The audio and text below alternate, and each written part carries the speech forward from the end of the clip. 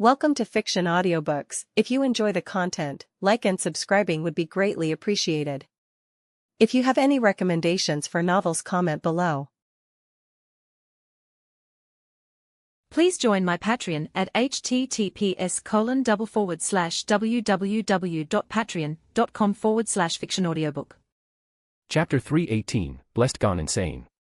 Last 2 days to access 50% off discount, offering 60 chapters in advance. A few moments before. The moment Luke had failed to divine All for One's status, and anything related to him, he had realized that something had gone wrong.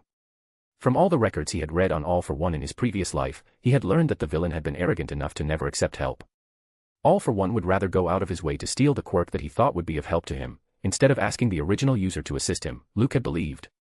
So, only a day ago, it had made little sense to him that the villain would accept Conformity's faith. And yet, the unthinkable happened. The failure of divination, given that he had all the cards to divine an outcome, meant only one thing: All for One had let Conformity corrupt him. With that thought, Luke had decrypted that the villain would kidnap Momo and Midoriya using the warping technique that none of the heroes knew about yet. It was only a matter of finding out the children's instantaneous location first, which Conformity would do easily. So, Luke had to plan not only accurately, but also precisely. He had no way to divine anything related to Conformity, however, he could bring someone into the picture who would take care of that matter for him. That's why Luke had planned for Alexander's appearance on the battlefield, who was backed by Singularity. Because if Alex appeared, then he would certainly come with the Radiant who had brought Bakugo to the USA, using a teleportation quirk. With Singularity countering Conformity's unpredictability, Luke wouldn't need to worry about the exact timing of the events. Also, given how powerful Alexander was, it wouldn't be difficult for him to hold back All for One until All Might arrived. Later, once even more heroes joined All Might and Alexander, even All for One wouldn't be a match for them. It was then that Conformity would fully enter the picture, Luke had theorized. Because if All Might was fated to lose the embers of One for All, then, one way or another, it would happen, despite all the favorable circumstances. Luke had already seen how Conformity could affect Quirks, as in the case of the Nomu's head before Stain had taken it away, and later with Shigaraki at the LA detention center in the USA. Therefore, it was highly likely that something similar would unfold again this time. The moment Luke had seen Endeavor and others joining All Might and Alexander against All for One, he had all but confirmed that things were playing out exactly as he had divined, decrypted, and deliberated them. He owed nothing to All Might. In fact, All Might losing One for All would only benefit him in the long term, opening the field for him even more. From his previous life, Luke already knew that All Might would survive for a long time even after losing the traces of the quirk he carried in this fight. He would slowly succumb to his injury, but it wouldn't happen for at least another decade or two. So, Luke had absolutely no plan of interfering in this battle, as long as nothing happened to Momo. He had gone so far as to keep even Mushroom out of the fight, the only being other than All for One and All Might who could go toe-to-toe against All for One. And, yet, as Luke had stood on the skyscraper's roof's edge, he had felt so helpless. In that moment, he had felt like he had given up fighting against fate without even realizing it. If everything happened as it had in his previous life, then what was the point of his resurrection? What was the point of all the nights he had spent staring at the corners of his room, thinking of his wife and his unborn child? What was the point of anything? No.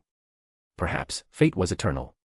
Perhaps it was not, but how would he ever know if he didn't even try? No. He could try bending the fate to his will, to prove a point, to himself, right? Even as Luke had rushed toward the scene of the battle, fueled by these insane thoughts, he had known that he had crossed a line drawn by fate that he should have better left untouched. When he saw All for One take a monstrous form, that feeling had become stronger. He dared not use Discorer because the thing he was about to attempt needed Nyx in perfect condition. He had even cancelled the invisibility quirk on her, letting her regain a touch of her stamina. Instead, he was using Flaming Jump to rapidly cross the distance, decrypting that Singularity would let Alexander counter All for One's transformation. That decryption became Luke's greatest error, though. And he soon realized why Miss Justice had warned him not to rely on a decryption that involved Conformity and Singularity. Luke had absolutely no idea that Alexander's quirk, Gravity Crusher, was already an evolved form of the quirk he had previously held, Weight Accumulation. So, the moment he saw All for One decimating Alex, the feeling that he had angered fate itself became reality, making him laugh.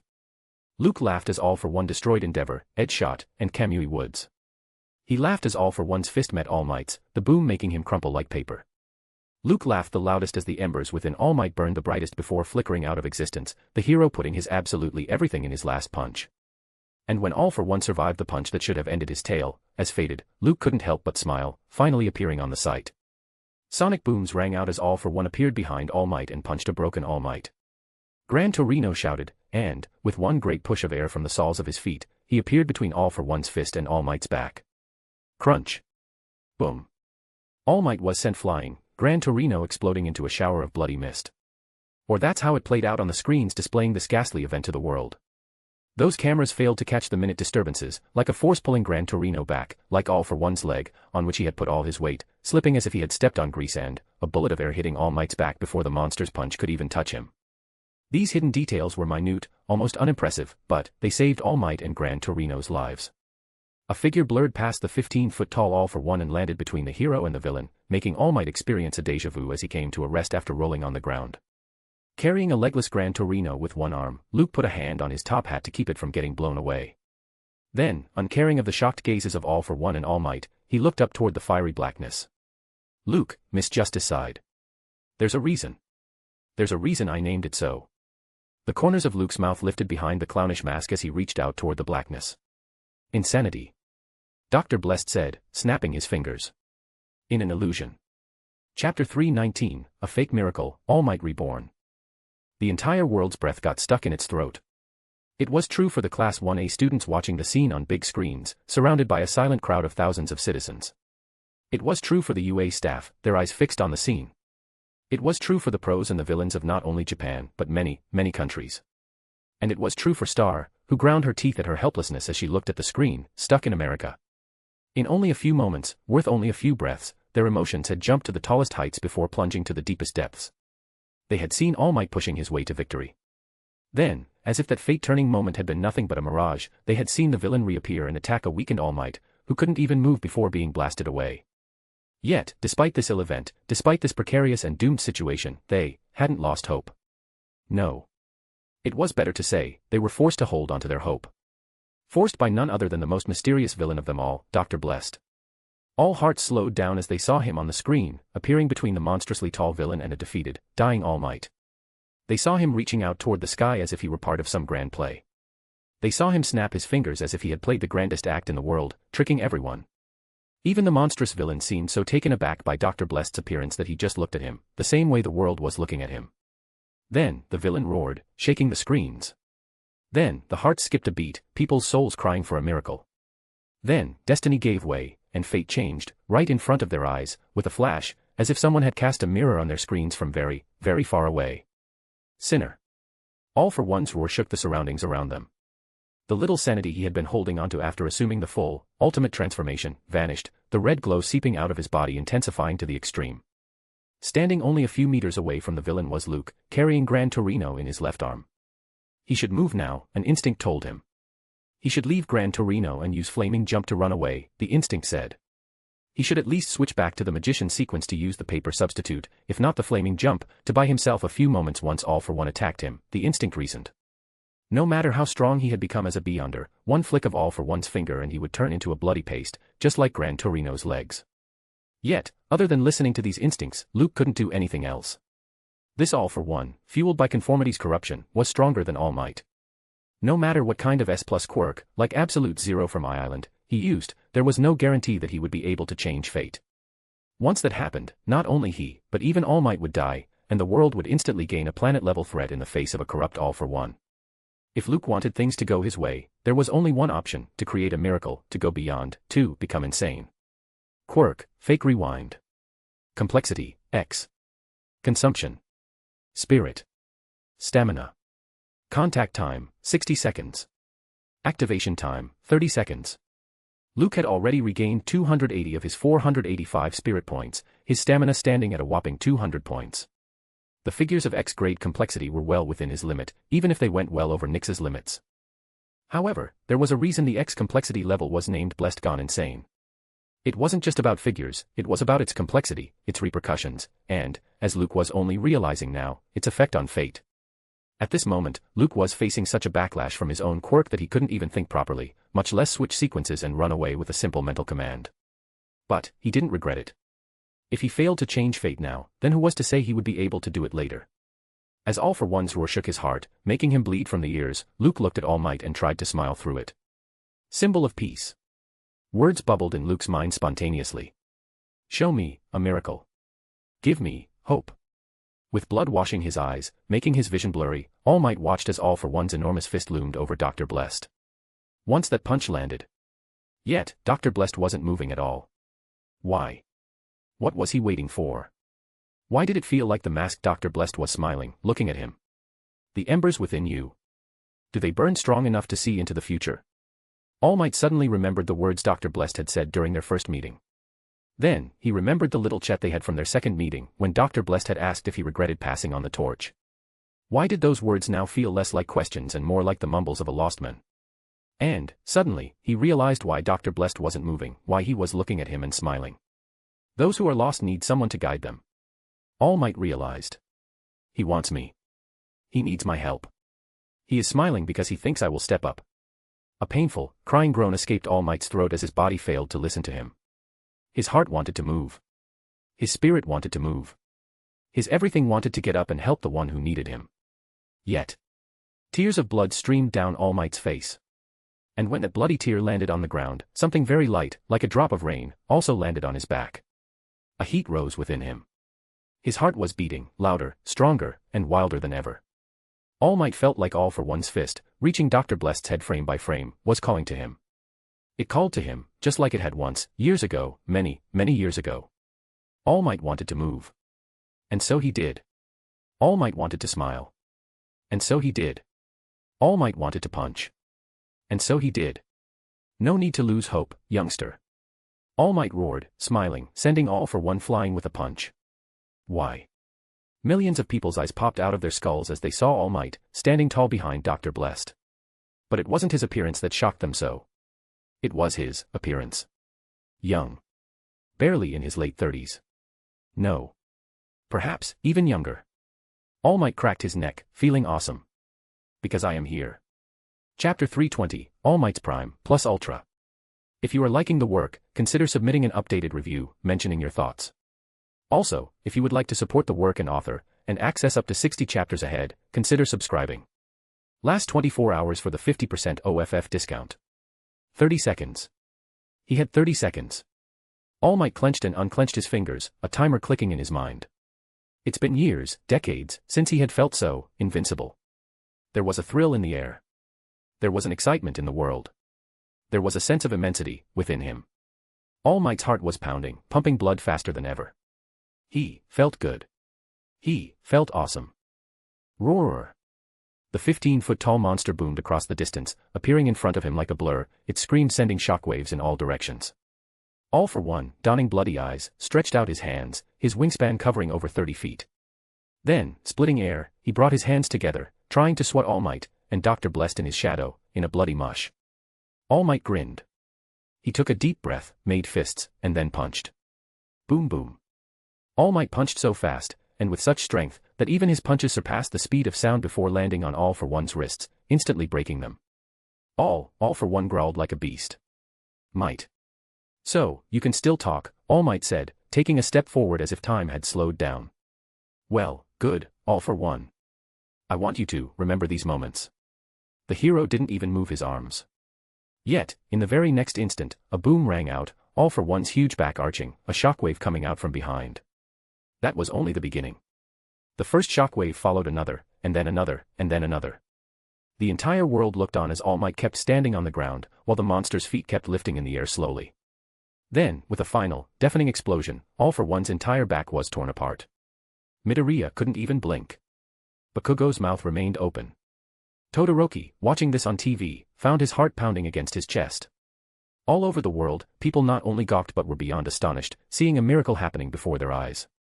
But even among these people, some had experienced the greatest shock. These were the people who had been lucky enough to be active in the time of a young All Might, the time which now went by the name, young age. All Might. Star didn't even know when the tears began streaming down her face. All Might.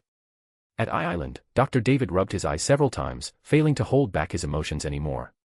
At UA, all the pros felt like they had become children again, smiles dancing on their faces as they raised their hands and cheered for their favorite hero. All Might. Midoriya said unwillingly, finding himself seated on a chair when he was little as he watched All Might rescue people, with a smile on his face. All Might. Bakugo said listlessly, finding himself playing with the number 1 hero's figurine when he was but a child. All Might. Momo, Tenya, and others said involuntarily, their childhood flashing in their eyes. All Might. The apostles of Mr. Fool worded together, their hearts lost at the miraculous sight. All Might. The people began chanting, their voices becoming tides. All Might. All Might. All Might. All Might. From All for One's ruptured back, hundreds of bone spikes shot out, curling midair like legs of spiders. Ignoring the hero, they went around him with the speed of supersonic missiles, all aimed at Dr. Blessed. Pop. Pop pop. Pop pop pop. Like hundreds of bubbles bursting together, all those bone spikes shattered, meeting an invisible, impenetrable wall midair. Oi, oi. All Might's grin widened. Can't you hear them, All for One? Don't make me look bad when my fans are cheering me so loudly. This time, when the symbol of peace punched, everyone saw it. It was like the hero deliberately slowed down to let them see his fist land on the humongous monster's chin. A shockwave flattened the earth, clearing all the dust within hundreds of meters, as All for One was sent flying, reaching the height of the chopper in the sky. The monster's hands lashed out toward the camera recording him, the news reporters and cameraman's faces paling. Before those enormous, beastly claws could even touch them, though, All Might appeared and hugged the monster's huge waist from behind. Oi. Villain. All Might's voice echoed far and wide, the camera capturing his face, lacking all smiles. Have you heard these words before? All for One roared. Before he could attack, though, All Might spun around like a tornado and threw him down. In the blink of an eye, All for One's entire body became red because of the sheer force with which All Might had thrown him. Like an enormous meteorite, he struck the earth, bouncing off immediately. The collision didn't even create a sound as the ground itself was undulating like a piece of cloth. It was then that All for One again struck the earth. This time, the ground became a mirror, and shattered with a crack. Within hundreds of meters, no chunk of earth greater than a pebble remained intact. To All for One's dismay, he once again bounced off the shattered ground, hanging stupidly midair. Thoughts had already abandoned him after seeing Dr. Blessed. Now, the little reasoning and awareness that had remained vanished as well.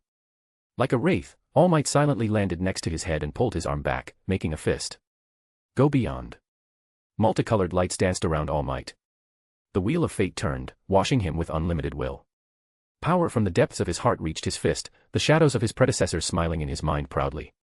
This one is for you. All Might thought, looking at Dr. Blessed as he punched, creating a miracle.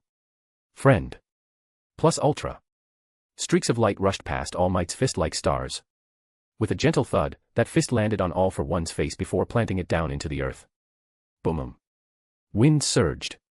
Clouds gathered. A thunderstorm appeared out of nowhere. Miles-long cracks slithered away from impact, covering cities. Rain poured down, washing away filth and blood, becoming one with tears of joy. And, standing tall over All for One's deflated figure, was All Might. His fist raised high toward the applauding sky, in a thundering, thumping victory.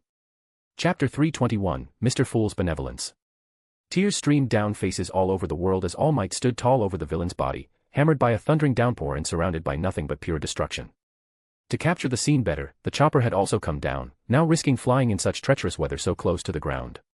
It was all over. It was finally over.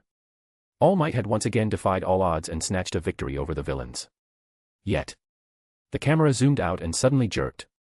It wasn't because lightning had struck the chopper, but because of the cameraman's poor control over his emotions and shock, which made the camera swivel.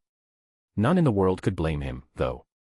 All the cheering began to die down slowly, the scene on the screens leaving viewers gasping for breath. The joy that had been oozing out from the depths of their hearts came to a spurting halt. In the whole, wide world, perhaps only the students of Class 1A existed who didn't begin praying for All Might's safety, instead gaining complex, inexplicable expressions. On the battlefield with enormous craters and uncountable, mile-long cracks, a figure came into view. This figure was standing so silently and motionlessly that even the camera would have missed it, if it weren't for the figure's long, white coat and top hat that stood out against the rainy, dark background. It was Dr. Blessed. He was still at this place, carrying Gran Torino in his arms. And, because of his masked face, it felt like he was looking directly at All Might. No matter who saw this scene, the same question bubbled in their minds, was there no end to it? As if that wasn't enough, in the very next moment, All Might's tall figure faltered, making people's hearts jump to their mouths. Exhaustion drowned All Might, making his knees wobble. It was as if someone had stored decades' worth of tiredness and suddenly poured it over him. All Might didn't even need to see himself from a different perspective to see the changes he was going through at this moment. He could feel it. The youth that had made him feel invincible only moments ago, the prime he had used to defeat All for One, the madness his heart had carried to go beyond, was vanishing. Even when All Might had turned young again, he had been acutely aware of his situation. One for All's embers that had been burning inside him before coming here had already gone out when he had used United States of Smash. Not only had All for One survived that attack, but he had also retaliated.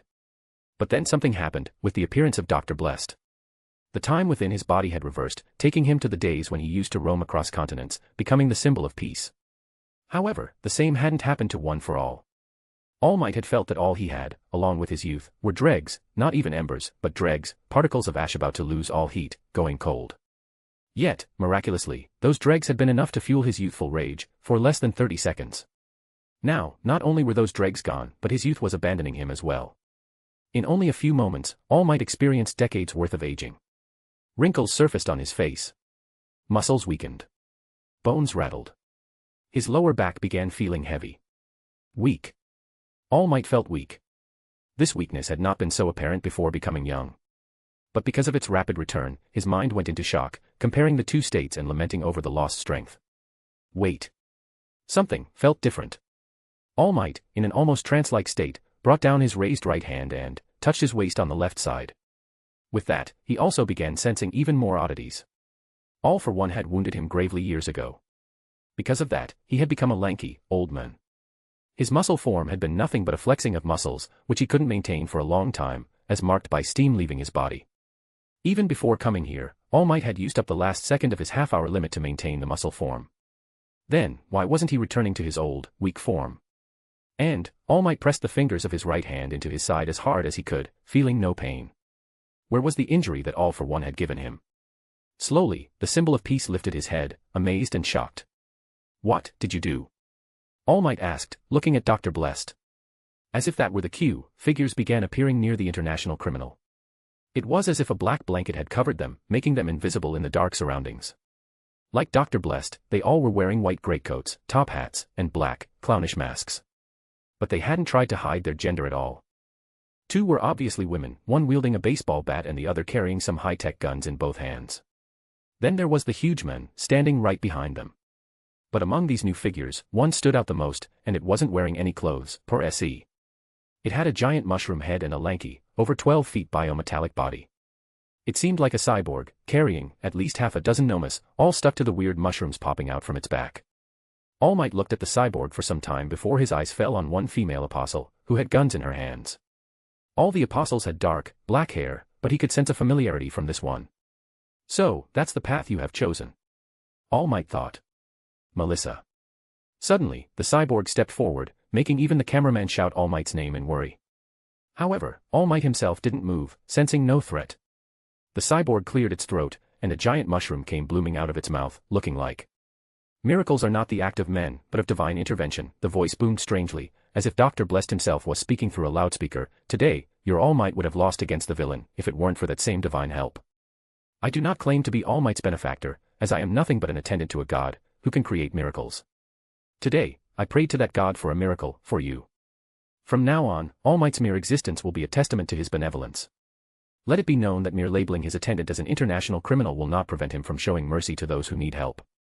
Together, all the apostles and even the cyborg put their right hands on their chests and bowed. Praise be to Mr. Fool. Then, as the world looked at the scene, stunned, a great mass of fog covered them.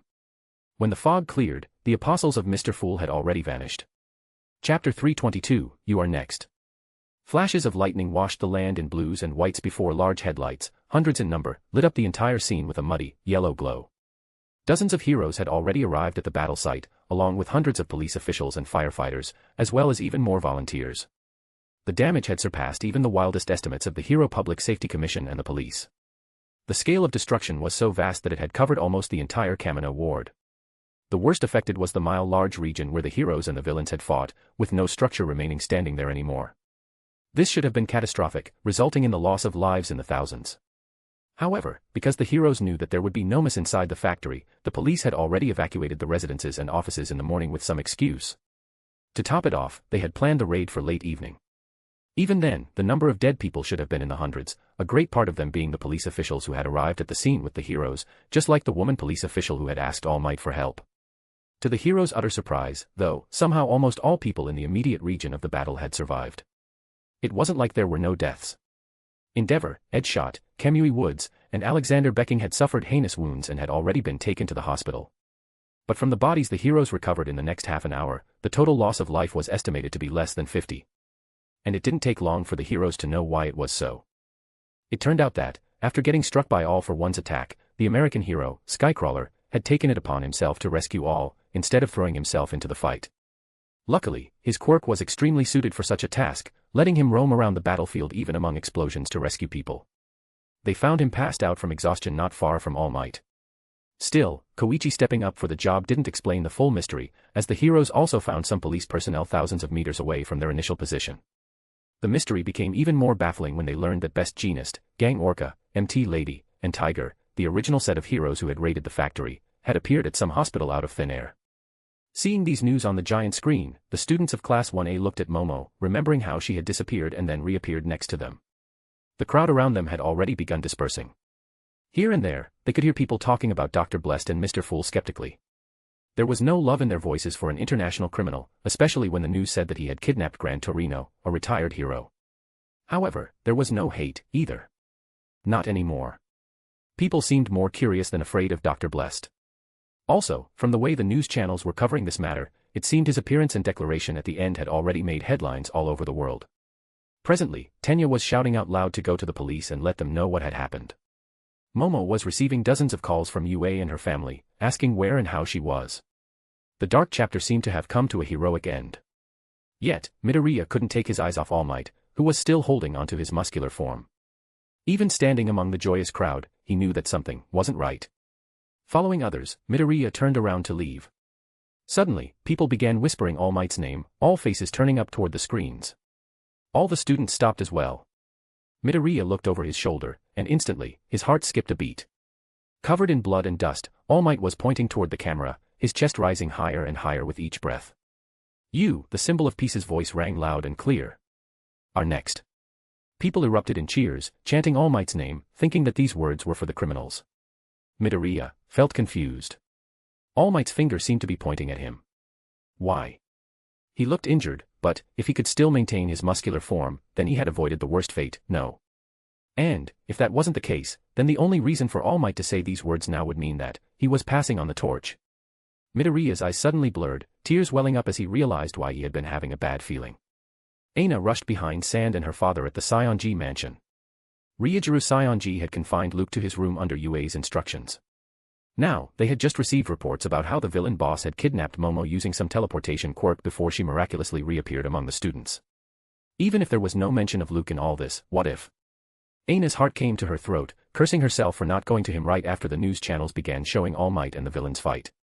Gods. Please. Aina wiped the tears off her face, the two men in front of her rushing past guards. Please. With a bang, they kicked open the door and switched on the lights. The three individuals gaped at the scene, their jaws hanging low, and kept going lower.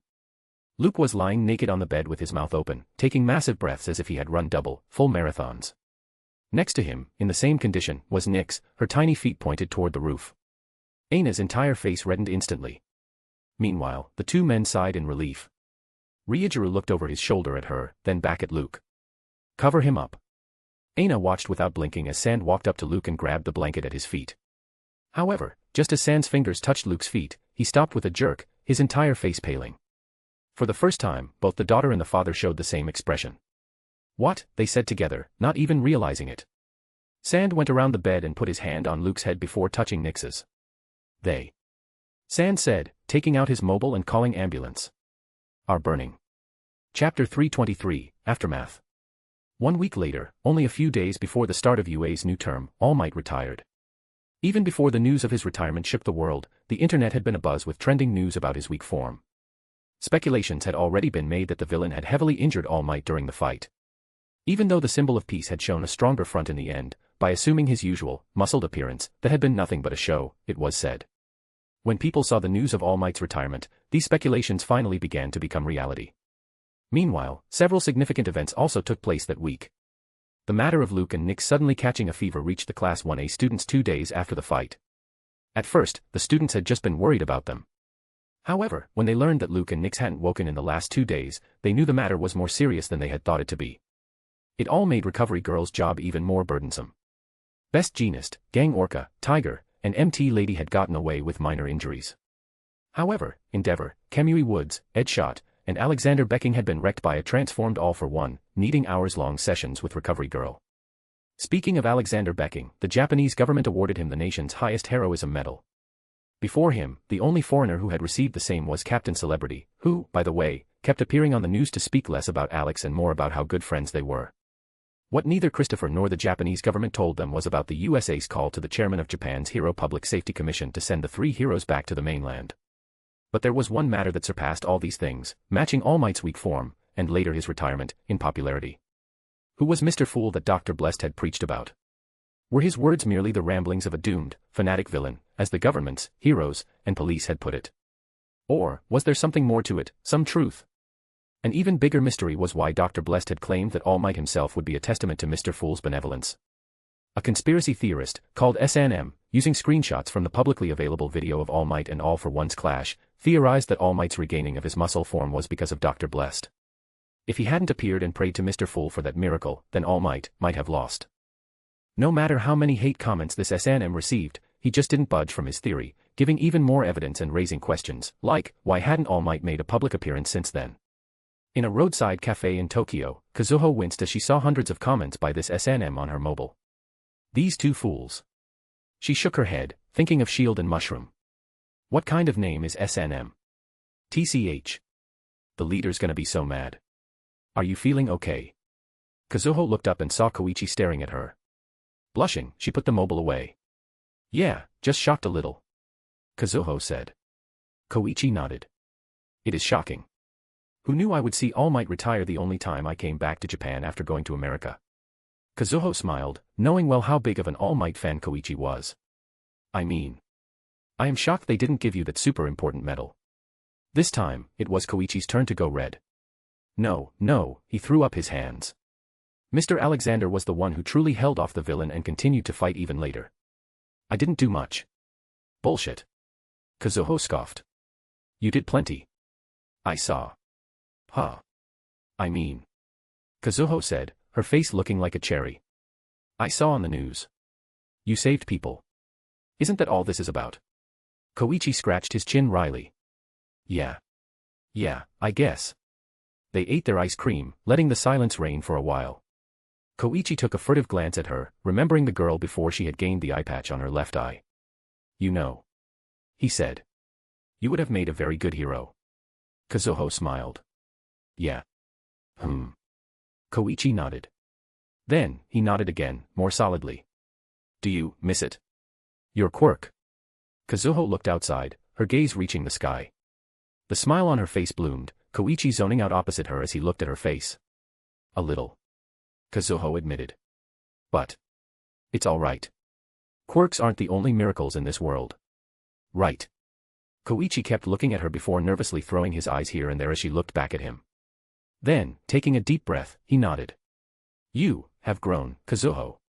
Kazuho looked at him and sighed. Do you really have to go back? She asked. People have already forgotten about your debts, you know. Koichi smiled wryly. I am not sure about that. Haha. He joked. But, yeah. I do need to go back with Christopher. I suggested staying, but they need my help with something.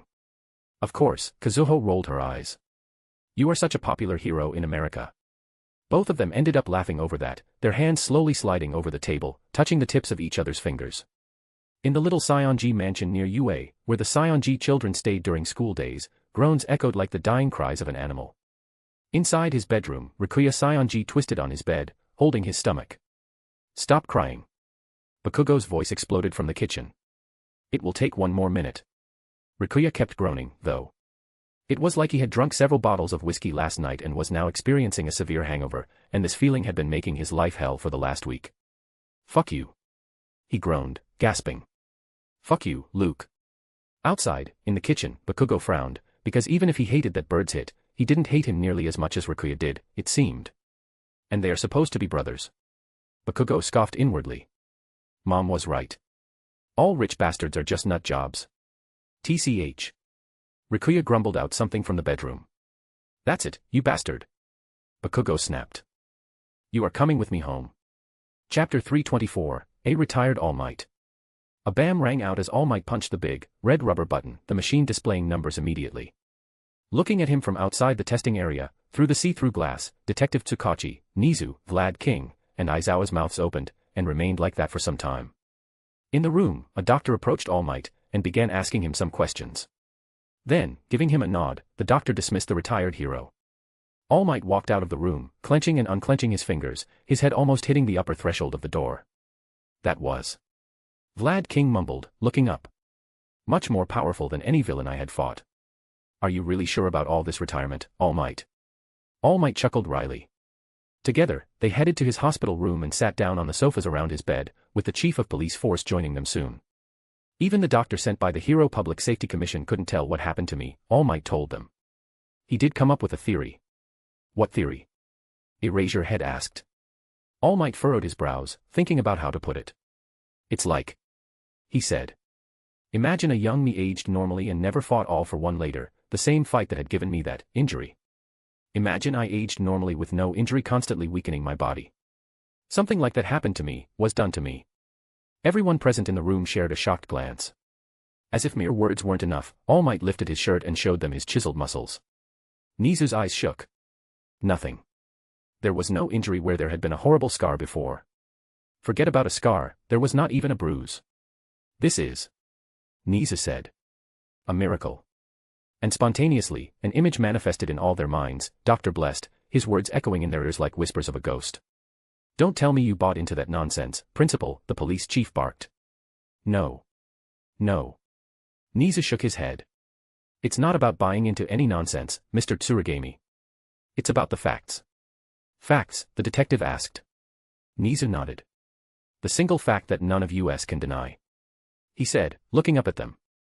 Dr. Blessed not only saved All Might's life, but he also healed him, completely. The silence that lingered between them was deafening. But at what cost, the police chief growled after a while. All Might lost his quirk.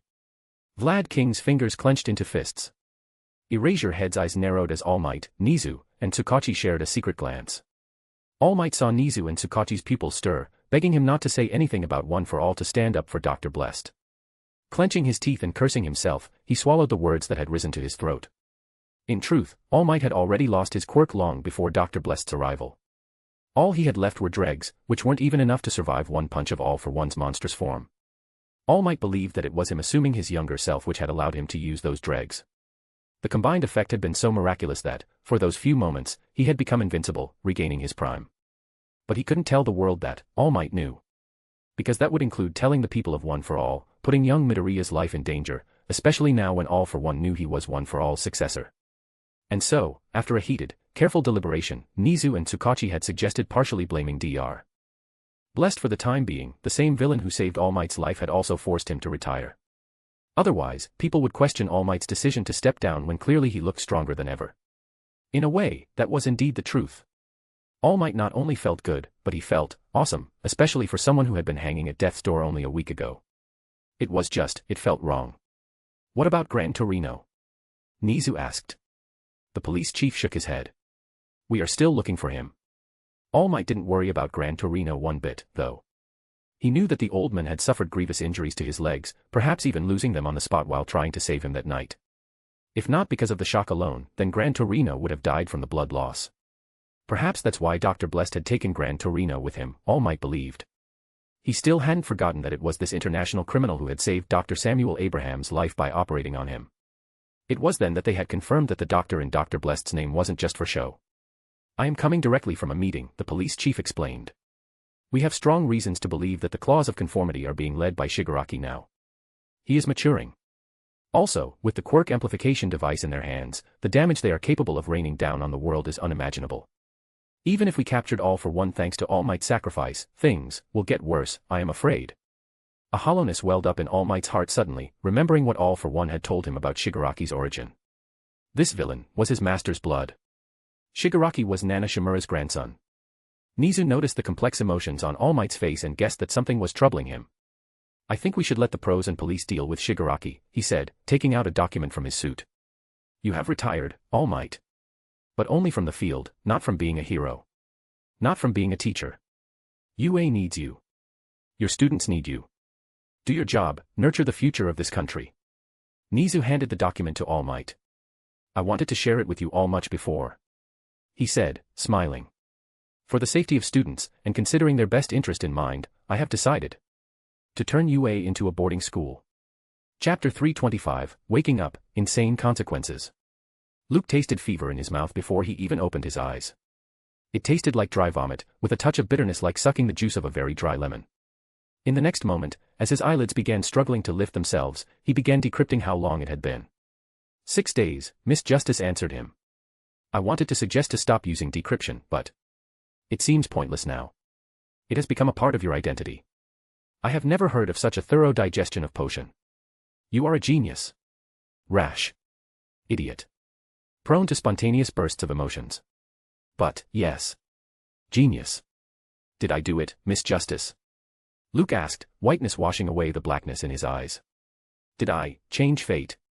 The moment Luke had activated the X-complexity quirk, fake rewind, he had lost himself. It was like he had jumped into a depthless ocean, drowning little by little, feeling absolutely nothing. Miss Justice said. I don't know, either. I tried to persist after you had lost all your faculties, but I did see something. What? Luke asked, his heart beating stronger than before. A young All Might. Very young, Miss Justice described. He stepped between you and All for one and sent the villain flying. A tired smile crept up on Luke's face. At the same time, a nurse entered the room and saw that smile, instantly turning around and shouting for the doctors. By the time the doctors arrived, Luke had already regained his vision. Can you bring up my stats? He asked as they did several checkups on him. Miss Justice sighed. It was pure insanity what you did. I told you. Luke took a deep breath, requesting that she bring them up anyway. Blessed stats. Quirk, Bioalchemy. Sequence. Seer, Clown, Magician. Apprentice, Trickmaster, Astrologer. Marauder, Swindler, Cryptologist. Stats. Spirit, 30/. Stamina, 50/. Luke almost cursed. His spirit points and stamina points were both blinking bloody red. It didn't take him long to realize that part of these 30 spirit points also contained the points that had returned from Mushroom Nimi this week. That made the number look even more ridiculous and dangerous. This was especially true for Luke, who was not an ordinary person in this world, but a Beyonder. Don't even think about using a Beyonder ability or your quirk for some time. Miss Justice warned, bringing as much seriousness as she could in her sweet voice. It's truly a miracle that you didn't mutate on the spot. A Beyonder with such a blow to his spirituality. How did you get away with only a feverish coma? Sigh. Praise be to Mr. Fool. Luke repeated the words within, thanking him too. There was no direct indication that Mr. Fool had helped him survive. But, given his utterly ridiculous powers, he had strong reasons to believe that, one way or another, he did help him, somehow. Nix. Luke said to the doctors, his voice coming out broken and feeble. I have never seen a tougher bird, the older doctor said, sounding astounded. Woke up even before you. I heard she's a part of your quirk. Yeah. How's that work? Another doctor cleared his throat, sharing a knowing glance with the older doctor. The older doctor coughed. She's doing all right. Just next to your room. Should I bring her to you? Even though the doctors tried to hide it, Luke instantly caught on to their fears. Which meant his father must have warned them about a potential disaster. Which also meant he wasn't at the blue site. Perhaps, not anymore. You can at least pretend not to decrypt, Miss Justice said with a touch annoyance. It's not good for your mental health for some time. Luke found some sense in her words as he could already feel a headache building up. He lifted his hand, making all the doctors jump, and rubbed his temples. No. Luke said. Let her sleep. I need to rest, too. The doctors looked at each other with relief. You really don't sound like a 16-year-old, the older doctor said. All right. Rest. I have already called Mr. Ryujuru. Luke nodded, closed his eyes, and began cogitating. He would decrypt later how in the name of Mr. Fool he reached home that night. Later that day. Aina. Luke's voice gained a sharp pitch. You are killing me. Tears streamed down Aina's face as she clutched Luke, her face pressed against his chest. I knew it, she mumbled out a few words. I knew. You overexerted yourself at the training camp. Why? Why did you need to act so macho? Luke's lips twitched. So they think that my situation is because of the training camp, he thought. Let's go with that, then. Then, after he complained about not being able to breathe, Aina pulled herself away and began telling him everything. The more Luke heard, the more he found himself holding back a smile. It's as you expected, Miss Justice nodded. They are blaming Dr. Blessed for All Might's Quirk's disappearance. That's the best way to hide the matter of one for all now, Luke replied. Fake rewind was only to make All Might younger. I don't think I am even capable of affecting the Quirk factors in the same way. And, even if I could, I don't think it would have worked on one for all. But when the exhilaration of securing a minor win against fate abated, Luke found himself concentrating on All Might's form. Because that was not something he had planned at all. It seems. Luke thought, seeing more people enter his room as Aina kept babbling on.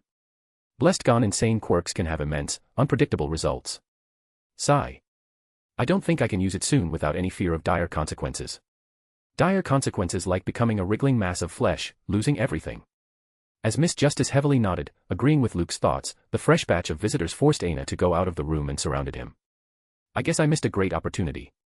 Luke lampooned, smiling as he looked at his father, Sand, Erase Your Head, and All Might. If I had put money on All Might saving the day, I would have made a fortune. Sand and All Might smiled. Mr. Ryujiru let out a breath, his shoulders relaxing. Only Erase Your Head kept staring at Luke, his face gaining a hard look. We need to talk about your punishment. Chapter 326, Erase Your Head's Punishment, debarred. Luke looked at the pros and his father, knowing the time of reckoning had come. UA hadn't shared the true reason behind suspending him, Todoroki, and Momo with anyone, including the Class 1A students. However, Luke had easily decrypted it. First, no matter how much the school tried to hide it, there was always a chance that what happened at the training camp would get out. Once that happened, not only would it tarnish UA's reputation, but it would also erode people's trust in the school's impartial system. There were even chances that people would outright demand the children's expulsion, ending their hero careers before it could even begin. So, UA had no choice but to reveal the matter themselves. And if they had to do it anyway, then why not reveal everything? There was no denying that the three children had indeed disobeyed the teachers. But their work in the field, which saved so many lives, outweighed their rebellious actions by miles. If that was indeed the case, then it meant that UA must bring radical changes to its policy regarding the use of quirks by students under extraordinary circumstances. Of course, if UA had said it itself, then people would have considered the school was walking toward a militaristic system. So, it was better to make the people demand this of UA by creating sympathy for the children, instead. Whoever came up with all this was nothing short of a genius. And Luke knew only one person who was capable of it, Principal Nizu. That's why, ever since UA had sent him back to the Sionji mansion, he knew that the real punishment would definitely come for him, before the start of the next term. As he looked at the people surrounding him, Luke confirmed it was finally here. All Might, Erase Your Head, and Sand were all dressed in formal clothes, white shirts and trousers with ties, while Mr. Ryujiru was dressed in a neat blue suit. All men were eyeing Luke with the same gaze. Concern. Luke's face had a whitish appearance as if he had lost all his blood. His eyes were sunken, and his blue pupils lacked the glint they often carried. There was a distinct feebleness about him, which the joke he had made failed to hide. All Might, standing to Luke's right, suddenly lifted his fist and punched. A bam rang as Luke almost flipped over the bed, Sans and Erase Your Head's eyes popping out. Mr. Ryujiru, standing to Luke's left, put away his hand, which had also become a fist. Have you lost your mind? All Might roared. What were you thinking? Who do you take after for you to attack your teachers and disobey orders? Luke rubbed his face as if a cushioned hammer had struck there. He moved his jaw several times, but the feeling didn't go away. Luke held his chin and looked up at All Might before his eyes went to Erase Your Head, Sand, and then landed on his father. His chest rose and fell as if he wanted to say something. Then, he put his head down. I am sorry. A smile bloomed on the men's faces. Erase Your Head was the first to kill that smile. If it were in my hand, I would have expelled you right away, he said, meaning every word of the sentence. What you did was nothing but foolish. If, for once, you think that you did something heroic, then you are even a bigger fool than before. So many things could have gone wrong.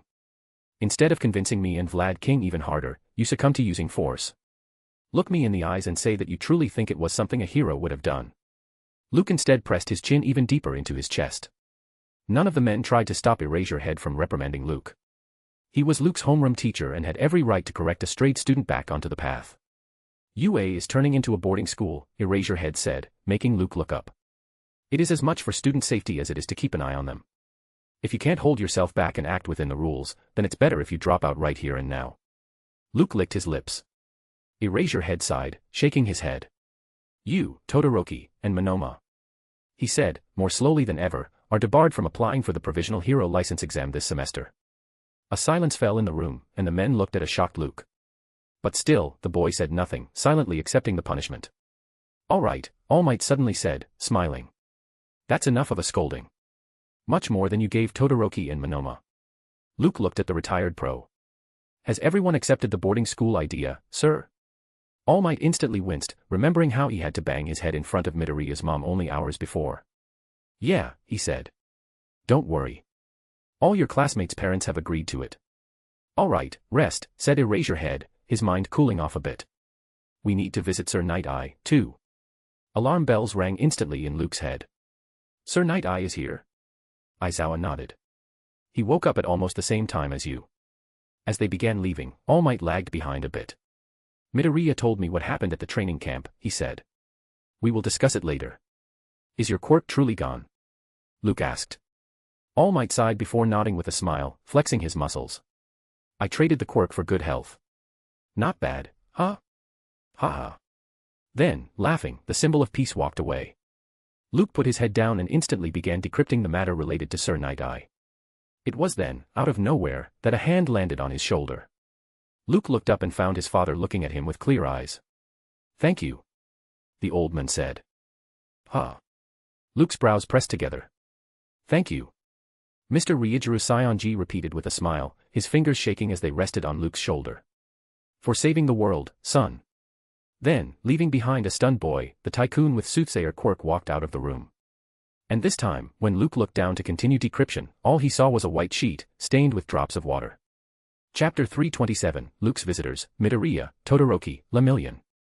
Midoriya, Todoroki, and Lemillion entered Luke's hospital room the next day, just hours before he was to be discharged. With Nyx resting on his lap, he was chatting with Toru Hagakure, who seemed to be crying. The three boys immediately shared a glance, thinking if they had arrived at a bad time. Oh, hey. Luke called them from behind as they began turning around, though. See. I told you my fans would be coming soon. Midoriya and Todoroki's mouths twitched, Mirio chuckling next to them. Noticing the boys, Toru hurriedly wiped her tears. All right. She said, getting up.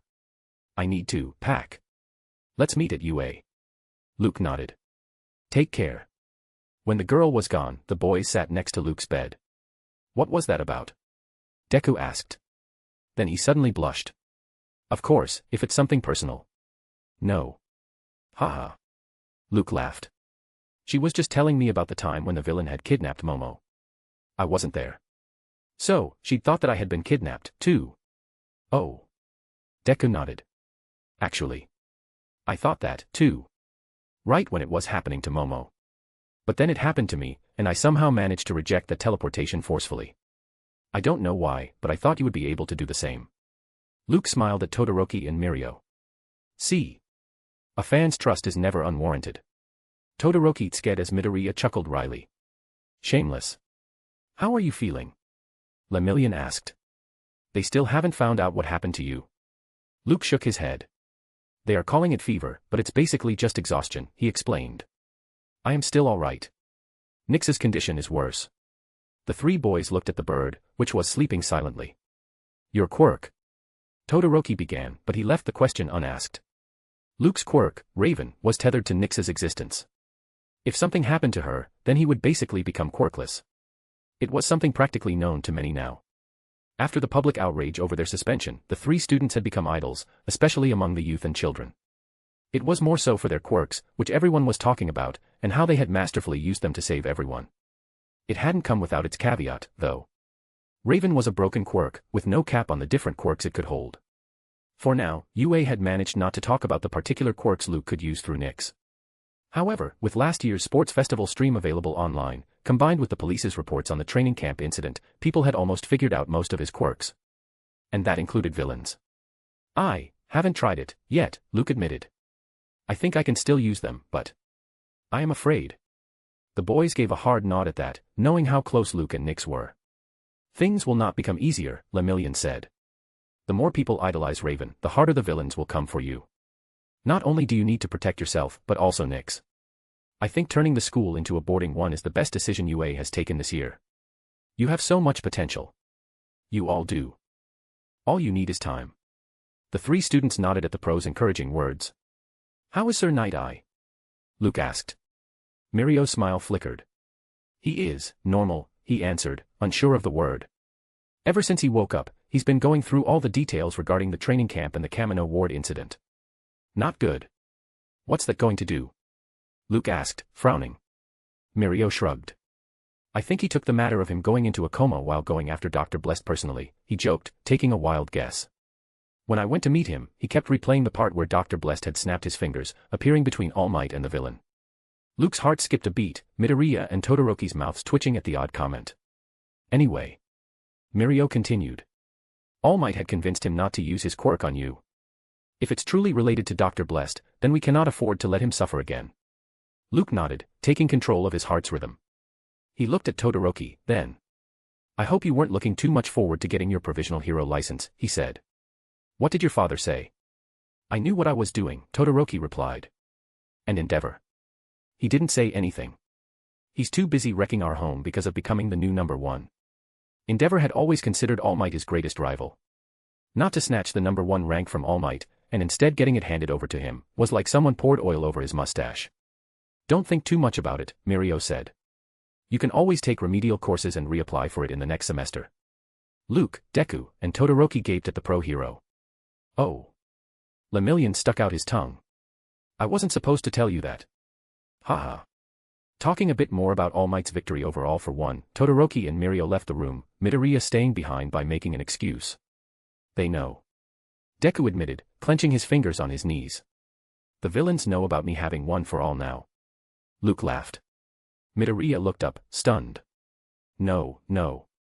Luke said, fighting back a silly grin. It's truly funny. Think about it. All these villains have so much to deal with. All for One's defeat. Stain's imprisonment. Abandoned Shigaraki. Injured Claws. Kidnapped Nomus.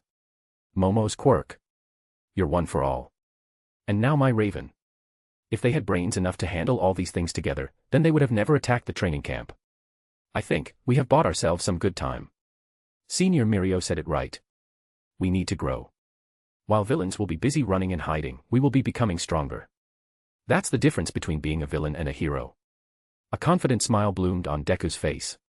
Wow. A voice rang at the door. I didn't know you were so good at motivating. Momo walked into the room, Deku hurriedly saying a hi before running out, leaving them alone. You are my fan, too? Luke asked jokingly as she sat down. Momo looked at him for a while without replying before shaking her head. No, she said, smiling, making Luke's heart jump. But. I think. I am getting there. Chapter 328, Preparing for Advancement, Momo's Confession. There was an oddness within the room. Luke tried to be the bigger person, repeating within his mind that he was at least a decade older than the girl seated next to him. However, Momo's mere existence kept prickling at his heart, making him remember all the moments he had spent with her in his previous life. This girl wasn't his Momo. He kept saying it to himself. Again and again. And again. Not only had the Momo of this world undergone vastly different experiences, but she had also met him much earlier. Ordinarily, such a thing wouldn't have mattered. However, Luke's existence was as far from ordinary as anything could be. He was a liar. A swindler, schemer, manipulator. He had used all and everyone, for his selfish reasons, for revenge. When he saved someone, it was to gain something from it. Even the matter of saving All Might was nothing but a spontaneous urge to go against fate and defeat it, and not because of generosity. He could never love someone else anymore. He must not love. You are being too hard on yourself. Momo observed. Luke frowned, but did not let her see that. Just like he had not let her see the utter sadness on his face when he looked at her. Everyone, including Miss Justice, claimed him to be a born marauder, swindler, and cryptologist. But only he knew that without a clown's ability to control his expressions, he would have never had time to focus on anything else. Luke looked into Momo's eyes, which reflected concern, despite the smile on her face. He prepared to use thought misdirection on the girl, but Momo opened her mouth first, making him pause. When the villain was choking me, she said, gulping involuntarily. All I could think was, how Luke will progress without my help. Luke balled his fingers into fists. No. Don't you dare. He thought to himself. Momo Yaoyorozu was a very practical girl, always focusing on improving herself as a hero. This was the same girl who had agreed to enter into a Quirk marriage with him in his previous life, just for the greater good of the world. To see her so vulnerable now. Luke couldn't make peace with that. Miss Justice sighed. All people are vulnerable in one way or another, Luke. It's just a matter of who we choose to show that vulnerability to. You are very strong, Momo, Luke said, misdirecting her thoughts anyway. Remember how you held off the Nomu alone? Miss Justice sighed again, shaking her head. Momo smiled. Held off, she scoffed, crossing her legs. I barely survived. And? Luke raised his brows, laughing. You say it like surviving against Nomus is something everyone can do. Momo laughed along with him. Suddenly, still laughing, tears began streaming down her cheeks. Luke kept quiet, daring not to even breathe louder. He watched as she put her hands on her face and kept crying, a smothered sobbing noise filling the room.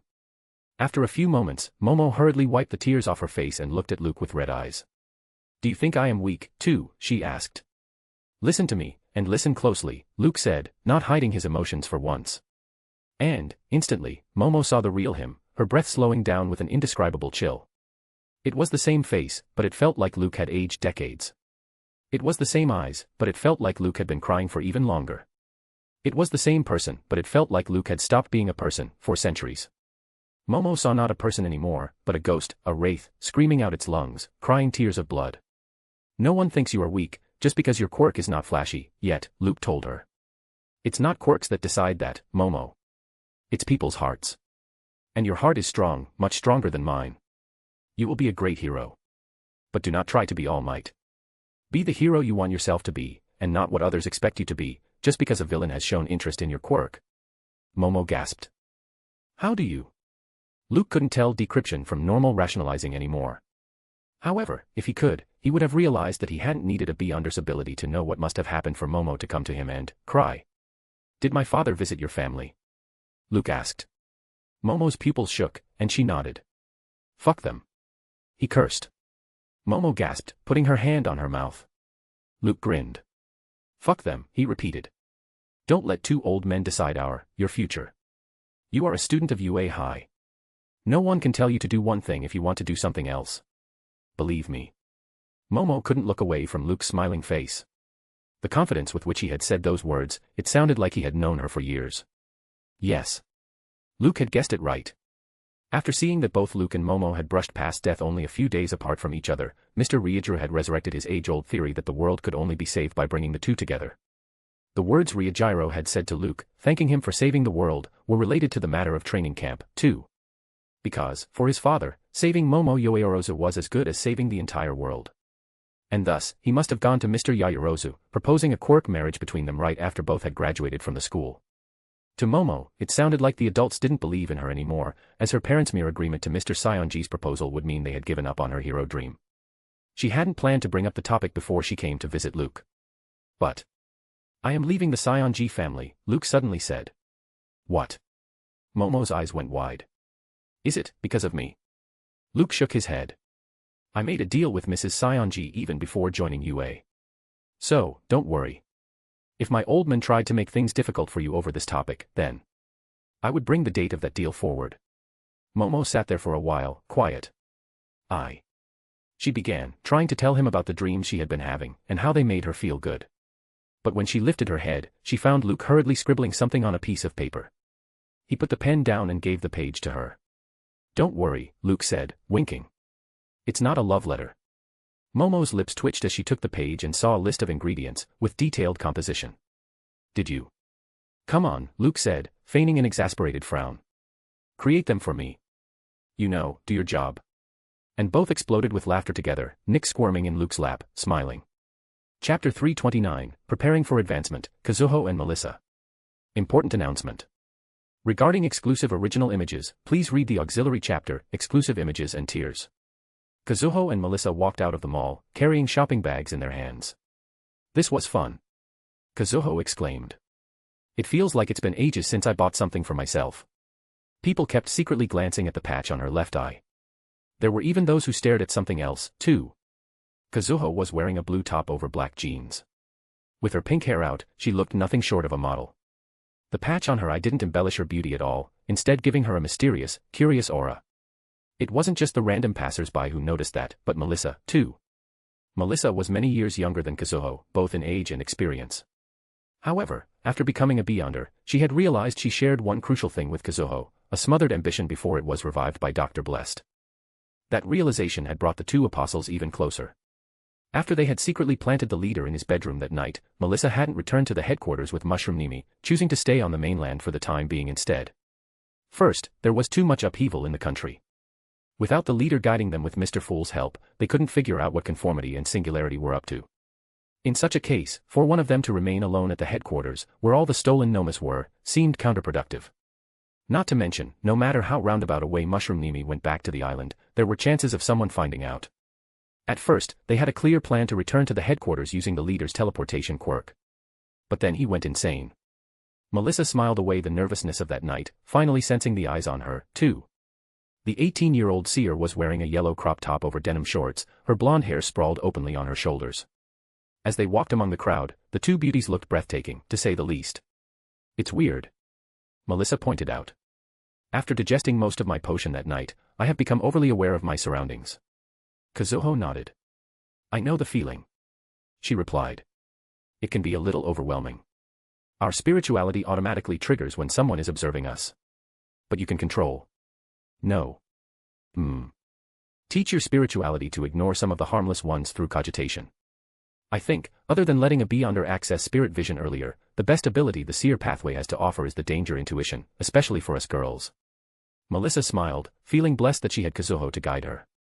However, she didn't agree with the older apostle on the danger intuition being the best ability of a seer's because she was enjoying divination even more.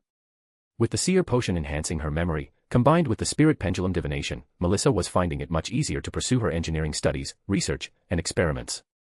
"Is the rate of spirituality dampening the same for Sequence 8 as it is in Sequence 9? Melissa asked. Kazuho's lips twitched. That's what you get with two scientists in the group, she thought inwardly. Spirituality dampening was a term Melissa had coined for the process of beyonders losing their abilities with time. To regain their abilities, they needed to pray to Mr. Fool and get another potion from the leader to reignite the corruption within. Or, it was so at least until they digested that particular sequence's potion thoroughly. It depends on how much, and how fast, you consume your spirituality, Kazuho tried to explain. She didn't think she had become nearly the expert in this matter to teach Melissa. Mr. Ueo was a much better teacher when it came to managing spirituality. If you don't use it at all, then it's a touch slower, but not too much. Melissa nodded in understanding. So, basically, as we progress, we get better at holding onto our spirituality. Got it. Kazuho's lips twitched again. Not clearing the misunderstanding, and enjoying the big sister energy instead, Kazuho began humming a tune. You seem in a good mood, Melissa pointed out, smiling. To be honest, I thought. Kazuho had already told her about her past with Skycrawler, Captain Celebrity's sidekick.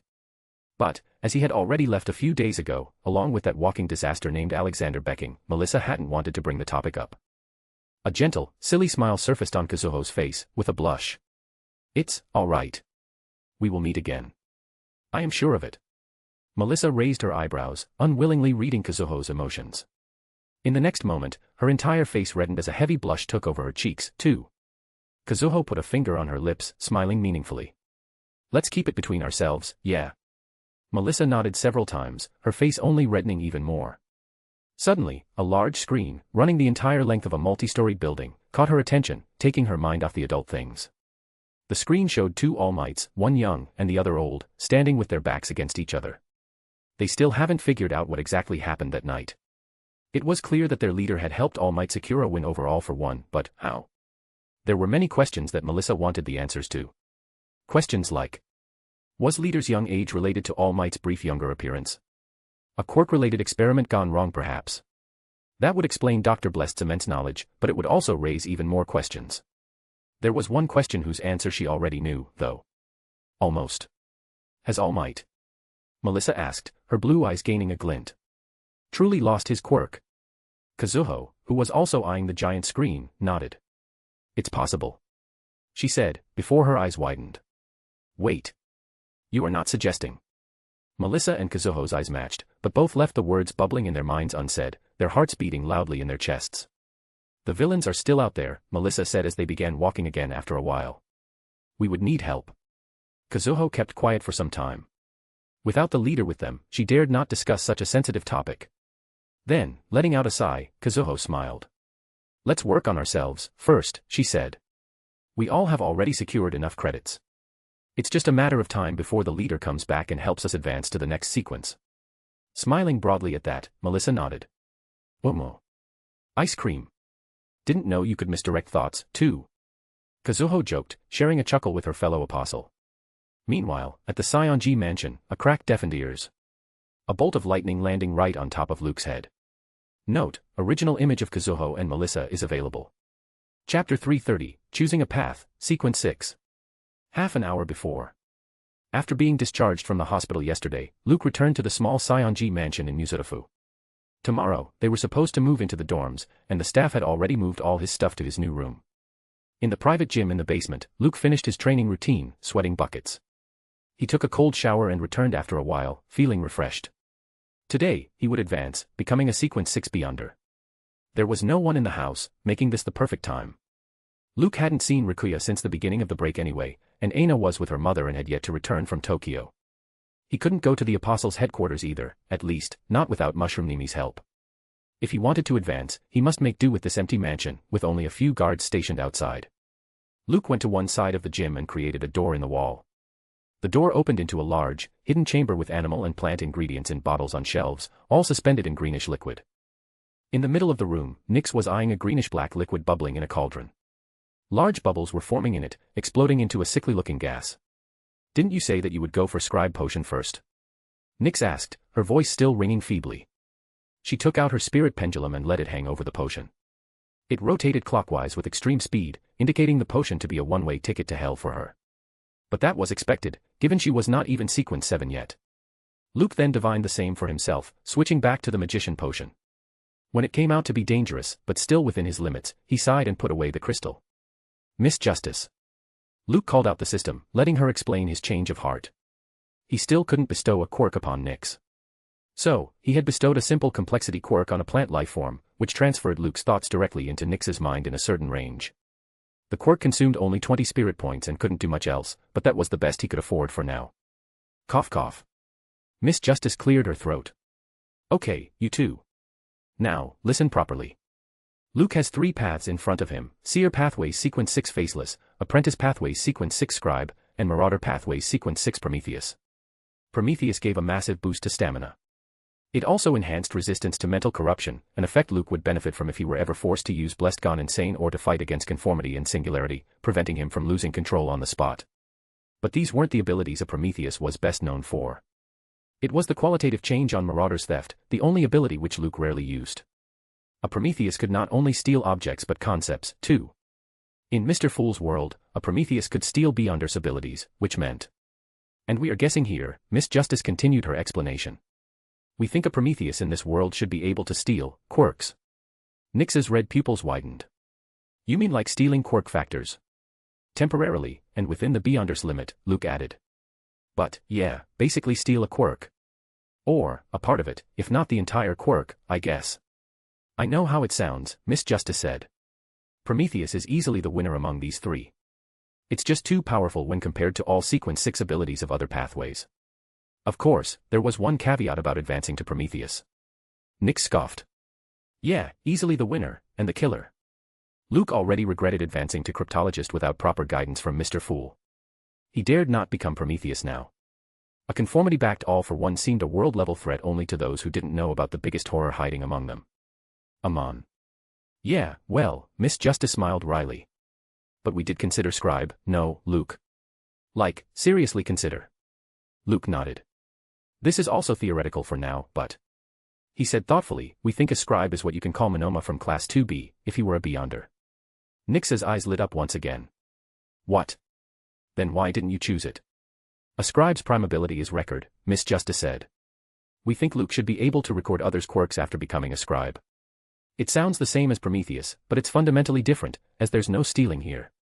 So, yeah. Monoma's copy is the best way to visualize it. Nyx hopped off the cauldron and landed on the table next to Luke. Again. Why not select Scribe? It's less about not choosing Scribe, and more about why choose. Faceless. Luke said. First, among the 3 potions, only Faceless grants a huge boost in spirituality, something which we truly need. Second, and it's again one of Miss Justice's theories, that it would be much easier to digest Faceless, given my secret identity. Third, unlike Prometheus's ability to steal, which actively helps against an enemy, a Scribe's recording of quirks overlaps with my bioalchemy. And, last but not least, both steal and record would consume an enormous number of spirit points, which we don't currently have. So, even if I advance to Scribe or Prometheus, I might not be able to use their corresponding Beyonder abilities for months. Nyx tapped her claw on the table, going through all the reasons once again. I still think Scribe is the best, she cawed, disagreeing with Luke. Are you thinking of recording one for all? Luke asked, smiling. When she nodded, he added, I don't think it will work. Not until we reach sequence 4 or sequence 3. Or even higher. Remember Monoma's copies limitation. I think they will also apply to Scribe.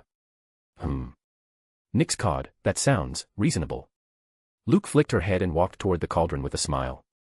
You have been smiling a lot these days, Nyx said from behind. If Momo's confession made you feel so good, then you should have just kissed her. Nyx. Luke turned around, gasping, his face gaining a deep blush. I. Nyx mimicked. Go on. Become a faceless loser. Luke stared at her, lacking words. Even Miss Justice complained in his mind about him not making a move. These girls. Luke cursed inwardly. If it weren't for the villains, they would have already turned my life into a melodramatic, romantic drama. TCH. Letting out a breath, Luke had to cogitate right from the beginning for some time. Will you go above Grey Castle this time? Nyx asked. I hope so, Luke replied. Right, Miss Justice. Momo. Miss Justice agreed. Mr. Fool pulls Luke up during checkpoints. So, when all 3 potions of a sequence are digested, causing a temporary widening and strengthening of the connection between Luke and him. But Luke was surrounded by many when he completely digested Cryptologist. So, in that sense, the next checkpoint is him formally advancing to sequence 6. Oh. Nyx nodded. After a while, Luke poured the potion into a vial, his heart beating calmly, with only a touch of excitement. Then, sharing a glance with Nyx, he drank the potion, advancing to Faceless. Chapter 331, Advancement Backlash and Worm, Mr. Fool's Attack. Luke was pulled out of his body. It was a strange yet familiar sensation. He had been through such a sensation before, in dreams. Luke couldn't sense his body anymore, because he was looking at it. He was all around his body, everywhere at once. He could see himself from all angles if he so wished. He could sense the extraordinary changes his body was going through. And that was much more than he had ever seen or sensed in dreams, making him realize that it wasn't one.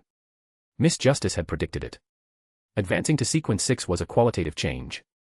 It was especially so for Luke, who was a sequence 7 of 3 different pathways. Even Miss Justice had no idea of Luke's chances of safe advancement, calling it an impossibility even in Mr. Fool's world. But, where most Beyonders would have ended up losing control on the spot, Luke had a cheat to force his way through the initial hurdle. Unintentionally and coincidentally, Luke, being a Beyonder of 3 different but closely related pathways, was working in his favor. As the Cryptologist's abilities never stopped working even as he was like this, Luke instantly figured out his situation. Of course, without the system's help, he must rely on himself now, treading the path of advancement carefully. The weird feeling of being outside his body abating was but a start. Luke saw himself melting in the next moment, a horrifying, nauseous feeling bubbling in his mind. Not only his body, but also his face was melting. It was like cold wax, dripping off his face, but taking away his face along with it. The dreadful sight was the least of Luke's problems, though. Because along with the melting, he was sensing different people within him. At one time, Luke could swear he saw a boy with a wax face. An orphan boy with no one to talk to. A beaten, bruised boy with no one to complain to. An unloved, unwanted, and undesired boy. At another time, Luke saw a happy man, smiling at someone in gratitude. Then, he saw a cold, black, clownish masked man. Coldness seeped out from behind that mask, his every single thought decrypting a way to defy fate. Even the very breath of this masked man reeked of nothing but revenge. The fourth waxy face belonged to a 16-year-old boy, lost among lies. No. No. No. Luke decrypted that if this continued, this outsider's point of view would become permanent, with his body mutating right in front of him as he lost control. He must pull back his stray thoughts and try to go back to his body. However, knowing this changed absolutely nothing, as Luke couldn't help but enjoy those faces more and more. Involuntarily, the thoughts of the happy man kept returning to him. And, luckily, one of those thoughts just did the trick. It was the thought, containing a memory. In this memory, there was a photo. The newlywed Luke and Momo, and Nyx, smiling. The moment this image formed in Luke's psyche, filling the room, everything calmed down. The body that had half melted, and the face that had become a waxy mush, paused. When Luke's psyche cogitated, latching onto the photo of his marriage ceremony, it felt like the entire room was breathing in and out, more solidly with every breath. Soon, Luke's psyche began guiding itself toward his body. The melted body also began showing signs of healing. To Luke, it felt like he was using his psyche as a thread to stitch back his body into one piece, little by little. Soon, the entire psyche that the potion had cast out returned to Luke's body. However, an enormous chunk of his body was in an abnormal state. The feeling that he would melt into a monster never left his mind. Even his face hadn't gained a mouth, eyes, a nose, and ears, looking like a weird, skin-colored potion with dozens of large boils. The danger of losing control had never been so clear, Luke felt. But that realization failed to unnerve him, as cogitating brought him to a happy sadcom state. In this terrifying moment, Luke suddenly smiled within, thanking himself for choosing the right cogitation cue. The matter of his psyche leaving his body hadn't lasted more than a few moments, Luke believed. It did take him at least 5 minutes to get a good hold of his body, fully feeling every part of his muscles, bones, and skin. And just when it felt like it was over, just when Luke thought of bringing back his sight and other senses, something happened that had never, ever happened before. A strange murmur filled his head out of nowhere. At first, it had been very, very far away, but it was closing in, like the coming of a tide. In only a few imperceivable moments, those murmurings finally gained a discernible meaning. Celestial. Worthy. Celestial. Worthy. Celestial. Worthy. Luke felt as if someone was ramming his head with a hammer from within. If he hadn't been cogitating already, and if the murmurs had arrived even a few minutes earlier, then nothing could have stopped him from losing control. Gritting his non-existent teeth, Luke pushed past the murmurs with sheer will. And, finally, it was over. With a sane thought, Luke took a deep breath, and his boil-covered, half-mutated body began regaining its original shape. By the time Luke opened his eyes and gained his ears, he found Nyx loudly praying to Mr. Fool in one corner with a proper ritual set up in front of her. That brought out a smile from Luke. "It's time," he said, a gray fog churning in his surroundings. "I will be back." The flash appeared in Luke's eyes faster than the thought. With a crack, the bolt of lightning hit him and sent him flying, his body crashing against the room's wall with a boom. The rumble echoed far and wide, cracks originating all over the room and going beyond. And, slowly, Luke slid off the wall, leaving behind a huge, sunken area. As he lay on the floor, with Nyx's loud curses echoing in his ears, his eyes fell on the thing that had also slid off the wall with him. It was a tiny worm with many rings on its body. That was the last thing Luke noticed before the gray fog returned and took him to the gray castle, for real this time. Note, up to 60 more chapters are available in advance across 3 tiers. Use the link in my web novel profile to access all options.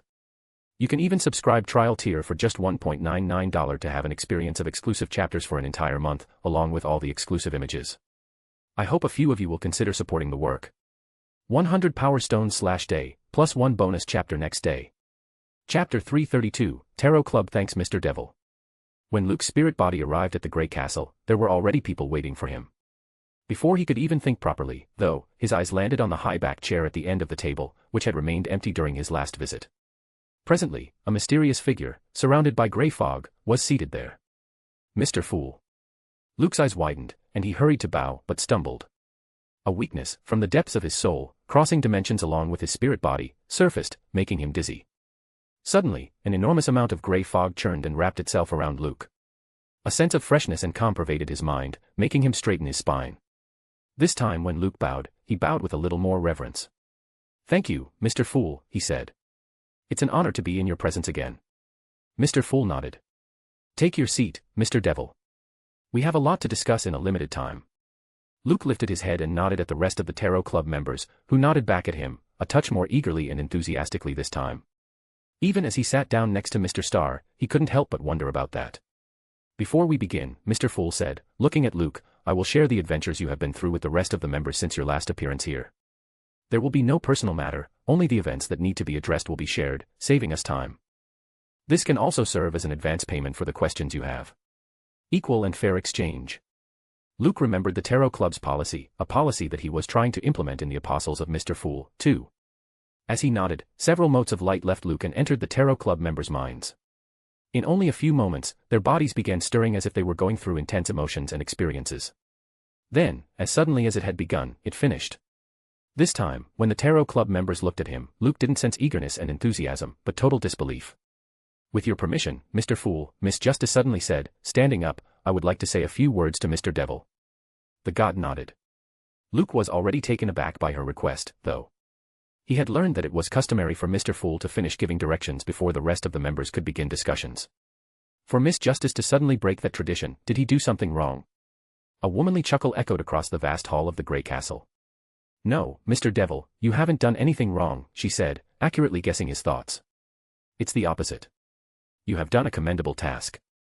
A task that the rest of us are also striving for, albeit much more slowly because of the difference in time between our and your worlds. I think I represent everyone's thoughts here when I say, thank you. Every single Tarot Club member nodded, repeating, thank you. Luke hadn't even blushed this much when he was facing Momo only a few days ago. As Miss Justice sat down, he nervously looked toward Mr. Fool, trying not to look straight at him. Is it because of me dedicating the miracle to you? Mr. Fool nodded calmly. Your actions didn't bring me true followers, Mr. Devil, he said. However, despite lacking in faith, your words resonated in the hearts of millions of people. That's why I am presiding over this meeting today. As it would have taken a few more months otherwise. Luke was dumbfounded.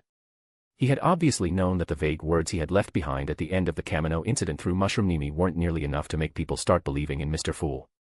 They had been nothing but a foundation, over which he needed to build a castle with his subsequent actions. But Luke hadn't guessed in his wildest imagination that it would have been enough to affect Mr. Fool's unusual state. If that's so, Luke said, thinking, I can attempt to repeat things through another event. Again and again. Gaping, a few members like the Sun and the Moon looked at Mr. Fool, trying to gauge the feasibility of such a thing. Mr. Fool didn't reply, though. Taking a cue, the Hanged Man cleared his throat. That would be counterproductive, Mr. Devil, he said, catching attention. First, you have already generated curiosity regarding Mr. Fool in your world, for better and worse. Better because of obvious reasons.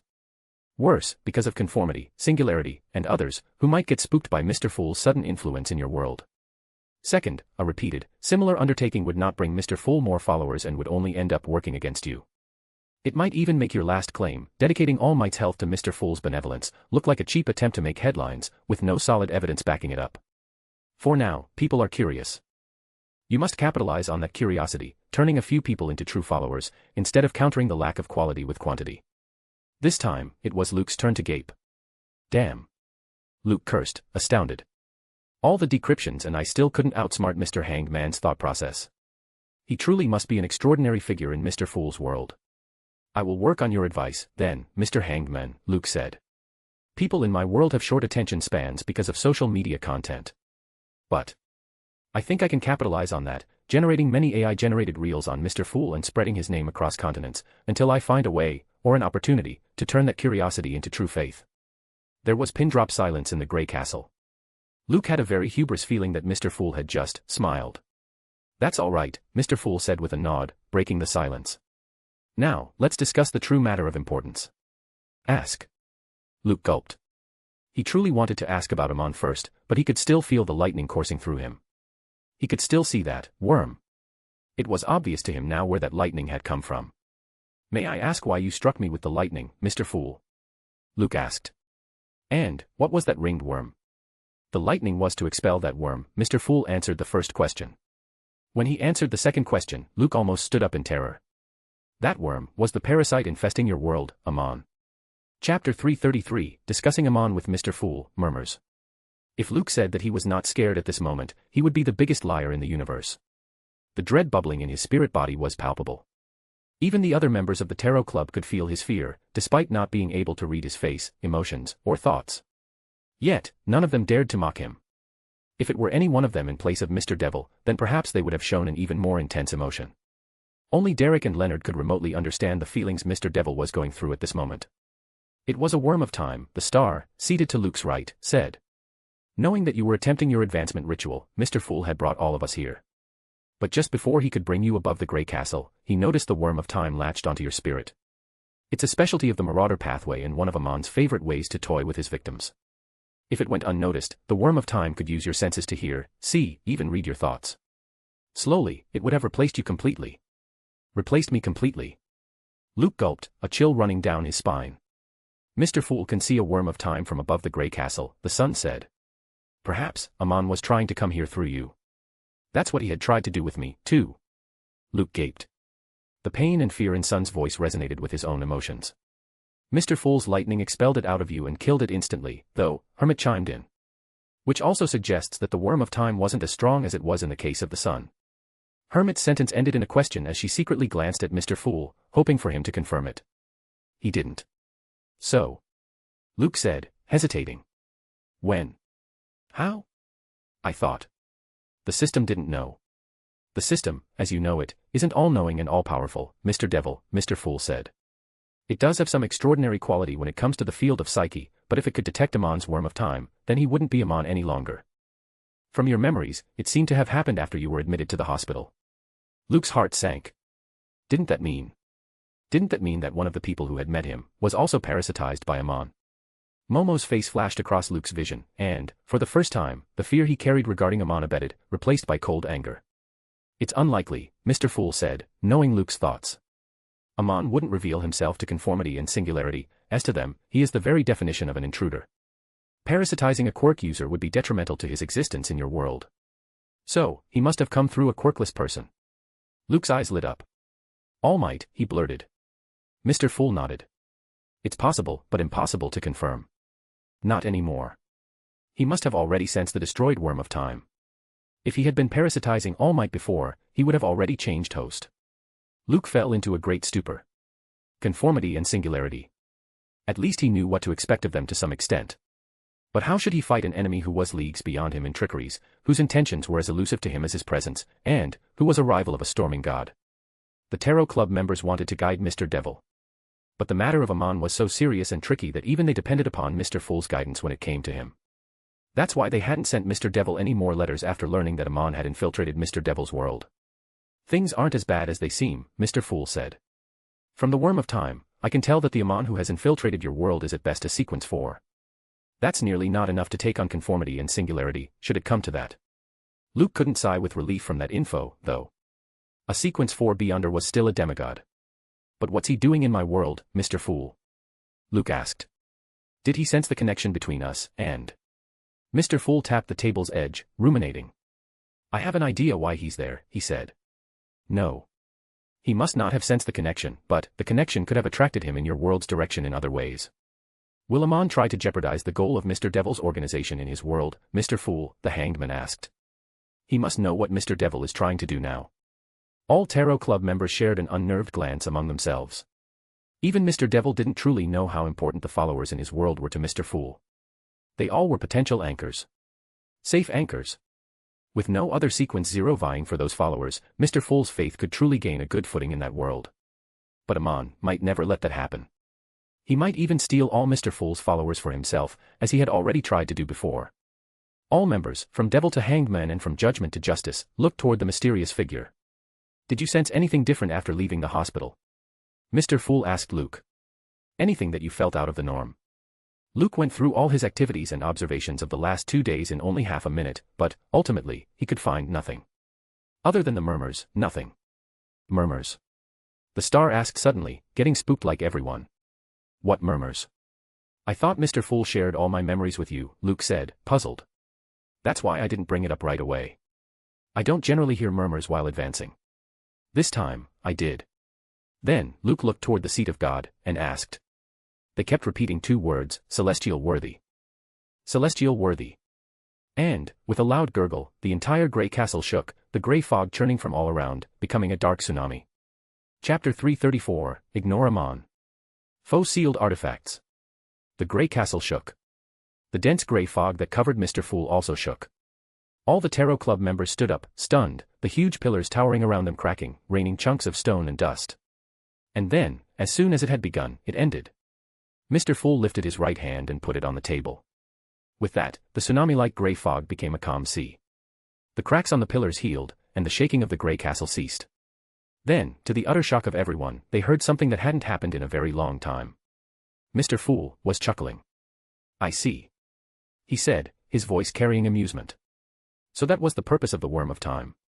Mr. Fool. Miss Justice and Mr. Hangman said, concernedly. Sit down, Mr. Fool commanded. When all had taken their seats, he continued, the worm of time played quite a trick. It stole Mr. Devil's memory regarding the advancement murmur and returned it just before the lightning could purge it. As Mr. Devil arrived here right away, the system failed to latch onto the discrepancy. The Tarot Club members exchanged puzzled glances.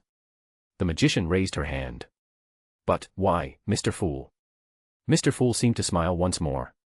It was Amon's way of saying I am here, to me. Silence. But what of the murmurs themselves? Luke began. In the next moment, Mr. Fool lifted his hand. It's best if you don't know of it, he said, addressing not only Mr. Devil but all members. Knowing of it more might corrupt you instantaneously. What? Terror bubbled in all hearts, finally realizing just what kind of greeting Amon had sent to Mr. Fool. It's best if all of you hire Miss Justice's services to lock the memory regarding Mr. Devil's murmurs, Mr. Fool advised. All members' heads suddenly snapped toward Audrey, who eagerly nodded. Luke's fingers balled into fists, though. What must I do, Mr. Fool? I don't have the confidence to fight off Amon. It would have been concerning if you had the confidence, Mr. Fool said. For now, the best thing you can do is to ignore him. Luke looked in Mr. Fool's direction, dumbfounded. But the rest of the Tarot Club members found some sense in those words, as they had heard them before. As Mr. Fool didn't explain his suggestion, they took it upon themselves to decrypt those words for Mr. Devil. First, Amon will not come after you directly, the hangman said thoughtfully. Mr. Fool is watching over your apostles, so they are safe for some time, too. Second, he cannot go after most of your relatives because of all of them having quirks. In such a case, it's truly best just to ignore him for the time being and focus on your growth. Miss Hermit nodded in agreement. Also, with your advancement to Sequence 6, the connection between you and Mr. Fool must have strengthened by a large margin, she guessed, once again secretly looking in his direction from behind her glasses. You can capitalize on that and frequently ask for reinforcement, like the judge button. Luke's eyes lit up. He had been saving that extraordinary object ever since his USA fiasco. Luke was so enthralled by Judge Button that he had somehow managed not to use it during the training camp and later during the Camino incident, either. One couldn't blame him, though. Judge Button had literally saved his life, which was saying something, given Luke's quirk and beyonder abilities. I am more worried about the rest of the apostles, Luke admitted. They have abilities of only one pathway, which, if you don't mind me saying, isn't much in my world. The Tarot Club member smiled wryly. Only one pathway. Wasn't much in his world. But, in a way, they did understand where Mr. Devil's worries were coming from. In a world full of extraordinary abilities, using divination, opening doors, and having the ability to steal truly didn't seem like much. Mr. Devil needs sealed artifacts, Miss Judgment said, everyone agreeing with her. But I can't receive objects with corruption, Luke reminded. That was the only reason he had been asking, manipulating Momo to get the potion ingredients, anyway. Even the judge button I received from Mr. Fool is a mere copy which will disappear after 2 more uses. Suddenly, they heard the sound of rapping. Things have changed, Mr. Fool said. The boundary has thinned, as suggested by the reappearance of Singularity's radiance. Together with the strengthened connection, you can attempt to receive more, faux sealed artifacts. Luke's eyes lit up. Not only he, but almost all Tarot Club members showed interest in it. A sealed artifact was basically a beyonder characteristic, which meant that it couldn't be sent to Mr. Devil. However, if they could somehow use Mr. Fool's help to make faux versions of their sealed artifacts and send them to Mr. Devil, then they could exchange them for more, desirous things from his world. And the most ridiculous thing about such an exchange was that they could do it repeatedly. I am very interested in this, the moon hurriedly said before anyone else. Luke looked at Mr. Fool. But won't it trouble you, given? It's all right, Mr. Fool said. You must confirm it after returning first. The number and quality of such faux sealed artifacts will be limited. Repeated bestowing of these objects might anger conformity and singularity, as this can be seen as an attempt to thin the boundary even more. So, you will have to choose wisely. Emlyn White cursed within. Choose wisely only meant that Mr. Devil would have the upper hand in negotiation. On the other side, Luke was only concerned about one thing. Mr. Fool said that the bestowal of faux sealed artifacts might be seen as an attempt to thin the boundary. But, would that actually make the boundary thinner or not? Luke thought it wise not to ask that question. Instead, sensing his time here was coming to an end, as per his past experiences, he decided to ask an even more crucial question. Should I advance to Sequence 6 of Marauder's Pathway? Chapter 335, A Gamble Between Amon and Mr. Fool, Luke's Forced Fate. The Tarot Club knew the question was coming. Last time, they had already recommended Mr. Devil not to advance to Sequence 7 of the Marauder's Pathway. However, by the time their recommendation had reached him, he had already advanced to become a cryptologist. So, this time, the question's importance rose even more. Advancing to Sequence 6 of the Marauder's Pathway, becoming Prometheus, would bring Mr. Devil to Amon's attention even more. That was the opposite of what they wanted at this moment. Mr. Fool had told Mr. Devil to ignore Amon, a hard thing to do if he didn't stop dangling a carrot in front of Amon's avatar in his world. To answer your question, let's discuss the boundary first, Mr. Fool said, tapping his finger on the table's edge. Amon left for the cosmos as a Sequence 2 angel. Sequence 1, if Adam imagined a Sequence 1 beyonder characteristic for him before he left, though that might not last long. If Amon has sent his avatar past the boundary, then it means he is already waiting outside. Luke's spirit body lost all color, dimming instantly. He had thought that while infiltrating the boundary, Amon had gotten his sequence restricted or something. To think that an angel was literally waiting outside the boundary. Suddenly, Luke remembered the words that had echoed out of the blue hole when he had met the Radiant of Hope, Yoichi Shigaraki. The boundary has been breached. Only now did the true, horrifying significance of this sentence reveal itself to Luke. From the message you heard, Mr. Fool continued, we can confirm that conformity and singularity still do not know about Amon, despite knowing that the boundary has been breached. You can capitalize on that. Capitalize on that. Luke frowned. Meanwhile, Alger Wilson's eyes lit up and a gleam reflected in Leonard and Catlia's pupils as well. When Mr. Fool didn't explain, Leonard took it upon himself. You are sinner in conformity's eyes, the star said, facing the devil. Singularity might just be experimenting with your faith in Mr. Fool, too. If she is holding back her hand, then it means she is confident enough to put an end to your activities anytime she wishes.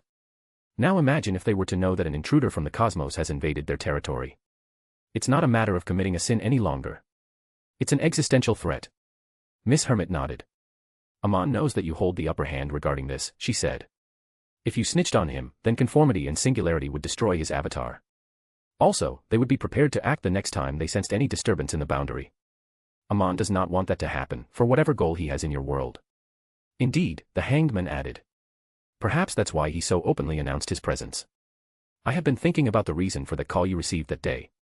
Why would Amon tell you that he was in your world when he could have remained unnoticed for years? If he wanted to hide, then none in your world could have noticed him. There would have been no threat of conformity and singularity, either. Also, it's hard to imagine that he knew you could contact us through the Grey Castle, learning of his presence. Which means he wanted to make a deal with you, Mr. Fool said, solidifying all guesses. If you didn't act against him, he wouldn't act against you, either. In a way, he's gambling with me, with the matter of my faith in your world as a chip. Luke fell into a dilemma, all decryptions failing him. What should he do, then? Should he unleash conformity and singularity on Amon? Or, should he willingly let a god of deceit parasitize his world to counter conformity and singularity? Luke looked up toward the deity. Only Mr. Fool could tell him the answer, as it was him who had bested Amon. If I were Amon, Mr. Fool said, guiding his blessed, then I would help you grow as a beyonder. Once you have become a king of angels, I will wait for you to contend against conformity and singularity before stealing your beyonder characteristics. Then, systemically, I will replace conformity and singularity, turning all the people in your world into my followers. Silence. Luke could sense it written on all the Tarot Club members' faces, even if he couldn't see them. This was Amon. That's exactly what he would do. But there's no telling what Amon truly does, Mr. Fool added. He might just be playing with you, knowing that you would learn all these things from me. That's why I recommended ignoring him. At least, until you become a Sequence 4 of any pathway, there's no danger. Luke nodded, but it was clear from his drooped shoulders that he was still worried. Mr. Fool. Miss Justice asked, can we go to Mr. Devil's world? Luke sat up incredibly fast, and even others shuffled in their seats, imagining cross-dimensional travel. It was obvious that Miss Justice was asking for the future, as they couldn't even send solid, corrupted items to Mr. Devil yet. Much less needed to be said about sending full-grown beyonders. Perhaps. Mr. Fool began, lifting all spirits, when the boundary has ceased to exist. And Luke stared at the irony, smiling wryly. Suddenly, he began to thin out. All right, Mr. Fool said. I have already strengthened the system, Mr. Devil. It will let you know if Amon has parasitized someone near you, to some extent.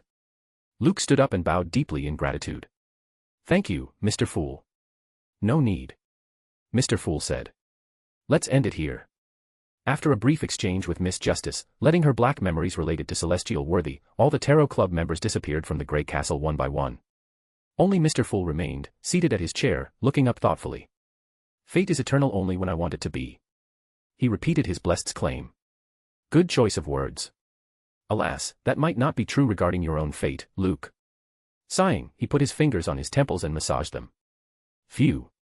Mr. Fool said, lampooning, letting himself fall back into the slumber. So glad I wasn't involved romantically with someone. Volume 5, Fate is Eternal, ends. Fresh reviews are always welcome. Please help out your fellow readers by putting together some words. Also, if you are liking the work, please consider supporting it. A little contribution from your side goes a long way in motivating me. The good thing is that with the slightest amount, you can access all exclusive images, too, read exclusive images and Tears Auxiliary Chapter. Alright, I hope you are enjoying the plot so far. Things are only going to get wilder from now on. Enjoy. Note, up to 60 more chapters are available in advance across 3 tiers. Use the link in my web novel profile to access all options. You can even subscribe trial tier for just $1.99 to have an experience of exclusive chapters for an entire month, along with all the exclusive images. I hope a few of you will consider supporting the work. 100 Power Stones/day, plus 1 bonus chapter next day. Chapter 336, Faceless. Volume 6, Beyonders, begins. Volume Info. From Canon, Volume 6 will cover Ultimate Move Training Arc and Shai Hasaikai Arc. I will skip Provisional Hero License Exam Arc, as, without Luke, there will not be too much deviation from canon events. I will dedicate a few chapters to it, though. This volume will also be a start of a greater lore, as the name suggests. Not revealing too much on it, one of Volume's prime features will be second year's Sports Festival. On my platform, the Sports Festival arc has already ended. If you would like to support the work and access many chapters ahead, do consider subscribing. Any contribution is a great source of motivation for me. Anyway, the Sports Festival arc will definitely be something to look forward to. Enjoy. When Luke returned to his body, the first thing he felt was pain. Mr. Fool's lightning hadn't attacked him, not truly. But it still had been powerful enough to knock him back against the wall. Coupled with his already feeble state because of the Blessed Gone Insane's lingering aftereffects and recent advancement, the resulting pain made his situation even worse. Letting out groans, with Nyx's cause deafening his ears, Luke sat back up, holding his head. "Stop cursing," he mumbled. "I am all right." "What the fuck?" Nyx shouted even louder. "What happened?" Luke sighed. The only good thing in the disaster that he seemed to have avoided was that this potion room he had created for himself at the Musutafa Sionji mansion was soundproof. Otherwise, by now, all the Quirk users stationed outside by his father to keep an eye on him would have stormed the place. It would have been impossible for him to explain his actions, then. Or I would have just revealed that I am Dr. Blessed. Luke amused himself, lampooning. Dad's face would have looked truly comical. Ha. With his mood improving slightly, he cogitated. Next to him, Nyx calmed down as she noticed the smile on his face, too. After a while, Luke opened his eyes. The first thing he did was tell Nyx everything. Mother of Darkness, the clown cursed, her red pupils becoming as wide as saucers. He is outside the boundary. And he is an angel. Luke nodded and continued, mentioning Mr. Fool's theory that Amon might not act out against him, until he became an angel himself. But we can't really depend on that theory, Luke. Nyx cawed. What if he acted against you much before that? It was then that Luke told her about Mr. Fool's faux sealed artifacts proposal. Nyx found herself lacking words this time. Even to her, it was clear that if Luke did manage to get these faux sealed artifacts, then not only he, but the apostles as a whole, would have an immense advantage against their enemies, even against Amon, perhaps. Beep. Beep. Rebooting, Miss Justice made a computer-like noise. Hee. Cough. Guess, who's back? Luke smiled, a touch more eagerly. Miss Justice was not only a convenient system, or a tool to help his psyche against conformity and singularity's mental disruptions and corruptions, anymore. She might be his greatest weapon against Amon, for his peace of mind. Luke told Nyx how Miss Justice would now be able to scan for Amon's parasites by herself, avoiding what had happened to him in the past. Whoa. Nyx gasped. Tell her to scan me. Luke chuckled. She already did. Calm down. Well, first things first. Bring my stats, Miss Justice. Coming right up. Yo. That's some serious level up, Luke. Blessed stats. Quirk, Bioalchemy. Sequence. Seer, Clown, Magician, Faceless. Apprentice, Trickmaster, Astrologer. Marauder, Swindler, Cryptologist. Stats. Spirit, 140/. Stamina, 50/. Luke's eyes widened as he noticed a whopping 110 points jump in his spirit points. That came as quite a blessing, as his spirit points had been dwindling at 30, making it impossible for him to bestow any quirk above simple complexity. His stamina was still the same, though. Luke believed that only an advancement in the Marauder's pathway would result in him gaining abnormal physical strength now. No matter how much he trained, there was a limit to how many stamina points he could gain by himself. Luke stood up and clenched and unclenched his fists. Range of flaming jump and flame control has increased, he noticed. Air bullets' power and range have increased, too. The number of paper figurine substitutes I can use at a given time has gone up. Spirit vision, danger intuitions, and illusion creations have all experienced a minor enhancement as well. But the main characteristic of a faceless is. Luke willed softly. Suddenly, his entire body squirmed. His skin became wax-like, and boils covered it, making him look like a monster. Before Nyx could even gasp, the monster's transformation began taking a definite shape. In the next moment, Rikuya Sionji stood in Luke's place. From his height to the color of his hair and even the little flaws on his face, it was impossible to tell that this wasn't the true Rikuya at all. Then, willing again, Luke became Todoroki, his hair becoming half white and half red. Then, he became Midoriya. Well, he tried to look exactly like him, but his arms and legs looked heavier, and there was a distinct bump on his stomach. Puffed. Miss Justice laughed. Ha ha. Nyx laughed aloud. Next time. Ha ha. Next time I see Midoriya, I am gonna call him fat ass, and he won't even know why. Ha ha. Luke returned to his original appearance, smiling. Becoming too tall or too short can create problems, it seems, he noticed. For example, trying to become Mineta is a big no-no. But I can do this. Luke put his left hand on his right eye and swiped it down to the palm of his right hand. Nyx's laughter got stuck in her throat. Luke's eye had appeared on his palm. Then, he put his right hand on his chin and swiped up. His entire face gained 6 eyes this time. Then, he swiped down again, and not only the eyes, but his nose and mouth also disappeared. Luke regained his original face with one more swipe and grinned at Nyx. Nyx said, licking her beak. Have a request. Luke's grinning face suddenly crumbled into disgust. I will kill you, Nyx, he said. Don't even try me. Just once. Nyx begged. Please. Please. You don't even need to take full appearance. Just. Miss Justice sighed in Luke's mind as he and Nyx fought, feathers raining down on the floor. On the floor. Luke. Miss Justice shouted, remembering something. Keep that worm of time somewhere safe. Mr. Fool has told me an awesome trick to turn it into a charm. Luke was about to pluck another feather out of Nyx's ass when his eyes suddenly glowed like gems. He hurriedly looked around, searching for the worm, but he couldn't find it. Oh, no, he gasped, horrified. Did I step onto it? Step on what? Nyx asked, trying to snatch her wings out of Luke's hands. Worm of time, Luke said. What else? Nyx went utterly quiet. Luke noticed something fishy because she had stopped trying to get away. Nyx. Oh, come on. She cawed. I was scared shit. Nyx. Luke shouted. What did you do? They looked at each other, Miss Justice going awfully quiet as well. Well. Nyx said, looking away. I was scared that the worm might harm you. So.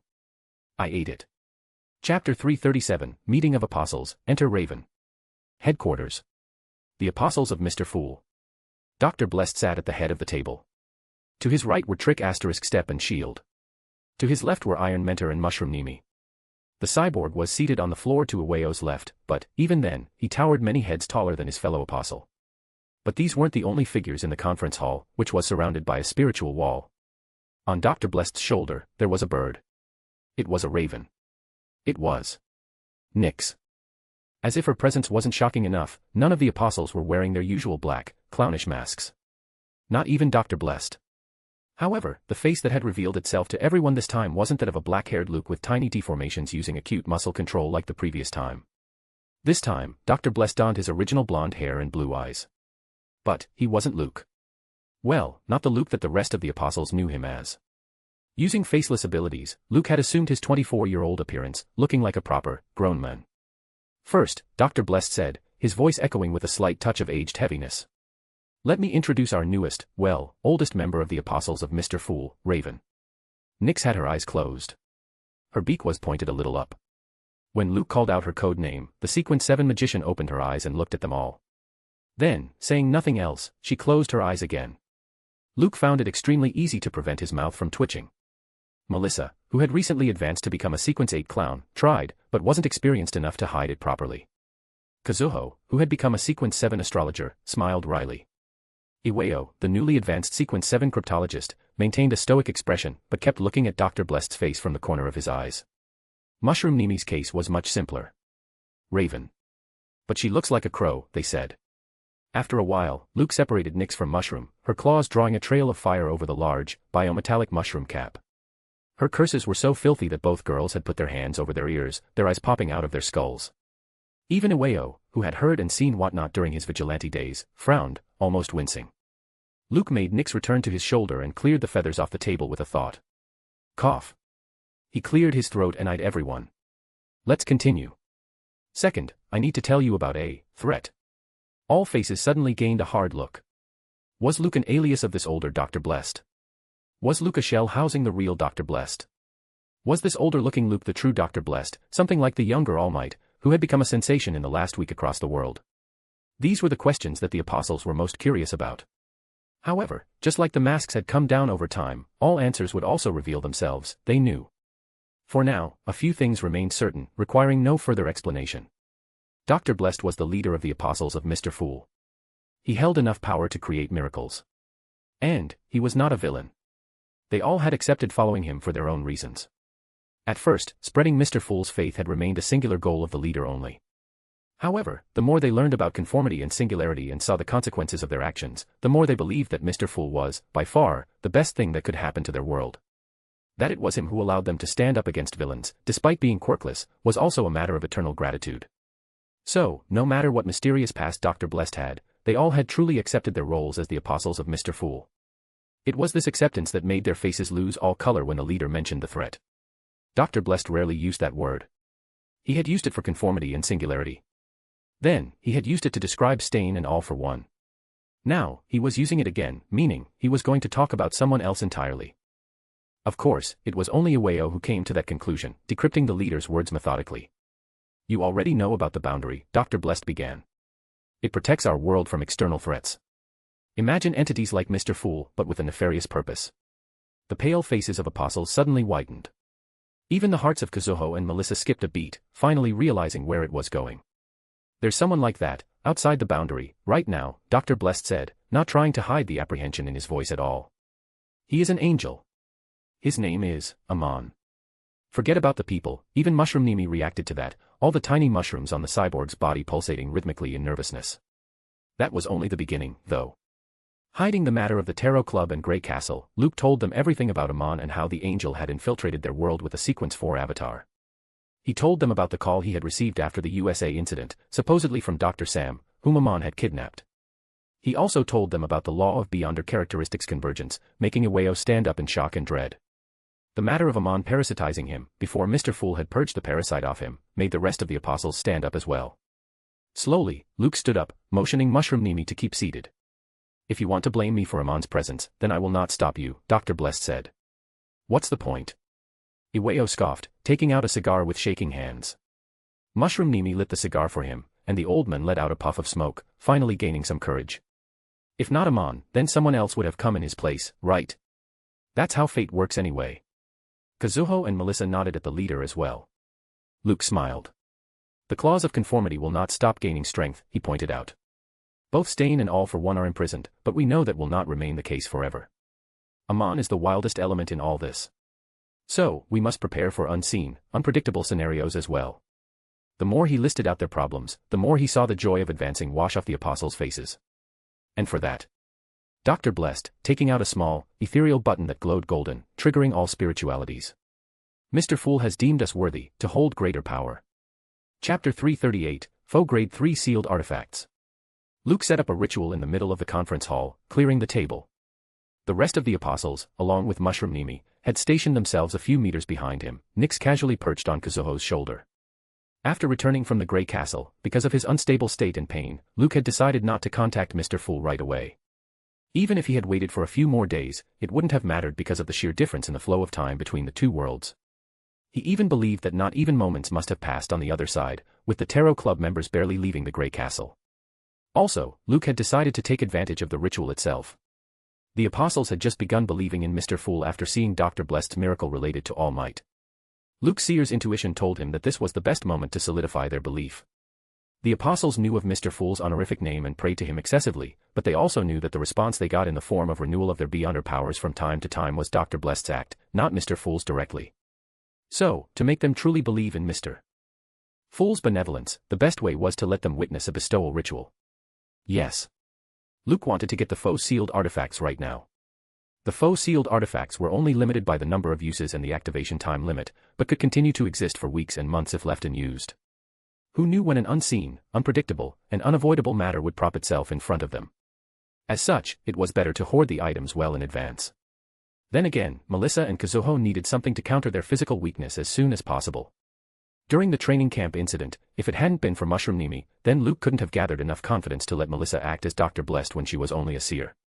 Even during the Kamino Ward incident, the two girls had largely remained out of the picture. They did contribute as per their strengths.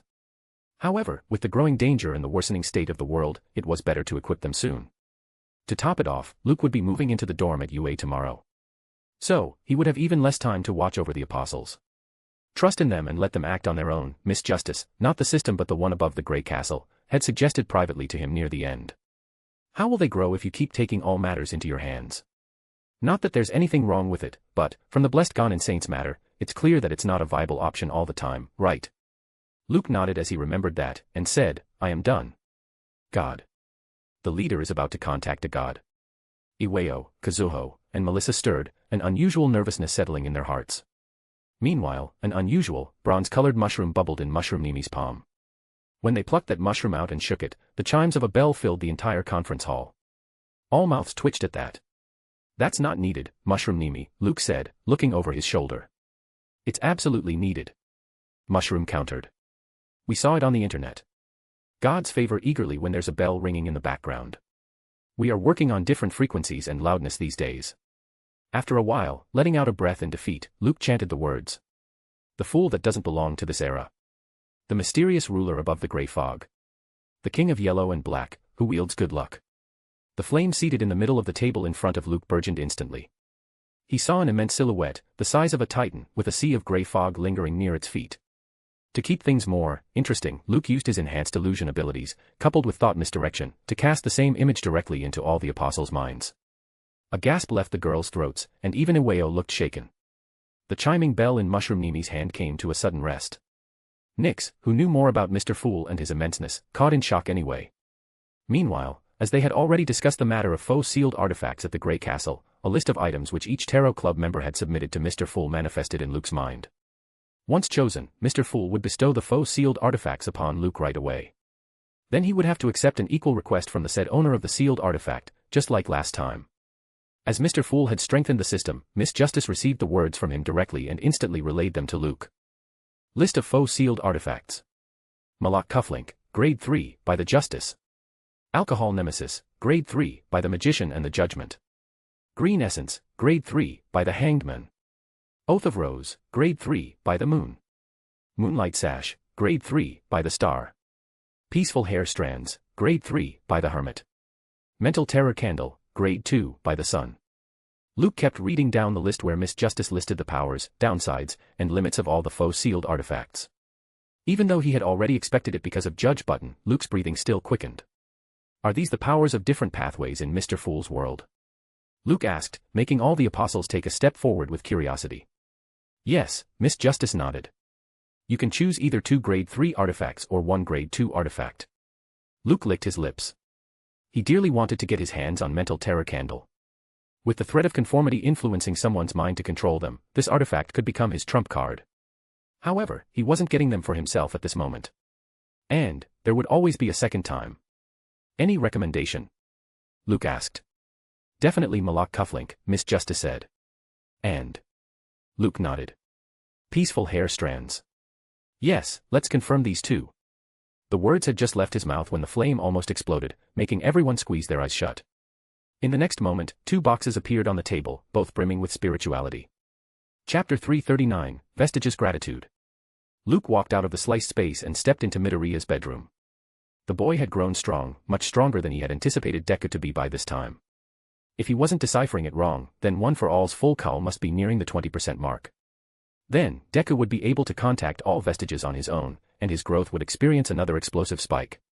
Of course, this Deku was nothing compared to the Deku from his previous life, Luke believed. The Deku in his previous life had won the final war by now, defeating All for One. For a moment, it felt wrong. It felt like the Deku of this world wasn't getting stronger at all. But that thought would have been a great mistake. First, Luke remembered reading the data that the Blue Site had obtained regarding One for All after the final war.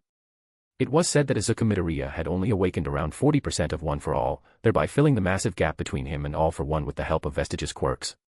Which meant that Deku had never reached his full potential, losing the quirk only a year after starting his hero journey at UA. Second, even though Deku's growth in this world was slow, it was more solid. Midoriya wasn't fast-forwarding his way to unlock One for All's more power at the cost of his body anymore. Every rise in full Cowl's percentage was becoming a part of him, with his body adapting to it without facing any backlash. Which meant, theoretically, this Deku was able to continue using One for All much longer than the Deku of his previous life. Luke felt neither joy nor apprehension coming to that conclusion. Deku might stand against him one day, or he might not. There was one thing Luke was sure about, though. For now, the boy was his only medium to get answers to questions that he couldn't get from anywhere else. That's why Luke had immediately taken a liking to the mental terror candle, to begin with. The vestiges were as much parasitic spirit particles of One for All's previous users as they were fragments of their psyche. Nothing else explained their insanely clear cognitive abilities and communication skills, despite all of them being already dead. Through the mental terror candle, Luke could, theoretically, dive deeper into Deku's mind, bypass the vestiges, and unearth all the secrets they held without ever needing to request the same or enter into any deal. The same was true with Shigaraki, Stain, and All for One as well. However, with mental terror candle, there would always remain a threat of conformity and singularity finding him, who primarily dwelt in the mind world, as Miss Justice had described to him. Till now, Singularity had not acted directly against him or the apostles of Mr. Fool as a whole. However, Luke preferred an enemy like Conformity, with clear hatred toward him, over Singularity's uncanny silence and mystery. There had always been something about the Singularity that unnerved Luke every time he thought about it. If Conformity considered him a sinner for becoming Mr. Fool's blessed, then why did Singularity tolerate the same? If Conformity was willing to abandon everything just to kill Dr. Blessed, enough to rile up a possessed All for One in the heat of battle, then why didn't Singularity use the Radiance to do the same? Also, Luke had a very wild instinct that Singularity knew of Dr. Blessed's real identity. If that was true, then why hadn't she shared the same with Conformity, and why hadn't she done anything about it? One casual remark, or cue, from Singularity in any Quirk user's mind regarding Dr. Blessed and Luke being the same person could sow the seeds of doubts, ruining everything. Then, why hadn't she? Luke and Nyx activated Spirit Vision, signaling their intention to visit the vestiges. In their vision, Deku's entire body lit up, becoming a sea of golden drops of water. Multicolored lights were revolving around the boy's heart like a scene from the cosmos. Every time those multicolored lights struck the golden particles, they sent a current coursing through the boy's body, stabilizing his spirituality. In the very next moment, Luke and Nyx found themselves falling into a sea of blackness. Soon, they landed on a platform levitating in a sea of chaos, black-purple gusts of wind rushing past it, whooshing loudly. But Luke had no time to observe the surroundings. Because what he saw in front of him caught his undivided attention instantly. In a semicircle, on 8 high-backed chairs, there were 8 figures seated, eyeing him back. 3 of those 8 figures were more solid than the rest, the others being a touch blurry. Still, all was clear enough for Luke to know that they had materialized enough to sense what was happening around them. No wonder Deku had managed to resist All for One's forceful teleportation, Luke thought. Every time you come here. Yoichi Shigaraki said, seated in the middle. You feel different. It had only been weeks since Luke had visited Yoichi, before the training camp. However, much had happened since then. Luke looked at the first radiant of Singularity and nodded. Oh. Nana Shimura raised her eyebrows. The boy's gaining manners. Haha. Luke looked toward her and found Nyx already pressing her entire face between her breasts. So, the boy was trying to save you when he manifested my awesome quirk, huh? Daigoro Banjo, the 5th user of One for All, said, laughing. Well, I must properly thank you for it, but, before that. All the vestiges slowly stood up, making Luke narrow his eyes. Then, to his utter surprise, they all bowed. Thank you for helping All Might against All for One, Nana Shimura said, tears welling up in her eyes as she smiled. Thank you, for saving his life. Luke blushed. Suddenly, he realized that he hadn't said one word after coming here. His spirit points were already lacking, he couldn't stay at this for long. He didn't want to waste them on formalities. I didn't do it for All Might, Luke said, shaking his head with a deep breath. I did it for me. The smile on Nana Shimura's face widened. The rest of the vestiges shared a glance and nodded as well. It takes a lot of courage not to accept credit when you can benefit from it, Yoichi said, stepping forward. Still, gratitude must be repaid whenever and wherever it's due. And, so, we have decided to share the truth with you. The truth. Luke frowned. The Radiant of Hope nodded. The truth, regarding conformity and singularity. Chapter 340, The Radiant of Hope, A Journey into the Past. Luke looked at the vestiges, stunned. Truth? The truth of singularity and conformity. Yoichi nodded at the others, and all of them nodded back before blurring out of existence. The remaining vestige walked forward, as Nyx flew to Luke and landed on his shoulder. I can sense that you cannot last in this realm more than a few minutes, Yoichi said. But it's enough to cover what matters the most. What are you talking about? Luke asked. Yoichi smiled. It's better to experience it than hear it from me, he said, stepping around Luke and putting his left hand on the boy's unoccupied right shoulder. Let's go on a journey into the past. Luke's brows rose. Before he could say anything, though, the surroundings melted. Colors blurred, replaced by a darkness that prevailed for some time. Then, out of nowhere, Luke heard a voice. It was the sound of people talking, in fear, apprehension, and uncontrolled rage. Soon, the darkness receded, revealing the scene. It was a group of armed men standing around a fire. Let's get them before they come after us again, another said sharply. Suddenly, from the darkness, the sound of bare feet dragging on the concrete floor reached the men, making them all look in that direction. Who's there? The leader of the group of men snapped. It was a small boy with an unusually large, black cloak on him. His hair was white and short, and his white eyes looked hollow, just like his expressionless face. It's one of those meta-orphans. Someone pointed out in disgust. Away with you, freak, another cursed. All the men shook their heads and began leaving, trying not to accidentally touch the boy in fear of contracting the meta-disease. The boy kept looking at them with hollow eyes. Then, just as the last man looked away, following the others, the boy's entire body mutated. In the blink of an eye, dozens of dark, bony spikes sprouted from his body and shot toward the men like spears with the speed of bullets. What's that sound? Those were the last words that the entire group heard before the bone spikes pierced through their heads, killing all of them. The scene paused. Yoichi stepped into the scene, Luke silently following him. Both came to a rest near the boy, his eyes still looking hollow, but with a small, sadistic smile hanging on his lips. It's the power he stole from our mother, Yoichi said, caressing the bone spikes protruding from the boy. Luke had guessed it already. But those words finally confirmed his guess, revealing to him who this boy was. All for one, he said, narrowing his eyes. Zen Shigaraki, Yoichi corrected. A self-given name, but so was All for One, so, that's that, I guess. It's a misconception that people aren't born with emotions and personalities. I used to think the same, for years. But, over time, Zen made me realize that I had been wrong. He was arrogant, my brother. From the start. And greedy. I don't dwell on psychological issues because it's impossible to tell what led to Zen's unique state of mind. However, he truly believed that everything in the world belonged to him. Suddenly, the boy's pupils shifted. Luke's heart jumped into his mouth. Not only because the scene was supposed to be in a paused state, but also because of the distinct, red glint in the boy's previous, hollow white eyes. Yoichi's hand landed on Luke's shoulder, and the scene melted again. What was that? Luke asked, his heart booming in his chest. Yoichi frowned. It's strengthening, he muttered to himself. The happenings of the present are making it strong enough to reach into the past as well. Luke shrugged away the vestige's hand. What's? A scream attracted his attention.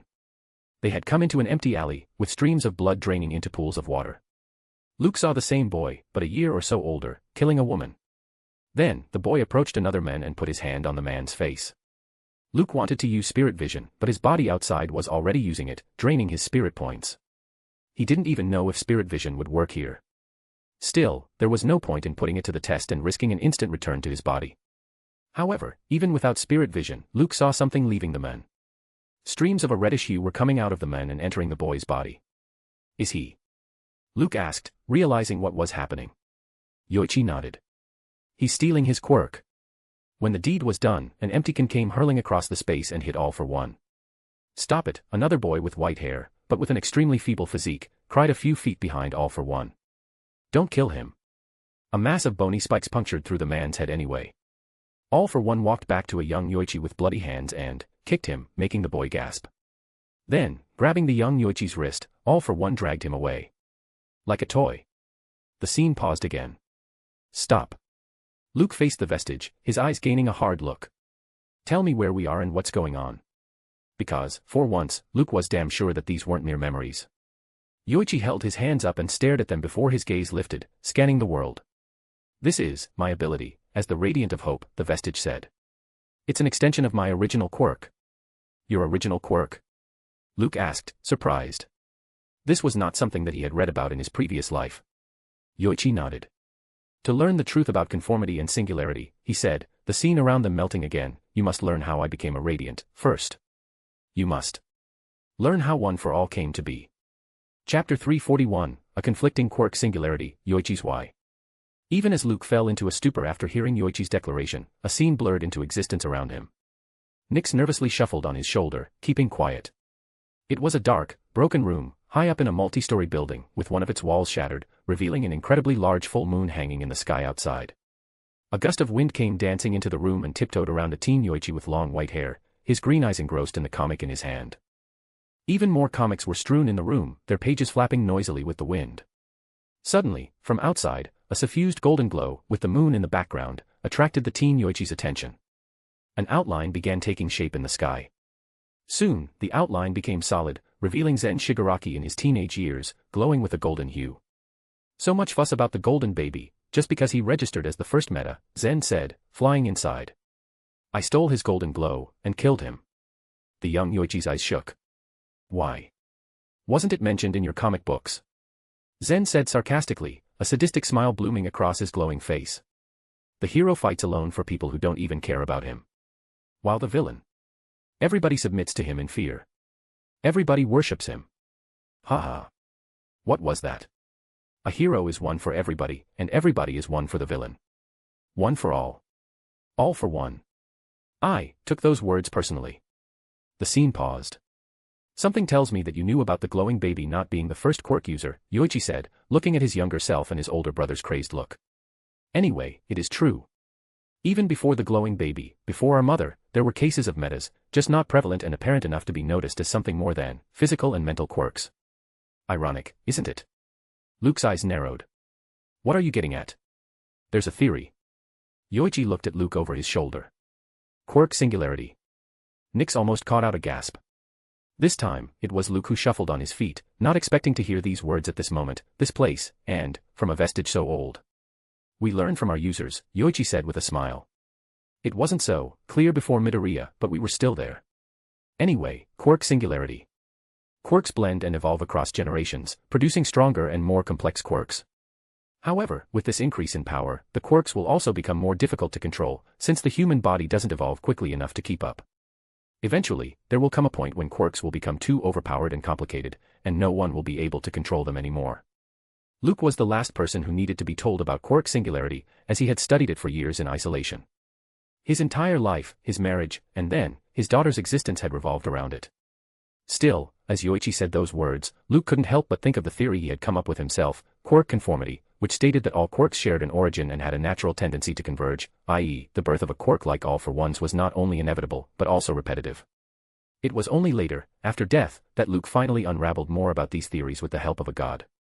Mr. Fool had told Luke that singularity was about uniqueness, and quirk singularity was nothing but conformity's attempt to restrict that unique status.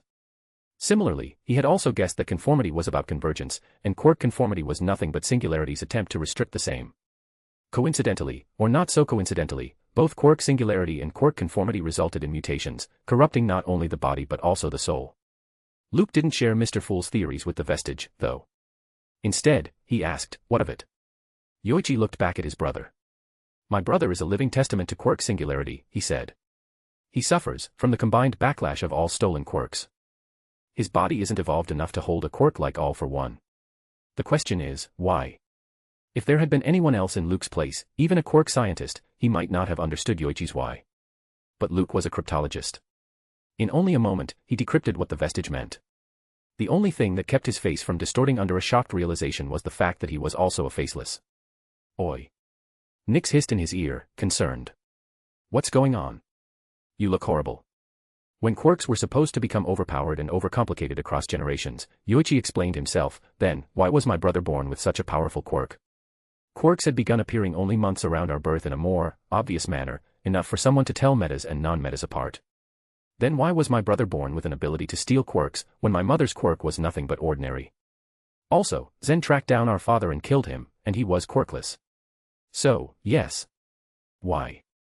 This time, when Yoichi returned to him and put his hand on Luke's shoulder, he knew that the time had come. His heart was pounding in his chest. As his surroundings melted, Luke had a feeling that whatever lay on the other side was going to be a secret that must never be known. And so, Luke also asked a question to himself. Why? Why was Yoichi Shigaraki, a vestige, revealing it to him? Was it just because of gratitude? Luke scoffed, rejecting that. Was it because he was the only one who could freely enter Deku's mind and converse with the vestiges? Or was it because they thought the same ability could help them against All for One? When Luke failed to decrypt an answer, he looked toward the vestige and found him smiling back. Fuck. He cursed within. Fucking ghost with main character syndrome. Nyx cursed openly. In the next moment, their surroundings began taking on colors, revealing the grown Yoichi and All for One, facing off with each other. Watch it closely, the Radiant of Hope said, his fingers tightening on Luke's shoulder. It's happening. Chapter 342, The Birth of One for All, Singularity's Hope. I don't understand why you resist me, the middle-aged All for One said. Stand by my side. Look how they adore me, for being their savior. Yoichi Shigaraki clenched his teeth. Savior, he cursed. You can't even say that word without a mocking smile on your face. The entire world has fallen apart. Chaos is everywhere. Innocence, dead. Yet, you continue to use your meta powers selfishly, creating this wrong and horrible narrative. Why? Why are you so bent on still fulfilling your own desires? Why? All for One smiled broadly. How pitiful. He said, walking forward. Why? I think the only reason you don't have an answer to your questions because you were born without a meta power. What? Luke's head snapped toward the vestige, but the latter kept looking forward. There was no emotion on the vestige's face, but his fingers had balled into fists, his entire body jolting as if experiencing electric shocks now and then. A thump made Luke look back to the scene. All for One had grabbed his brother's entire face. Without power, forget answers, you cannot hope to achieve anything, the larger man said. I will make this world mine and rewrite its story. And in this new world, you will have a place, too, my dear brother. Yes.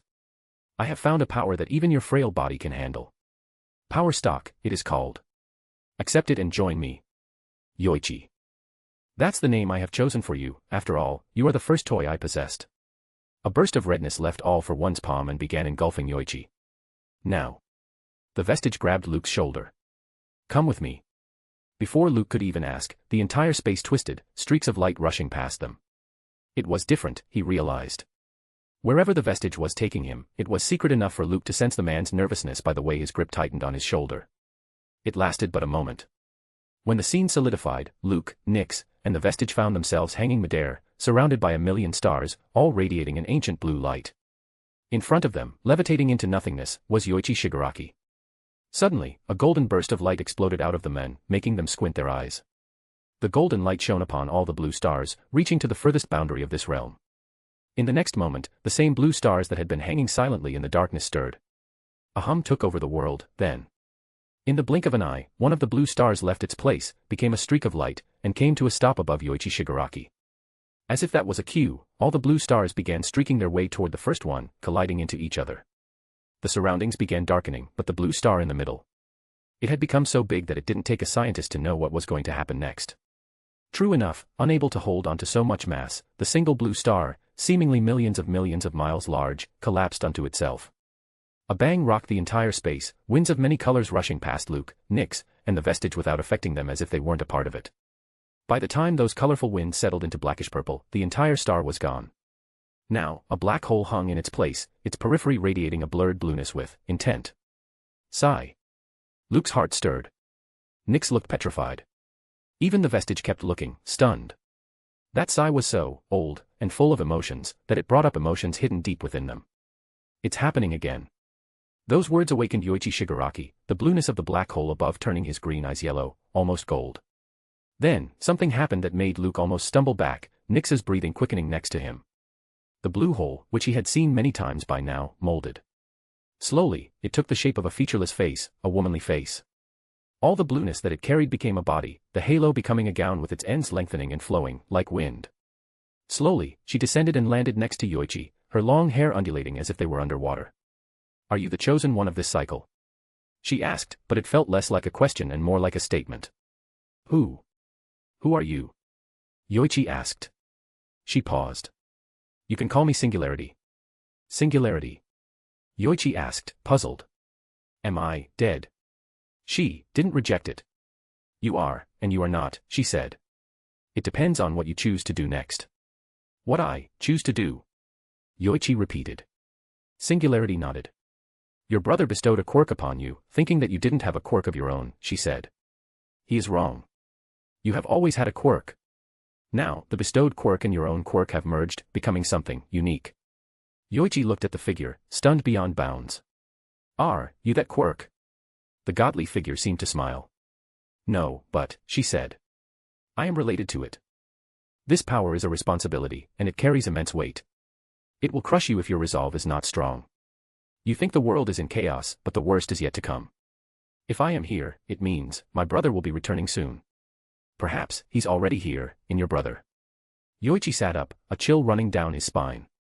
Your brother is controlling my brother, he asked. Influencing, she corrected. Just like you. Yoichi asked. Yes, she nodded. It's inevitable. But, unlike your brother, you have a choice. You can choose not to shoulder this responsibility alone and pass it across generations, making it stronger.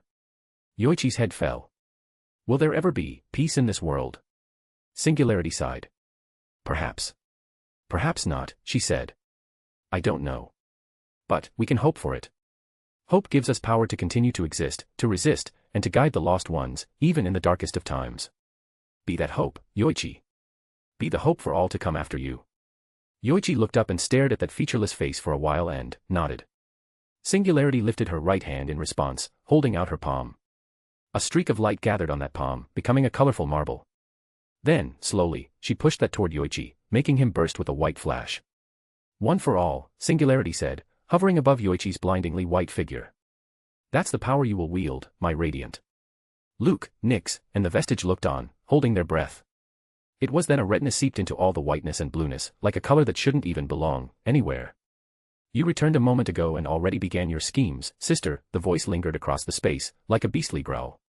How many times must we fail for you to understand that, letting me consume you is the only way we can? Huh. Something was happening. As those beastly growls came to a sudden, shocked halt, the blue figure stirred as well. Then, with no warning, her head snapped in Luke, Nyx, and the vestige's direction, making their hearts skip a beat. Sinner, the growl returned, fiercer than ever, one side of the space turning red entirely. You dare. You should not have come here, Singularity said, walking toward the redness. Go. Now. A boom shattered everything in Luke's eyes. In the next moment, he and Nyx were already back in Midoriya's room, their bodies sprouting hideous boils and fleshly branches, losing control. Chapter 343, Losing Control, Luke's worst fear arrives. Miss Justice was screaming something in his mind. Luke had little reasoning left even to hear her, though. Forget about focusing his thoughts to cogitate, he couldn't even control what he was thinking anymore. It was a blur. Like a sweet, peaceful darkness, approaching from afar. Even though he couldn't think properly, Luke recognized this feeling as he had experienced it before. He was dying. He seemed to have gone beyond the point of no return. Much, much, much farther. Nothing lay in front of him now other than a mutation that had no hope of regaining control. Luke had faced singularity and conformity before. He had felt the threat of losing control, but it hadn't been this sudden and at this scale. Something was wrong. Something about the singularity and conformity he met in the past was wrong. But it didn't matter any longer. As Luke's entire body folded onto itself, gaining fleshly tentacles, each the size of tiny worms, the last thought he had was to look at Nyx, hoping that she had survived. And what he saw left him stunned. Even while mutating. Nyx, who had also lost control right after returning to her body, was now silently watching him, perched on the windowsill, with moonlight falling over her from the open window behind her. That wasn't it, though. She was behaving strangely. Her right wing kept going to her right eye as if she was squeezing it. That fellow didn't warn you not to leave your body unattended. Nyx caught in her voice, but the mannerism didn't belong to her. Even as Luke lost all vision, his heart couldn't help but skip a beat. Only now, even though he still couldn't hear her, did he know what Miss Justice had been screaming in his mind ever since he had returned to his body. Run. Luke tried to say something, but he didn't even have a mouth. Nyx lifted her wing and squeezed her right eye again before lifting her left wing and making a snatching motion. In the very next moment, all the madness that made Luke unable to think properly vanished. Like a drowning man latching onto a twig, Luke lunged at the opportunity, cogitating instantly. Slowly, but surely, his mutated body began gaining form. After a few moments, Luke was standing back again, his entire body drenched in sweat. Luke opened his mouth to chant Mr. Fool's honorific name as if the words were programmed in his mind. However, the moment that thought passed through his head, it vanished. Luke's mind wasn't in a state to think properly anyway. So, he scrunched his nose and frowned, and began cogitating once more. Pray to Mr. Fool, Luke. Miss Justice screamed inside his head. Amon has parasitized Nyx. Luke's eyes again popped out. In the next moment, he made a puzzled face, having forgotten what he was going to do. The cycle repeated itself 3 more times, Miss Justice reminding him to pray to Mr. Fool, and Luke losing the thought entirely, before Nyx flew over and landed on his shoulder. I see. Nyx said. That's something new. This time, when Miss Justice screamed in Luke's mind, he didn't lose that thought. But, he also failed to open his mouth as if his body didn't belong to him anymore. Let's go for a walk, Amon said through Nyx. I need to attempt something. Luke began walking by himself, approached the window, and climbed out of it, landing in the Midoriya's backyard. Then, together, Nyx and Luke looked up. The large, full moon reflected in their pupils. Then, with a rush of wind, the moon became bigger. Luke, to his horror, realized that he and Nyx had just arrived hundreds of meters in the sky, wind blasting their faces so fast that it deafened their ears. Then, with another motion of Nyx's wing, they disappeared again. Again and again. And again. Luke could feel them, leaving atmosphere. If this kept going on, both he and Nyx would end up dying. Even he, a Sequence 6 Beyonder, stood no chance of surviving space. Much less needed to be said of Nyx, who had only recently advanced to Sequence 7 Magician. To add to Luke's horror, Miss Justice had stopped screaming in his mind as well. The system obviously had an upper hand over Amon's parasitism, as clearly shown by his inability to prevent the thought of praying to Mr. Fool from generating in Luke's mind. Perhaps, he might not even know about the system, only sensing an external helping hand in Luke's favor in all this. Still, that didn't change the fact that the system couldn't make Luke open his mouth and speak against Amon's control. All it could do was to bypass Amon's theft and let Luke maintain his rationality. Even that wouldn't matter if he ended up dying, though. Mr. Fool had guessed that Amon might not act against Luke in fear of Singularity and Conformity's retaliation. That guess seemed to have been butchered only hours later. But no matter how Luke thought about it, he couldn't find a single reason for Amon to just kill him. With a last stealing of distance, they finally left the breathable atmosphere. Silence. And they kept going, as if science had stopped existing for Luke and Nyx. After who knew how many attempts, hours later, Luke came to a sudden stop, levitating in the middle of absolute nothingness. In front of him lay nothing but darkness, the disk of the moon radiating, blinding the corner of his eyes to his right, making him squint. With that, Luke realized he could blink and move his eyes by himself. That must be enough time for you to stabilize and regain your spirituality, Nyx said, staring right ahead. Let's see, how did it work again? Ah. Luke had no idea what was going on anymore. In the next moment, though, he lifted his right hand and snapped, activating a quirk. And as he always knew instinctively which quirk he activated, the moment Luke learned the nature of that quirk, he also learned where Amon had brought them. As Nyx sliced her wing at nothing next to him, parting space using Discorer. Luke stared dead ahead, knowing what lay right in front of him. The boundary. Chapter 344, Amon's Trickery, Mr. Fool is crazy. Luke kept looking ahead, carrying absolute dread in his heart. In front of him hung utter blackness, blackness not of space, but of Discorer, the space still parting like a mouth with crooked teeth. Then, it remained like that, its destination unseen but not unknown. Luke didn't need to ask to know which 2 ends of the cosmos Amon was trying to connect, one on this side of the boundary and one on the other side. Luke had absolutely no idea how thick the boundary itself was.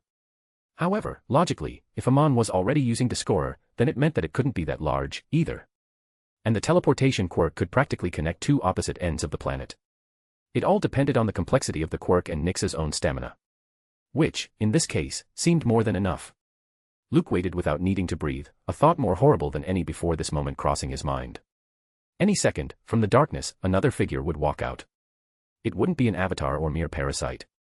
It would be an angel. It would be Amon.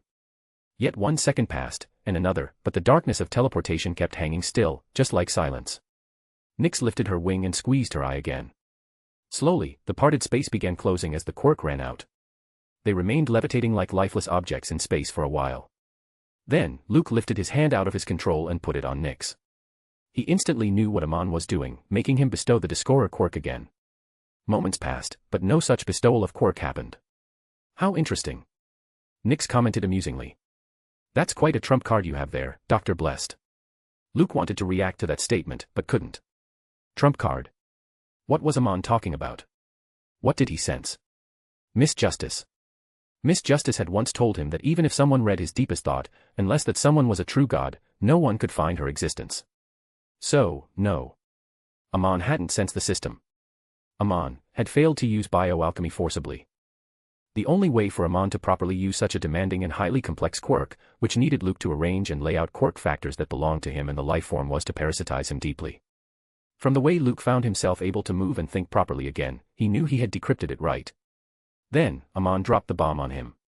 "If we don't return to the atmosphere in 10 seconds, Nix said, smiling amusingly, then you too will die here." "What?"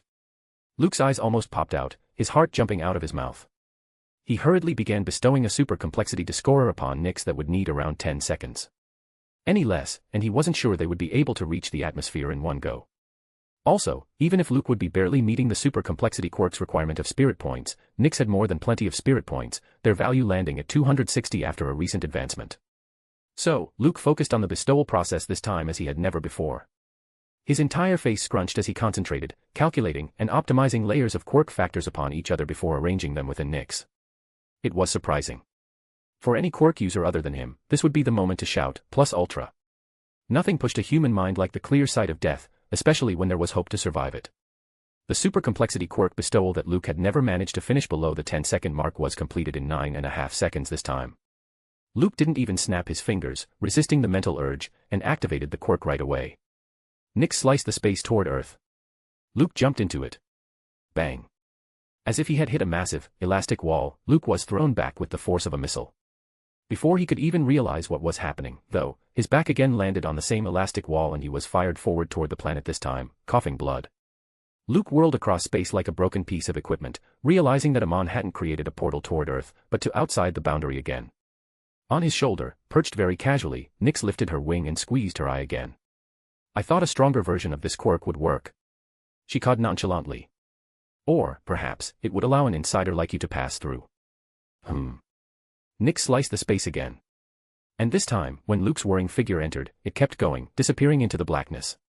Not only had Amon fooled Luke, making the latter believe that his 10-second countdown to death was real, but he had almost made him believe that the super complexity descorer would be enough to reach Earth in one swoop. It wasn't like he had suddenly become dumb, Luke realized, tasting blood as Nix repeatedly used descorer in space, crossing tens of thousands of miles in a moment. But Amon had tricked him, manipulating his memories and befuddling his mind. Luke also realized that this effect was more severe on him because he was a lower sequence beyonder of the same pathway as Amon's, giving the god of deceit an unnecessary upper hand. With one last use of descorer, just before the bestowed quirk could run out, Luke came hurling out of parted space and crashed into the Earth with a muffled thud. His body rolled on the bare Earth and came to a stop, Nix flying midair casually. Then, suddenly losing control over most of his body again, Luke got up, his eyes reflecting a dark mountainous region with the barest hint of civilization at the horizon. Nix flew down and landed on Luke's shoulder. "This isn't over, is it?" Luke thought, turning his head to look at the bird. "Amon. Does he not intend to let me go, ever?" Nix turned her head toward him and smiled. "Guess." "Fuck." Luke cursed. Impressed. Nix asked. "How about you become my blessed, instead? Believe me when I say it, that fellow is much crazier than I am. He must have warned you that I might not come after you so soon." "Right. What if I told you that warning hadn't truly come from him and had been a lie? If that fellow could think clearly, he would have told you exactly the opposite." Luke stared at the bird. "You are lying." Nix lifted her right wing and again squeezed her eye. "Then, let me tell you another secret about your conformity and singularity." The two looked at each other in silence. Nix opened her beak. In the very next moment, a roar deafened their ears, a hypersonic, mushroom-headed nuclear missile landing right in front of them, sending them flying with a resounding boom. Chapter 345, A Magician's Preparation, Mushroom Nimi vs. Amon. A magician's strength lay in preparation. Despite the Marauder pathway's uncanny suitability to his character, Luke had always preferred the Seer pathway. Not only because the former involved, and glorified, swindling, deceit, and questionable practices that surely led to greater strength, but also because his late wife wouldn't have approved of him openly accepting it. This shouldn't have mattered to anyone else, perhaps. Luke, who had chased bonds, acceptance, and a sense of belonging for a decade in his previous life, while holed up at the blue site, had an extreme appreciation for Momo's ideals that had led her to accept him. Mr. Fool had indeed guided Luke regarding Amon, considering the most likely path he would take in his world. He had indeed said that Amon might not come after Luke with the intention of harming him, as he would be wary of conformity and singularity, especially given his weak state as an avatar. The best, and the worst, case scenario, as per Mr. Fool, had been Amon waiting it out until Luke reached angel level and stealing all his powers, like fattening a pig before butchering it. In a way, the eldritch god above the Grey Castle had suggested that Amon might even help him grow, indirectly, if not directly. However, after coming back, Luke had gone through all the suggestions, guidance, and conversations once again, as per his habit of going through data, variables, and processes involved in an experiment many times over, being a scientist himself. It was this habit that had led him to come up with the method of decryption, divination, and deliberation to begin with. And so, after going through the matters discussed above the Grey Castle over and over again, Luke had finally found an odd element. It was less about the decryption itself and more about his belief that Mr. Fool never said something without a reason or some hidden repercussions and consequences attached to it. There were 2 sentences said by Mr. Fool himself, and not by other Tarot Club members, that had stood out like a sore thumb to Luke. First, Mr. Fool had surmised that Amon wanted to make a deal with Luke. Second, Mr. Fool had admitted that there was no telling what Amon would truly do. In the end, the King of Yellow and Black had concluded that the best thing Luke could do in such a helpless scenario was to ignore Amon. Luke, a faceless, cryptologist, and astrologer, had taken those words to heart. From the first and second sentences, the Quirk Beyonder had concluded that Amon might truly visit him sooner or later, solidifying the deal or, perhaps, for reasons unknown. That would indeed suit the actions of a god of deceit, making it look like a grand prank, especially when it would mean he had pulled one not only against a puny Luke, but also against his old rival, Mr. Fool. However, there was also the matter of ignoring Amon. Luke had always been taking Miss Justice's help to control his mind so as not to decrypt matters related to Amon, conformity, and singularity continuously, given how easily it could lead him to lose control, or, worse. Then, how could he go a step beyond and ignore Amon right away? And then, deliberating all that, Luke had found the grandest and most ingenious solution of his life. He would make himself forget about Amon's destined arrival. Miss Justice had gasped, screaming why it hadn't been she who had recommended that idea. She had also added that, to make the matter more believable for Luke, she could make herself forget about all of it, too. But Luke was a magician. So, naturally, he had created a full-fledged plan for the worst-case scenario. First, it was given that Amon would never deeply parasitize him, even though doing so wouldn't attract conformity and singularity's gazes. Second, if not him, then he would certainly parasitize Nyx. If he noticed that she was missing memories, then everything would go wrong from the very start, all plans coming to nothing. So, Luke had decided to keep her out of the loop for this trickery, bestowing a memory erasure quirk on another life form. Before letting his memories go, though, Luke had given some directions to none but Mushroom Nimi. Despite the cyborg's queer personality, they did have a quality that could practically outmaneuver even Amon, if used at the right time. After that order, Luke had made Melissa install a tiny GPS in his high-tech hero costume that he always wore, with Mushroom Nimi having the ability to access it directly from anywhere in the world. Even if Amon knew how GPS worked after coming to this world, Luke doubted that he would go out of his way to remove it from his costume. All this deliberate planning, finally led to this moment, Mushroom Nimi pushing themselves to hypersonic speed to reach the location where the signal was coming from, where his master was. And now came the time to follow the command Dr. Blessed had given to the apostle of Mr. Fool. The boom of Mushroom Nimi's arrival hadn't even died when, pushing their reserves to the limit, they began mutating. The Fool. The Fool. The Fool. And on and on. Hundreds of tiny mushrooms sprouted out of Mushroom Nimi's body, all capable of thinking independently, determined to do only one thing, pray to Mr. Fool. Scream. The idea was not to call upon the god themselves, but let their master hear the words, letting Luke's thoughts replicate the chants in his mind. Nyx narrowed her eyes, flying high in the sky, and all the mushrooms lost their voices. That was the trick, though. The same weakness that left Mushroom Nimi with a childlike rationality became their greatest strength against Amon. When hundreds of mushrooms lost their voices, the mutation only strengthened and intensified, and another 1,000 mushrooms exploded out of the cyborg, spanning the entire crater that had appeared because of their bombastic arrival. If this continued, then Mushroom Nimi might not be able to return to their true self, ever. They had just perfected their coffee brewing technique. They had just begun exploring sneaker culture, putting an order for a custom shoe online, for their massive feet. But, what of it? For Master, they would do anything, because Master was not Master, but their friend. Nyx's wing lashed out, and all the mushrooms, thousands in number, lost their voices, but a nuclear whirring noise rattled the ears before hundreds of thousands of mushrooms, with terrible appearance, came flowing out of the cyborg like pus. And all were saying the same words. Amon tried to snatch all those voices, but he was but a parasite of an avatar. In the next moment, from the clear sky, a magnificent bolt of lightning struck Nyx, and purged him out, the rumble of victory echoing everywhere, along with mushrooms' mutated cries. Note, the Sports Festival arc is now fully available in the highest tier. Chapter 346, Peaceful Hair Strands, The Price of Survival. Luke looked at the mess in his hands and frowned. On one side, Nyx was lying on the ground, electrocuted, her wings and legs twitching, a worm of time lying close to her, letting out the thinnest trail of smoke. On the other side, covering a crater dozens of feet wide, were mushrooms. Hundreds of thousands of them. Perhaps, even more. The top layer of these mutated mushrooms was bursting like bubbles before even more took their places, all still chanting the same words, praying to Mr. Fool. For Mushroom Nimi to continue doing so meant that the cyborg had truly lost all control, being incapable of returning to its original appearance. This was a disaster. Still, first things first, Luke thought. Miss Justice. The system scanned his immediate surroundings, including the entire mutated cyborg, and finally let out a sigh of relief in his mind. It's safe. Tell me, Luke said, walking toward Nyx and checking up on her. Then, Miss Justice unblocked her memories related to Luke's plan and told him everything, as his memories about the preparations he had made against Amon's eventual arrival were already lost permanently. I see. Luke said, color draining his face. Things could have gone so wrong, so fast. What if Amon had succeeded in using Discorer to bypass the boundary, letting his true body enter the world? What if Amon had succeeded in permanently parasitizing Nyx? The more Luke thought about the consequences of what could have happened if things had gone Amon's way entirely, the more his stomach became a pit, his heart booming in his chest. But saving Mushroom Nimi was the priority now, he remembered, nodding to himself. As it was Luke who had ordered Mushroom Nimi to use their innate mutations to counter Amon's theft, he had naturally planned for the cyborg's irreversible state as well. And this plan didn't require him to give any command or literally do anything. A ringing whoosh echoed in his ears as a stealth jet materialized out of nowhere over Luke's head.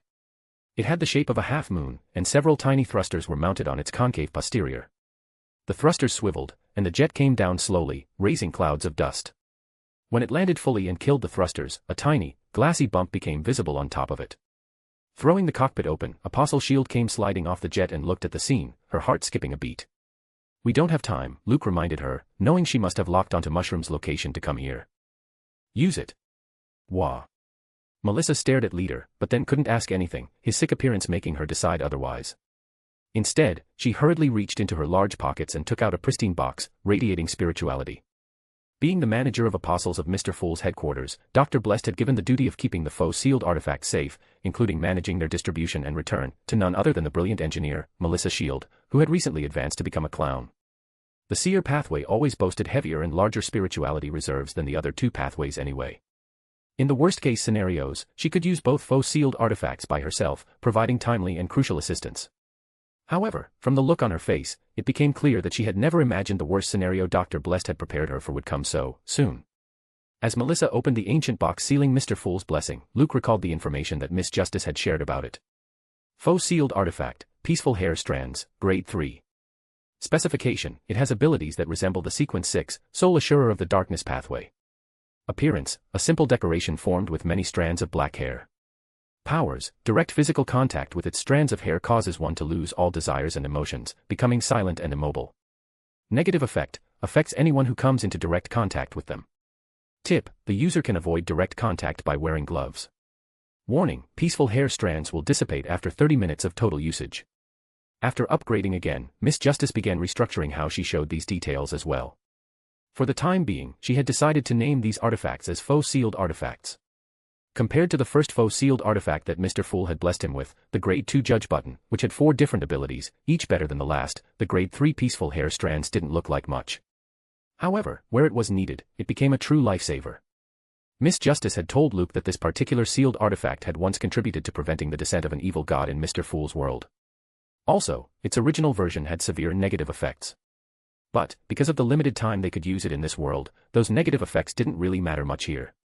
Still, according to Miss Justice, there was no such thing as a good or bad sealed artifact, only how much an artifact suited a particular situation. Situation, like this. Melissa, donning proper gloves as part of her clown getup, took the strands of hair out of the box. Despite wearing gloves, Luke saw a queer sense of calmness flashing across her panicked face, making her take a deep breath. Then, pouring her spirituality into it, Melissa whipped them toward Mushroom Nimi. The strands of hair lengthened unnaturally, instantly covering the entire mass of mutated mushrooms. Suddenly, all the raving chants of hundreds of thousands of pus-like mushrooms died. Slowly but surely, the mutation began receding, finally revealing the hint of the crater that they had occupied. After only 5 minutes, Mushroom Nimi returned to their original appearance. Then, they stumbled back and fell with a loud thud, carrying a strange hint of a smile on their face. Melissa calmly put the faux-sealed artifact back into the box, sealing its effect.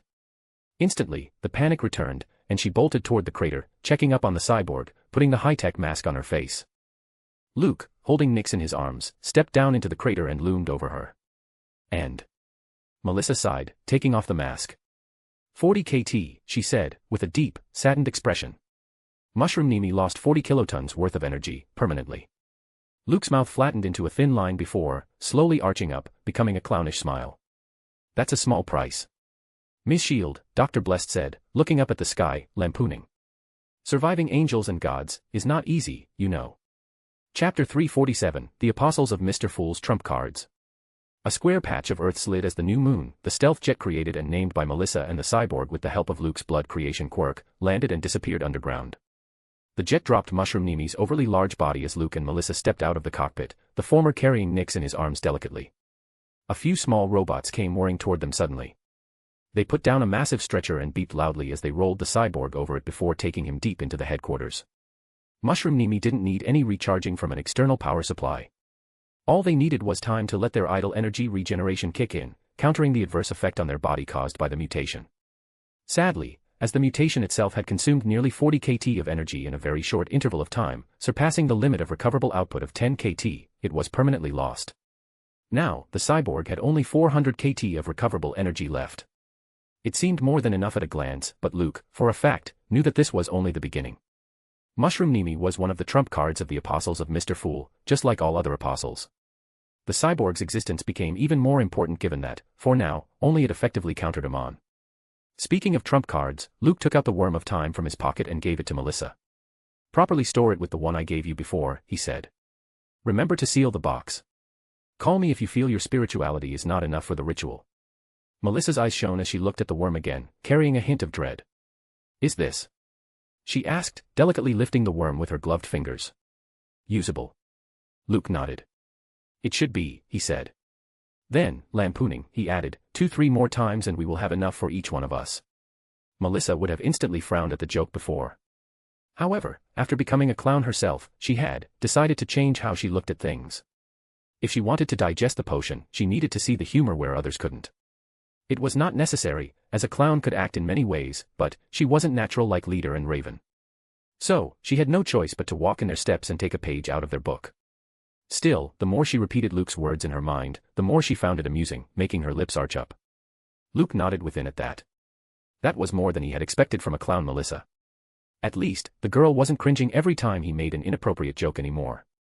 Will it truly be that powerful? Melissa asked, temporarily storing the Worm of Time in a box. The charm, I mean. Luke remembered the ritual that used the Worm of Time, creating a Fate Siphon charm. Yes, he said, taking a deep breath of excitement and anticipation. Yes. It will be. Call Iron Mentor and Trick Asterisk Star and let them know what happened vaguely. They should be able to make a full picture out of it. Tell them not to use their Beyonder powers for some time, especially Iron Mentor. Also, ask them to record their voice praying to Mr. Fool and use it as a ringtone. Setting it as an alarm ringtone will also serve as a good caution. Ask them to set an alarm on their mobiles with an interval of every 15 minutes. Praying to Mr. Fool wouldn't result in him helping them, as only Luke had a direct connection to the god above the Grey Castle. However, when the apostles prayed to Mr. Fool, Luke was alerted directly by Miss Justice. Also, even if Mr. Fool couldn't act against prayers made by anyone but Luke, he could still get some feedback. Otherwise, there would have been no point in gathering more followers of his faith in this world. In the worst-case scenario that Amon somehow prevented the apostles' prayers from reaching him, perhaps Mr. Fool could let him know through the system, Luke believed. Melissa gaped at the men walking next to her, her eyes wide in admiration. Luke didn't look like a teenage boy, but like a full-grown man at this time.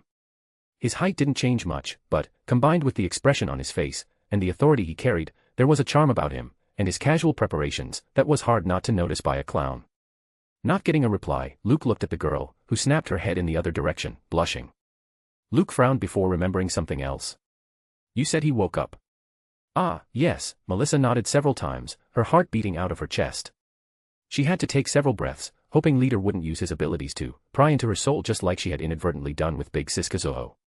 Melissa licked her lips and said. He woke up right after you dismissed the meeting, Leader. I would have alerted you in the morning. Luke nodded, stopping at the crossroads. I will pray to Mr. Fool and ask for directions before confronting our guest, he said. Let me know if you have any updates on Mushroom Nimi. Also, think of a better way to use the faux sealed artifacts efficiently, given that we can only use them limitedly. They are our trump cards. We cannot afford to be extravagant about them. You are, too. Huh. Luke looked at Melissa, puzzled. Melissa concentrated on her clown abilities to not blush so much that she felt her potion digesting by a tiny amount. I meant, she said, shuffling on her feet. You are also a trump card, leader. Luke and Melissa looked at each other before the faceless burst out in a fit of laughter. Good one. Luke said, holding his stomach. Keep at it, Miss Shield. You will digest your potion in no time. Ha ha. Then, as Luke walked toward the medical unit laughing, Melissa sighed. How in the name of Mr. Fool will he attend classes tomorrow? She grumbled, if he spends all night laughing like an idiot. TCH. Chapter 348, Gran Torino's Shocking Find. Around 15 minutes ago. Gran Torino tried to blink away the blurriness for a second time.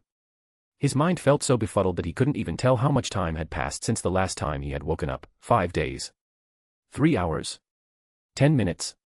The first thing the old pro noticed was the dryness. He was thirsty. He looked around, trying to catch sight of a nurse, hoping he was in a hospital. When he didn't hear anything, he tried to move his toes and gave up. Then, as the feeling of loss settled into his heart, he woke up fully. Instantly, Gran Torino realized that he had been wrong. This was indeed a medical facility, but it wasn't a hospital room. It would have been impossible for a newbie to tell the difference. But he was old and had been visiting wounded heroes for decades, enough time to intuitively pick up the hints. The question was, if he wasn't in a hospital, then where was he, who brought him here, and for what reason? Gran Torino decided against calling out for someone, especially when no one had shown up by themselves yet, despite a camera pointed right at him. Perhaps, his well-wisher-cum-kidnapper was watching him right at this moment, trying to see what he would do now that he had woken up. Perhaps, no one was watching him because of some inexplicable reason. The chances of the latter happening were little, but never zero. This meant it was his only chance to get up and assess the true extent of his situation.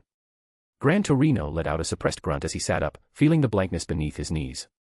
He grabbed the teal-colored sheet over him and paused. Then, taking a deep breath, he threw it open, daring to look at the loss with clenched teeth.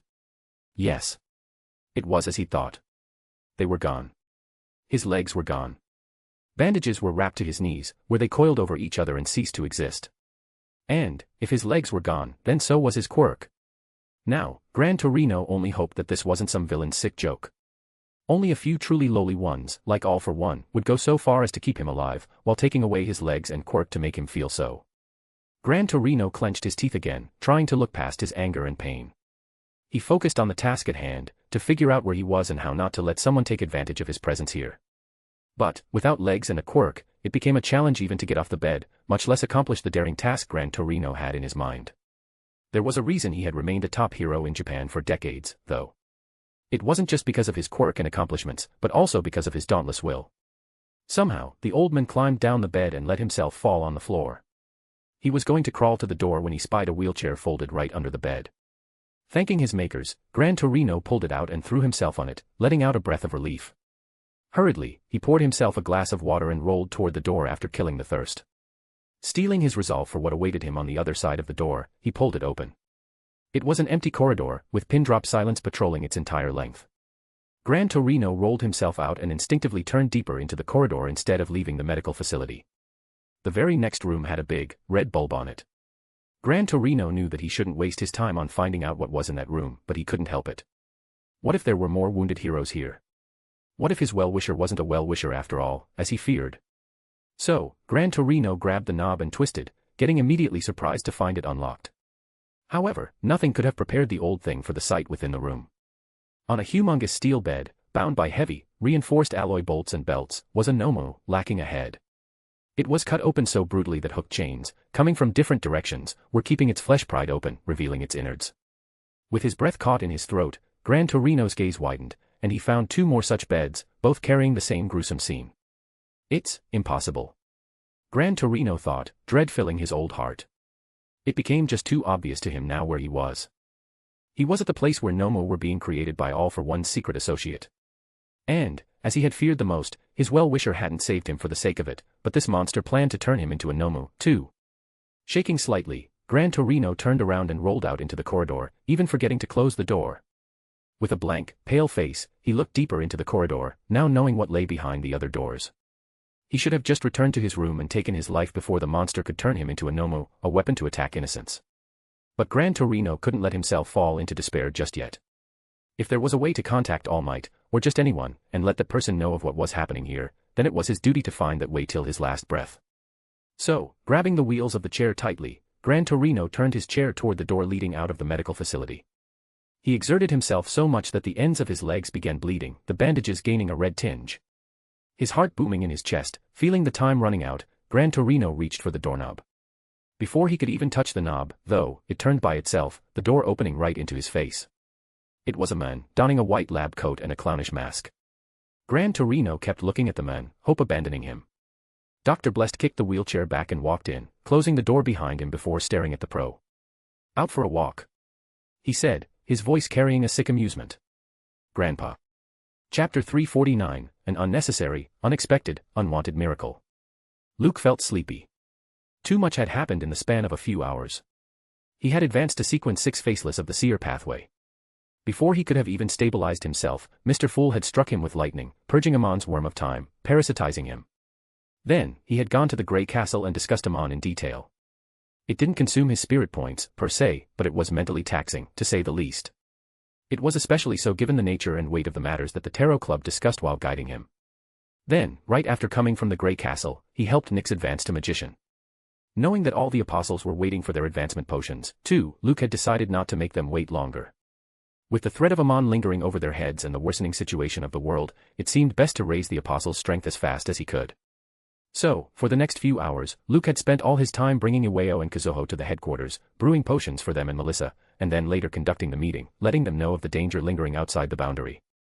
He should have called it a day, then, Luke realized now. But, the law of beyonder characteristic convergence worked in mysterious ways. Even if it wasn't this law that had made Luke decide to visit the vestiges after the meeting, he had solid reasons to believe that Amon had somehow manipulated or influenced it. Surprisingly, the Radiant of Hope, Yoichi Shigaraki, had taken him on a journey, showing him a grave secret regarding singularity and one for all. Something had gone wrong, then, though. Conformity had arrived in the place formed of memories and had connected to its future self, the same happening to singularity in retaliation. Luke had been knocked out of Midoriya's mind and had almost mutated for good. However, Amon, who had been waiting for him, had parasitized Nyx and had saved him before taking him to the space and attempting to go past the boundary using Discorer. When that had failed, they had arrived back on Earth, which later resulted in a face-off between Mushroom Nimi and Amon, the latter being purged out of Nyx by Mr. Fool, only hours after he had done so for Luke. So, when Luke arrived at the headquarters, all he hoped was to admit Nyx to a medical ward and sleep.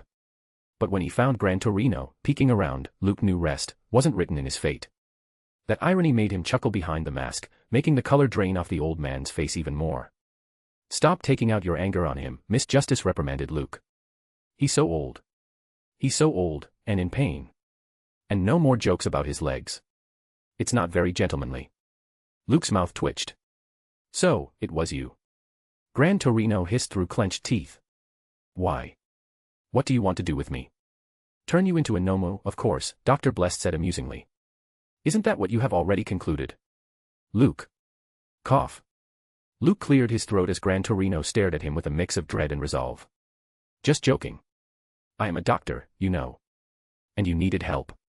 Gran Torino's mouth flattened into a thin line. He would have preferred if it had been the villain who must have assisted All for One. At least then, things would have been easier to predict. Dr. Blest.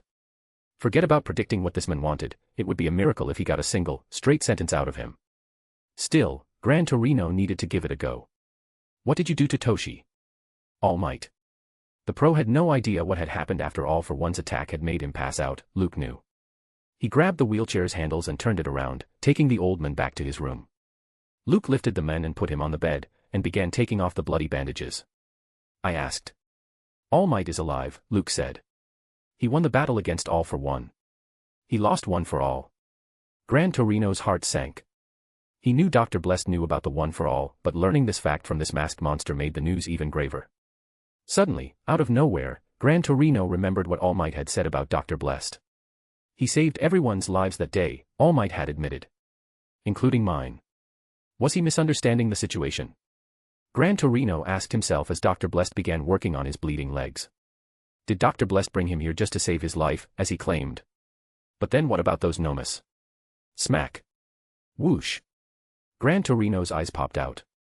Dr. Blest had just smacked the stumps of his legs, making a current of intense pain shoot up to his mind. Gran Torino was about to curse the men when he noticed something incredible. Dr. Blest's white lab coat was flapping as if someone was blowing air on it. And then Gran Torino remembered hearing the whoosh. His widened eyes widened even more, making him look like a toad. How? How? The old pro already had a small body. So, just by leaning forward a little, he saw the legs he had been ignoring all this while. They were cut just below the knees, but the flesh beneath them wasn't bound together. Small discs, with several holes, were now sewn there, making it impossible to tell if he hadn't been born with them. It can't be. Gran Torino muttered, shocked beyond belief. Dr. Blest cleaned the drops of blood that had shot out of the disc's holes, along with air. Your quirk, Jet, he said, taking out a fresh roll of bandages from a drawer and wrapping them around the old man's legs. It's actually just a set of air vents, connected to your lungs. Like blood vessels, but designed to increase the pressure and velocity of the fluid. Most of the power of your quirk did originate from your soles, but it wasn't as if losing half your legs meant losing your quirk factors. I did what I could to give you some means of mobility. You won't be as fast as before, but, well, you can definitely act like a wrinkled balloon. Haha. As Gran Torino looked at the clownish mask, Nana Shimura's face suddenly flashed across his mind. Miracles happen when you expect them the least, she had said, smiling wildly. All you can do is, not lose hope. Gran Torino's vision blurred.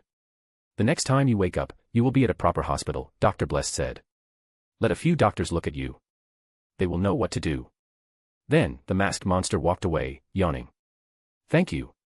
Gran Torino said, his voice breaking. Luke shook his head, closing the door behind him, the corners of his mouth lifting slightly under the mask. Chapter 350, Hero Course, Second Year, begins. A 5-minute walk away from the main campus, UA built a series of dorms within a week of declaring it so. Multi-storied buildings, one for each class of UA, regardless of their courses, were lined in 2 rows on one side of the road. Classes would be starting tomorrow. Today, it was all about getting settled. Thinking of the uselessness of waking up so early today, Luke yawned. As he walked on the road, heading toward the 2A dorm, students kept turning their heads to look at him. It wasn't just the girls anymore. Even the boys were staring at him, half in awe, half in jealousy. Because of his appearance and being an obvious foreigner, Luke had always stood out. So, this staring wasn't something new to him. Also, none of the students were astute enough to notice that he had gained more muscle mass during the term break. It wasn't like he had become noticeably taller, either. It was because of what had happened during the training camp and the events that had followed it. The entire country now knew who Luke was, what his quirk was, and what role he had played during the training camp's villain incident. Luke had already left behind a long-lasting impression on the people during last year's school festival, ridiculing Shigaraki Live. His recent actions, which had forced people out onto the roads in his, Todoroki, and Monoma's favor, had done nothing but add fuel to the fire. It was especially so for him, though. His fan base had grown in the last week so much, in fact, that it even surpassed some of the pros. None of this would have been possible if Luke hadn't been strong innately. But, he was. He was ridiculously strong. As if that wasn't a curse already, he didn't look bad, either. Of course, oblivious to all this, Luke kept yawning, not even bothering to straighten his wild, tousled hair. So, when a girl blocked his path, he just looked at her, puzzled. Yes? Luke asked, looking down. Against his height of 6 feet and 3 inches tall, the girl's head barely came up to Luke's abs, her neck craned so back that it looked unnatural. A crowd had begun gathering around the two of them. The girl gulped, taking out a notebook covered in glitter and colors. Can I have your autograph, senior? Puffed. As Miss Justice laughed in Luke's mind, he gaped at the girl. That was just the beginning, though. The moment some of the youngsters realized what was happening, a ruckus took over Luke's surroundings, new admissions storming toward him, all carrying a glow in their eyes. Looking at this from afar, from the top floor of the school building, Nizu smiled. All Might, wearing a yellow suit, smiled even broader. After Dr. Blest's miraculous intervention, he had regained his health as if All for One had never injured him. Even though he had lost One for All completely, his muscular form had become permanent, and his raw strength rivaled that of many pros. All Might hadn't been sure about joining UA, though. Are you still sulking over it, All Might? Nizu asked. The larger man's lips twitched. How do you know? It's easy to guess, Nizu said. The world has lost the symbol of peace. The media has had a penchant for exaggerating things. You shouldn't take them to heart. They are not wrong, though, All Might said, his broad smile settling into a thin line. I am not a pro anymore. You are still a hero, Nizu reminded him, looking up. People still need you, even if you have retired. And, more than people, your students need you, All Might. You still have much to offer. Your experiences can help them grow faster than any training ever could. It's good that you are not dying anymore. So, why not use that to our advantage? All Might let out a chuckle at that. Then, an even bigger frown replaced that chuckle. I must clear the matter regarding Dr. Blessed, he said. Here I am, laughing, while the world is calling him a monster. If you want to do that, I will not stop you, Nizu said, shocking All Might. Yeah. I will not. However, your revealing of any truth regarding Dr. Blessed won't change people's perception of him. Not now. Why? Because you have retired, Nizu said. No matter what you say, half the world will continue to blame Dr. Blessed for it. Here's the thing. You can focus on the other half. The half that doubts, but does not reject, the words Dr. Blessed had left behind that day. The words that claim you are a testament to this. Mr. Fool's benevolence. I guess, if that's what Dr. Blessed's after, then he would be more than thankful to you. That's brilliant. All Might gaped at Nizu, stunned. Did your quirk experience another awakening or something? Ha. Nizu laughed. Then, letting out a breath, he sighed. The dorm system is not just about student safety, remember. We also need to find out the leak. Painful it may seem, but we cannot help but suspect our own students. All Might nodded. A call is here. A phone call is here, the phone rang. All Might hurriedly took out his mobile. Hello. Suddenly, his blue eyes widened so much that even Nizu got spooked. It was from the hospital, All Might said, cutting the call, already turning around. They just found Gran Torino in a bed, covered in tarot cards. As All Might and Nizu ran to the hospital, the crowd near the dorms had already dispersed. By the time Luke finally reached the 2A dorm, all the students had already gathered in front of the building. Luke looked past the students and found Aizawa glaring at him. Surprisingly, both looked similar, despite the obvious difference in their appearance. Dark bags under their eyes. Sleepy, lethargic look. Annoyed. I guess now that the latecomer has joined us, I can properly begin, Eraserhead said, looking at the same, but changed faces. I am glad for you all to make it to the second year of UA's hero course. Let's hope. I will not have to expel any of you this year, for real. Chapter 351, Provisional Hero License Exam and Sports Festival. As Eraserhead mentioned the matter of expulsion, everyone looked at Luke and Todoroki. I will explain the dorm system later, Aizawa said, taking his eyes off the two troublemakers. Before that, I need to discuss two important things. First, the Provisional Hero License Exam. Once again, involuntarily, everyone looked at Luke and Todoroki. By now, all of them had learned what the alternate punishment UA had decided for them and for Monoma from Class 2B. The entire point of the training camp was not only to make your quirk stronger, Aizawa explained, but also to prepare you for the Provisional Hero License Exam, which will be conducted in the second half of this semester.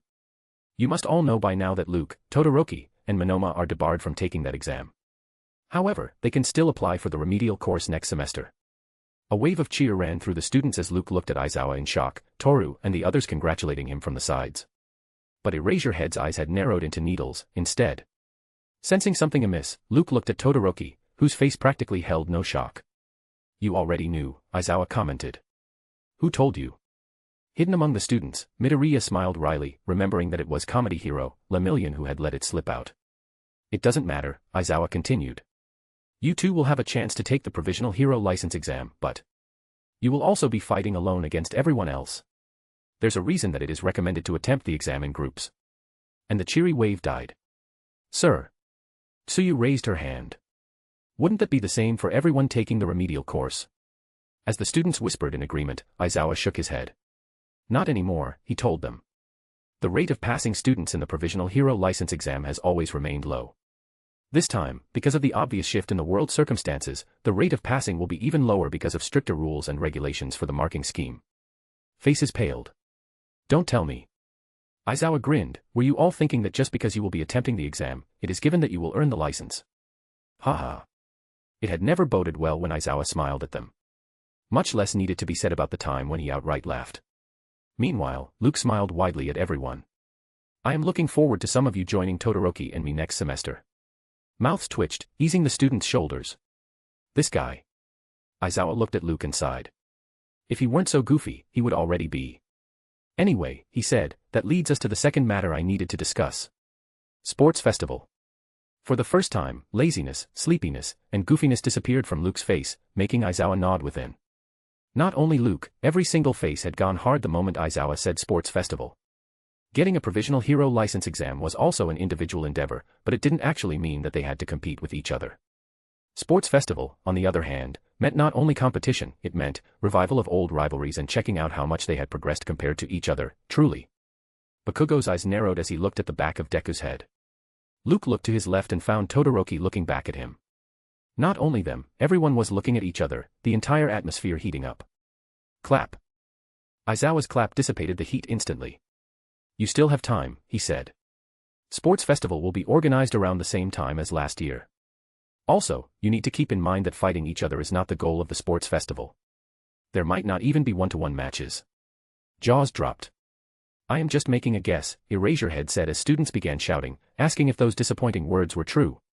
The point is, even if you have made it to your second year, you still need to impress the hero agencies, which you will be joining after getting your provisional hero license for your work studies. So, be mindful of that. Alright. That is all. Let's go inside. As the students followed Aizawa, Momo neared Luke. Where's Nix? She asked. Still under the weather, Luke told her, holding back a yawn. Then, lowering his voice, he asked, did you hear anything from your parents again? Momo, going a touch red, shook her head rapidly.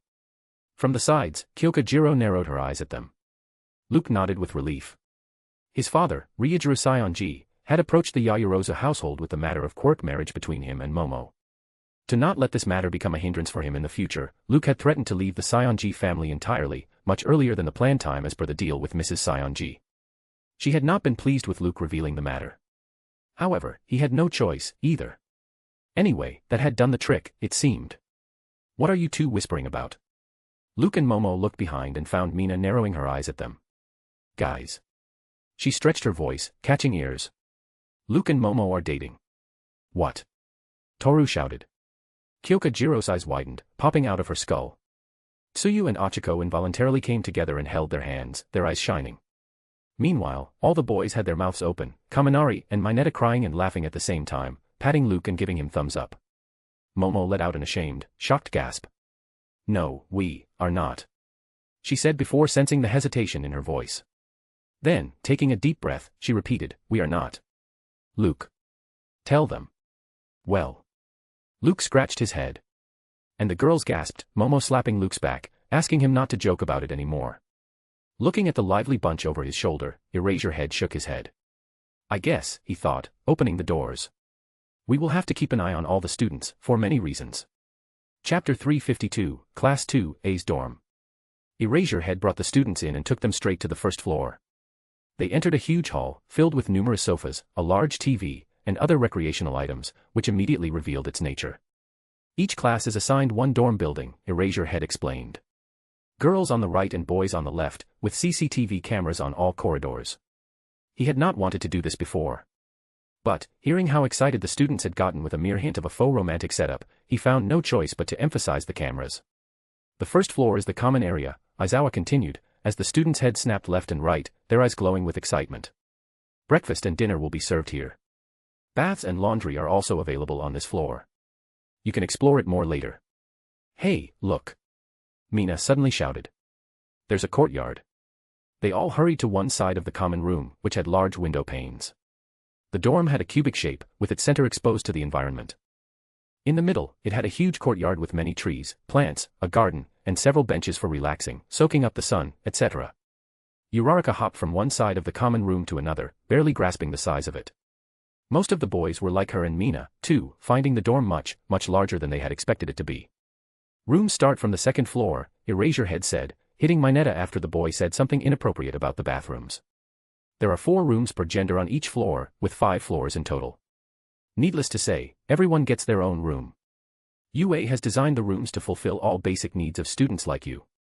ACs, attached toilets, fridges, closets, etc., etc. You get the gist. Guiding the students, Aizawa took them to the second floor and opened a room. Many eyes already widened as this was much bigger than the rooms in their homes. Whoa. Deku gasped. There's a balcony, too. Erasure Head lined up all the students in the corridor on the second floor and took out a document. "All right, here's your room arrangement," he said, reading from the paper. "On the second floor, Mineta, Midoriya, Aoyama, and Tokoyami." When Aizawa didn't mention more names for this floor, a gasp filled the entire corridor. Holding his head, Mineta slid down to his knees and remained there as if he was looking at the Kamino incident playing on screen all over again. Ignoring him, Aizawa continued, "Third floor, Kaminari, Ida, Ojiro from the boys, and Jiro and Hagakura from the girls. On the fourth floor, we have Shoji, Kirishima, Bakugo, Uraraka, and Ishido. Luke, Sato, Todoroki, Shiro, Yaoyorozu, and Azui are on the fifth floor." Oh. Mina made a noise, bumping shoulders with Momo, making everyone giggle or chuckle wryly. Aizawa put away the document. "All right, that's it from me," he said. "I will explain what happens from tomorrow onwards." "Well, tomorrow." "Oh, right. Before I dismiss you all, I have a warning for you." The mood changed instantaneously. Aizawa nodded within as he saw that. It meant, despite the playful, normal childlike activities and teasing, the group had at least learned to drop everything to focus their full attention at a moment's notice, if necessary. "Not many students are happy with the Heights Alliance, the name we have given to the dorm system at UA," Erasure Head told them. "We faced resistance from the general education and business course students and their families. There is an ill perception among them that it's Class 1A and 1B who can't help but get in trouble with villains, which has led to UA forcing the dorm system upon them as well. But that's ridiculous," Kirishima hissed. "Villains won't ask which course a student belongs to before attacking him." All students nodded at that. "Regardless of the valid reasons," Aizawa said, sounding pleased with Kirishima's logic, "you all have to be mindful not to let it become an issue. You will be living together. So try to get along, no matter what you hear." Aizawa glared particularly at Bakugo, Hootsked looking away. "Sir." "Yes." Aizawa looked at Luke. "Can you ban the fresh admissions from coming to this dorm and ask for my interview?" Luke said, carrying a silly, sleepy grin on his face. "Sadly, I have become too popular for my own good." Bakugo, Todoroki, and Mina were about to call Luke shameless when he pointed his thumb toward the balcony of the open room next to them. "No way." Toru hissed, rushing in with the others. In front of the dorm building, a sizable crowd had gathered, children looking left and right as if waiting for someone. "See," Luke said, throwing his arm around Todoroki. "Getting debarred from the provisional hero license exam doesn't sound so bad now, does it? Want me to introduce you to someone? I thought I saw a girl with yellow and green hair." As laughter bounced between the students, Todoroki slamming Luke's arm away, Erasure Head shook his head. This could really become a problem. What Luke had done wasn't some glorified act. Well, it kind of was, but UA wouldn't want the new admissions to follow in his footsteps. Especially the new Hero Corps students, who were already a notch louder and wilder than the ones under him when they had joined UA. Making the matter an indispensable priority, Aizawa nodded to himself. "I will take care of them," Erasure Head said, bringing the students back to the corridor. "The stuff you guys sent ahead has already been placed in your rooms. Settle in and get ready for tomorrow." Dismissed. "Yes, sir." Along with everyone, Luke went to his room on the fifth floor and sat down on the bed. "What are you planning on doing now?" Miss Justice asked. "Would you like to work on faceless acting method? You have already digested a great chunk of it because..." Before she could even finish her words, though, Luke just fell. By the time he hit the cushioned bed, he was already out cold, snoring loudly. "Sigh," Miss Justice sighed, reminiscing. "You reminded me of Miss Magician when she was writing stories for Mr. World. Good times." Chapter 353, Kunnagi. Kunnagi looked at the rats as they squeaked past him.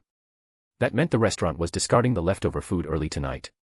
Gulping and suddenly feeling the pit in his stomach again, the 11-year-old urchin fell into line with the rats. He was wearing something like a shirt, but it was too filthy and torn to tell its origin. Under the shirt, he wore half pants, brutally torn at the edges, his bare feet sliding over the slimy concrete. He grabbed the edge of the wall, the light from the bulb over the restaurant's back door falling on his dirty nails. Yes. The bald, fat staff member, oddly wearing a black suit, was already there today, throwing bags of leftovers into the dustbin. The men kicked a few rats away and then, suddenly, his eyes snapped toward him. Kunnagi hid himself behind the wall, his breath quickening involuntarily. The dread on his face was so much that it made his extremely thin face even thinner, his small chest rising up and down like a deflated balloon. His sunken, black eyes fell inside his skull even more, and he planted his bony back deeper into the wall, trying to sink into it, if possible. "Who's there?" the men shouted. "Bastard, I will kill you if I see you here ever again. You hear me?" Some slut's fucking leftovers. TCH. A bam reverberated as the door slammed shut. But Kannagi didn't move. Not until he heard the sound of squeaks again. Now that was a sound he trusted, meaning the men had actually left, unlike the last time. You don't have to eat, drink, or sleep. I know. Kannagi mumbled, leaning his head out. But. The door opened again. Kannagi was about to snap back to the security of the wall's shadow when he heard her. It was a small, hushed voice. Are you there? A brilliant smile blossomed on Kannagi's face. He walked out of the shadow and looked at her. Eri. He said, approaching the girl. I thought you wouldn't be here today. Now that's a lie. Kannagi ignored the voice and patted the little girl's head. After years of surviving the streets, he had finally made a friend. A friend. He was happy. Now, he knew why people in pubs made so much fuss about that word. Eri looked over her shoulder at the slightly open door. Then, she looked back at Kannagi, her eyes falling to his hands. Where's the doll I gave you? It's safe. Kannagi hurriedly told her, remembering the small mecha robot she had given him. I am using it for something very, very important. Eri nodded, smiling. Oh, wait. With little steps, she went inside and came back only moments later, carrying a comic. Is this the one you like? Eri asked, showing the image of a white-blue mecha on the cover. Kannagi's eyes lit up. Whoa.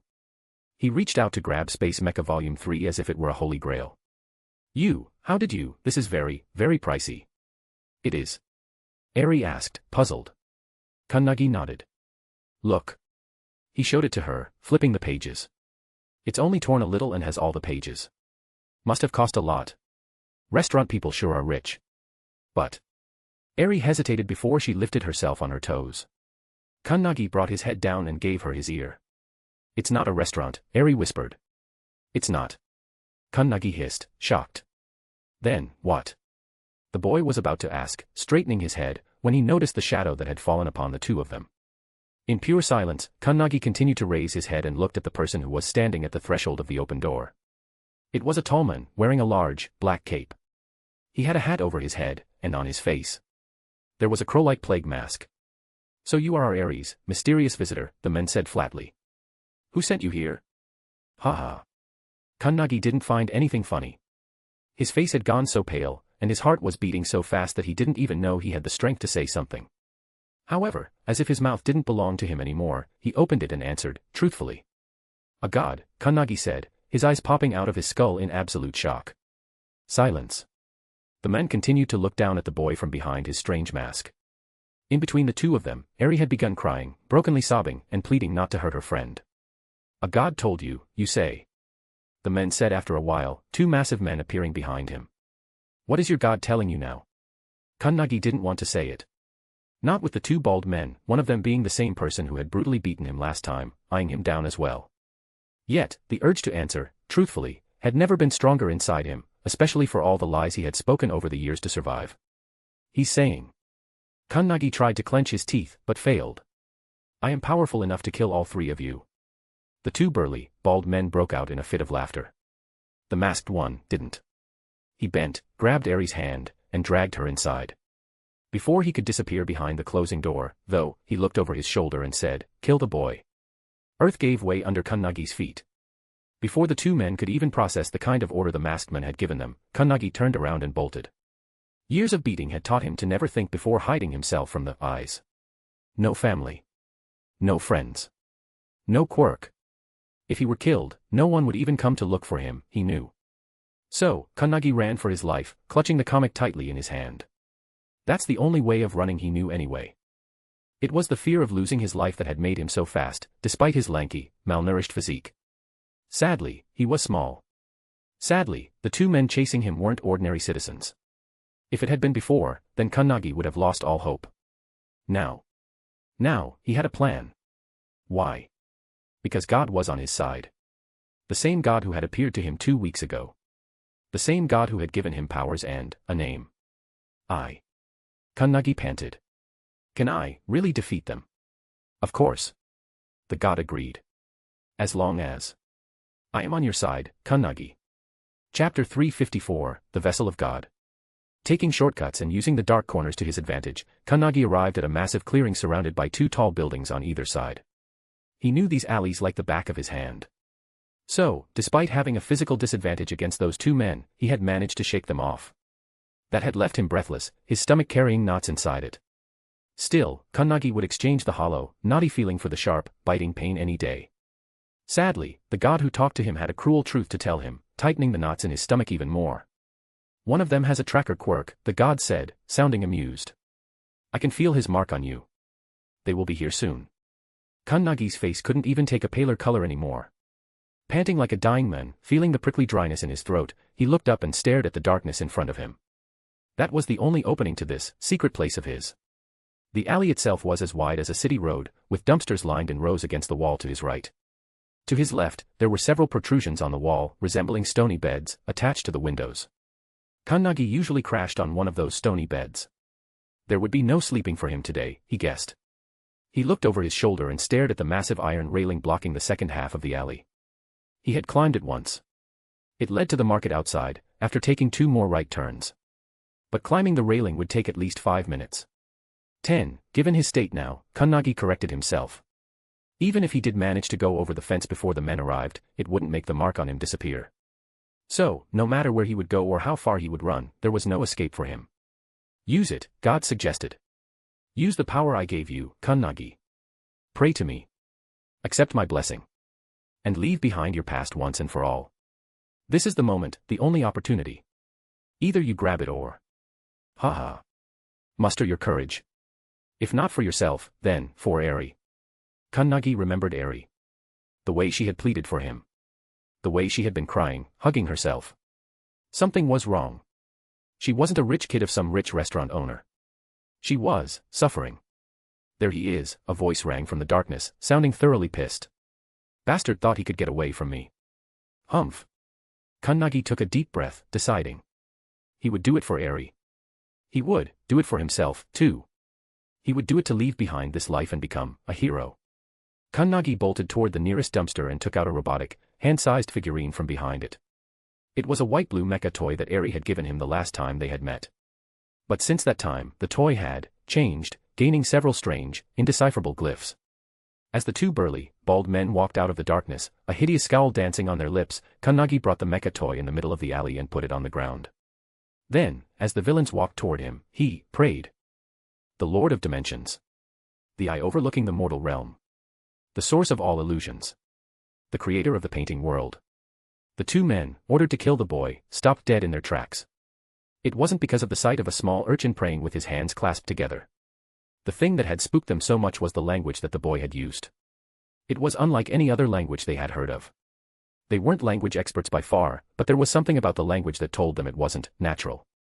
Meanwhile, not knowing the meaning of the words himself, Kannagi finished chanting the prayer in the language the god had called Jotun. The 2 men looked around, as if waiting for something to happen. But it was so silent that the only things they could hear were the distant horns and the squeaks of rats in the dumpsters next to them. The little fucker's buying time, one of the bald men, who had beaten the boy last time, said. For what? The other replied. Who's gonna come to save a trash?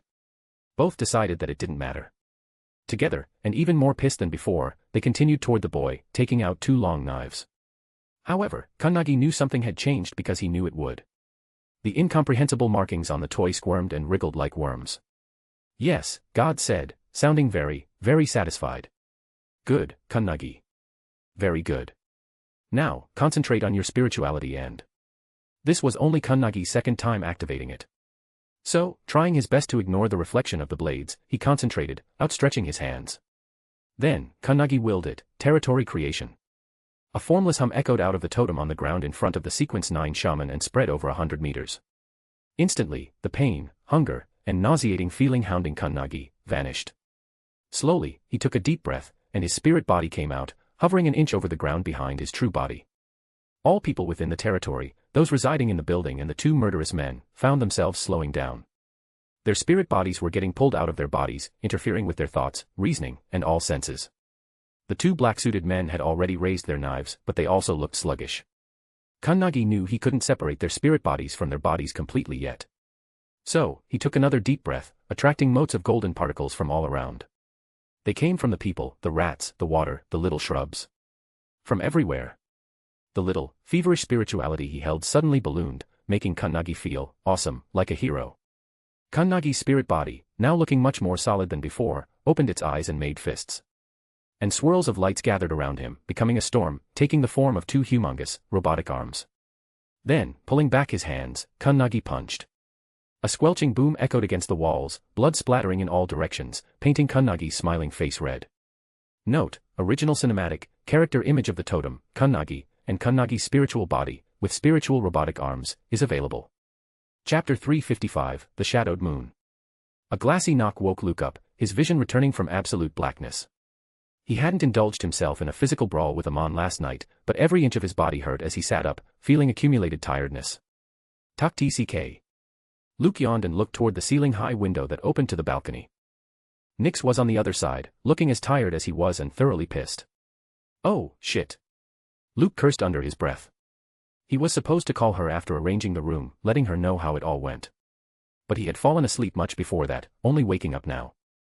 The mere thought of what events would have led Nix to be here made him instantly lose all his sluggishness, his face gaining an apologetic twitch.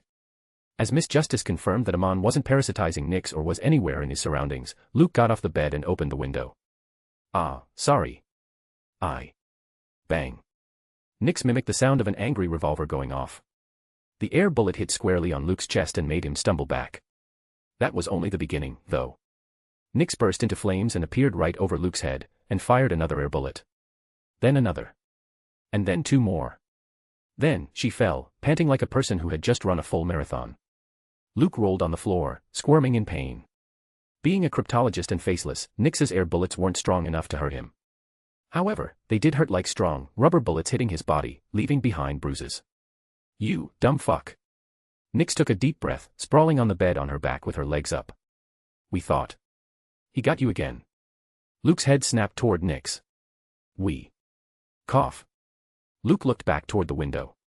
Standing near the curtains was Miss Kazuho, dressed in UA's school uniform, her skirt fluttering as the wind played with it. Luke's head once more snapped toward Nix, his eyes widening in shock. Nix looked away. Was desperate. Luke instantly put his hand on his face.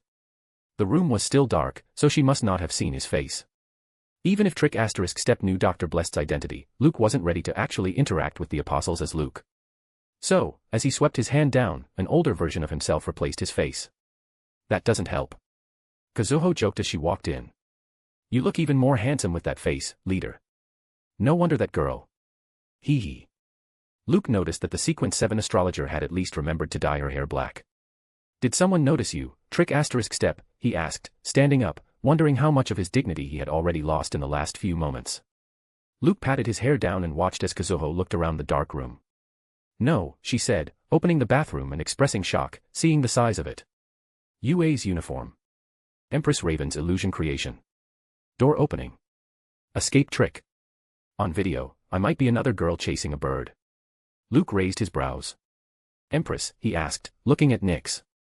Then, shaking his head, he said, impressive. You are getting the hang of it, Miss Kazuho. Kazuho is fine. Trick Step said, smiling at him. This miss makes me feel like an old woman. Luke didn't let the frown come to his face. As you wish, he said, not finding a reason to make a big deal out of it. Did you? Yup, Kazuho said, flashing her mobile at him. Dropped a message in the group that you are safe and sound, leader. Luke squinted his eyes at the mobile. We have a group. Duh. Kazuho looked flabbergasted. It's 22nd century. How else are we supposed to connect? Owls. Don't worry, Kazuho said. It's all encrypted. I should be going now, then. Luke nodded. He snapped his fingers, activating Discorer Quirk in Nix. And the moment he did so, Nix's eyes rolled back in her head, and she passed out. Knock knock. Luke and Kazuho jumped, their heartbeat quickening. Silently, and ever so slowly, Trick Step stepped into the bathroom and closed the door. Luke swept his hand on his face, regaining his young appearance and adding sleepy, baggy eyes to it. He opened the door and found Momo and Suyu staring right at him, both dressed casually. Their eyes landed on his face, instantly making them frown. Then, they noticed that he was still in his uniform before looking at the darkness behind him. It became obvious that Luke hadn't even unpacked and must have fallen asleep right after coming to the room. And that was the least like him. Are you okay? Momo asked, looking concerned. Tsuyu's eyes narrowed as she noticed that concern, but decided to discuss it with Uraraka later. Yeah. Luke said, smiling at the girls.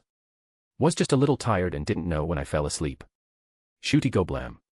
Shooty go blam. Momo and Tsuyu jumped at the sound. What was that? Tsuyu asked, peeking behind Luke. Luke decrypted with a speed like never before. He smiled wryly. That's my notification ringtone. Sorry. Big fan of Hero Skycrawler. The one who came from USA. Remember? He saved so many people during the Kamino incident. Momo and Tsuyu exchanged glances. All right, Momo nodded. We all were going downstairs. I will be there in a few minutes after unpacking, Luke said, misdirecting the girls' thoughts. Who knows when Erase Your Head will pop up for a random check. The girls giggled at the picturesque joke and left. Luke shut the door, and his shoulders drooped with a sigh. He switched on the lights and came back to the bedroom. Come out. Kazuho, with a deep cherry-red face, walked out of the toilet, her eyes shifting left and right, daring not to look at the leader. Oh, yeah. She suddenly remembered something, patting her cheeks to hide the blush. Master IW. Iron Mentor said that he found 2 bodies in Tokyo. Some Yakuza members. Luke frowned. And he said he was getting this odd feeling from the place, Kazuho added, walking toward the window. Luke nodded. Send me the location, he said. And add me to the group. Kazuho grinned wider than ever. Enjoy your school days. Leader. She opened a door into the balcony's floor and fell, landing in the bushes, Luke smiling wryly overhead. Then, shaking his head, he was about to go back to the room when something caught his eye. It was a full moon today. But the moon looked dimmer. Like something was casting a blurry shadow over it. In the next moment, the blurry shadow receded, as if it had never been there. I need proper rest. Luke massaged his temples, lampooning. We'll have to change my ringtone to that stupid move name, too. Sigh.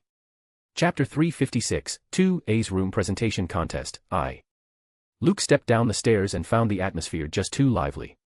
Even before coming to school today, he had decided not to dwell on the circumstances and situations that were not within his direct control for now.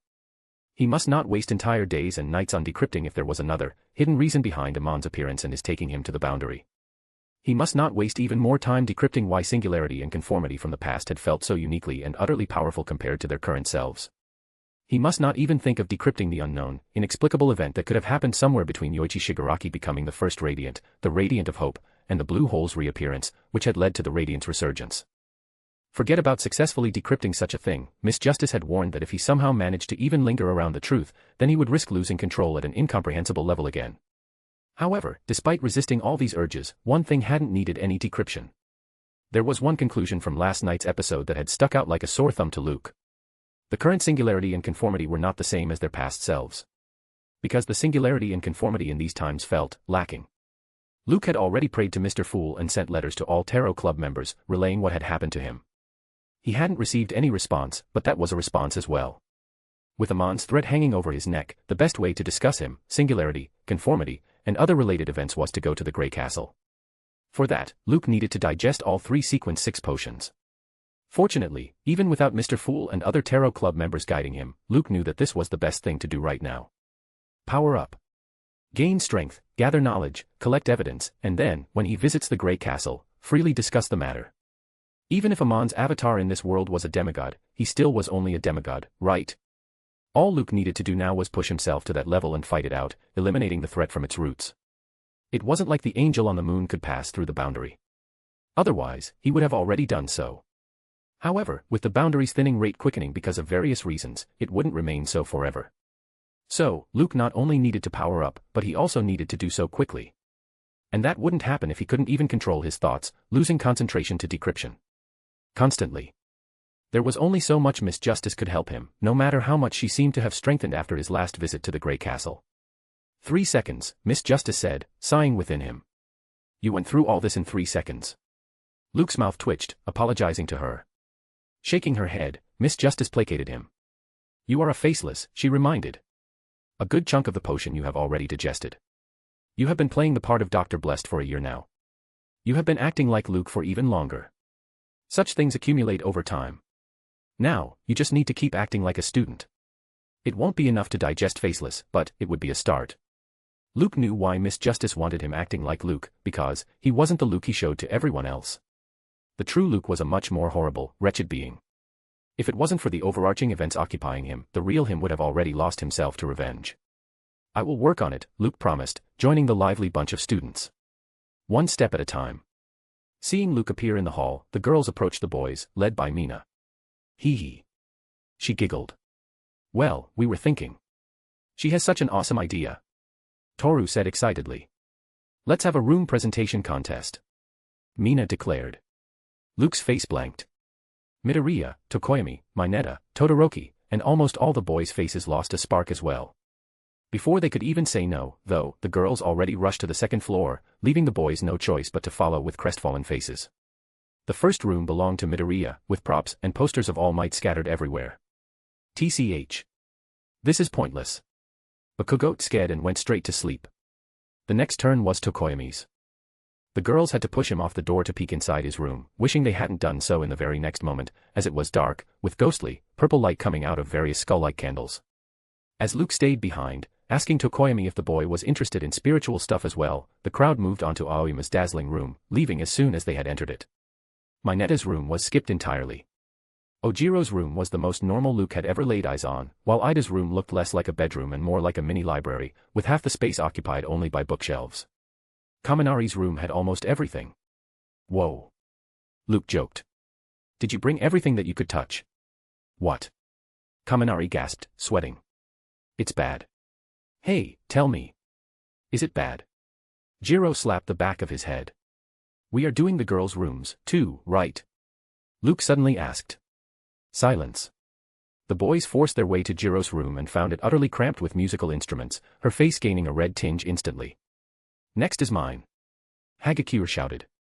Her room was the most girly girl room, a pinkish tone plastered everywhere. What do you think? Hagakure asked, grabbing Luke's arm tightly. Luke tried to snatch his arm away as it was pressed between her breasts, but she grabbed it even tighter. Behind them, Momo's face gained a scowl. Behind Momo, Jiro's face reflected her friend's expression. Behind Momo and Jiro, Tsuyu and Uraraka's eyes widened. Behind the four girls, Mina's eyes narrowed, finding something amiss. And around all of them, the boys kept looking around, uncaring of what was going on, just enjoying the experience of being in a girl's room. Chapter 357, 2A's Room Presentation Contest. 2. Luke sighed in relief as he walked out of Toru's room. If Nyx had been here, she would definitely have made some inappropriate joke. But he should have expected it, Luke realized. In this life, the students have already suffered a great deal, despite the divergences and stretching of the events. Not only were the nature and power of the villains becoming stronger, posing a greater danger, but the overarching situation was worsening as well because of Amon, Singularity, and Conformity's presence. It couldn't change the fact that the students were growing up. From a natural standpoint, it seemed right for them to act their age, taking an interest in things other than fights, such as romance, relationships, and dating. Luke had absolutely no interest in being involved with Toru, though. If he could control himself regarding Momo, then less needed to be said about the other girls. Taking control of his reactions by thinking all that, Luke let out a breath, nodding to himself. You are boring, Miss Justice complained. As the corners of Luke's mouth twitched, the room presentation contest continued. Mina's room was just like Hagakure's, with all colors turned darker, gaining a touch of black in them. Uraraka's room was simple. Nice place, yeah, Midoriya? Luke asked, winking. Oh, yeah. Haha. Midoriya blushed, smiling wryly, kicking Luke's leg. Kirishima's room had all the gym equipment, whereas, contrarily, Shoji's room had absolutely nothing but a desk and a mattress. On the 5th floor, Todoroki opened his room. When did you get the time to give the interior a traditional Japanese-style look? Kirishima asked, shocked. Siro's room was in an Asian style, with elements from many coastal countries. Sato's room was in shambles, but he did have a baked pie to share, making all the girls stay in his room the longest. Ajui's room was rather plain-looking, if they ignored the sheer number of ocean-themed paintings and prints. By the time Momo's turn came, she had lost all her enthusiasm for this stupid game. Still, it was a group activity. So, as class representative, it was her duty to play along. I didn't know the sizes of the rooms here, Momo explained, licking her lips and opening the door. Please, ignore a few things. When the door fully opened, none could see the few things she had mentioned. Because the only visible thing was the massive king-size bed, occupying almost the entire room. Jiro said something in Momo's ear, and the latter's entire face went red, Tsuyu and Uraraka giggling next to them as Toru and Mina threw themselves on the bed, bouncing on it. Not understanding what was going on, the crowd came out of Momo's bedroom. Only one room remained now. Well, we can skip mine, Luke said. It's the same as the one you saw at home last year. Don't be ridiculous, Momo said. Then, clearing her throat, she added, I mean, it's a part of the contest, right? Toru, Midoriya, and others nodded. Letting out a sigh, Luke took them to his room. I am telling you guys, right now, he said, opening the door. You guys will be disappointed. But, when the students finally entered Luke's room, disappointment was the last word that came to their minds. Indescribable shock, gaping mouths, and dumbstruck eyes. Not only to the other students, but the same expressions also belonged to Luke. And, it was nothing related to the room's arrangement. It was related to the presence of a woman, standing in the middle of the bedroom, wearing a sultry costume. Era. Midnight licked her lips, looking at Luke. I told you to return alone. You naughty boy. Heads turned toward Luke mechanically. Oh, come on. Luke threw up his hands. She's lying. What are you doing in my room? Midnight giggled. Was just checking something, she said playfully, walking toward the open balcony. It's all right. I will visit, later, when you are alone. Please don't do that. Luke said, sensing gazes stabbing into the back of his head. It didn't take him much deciphering to learn the reason behind Midnight's presence here. She must be on duty for the dorm's security. One of the guards monitoring the CCTV cameras must have caught Kazuho's figure, forcing them to alert the pro. However, that was something Luke had already expected. If it hadn't been for Trick Step dressed as a UA student, he would have never let her return alone. Also, this afternoon, Luke had shared his apprehension regarding the first-year students with Erasure Head, who must have shared it with the rest of the teachers who were in charge of the security of the dorms. Now, in Midnight's mind, Kazuho was just Luke's fangirl out of her dorm without permission. Still, to think that his room had already seen 2 women on the first day of his moving into the dorm. Luke didn't see it as a good sign at all. Good night, boys. Midnight winked. Don't forget to lock the windows and doors. Then, she jumped off the balcony, giggling to herself. Sighing to himself, Luke turned around and found every single girl glaring at him, their faces reflecting nothing but blankness. Then, together, they all turned around and walked out of the room. What did I do? Luke asked loudly. Next to him, the boys chuckled wryly, Mineta already asking Luke to switch rooms with him. After a few minutes, everyone gathered on the first floor to cast their votes, choosing a room other than their own. All right, everyone. Mina shouted 5 minutes later. Here are the results of the first room king, or queen, competition, minus Bakugo. A silence fell over the students. No matter how stupid the game itself was for a few of them, at this moment, they all were as excited as the person next to them. Well. Luke lampooned, we all know who is not winning it. A laugh bounced among the boys, even Tokoyami ending up chuckling at that. Among the girls, only Uraraka laughed sheepishly, Momo grinding her teeth next to her. With a total of 6 votes, the overwhelming winner of this super awesome room presentation contest is... Huh.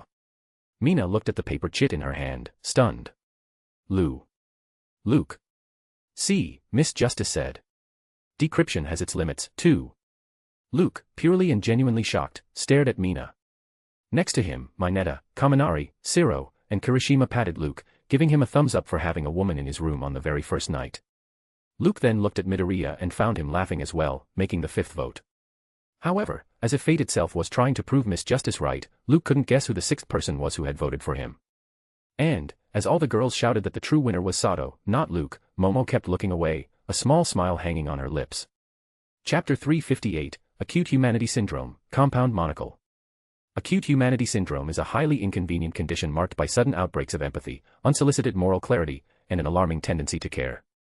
Those affected may begin asking uncomfortable questions, such as, is this right, or worse, should we be doing this at all? Symptoms include difficulty ignoring suffering, reduced tolerance for hypocrisy, and a persistent urge to treat people like people. In advanced cases, patients may refuse to prioritize efficiency over decency, causing disruption in otherwise well-functioning systems. There is currently no widely accepted cure, although distraction, cynicism, and prolonged exposure to apathy have shown moderate success in suppressing symptoms. However, if you want to know what it feels like to be cured of this disease, try our compound monocle, which lets you see the real world through its lens. Seated in his office at CC Agency in New York, USA, pro-hero Skycrawler read the circular that had taken over the underworld, be it organized crime, mafia, cartels, and whatnot. No matter how many times Koichi read the circular, it felt like a big joke to him. He would have discarded it as nothing but a hyped prank if it weren't for the compound monocle's undeniable existence in the black market, and the exponential increase of crimes, frauds, and even more hidden acts because of its misuse. And that was all in the last 2 weeks. People weren't fools, Koichi knew, as he stood up and went out of his office with a serious face. If they were buying this compound monocle, then it could only mean one thing. It did exactly what the circular claimed. It took away one's humanity. And that was nothing but the beginning of any society's end. So, when Koichi stormed into Christopher's office, the only thing on his mind was to activate the full force of the agency to root out the villains behind the compound and put an early end to all this. But the moment he laid his eyes upon one of America's top heroes, flirting with a reporter, Koichi's entire face reddened, half in shame and half in anger. Could they really afford another scandal right after returning from Japan? Cough. Koichi coughed and kept going instead of leaving the office as usual. We need to talk, sir. Christopher, who had expected Skycrawler to leave as well, frowned as he saw the guy approaching him. Can we not take care of this later? Captain Celebrity asked. I am entertaining. I am giving an interview to a beautiful gem right now. You must know how important these interviews are. They are the only source of motivation for American youth. Koichi saw stars dancing in the blonde reporter's eyes as she looked at Christopher. Even now, after years, he had no idea why women kept buying into Captain Celebrity's bullshit. Still, Christopher had reacted exactly as Koichi had expected him to, playing right into his hand. This is very important, too, he said. As your sidekick, I must report to you before taking action on this report. You know how it is. Rules. Captain Celebrity hated that word. Sure enough, his entire face scrunched up the moment Koichi mentioned rules. No need, he said. If you have already made up your mind, then it must be worth it. Go. You have my permission to investigate as you please. Koichi held back a smile. He tried to convince Christopher a few more times before leaving his office with a defeated grin on his face. Can you please send everything on it to my office? Koichi said, approaching Christopher's secretary, who was a nice, young woman. Also, free up a squad of pros for me. The secretary nodded, taking the circular. I have said it many times, she said, smiling. You talk too politely, Skycrawler. That's why people try to step over you. You should be more. I know. Koichi chuckled wryly, turning around. Wait, the secretary called out. You have a meeting at the Pentagon tomorrow. Are you sure you want to do it tonight? Koichi remembered the words on the circular and nodded. Later that night, Skycrawler led a team of 4 other sidekicks to the Bronx. What are we even doing here? One of the sidekicks commented. It's been hours, and we're just crawling like cockroaches through the alleys. The 3 other sidekicks laughed at that. Koichi ignored the more than obvious crawling jibe. The American Hero Society was much stricter than Japan when it came to regulating pros. Most of it was because some of the pros exploited their authority, taking advantage of their status to turn situations in their favor. Now, a sidekick couldn't work alone if the mentoring pro hero wasn't with them. That's why Koichi had no choice but to bring these people along. According to the rumor, he said slowly, trying not to mess up his English, the chances of. A scream made everyone pause, rooting them to their spots. No matter what their internal politics were, at this moment, they all were pros. Without even glancing at each other, the 5 heroes dashed toward the scream's origin. They arrived at a secluded spot deep in the alley's labyrinth, their eyes landing on a man who was ripping off a woman's clothes. Give it to me, bitch, the man was saying, acting like a maniac. No, the woman screamed. No. It's mine. There was such madness in both the man's and the woman's eyes that they didn't even notice the 5 heroes. Hey! Koichi shouted. Please calm down. The man and woman's heads snapped toward them. Simultaneously, from the woman's torn blouse, something fell out, rolling to a stop near the man's feet. Koichi's eyes narrowed. It was an unusually large tablet. However, more than its size, its color was what attracted Koichi's attention. It was like a big lens, but with little dark spots. In the darkness, these spots shouldn't have been visible if it weren't for the tablet glowing, like a full moon. Like a hound, the man lunged at the tablet, picked it up, and stuck out his tongue, putting the tablet on it. Stop him, one of the sidekicks shouted. The man was faster, gulping the large tablet with a wide, inhumane grin on his face. Then, right in front of Koichi and the other heroes, the man underwent a subtle, but visible transformation, his body becoming cold and white and his face gaining a crazed look. As if that wasn't spooky enough, instead of running, like common criminals, the man outstretched his hands and looked up at the full moon. Ah. The beyonder moaned. So, that's how it feels, to constrain my useless desires. Yes. Yes, my lord. I know now. I understand now. To cure my humanity, I must become a prisoner, first. Chapter 359, Ultimate Moves. The next day. Gym Gamma. UA High School. All the students of Class 2A, dressed in their hero costumes, looked at the massive, empty facility, the size of several football fields. It had a half-cylindrical shape, with a glassy, transparent ceiling and a concrete floor throughout. In the morning, they had received a text from Erase Your Head on the 2A group chat instructing them to arrive directly here, rather than going to the classroom first. With it being the first day of their second year, the students couldn't help but get curious. Fortunately, they didn't have to wait for too long before Aizawa arrived and faced them all with his baggy eyes. For a moment, he looked at each one of them, as if he hadn't been the one introducing the students to the dorms yesterday. His eyes momentarily paused on Nyx, who was perched on Luke's shoulder with her eyes closed, before he finally addressed the students. This is Gym Gamma, Aizawa began. Otherwise known as Training Dining Land, or TDL. All the students of 2A together experienced a déjà vu as they heard the short form of the training facility, the letters USJ, and what had happened at that place, flashing in their minds. As I said yesterday, Erase Your Head continued, this semester, your main focus would be the Provisional Hero License exam. I cannot emphasize it more than I already have. Do not take this lightly. A provisional license brings with it great responsibility, with human lives at stake. Even during the peace times, the passing rate had never gone above 50%. This time, it will be even lower, barely reaching 10%. And that's not a number I am conjuring out of thin air. The same warning had already paled the students' faces the day before. This time, when Erase Your Head mentioned the actual passing percentage, their fingers clenched into fists, knowing the true stakes. The training camp was meant to prepare you for the exam, Aizawa said. We couldn't utilize the entire time allotted to it, but it wasn't like you didn't get to learn anything. The purpose of the training camp was to make you familiar with your quirk strengths and weaknesses before you could work on improving them. Starting today, we will resume that purpose, but in a more targeted way.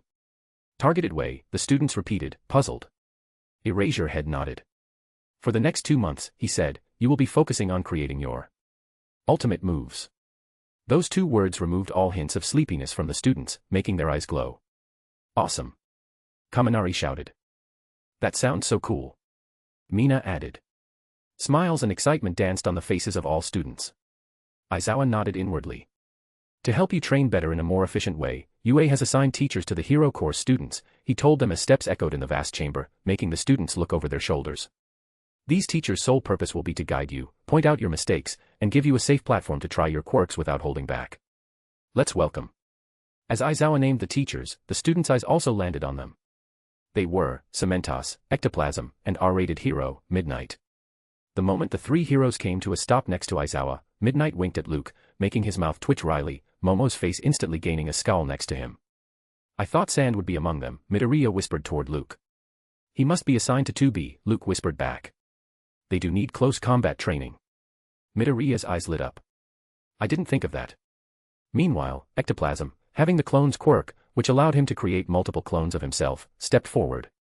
Ultimate means that these moves will guarantee a sure win, he told the students, his voice sounding like multiple people were talking at once. A move so unique that there will be no need to hide it, either from your peers or from villains. Cementos nodded. That's what makes them ultimate moves, he added. They cannot be copied because they are tied to your very existence. Even if someone can copy your quirk, they cannot copy who you are, right? These days, pro heroes without ultimate moves are an endangered species, Midnight chimed in. Those who don't have them are practically fools. No hero agency wants them. Mark my words. Tenya's hand shot up. Yes. Aizawa stared. I understand that we need ultimate moves to become proper pros, Tenya asked, but why do we need them for our provisional hero license exam, sir? Calm down. Erase Your Head said. No need to shout.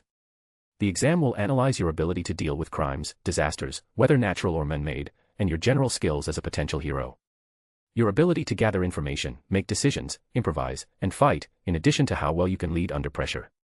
But one thing remains paramount, no matter what test they throw at you, Midnight said. Your ability to win a fight against a villain, which means having an ultimate move will get you extra points, as it directly relates to your preparedness. They don't need to be necessarily of an attacking type, Ectoplasm explained. Take Ida's Recipro Burst, for example. Such a temporary boost in speed is enough to make it count as an ultimate move. Tenya shook, his chest swelling involuntarily. Another example is Kamui Wood's lacquered chain purpose for restraining villains, Midnight said, smiling. Or, if I have to pick another one from you lot, then it would be Todoroki's Zero Bullet. Half the students narrowed their eyes, a spark of rivalry welling up in their hearts. The other half got something to look up to when they would be working on their moves. Bakugo alone lost all his cool instantly, remembering how Todoroki's attack had instantly frozen that green-scaled, fat lizard. The same lizard he had been having trouble with, despite using his quirk to the extreme. Noticing Midnight's words doing the trick she intended, Aizawa nodded at Cementos. Cementos walked away from the group and put his hands on the floor. It was I who submitted the design of this building, he said, activating his quirk. To easily create terrain suited to each student's individual abilities. With a powerful tremor, the entire flattened floor became a jungle, concrete structures shooting up toward the ceiling. Let the intensive training, Aizawa said, begin. Chapter 360, Importance of Teachers, All Might's Guidance. 2 weeks later. Training Dining Land, UA. Booms and grunts rang out inside Gym Gamma, flashes of light blinding eyes here and there.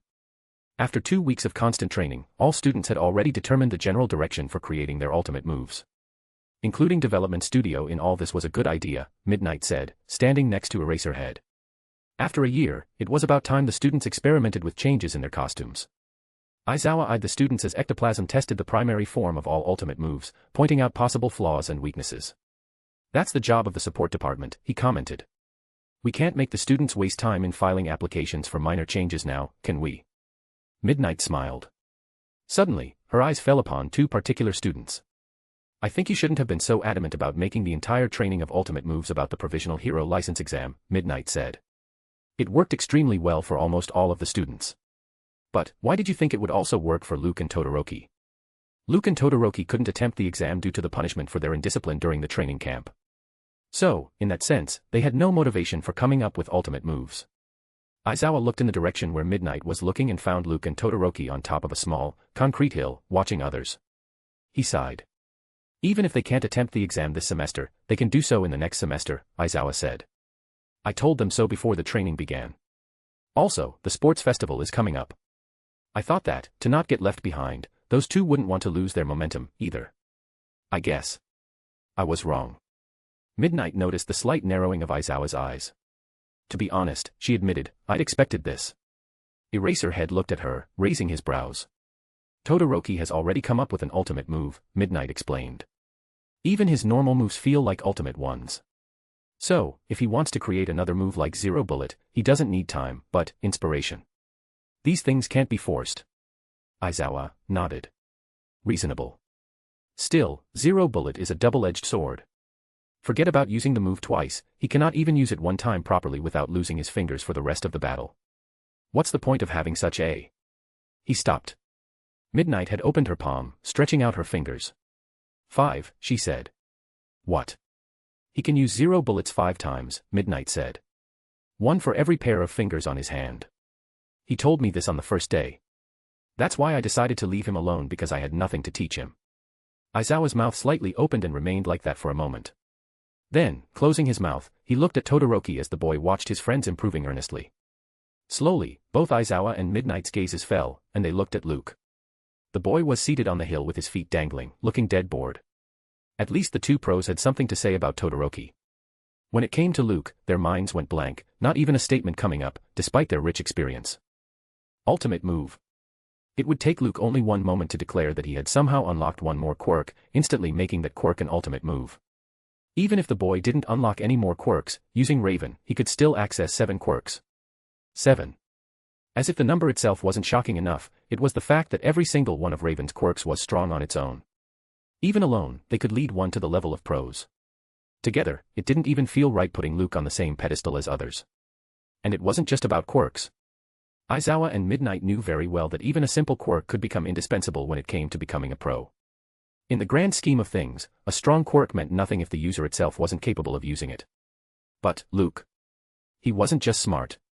Even to the pros, it felt like he could outplay and outmaneuver the smartest of them, if needed.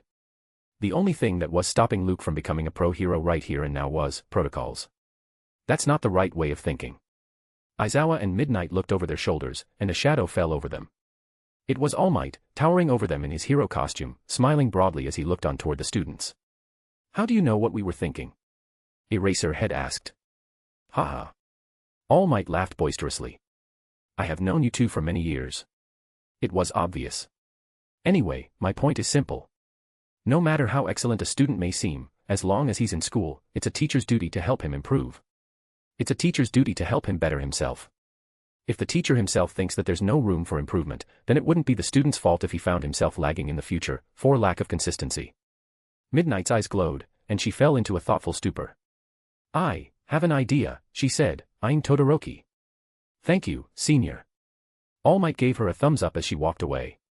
Meanwhile, Aizawa kept his eyes narrowed at All Might, feeling something amiss. When did you become such an expert in teaching? All Might was the last person who one could call an adequate teacher. He himself had admitted to having no idea how to teach a class of students, other than to look over them and motivate them from time to time. Noticing Aizawa's skeptical stare, All Might cleared his throat. Cough.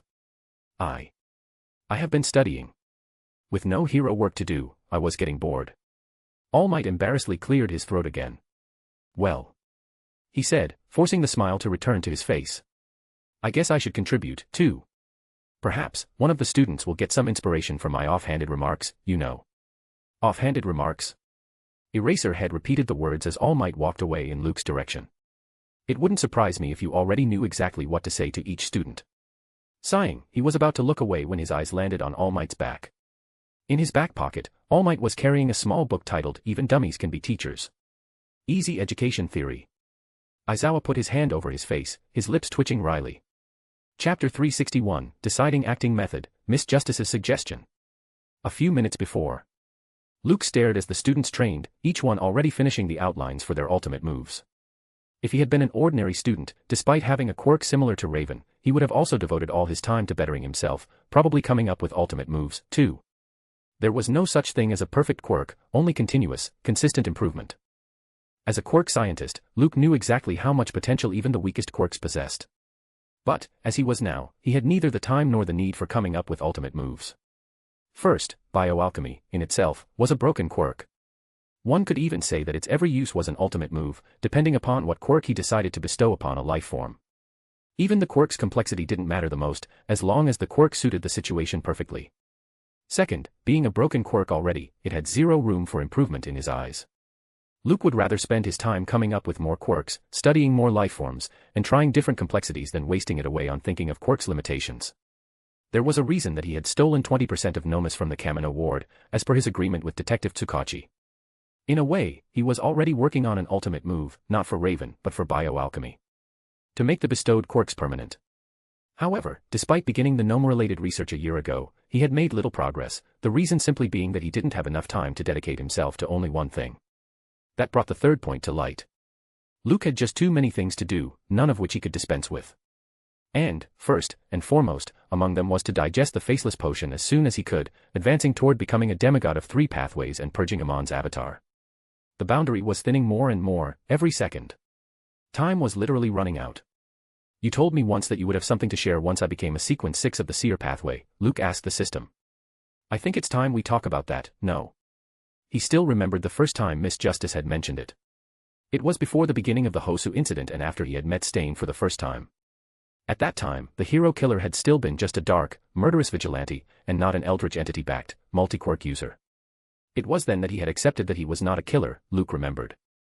It was also then that the system had told him to patiently wait till he became a Sequence 6, faceless, if he wanted to attempt some tasks which he wouldn't otherwise. In his head, Miss Justice sighed. A faceless digests the potion fastest if he plays a role which is polar opposite to his own personality, she told him.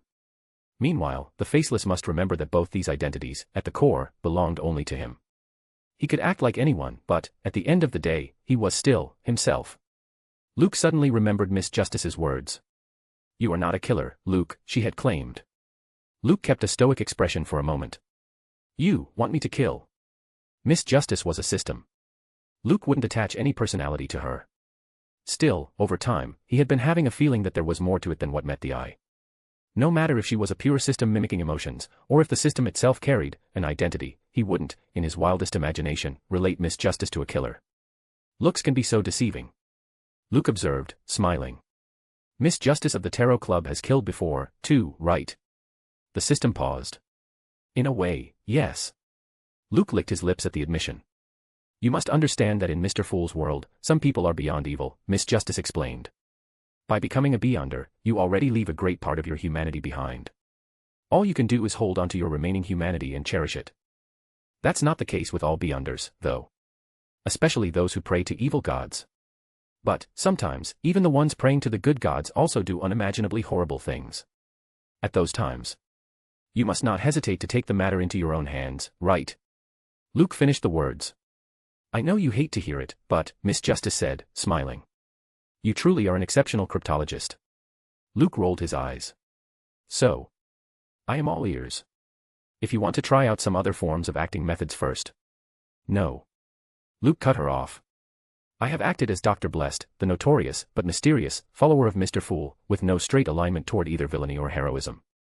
I have also acted as Luke, the gifted, ingenious, goofy, but also strong hero course student at UA High School. Neither of these personalities is something I would call belonging to myself. Mediocrity won't work, you told me once. I have 6 potions to digest before attaining a hint of godhood at sequence 4. Like all things in my life, here, too, I must aim toward extremes. I have no other choice. So, I would appreciate it if you also don't act otherwise. Miss Justice kept quiet for some time before letting out a breath. There's a personality that will help you digest the potion the fastest. Or, it would at least help you digest a great part of it. The remaining bits you can digest by randomly picking someone and acting like him, her. How fast are we talking about here? Luke asked. Within this semester, I hope. Luke narrowed his eyes.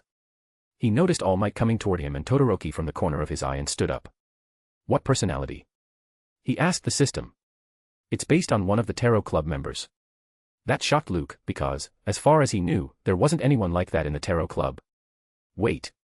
You don't mean? Yeah, Miss Justice nodded. I am talking about Mr. World. Chapter 362, Shoot Style and AP Shot, Bakugo meets Hatsum. Note, see attached comment, there's a new feature called Quip. It's similar to Tweet. I am liking it a lot as I get to post updates related to FIC without publishing a full post related to it. If you have read so far, then it means you are interested in the story. You can join my page as a free member and get these updates as Quip and interact with me over it. It's a great feature to stay connected. Do consider it. Use the link in my web novel's bio to be a free member. Enjoy. All Might beckoned Luke and Todoroki down and gave them an earful for not even trying to act like they were thinking of an ultimate move. Bakugo, watching this from a concrete hilltop of his own, frowned.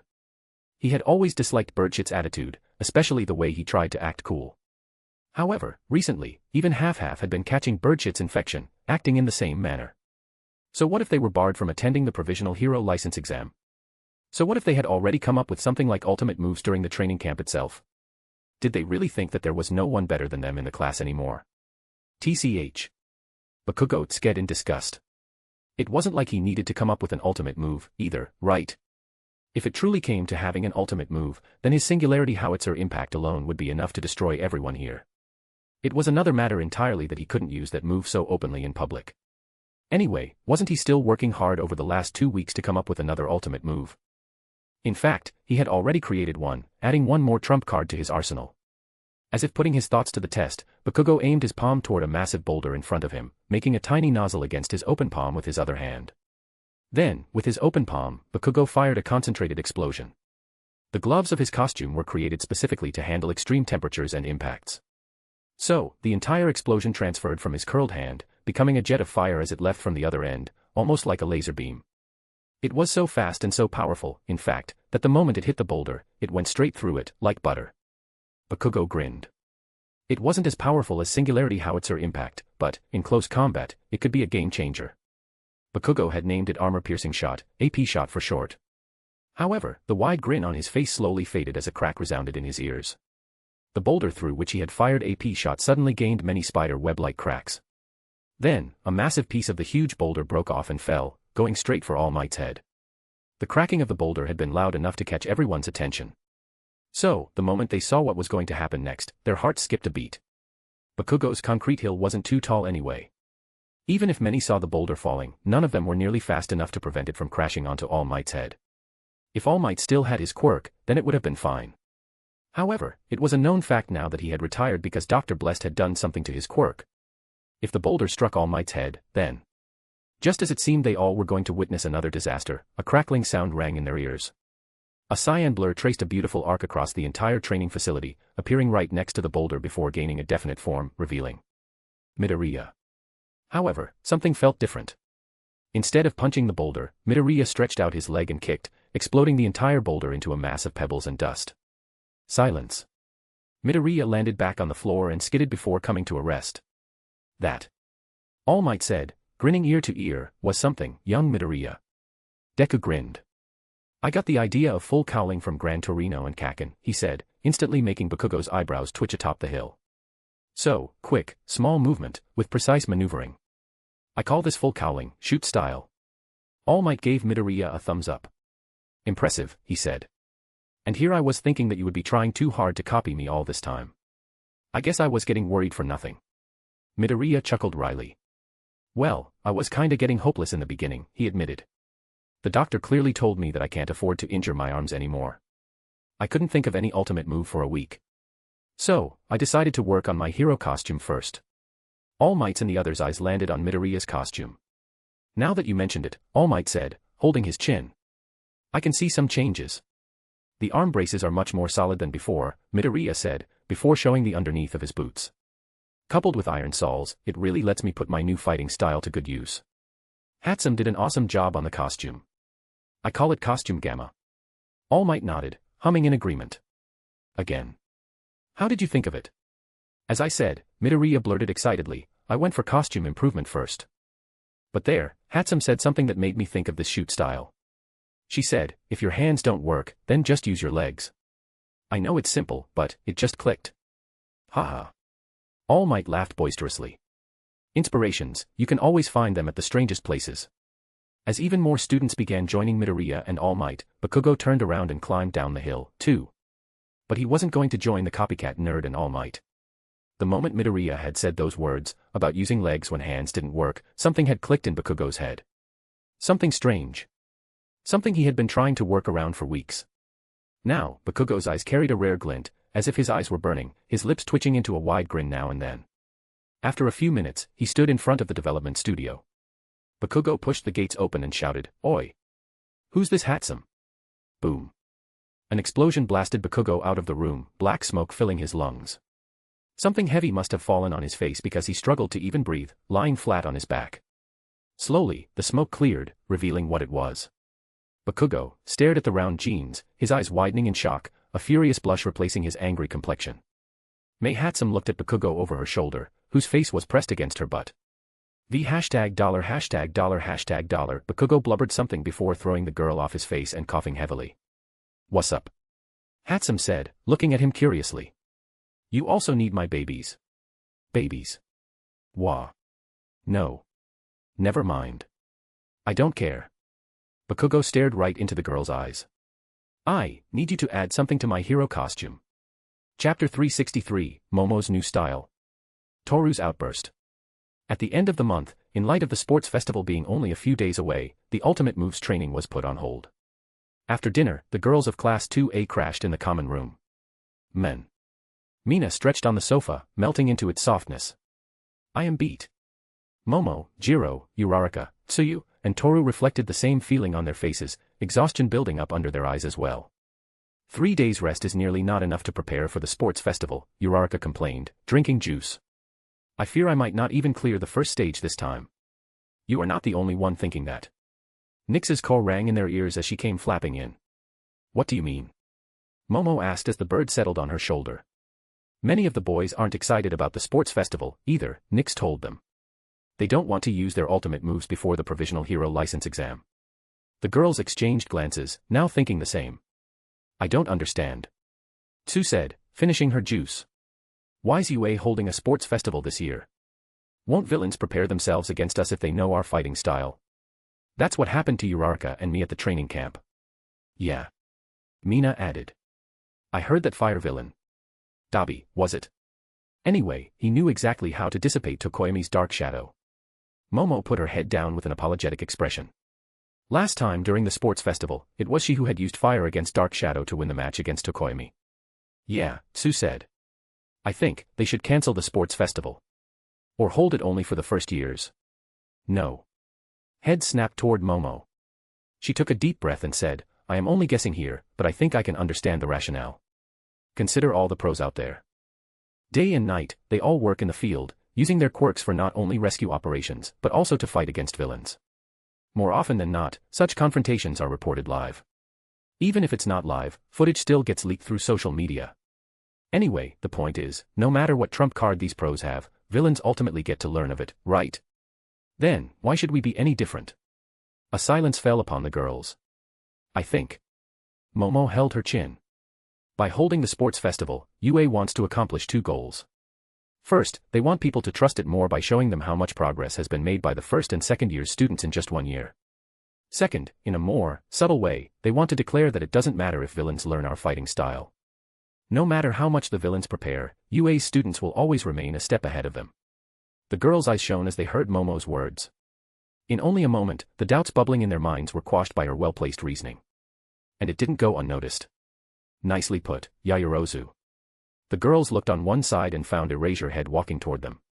Before the girls could get up and greet him, he raised his hand. No need, he said. Yaoyorozu, Snipe has accepted your request. School's off till sports festival, but, if you want to, you can report to him as soon as tomorrow. Momo's entire face lit up, the tiredness vanishing. Yes, sir, she shouted cheerily. Aizawa smiled. All right, continue, he said. I need to have a word with Bakugo, too. When Eraserhead was gone, the girls looked at Momo curiously. What was that all about? Jiro asked. Teacher Snipe accepted your request. Uraraka's eyes glowed suddenly. I know, she shouted, excited. Are you trying to learn sniping? An image appeared in all their heads, with Momo coolly sniping villains from hundreds of meters away before blowing the smoke off the barrel. Cool, the girls shrieked, giggling. Momo's lips twitched. Well, not exactly, she said. But I do have something in mind. In the last month, I realized something. You all have your particular way to advance. While I just focus on creating more things. I am becoming a support person. I don't mind that, but I also want to contribute more actively. At least enough to save myself so that others won't get injured doing the same. Slowly, the smiles on the girls' faces became soft expressions. They had learned how the Nomu had chased Momo, and she couldn't do anything but run away from it. But that was a freaking Nomu. She was supposed to just run and wait for a pro. Who would have thought that incident was still bothering her? Also, Momo added, bringing a cheeriness to her voice, I want to get the provisional hero license exam this time only. I heard the exam happens twice a year, in June and September. Still. I am sure in 1.5 months after the sports festival, I should be able to come up with a style unique to me. That will be my ultimate move. Uraraka raised her fist. Let's do it. Let's do it. The rest of the girls joined in. A silence lingered between them for a while. Suddenly, Tsuyu looked over her shoulder. When she found no one else in the common room, she looked at Momo. I wanted to ask something, she admitted. You can refuse to share. What is it? Momo asked. The rest of the girls shifted in their seats, closing in involuntarily as well. Well. Tsuyu continued, a touch of seriousness appearing on her face. During the training camp, did Dr. Blessed hurt you? Impossible. He will never hurt someone. All heads slowly turned toward the girl who had screamed out the words. Even Nyx had lifted her head, staring in the same direction with her red eyes shining bloody. Because, it was Toru Hagakure. I mean. Toru stuttered. Haha. I mean, the guy's a joke, no. Also, with that mask on, who knows who's under it? Dr. Blessed or someone else? Yeah. Haha. As the other girls laughed, the sudden seriousness vanishing off their faces, Momo's eyes narrowed. She hadn't told anyone about her feeling that it might not have been Dr. Blessed who appeared that night. Momo wasn't alone in narrowing her eyes at Toru, though. Nyx flew off Momo's shoulder and arrived at Luke's room, hurriedly writing something on paper. The magician repeated the same question 7 times, letting the topaz pendulum dangle on it. And when she opened her eyes, the gem was rotating clockwise fast, suggesting a positive answer. Oh. Nyx cursed, her eyes widening. Fuck. Chapter 364, A Bounty Hunter. Somewhere in the Malay archipelago, on an island off the Philippines, a tall man stepped into a crowded pub. He wore a thin white shirt over black trousers, a straw hat resting over his neat black hair, and golden shades veiling his brown eyes. A black glove covered his left hand, a white one his right. A revolver rested at his hip, secured in a black holster. But it was the coldness he wore on his face that stood out the most. In a place like this, where law mattered less and metal mattered more, such coldness meant the beginning, or the end, of a dark tale. The man approached the bar. "Gin," he said, tossing a few coins. The bartender, a rugged, fat man with half of his face burnt, narrowed his eyes. He grabbed the coins, bit each one of them under his teeth, and mumbled something to himself before pouring a shot of gin, cheap, sharp, and barely meeting the coin's worth. The man emptied the shot in one gulp, not even squinting his eyes. The bartender's eyes glinted at that. No newcomer could drink a gin made by him without wincing the first time. The bartender went around serving a few more drinks before returning and pouring another shot of gin for the men without biting the coins this time. "Haven't seen you around," the bartender said with a thick slur. The entire pub was still abuzz with noise, but from the way ears had perked up and eyes had shifted, it was obvious that most of the drunkards were listening to the conversation, too. "I have been around," the men said before emptying the second shot. "Just not here." He reached into his shirt, making many hands reach for their guns. Instead of a hidden weapon, the men pulled out a scroll, torn at the edges, before spreading it out on the table. "Need some info on him." The bartender looked down, and his eyes widened instantly. His breathing quickened, and he hurriedly folded the wanted poster back into a scroll, his face paling as if he had seen a ghost. "Get out. There's no one like that here." All the hubbub had already died, mostly with the bartender's outburst. The brown-eyed man looked into the bartender's eyes, noticed the glossy sweat on his burnt face, and nodded, tipping his hat with his right hand. He left the chair, but instead of walking out of the pub, lifted the wanted poster higher.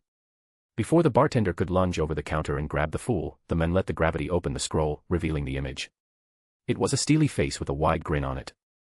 Under it, in bold letters, Callio was written, with a total bounty of $2,000. "I need info on this man's whereabouts," he said slowly, lacking any enthusiasm. Suddenly, a tapping sound rang in the pub, like a steel rod slamming into thick, rotting wood. The sailors and other drunkards in front of the men gulped and parted, revealing a table on the far side of the pub. There, a huge, bearded man, over 7 foot tall, and many feet wide, was seated alone, with a barrel-sized mug of beer. It was he who was tapping the table with the tip of his finger, which seemed to gleam silver under the dim light. "That's me, from many years ago," Callio said, showing his yellow teeth, grinning. "Who's asking?" The men walked forward as people stepped away from him, as if he had an infectious disease. "Gehrman," he said, stopping in front of the table. "Gehrman Sparrow." Callio frowned at that, not recalling the name. Shrugging his shoulders, he asked, "So, Gehrman Sparrow, what do you want from me?" Gehrman neatly scrolled the wanted poster and put it inside his shirt. "Is it true that you raped Inspector Vargas' teenage daughter 5 years ago?" he asked. Callio stared at Gehrman Sparrow in the pin-drop silence for a moment before emptying the beer, trails of it drenching his beard. Then, he slammed the empty, large mug on the table and leaned forward, looking right into Gehrman's eyes, with a hideous grin. "Yeah," Callio admitted.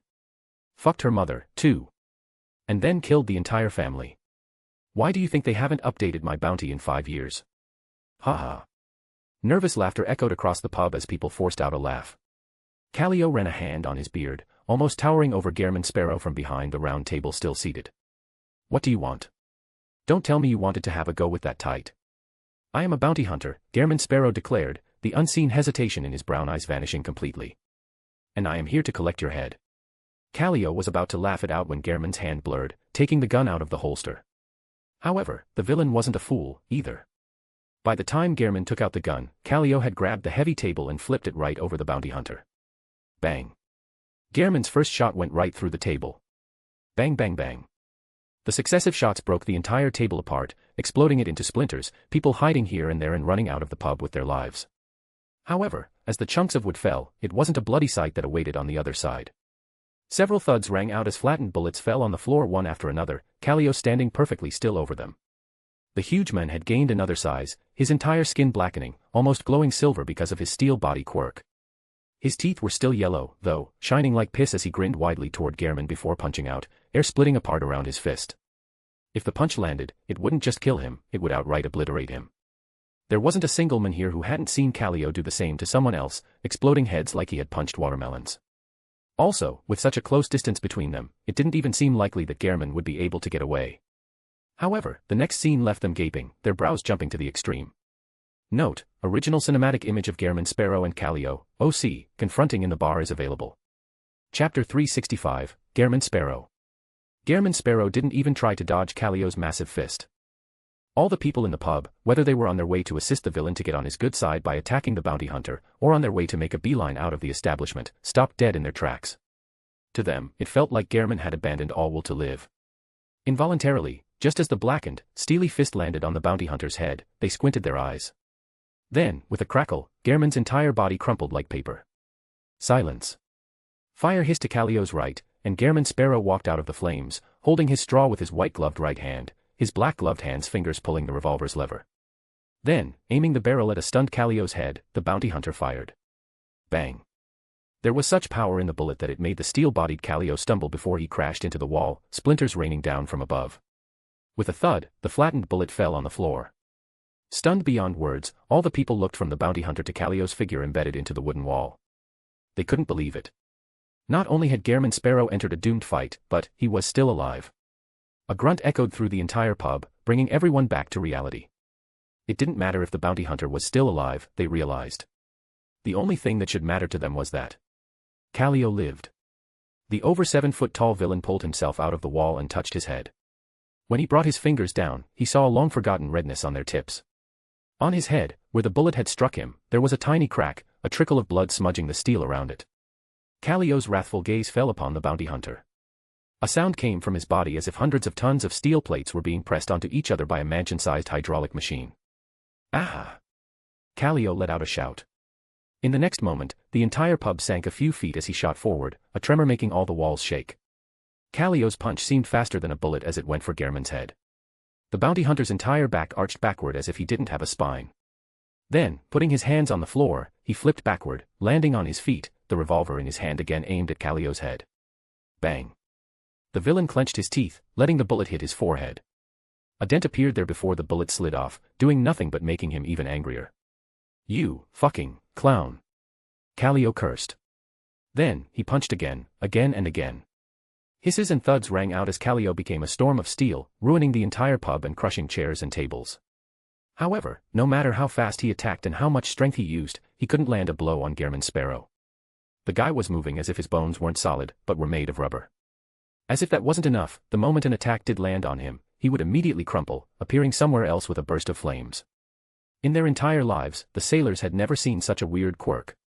Forget about understanding the true extent of Gehrman's abilities, the more the battle stretched, the more they found themselves unable to tell what kind of quirk he possessed. Still, no matter the mysteriousness of this quirk, one thing was simpler to understand. Gehrman Sparrow was surviving Callio's wrath till now, but, for how long? There was a reason that even the few pros in this godforsaken place stayed away from Callio. It wasn't just because of his backing, but also because the guy himself was ruthless and incomprehensibly strong. Even squads of police, with rifles, weren't enough to hold him back.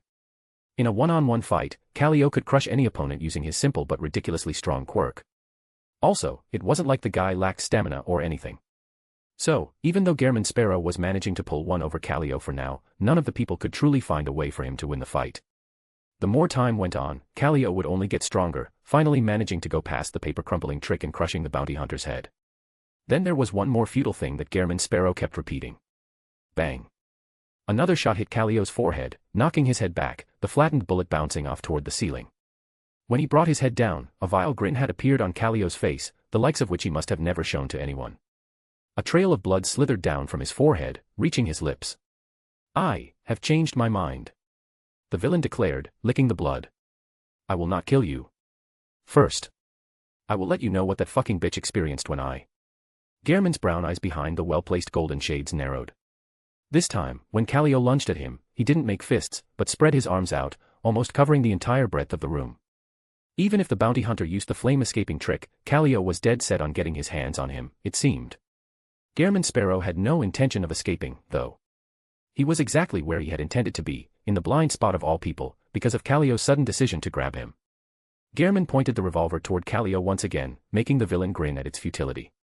Unlike all the other times, though, the bounty hunter had also raised his right hand, facing the white-gloved palm toward the villain. Callio was already rushing with such momentum that he couldn't stop even if he wanted to. Suddenly, a horizontal tear ran through the white glove on the palm, and trails of blood dripped out of it. As eerie as the sight was, it was nothing compared to what happened next. The tear snapped open, revealing a pupilless eye in it, donning bloody red veins. Suddenly, the eye rolled, and a red pupil came sliding down, its reddish muddiness reflecting Callio's huge figure.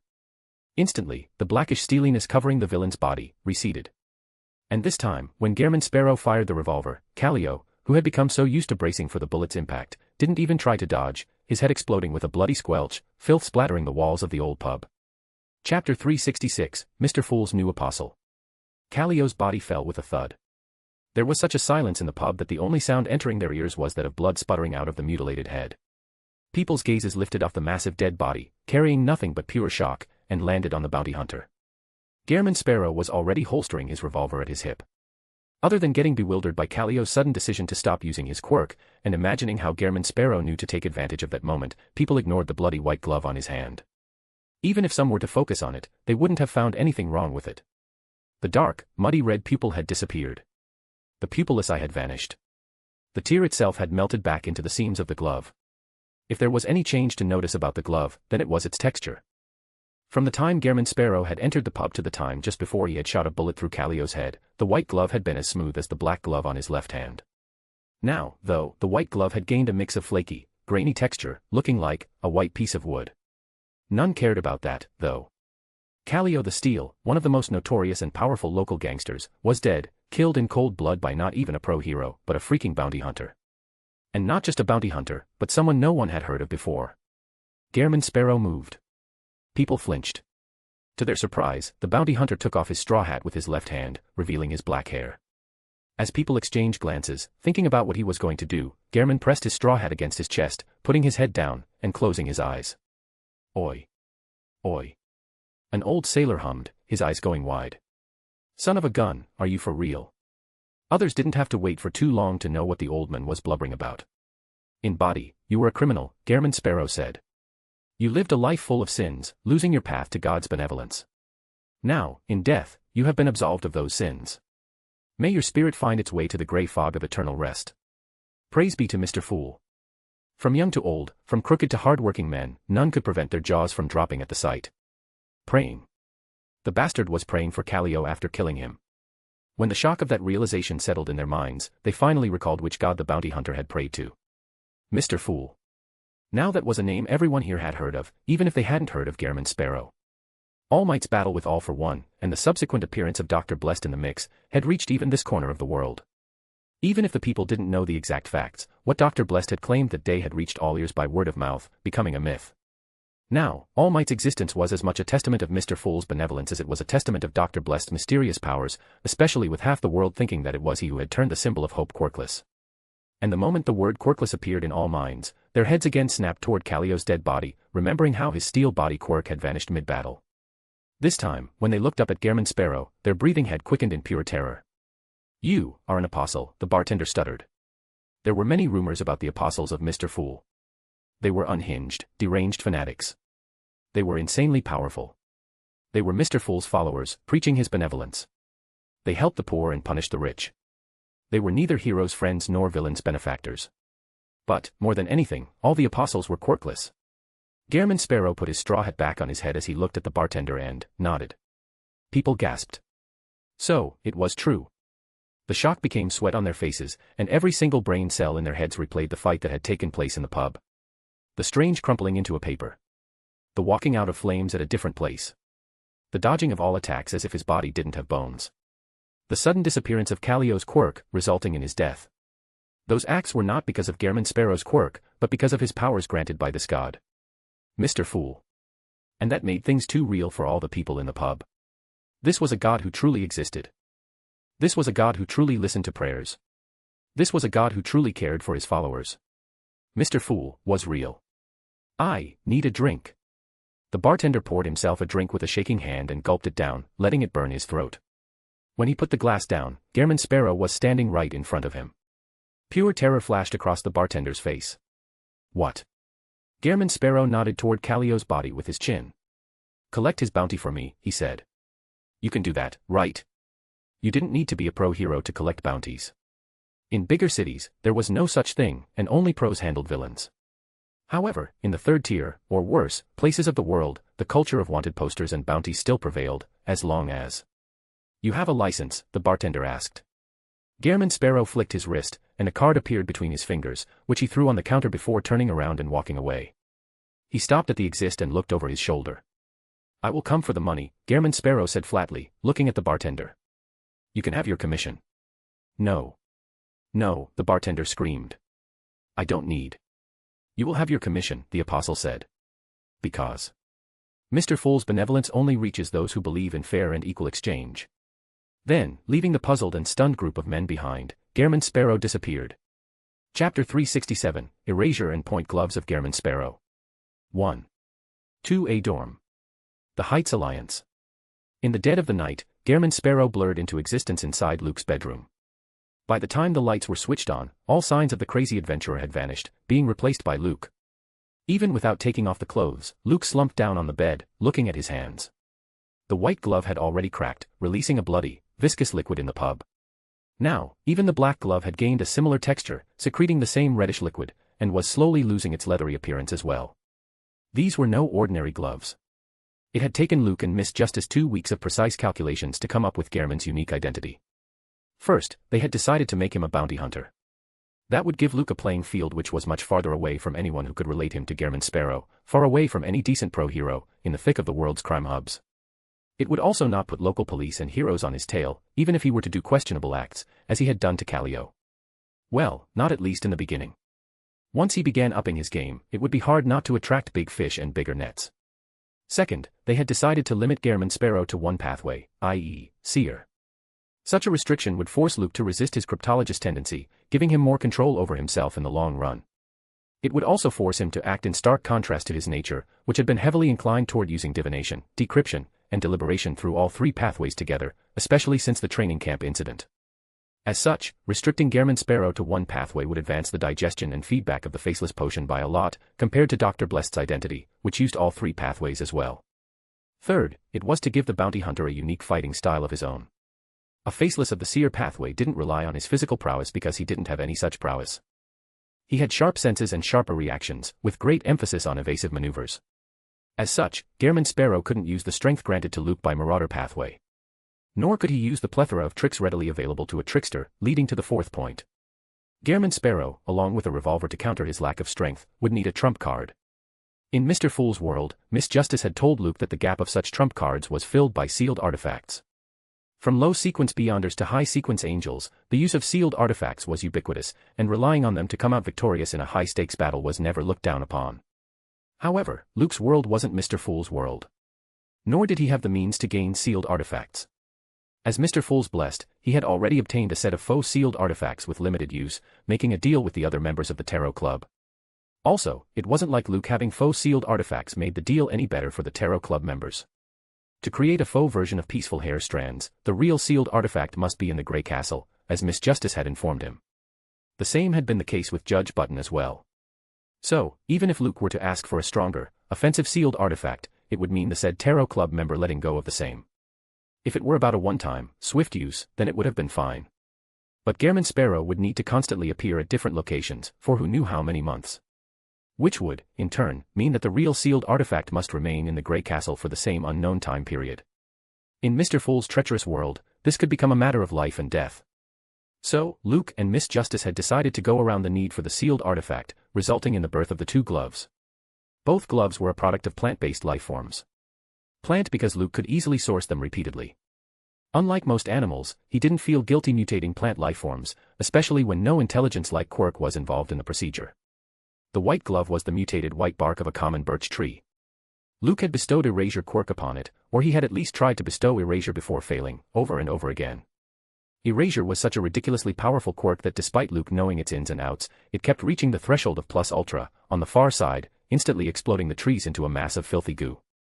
No matter how hard he had tried, Luke just couldn't mutate the tree in the way he wanted to, which would allow Gairman to use erasure, suiting his gunman profile. After days of ruminating over it, Luke had decided to notch it down. Instead of letting the erasure quirk exist for the entire length of activation time, he had confined it to a single use.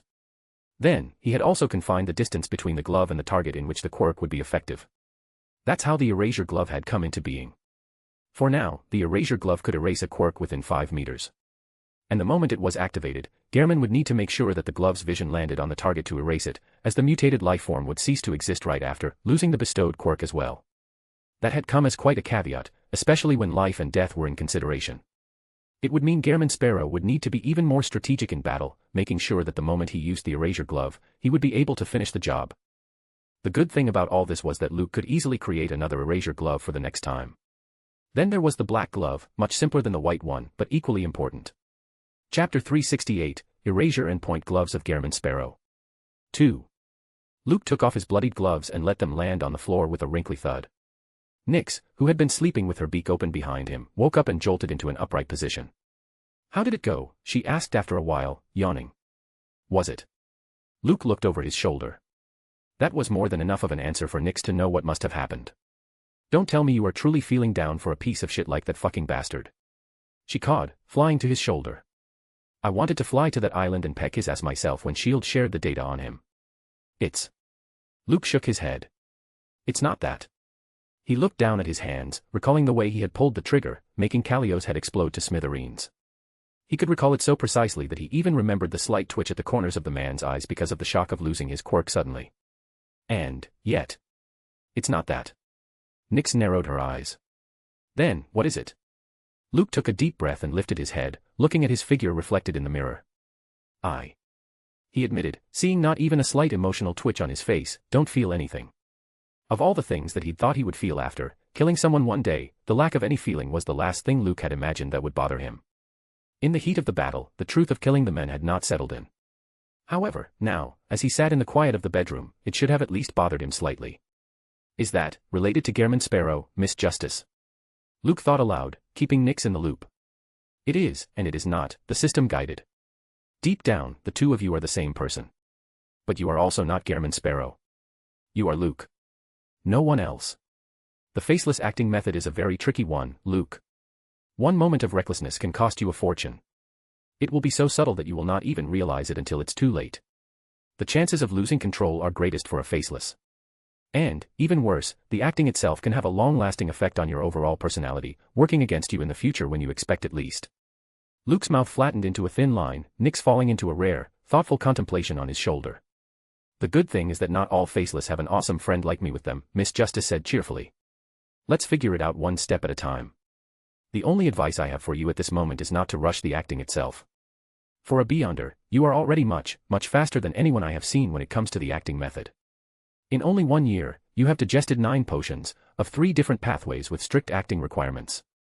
If you slow down a bit, especially if the potion demands it, no one will think low of you." "Got it." Luke took a deep breath and nodded. He rubbed his face and put the feeling of numbness behind him. Nyx hopped off his shoulder and landed near the black glove, which had hardened like a badly carved block of wood. "Is that supposed to be my replacement?" Nyx asked. Luke's mouth twitched. "Point glove," he introduced. "I bestowed a modified teleportation quirk upon an ebony." "What?" Nyx was smirking at Luke. "Ebony, hee. Nyx." Luke gasped, exhausted. "Not now. Anyway, while bestowing the quirk, I added coordinates of a set location. Upon activation, the point glove will instantly teleport me to that location, becoming useless.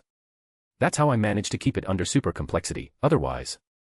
Nyx scratched the ebony wood with her claw, and a smirk appeared on her face once again. In this regard, Luke was so innocent that he didn't even understand what was so perverted about it, making the raven let out a caw in defeat. "So." Nyx flew back to Luke's shoulder. "You will need to add a location every time you create a point glove." Luke nodded. "That's a headache," Nyx said. "Maybe." Luke admitted. "Still, for a use and throw item, it's not that bad." Nyx sniggered. "Buffed. Use and throw. Ha. Luke's lips twisted. "Nyx, what's happening to you?" "Oh, I know." Miss Justice chimed innocently. "I heard some animals go mental during mating season." Nyx's red eyes glowed bloody. With a lunge, she darted at Luke's head, clawing at his skull. "Come out," she cawed, cursing filthy words. "I will show you who's in mating season, by $. After a while, Luke held Nyx's wings and pressed her down into the bed, covered in scratch marks, Miss Justice giggling inside his head. "Are you done?" Luke asked. "You know, you are just proving Miss Justice right." Nyx opened her beak and, word by word, said, "Say it, one more time." "I dare you. I double dare you." Luke licked his lips, his danger intuition rising. Slowly, he let go of Nyx and backed away. "We cool." Nyx sat up on the bed and pruned her feathers. "I guess you are ready now." "Oh, my God," Miss Justice gasped in Luke's mind. She fooled me. Sigh. She would have digested Hunter Pathways potions in the blink of an eye. Luke's eyes narrowed. He knew something was up. The way Nix kept making perverted jokes felt so deliberate. But it was Nix. You never knew when she was just being herself or acting it out. What's going on? Luke asked. Well, I didn't want to share before you lost your virginity to this Callio, Nix said, sounding serious, making Luke's heart skip a beat. It could have made you lose your tempo, or whatever. Anyway, remember what you told me about blind trust. The moment Luke heard the Quirk's name, he recalled it, too. Blind trust was the quirk he had used upon Toru Hagakure after she had seen him as Dr. Blessed, without the mask, during the USJ incident. Luke had decided not to use memory manipulation on her after finding that such an act went against his morals and could have hounded him in the future, which would not be good for him as a Beyonder, as per Miss Justice. There had been a caveat about it, though. With time, after a year or so, there remained a chance for blind trust to run out, with Toru realizing the truth on her own. Luke had been keeping an eye on her for this. It seemed, it had happened way earlier than that. Yeah. Nix hummed. She remembers everything. Chapter 369, Luke and Aina's Not-So-Simple Evening Walk. On the eve of the sports festival, after dinner, Luke came outside the dorm to have a walk with Aina. He had no say in this. Snapshot hero, Snappy was the most popular girl at UA at the moment. Not only was she a third-year student, only recently transferred to the hero course this year, but she was also the youngest, and perhaps the only one to do so without a provisional hero license, to become a sidekick of a pro hero. And not just any pro hero, but Sir Night Eye, who himself had served as a sidekick to All Might. To top it off, Luke's own popularity was growing by the day, too. Class 1A had already acquired a huge number of fans during their first year, starting from the USJ event, then during the sports festival, and the I-Island incident. It was especially so for the likes of Luke, Todoroki, Midoriya, Bakugo, Kirishima, Tokoyami, Tenya, and almost all the girls. However, the training camp incident was the final nail in the coffin. The entire event was nothing short of the students' declaration that they weren't there just for studies, but they knew how to handle themselves in the real world, against villains. And, even among all of them, Midoriya, Bakugo, Luke, Todoroki, and, coincidentally, Monoma had stood out the most. Midoriya had single-handedly defeated a villain, getting wrecked as a result. Bakugo had done the same, landing the final blow on Stain's clone. But Luke, Todoroki, and Monoma had caught all eyes because of their defiant act, choosing to go against the teachers to save people with their quirks. Despite Todoroki and Monoma being equal participants in that act, Luke's popularity had spiraled out of control for two reasons. First, he had already made a likable impression on the people during the last sports festival. The episode with Midoriya had been taken as a personal rivalry, not affecting his easygoing, funny personality too much. Second, and shockingly, but not too shockingly, he was handsome. The same acts attracted wildly different reactions based on who had performed them because of their likability, appearance, and overall personality. Luke, in his wildest imagination, hadn't thought that he would end up influencing so many people, especially the young ones, with him taking charge during the training camp. Even if he had known, he had no choice but to go along with it at that time. However, in the last month at UA, it was becoming an issue. Along with the rest of the school, Aina had moved into the dorms, too. Her third-year work studies and her psychic job at the Night Eye agency kept her busy. But whenever she was free, she would appear like a ghost in front of 2A's dorm, especially during the evening, asking Luke to walk with her. To not make her look like another fangirl from the first year, Luke continued to entertain her little request. There was one more reason, a little selfish one. Anyway, the only issue about this little walk was the eyes on them. The gazes were like hawks, penetrating deep within, making the hair on the back of his neck stand up. With time, Luke was getting more and more astounded at how ridiculously large an emphasis girls put on romantic pursuits.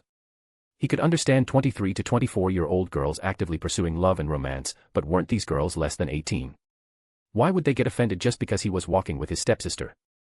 Oh, our innocent Luke, Miss Justice shook her head. Wah. What? Luke asked. The things you missed out in your previous life. TCH. Miss Justice sked, seemingly enjoying the way Luke's mind worked because of his wasting 15 years of youth at Blue Site. Okay, first, and last, lesson. Girls' interest in a boy has nothing to do with age. Ridiculous.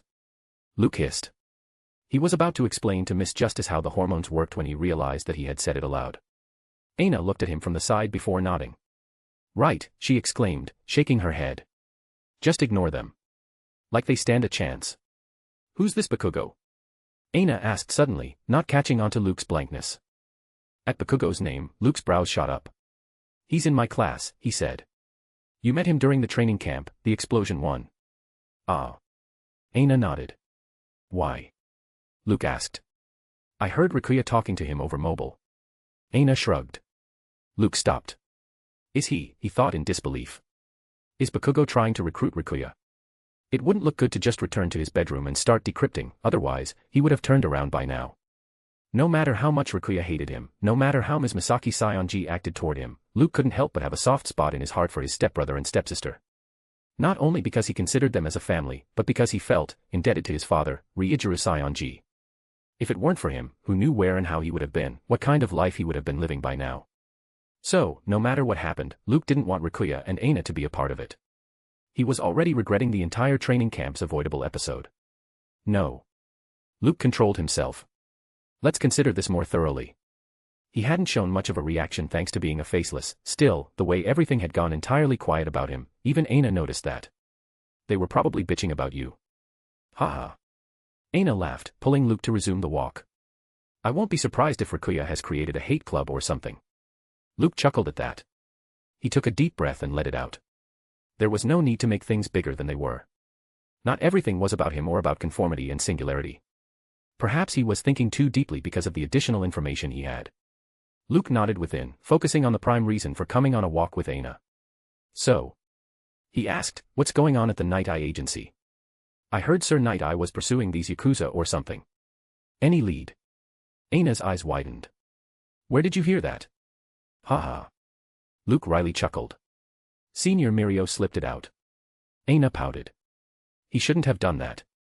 She complained before her eyes lit up. Anyway, if you already know, then telling you more won't be my fault. Hee hee.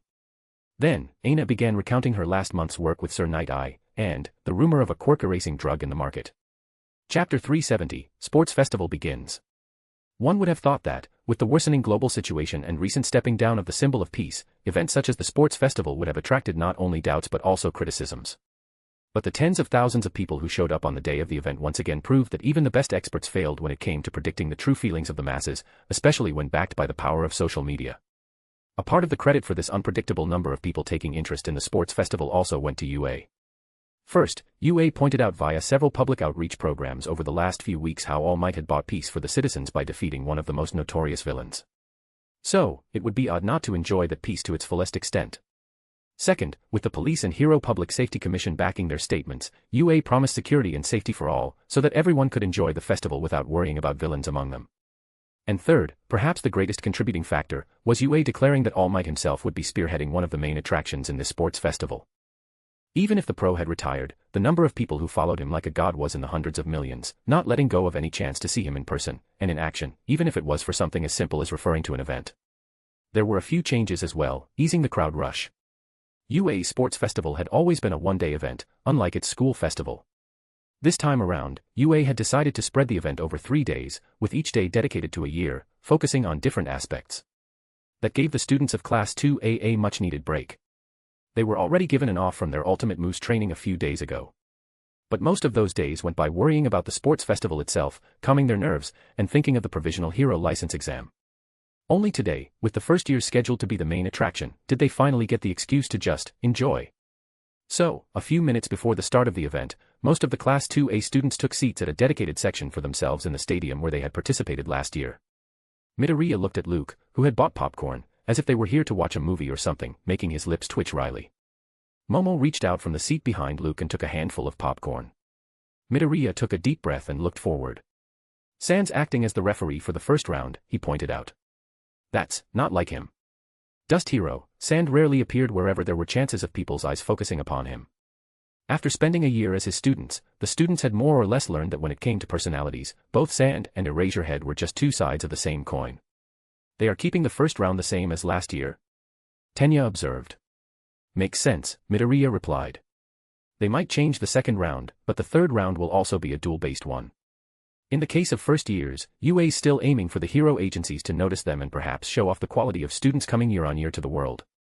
I heard All Might and Eraserhead talking about how UA is considering throwing the first years into the Provisional Hero License exam in their next semester as well. That raised many eyebrows. Toru shivered. I'm so nervous even now, she mumbled. I don't know what I would have done if I had to take the exam last year. Mineta, Kirishima, Uraraka, Mina, Yuga, and others, who had been going through the same feelings, gulped, imagining the same. Luke looked to his left. So, we might be wrecking our juniors next semester, he said, grinning at Todoroki. Nice of UA to let us study our opponents, no. Hey, that's right. Mina exclaimed. That's not fair. You two will have it so easy. Don't fall for Luke's tricks, Momo said, narrowing her eyes at his back. First, the exam itself takes place at 3 different locations in the country. Second, UA will never put students from 2 classes of hero course at the same location, forget about pairing juniors with seniors. As others laughed, Kirishima added, I'm not so sure. Huh. Momo looked at him. Well, Kirishima said as everyone looked at him, I met Tetsu from 2B yesterday. He said that Vlad King told him they will be taking their provisional hero license exam next semester. So, it's possible that Luke and Todoroki would be sent to the same location as them. That didn't sound good for the two of them. 2A and 2B had a year-old rivalry between them. If it came to grouping up in the middle of the exam, that would leave Luke and Todoroki sticking out like sore thumbs. Speaking of 2B, Jiro mentioned, did you hear they got a new student from general education? Whoa. Really? Toru asked. Tsuyu, who had heard of it, nodded as well. That guy who fought Midoriya last year. Hi. Hitoshi Shinso. Midoriya recalled, his face gaining seriousness. That guy is strong. It didn't come as a surprise to many students as they heard of Shinso being transferred to 2B this year. He had the quirk brainwashing, one of the most practical support-type quirks against villains, especially when considering the surprise element. Bang. That sound jolted the students' thoughts, making them focus on the huge screen, like everyone else, waves of cheers and roars echoing across the vast stadium. And, out of nowhere, smiles began appearing on their faces as they looked at the first years racing, trying to outdo each other, just like they had done a year ago. A year that seemed so close, yet so far. And tomorrow, they must prove themselves to the world, to each other, just how far they had come in this 1 year. Even without looking at each other, the likes of Midoriya, Tenya, and others knew that tomorrow, they must erase the last year's shame with sweat and, if necessary, blood. Note, Sports Festival is a long arc in this volume, and is already finished. You can binge read it if you want to, simultaneously supporting the work and author. Enjoy. Chapter 371, All Might's Influence, a New Event. The crowd erupted as UA's second-year students walked inside the stadium in their PE uniforms. The very first thing that stood out to the students was the presence of the humongous screens, several hundred feet tall, propped at the boundary of the platforms. With the stadium already covered in house-sized screens that were hanging from the ceiling, such large screens around the platform itself didn't make sense. Not only would the screens block the view, but no matter how much they magnified the events happening on the platform, it wouldn't be as engaging as watching it happen with the naked eye. With no path to climb the platforms, the students stopped on the grassy ground itself. It was then that they heard the laugh, ringing out from speakers all over the stadium. Puzzled about the next event, young ones, the voice boomed, riling the crowd to the extreme. Worry not. Why? Because. And, from young to old, from civilians to heroes, all shouted together. I am here. All screens, together, showed All Might's smile. The screen slowly zoomed out, revealing him in his hero costume. And, this time, even the nervous students went wild, the entire stadium erupting as if it were a single entity. All Might wasn't wearing his latest, capeless hero costume. He wasn't even wearing his Silver Age or Bronze Age costumes. All Might, standing atop one of the 100-foot-tall screens, was wearing his Young Age costume, his blue-red cape flapping wildly with the gusts of wind, his eyes planted dead on the students as they looked up at him in sheer awe and excitement. It seemed, this time, UA had gone above and beyond in capitalizing on All Might's presence, even going as far as dressing him in his Young Age costume, an image that had taken the world by storm after seeing him return to his younger self during the Kamino Ward incident. As if that wasn't enough, what happened next left the people and students gasping. All Might dropped his hero pose and jumped off the insanely large screen. Wind rushed against him, making his cape flail up, showing that he wasn't using any prop at all. If this had been before, then such an act would not have affected anyone, as people had become used to seeing All Might jumping off buildings. However, now, All Might wasn't the same All Might anymore. He had not only retired, but he had also lost his quirk. Which meant, other than retaining his physique, he had no other helping hand that would let him survive such a jump. And yet, there was a smile on the retired hero's face, making everyone feel as if everything was all right. Suddenly, one of the screen panels in All Might's fall direction protruded out. He used it as a stepping stone and killed a part of his momentum before jumping diagonally. Another panel protruded in that direction, which he used to jump in the opposite direction once again. Again and again.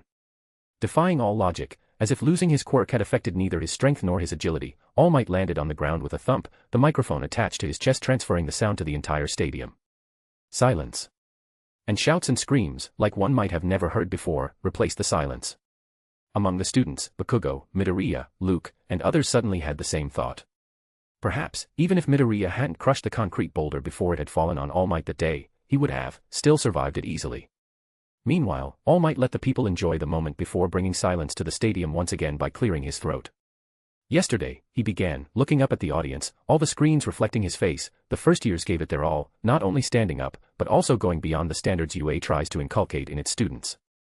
I am sure that the various hero agency scouts among you have more than a few candidates in their minds, giving you a headache. Well, I guess I am lucky that I don't have to deal with this anymore. Haha. A chuckle rumbled across the stadium as people laughed along with him.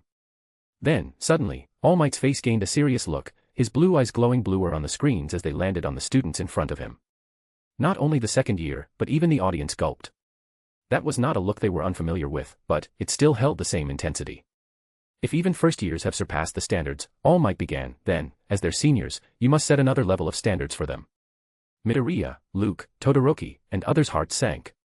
The pressure of performing excellently was one thing. To be asked to do the same by All Might himself was something else entirely. But All Might said, "You are not in your first year anymore. We cannot test you on the same standard as your juniors." Also, keeping the current trends of the times in mind, UA has decided to change the event for the second year. For the first time in the history of UA, there will be no multiple stages to filter the students to a final stage. Shocked whispers mingled with curious gasps. Know that the new event is not for the faint of heart, All Might said, a heaviness oozing out of his voice. As such, to prevent injuries, each of you will be given a choice to participate in the event or not. This time, it was the students' turn to express their shock. A choice of participation. If UA were giving a choice, then, the chances of getting injured were truly high. No. Just what kind of event had UA cooked up for this year's sports festival? And, even as the students thought of those questions, their hearts skipped a beat as they saw the corners of the retired pro's lips curling up on the huge screens. There will be no multiple rounds, because All Might said, now smiling wider than ever, there will be only one round, from start to finish. One stage. One round. One winner. And, two words began manifesting in all minds, making many students' faces pale instantly. Yeah. All Might made a fist. We are going to have a battle royale. Chapter 372, Bakugo's Costume, Battle Royale Simple Rules. By the time All Might gathered the second year in front of Battle Center X's huge, steel doors, nearly 50% of students had dropped out of the upcoming event. Most of these dropouts were from the management course, with a great chunk of the remaining from general education. Only a dozen or so from the support course had decided not to participate. And none of the hero course's students had shown even the slightest intention of not throwing themselves into the fight. The high number of dropouts wasn't a sign of cowardice, though. Even the audience understood the reasoning behind these students' intentions, especially after being a part of UA's events for years. First, the sports festival was as much about UA showing off talent to various hero agencies as it was about the students putting themselves up for display. None could deny that it was the hero course students who benefited the most from it. Second, if UA had revamped the sports festival, then they were bound to revamp the school festival, too. That meant the students from the management, general education, and support courses would get a higher, better stage to display their talent later in the next semester. Third, and perhaps the greatest reason, was All Might's warning. Only a fool would ignore All Might's claim that students stood a great chance of getting injured in this battle royale. No pro-hero would say those words to students when the world's eyes were upon him. So, the great number of dropouts also reflected students' respect for All Might. Perchance, the remaining students amounted to an even 100, who had now gathered in front of All Might, all wearing their hero costumes. And that made most of 2A and 2B stand out from their peers and even from each other. In 1 week, almost all students from 2A had upgraded their hero costumes in some way. The same was true for 2B students, who had been working on their ultimate moves for the provisional hero license exam as well. But the one costume that stood out from the rest belonged to Midoriya, Todoroki, Luke, Tenya, Kirishima, and others looked at Bakugo, their brows shooting up. Bakugo's costume had always carried a bombastic design, fulfilling a simple purpose. Around his wrists, Bakugo donned a set of grenade gauntlets. These could store his nitroglycerin-like sweat, which he could then use to create massive explosions by pulling the pin. Along with the heavily padded gloves, the gauntlets helped with the recoil of the explosion somewhat, countering their own bulkiness that could hinder his movement ability. However, now, Bakugo donned another set of similar grenade gauntlets, around his ankles. Whoa! Kirishima exclaimed. What? How? Bakugo had no intention of explaining his new costume specialty. Too bad, the designer herself had enough to say for both of them combined. Here's my baby. Mei Hatsum, using her support items, came flying over others and threw her arms around Bakugo, shocking the living breath out of many students, with Midoriya's jaw dropping to his chest. I love you so much. Bakugo, who was struggling to take her off him, suddenly looked at the drone hovering above them, its glassy head pointed right at him. Which meant the entire world was seeing him, like this. Veins throbbed on Bakugo's head, sparks coming off the palms of his hands. Fortunately, Mei let go of Bakugo and began stroking the grenade gauntlets on his ankles, the students finally realizing what she meant by her babies. You can't see it, but I added microfluidic channels to Bakugo's costume. She explained very fast, excitedly. They connect his wrist gauntlets to his ankle ones, yeah. But they can only carry that much fluid. Bigger tubes would have made him slower, no. So. I added a vacuum pressure system to his ankle gauntlets, which sucks in the fluid once his wrist gauntlets are full. And guess what? Now, he can use his feet just like his hands. Most of Class 2A students blanked. This was not a small improvement. Bakugo was already insanely powerful just with his hands. If he also began using his feet the same way, then, he would become unstoppable. Midoriya looked around and found all faces lacking smiles, meaning they were thinking the same. Meanwhile, a vein danced on Bakugo's head as Mei unleashed the secret, which he had planned to take to his grave, upon everyone. Shut up. Bakugo roared. Shut up. Or I will murder you. The audience gasped so loudly that the students heard it even here. Cough. All Might intervened, pulling away Mei Hatsum, who seemed to have more to say. Calm down, young Bakugo. I know it will sound odd, but that's the point of the sports festival for you guys. To surpass the villain's expectations, even if they know you. Do you understand? Bakugo met All Might's eyes and sked, looking away. Good acting, Singularity praised. Shut up. Bakugo roared, making All Might's lips twitch again. Anyway, now the retired pro understood why Bakugo had shown interest in training under his old mentor during the training camp, recalling Gran Torino's words. All right, everyone, All Might said, returning to his position. Here are the rules. Battle Center X is a square field, having a mix of various terrains. When the timer starts, a wall of red lasers will appear along the 4 boundaries.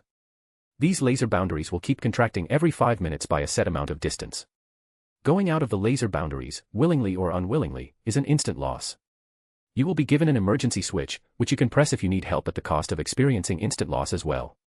There are pros stationed in the Battle Center X, but they will not help you unless you are about to die or there are chances of you suffering injuries that might take months to heal, even after using Recovery Girl's abilities. If you do not want to fight anymore, just remove yourself from the laser boundaries. Some of the remaining general education students gulped before licking their lips. And now, how to win? All Might grinned. Well, that's the simplest part. You have to make sure that you are the last person standing. Chapter 373, Battle Royale begins. As Luke walked inside the Battle Center X, he confirmed his theory behind UA's reasoning for choosing such a vague event like Battle Royale for the sports festival. The place was massive. Forest, buildings, roads, bridges, mountains, and even lakes. The Battle Center X had almost everything that could be considered a mini replica of a city. The different regions weren't segregated, either. Everything perfectly melted into each other, just like a real city would. Then there were tiny, barely visible drones, flying like insects everywhere, recording even the most hidden corners in the city, perhaps. Not only does UA want to prepare the children for the real world's worst-case scenario. Luke confirmed, looking around with amazement, just like the others. But, by organizing a battle royale, it's trying to confuse villains, too.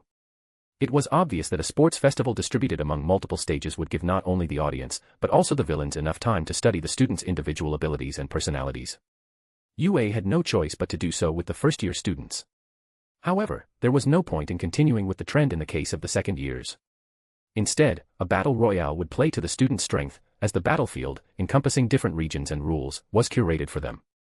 With so many students involved, it would be hard for anyone to keep studying one individual. Also, the people who would be left in the end would be either too exhausted to go all out or too clever not to realize what UA's plan was regarding the choice of event. Cunning. Luke nodded within. Nizu is too cunning. Alright, listen up. All the students turned around and found Eraserhead standing on top of the massive gate of the Battle Center X, a huge holographic image reflecting his face in the sky. You will be given 5 minutes to hide yourself in the city, Aizawa said flatly. It doesn't matter what you do or how you do it. The end goal of the Battle Royale is to be the last person standing within the laser boundaries. That's it. Feel free to use your quirks and your brains if you think your quirk is not suited for the event. There are no rules, other than what All Might has already shared with you. But Students gulped as Eraserhead's eyes narrowed. Purposefully hurting someone with the intent to kill, he said, his voice carrying a chill, will lead to instant disqualification. Good luck. Then, without giving the students even a second to steel their hearts, a bang resounded, the huge screen in the sky showing a 5-minute countdown. Luke looked down and, coincidentally, his eyes met Momo's, most of Class 2A students already making a beeline toward the city's insides. Good luck, Momo said. Luke nodded, smiling. Heard you're working on a new fighting style. Momo chuckled. What new fighting style? She rolled her eyes. It's not even been 3 days. Have a little confidence, Luke said. I know you're a quick learner. Momo blushed at the praise. She had just opened her mouth when they both heard a buzz, making them look up. A dozen tennis ball-like drones had gathered over them, the screen in the sky showing them chatting with each other. Luke's lips twitched. Momo just turned around, picked a random direction, and ran, faster than the time when the Nomo had chased her. In only a minute, almost all the students had disappeared, some hiding themselves in buildings, some using the terrain to their advantage, planning for future confrontations, and some just outright going for the city's middle, giving an open challenge to everyone. Only one student remained at the entry gates. Luke was wearing the same hero costume that he had named Black. Unlike the others, it had undergone absolutely zero upgradation. First, his fighting style didn't depend on a costume. Second, the costume itself was almost perfect. In 1 year, Black had gained several creases, scratches, and smudges that even repeated washing and other treatments couldn't erase. However, other than that, it was still in perfect condition. Then there was Nyx, just silently pruning her feathers as she sat on his shoulder. In the stadium, people couldn't make head or tail of the reason behind Luke refusing to rush into the city before the countdown ended. Also, the screens in front of them were divided into many panels, randomly focusing on different locations, showing where the students were hiding or positioning themselves. The drones, controlled manually by people, could selectively capture sound as well. So, there was no commentator this time around, either, letting them have the raw experience of the new event. At this moment, though, the audience would have definitely loved to hear a pro's opinion on Luke's stillness. The guy was one of the most famous UA students across all 3 years. So, it was natural that people wanted to know what he was thinking. To their utter surprise, someone did let them know of it. And, no, it wasn't a pro. It was Luke himself. I am giving the children a head start, he shouted, the drones purposefully catching his voice, which boomed across the stadium. You know, because I am so awesome and all. Seated in the crowd, Iwao and his daughter Tamao's lips twitched. Somewhere in the same crowd, Kazuho and Melissa spat out their drinks. Aina smiled widely, kicking her legs, Rikuya's entire mouth twisting in cringe beside her. Then, one by one, people began laughing, finding the words utterly shameless and ridiculous. At the Battle Center X, All Might and Eraserhead looked at Luke and Nyx, the timer finally reaching 10 seconds. Why do I have a feeling? All Might said, grinning, that young Luke wasn't joking. Because. Aizawa's eyes narrowed, remembering the boy who had single-handedly changed the fate of the training camp incident with his mind. He truly wasn't. The timer stopped at all zeros. And, ever so casually, as beams of red laser shot out of 100-meter-tall walls, Luke finally stepped forward with every intention of helping out UA by turning himself into the worst-case scenario. Chapter 374, Hiryu Rin's Worst-Case Scenario. 15 minutes passed. The laser boundaries contracted by another 100 meters. This was only the beginning, only the third such contraction, and yet. Screams. Explosions. Shouts of victory. Cries of defeat. Sounds of multiple emotions had overtaken Battle Center X, the audience's roar overwhelming the environment. The tennis ball-like drones could zoom in hundreds of meters in high definition and across multiple spectrum. Not only did they not compromise students' hidden locations, but they also streamed the event's happenings live over multiple screen panels without any lag. From time to time, the drones would also select the most interesting scene, increasing its aspect ratio across the screens and bringing more eyes to it. Luke's panel's aspect ratio was not one of these oversized ones. His panel wasn't even of the regular size.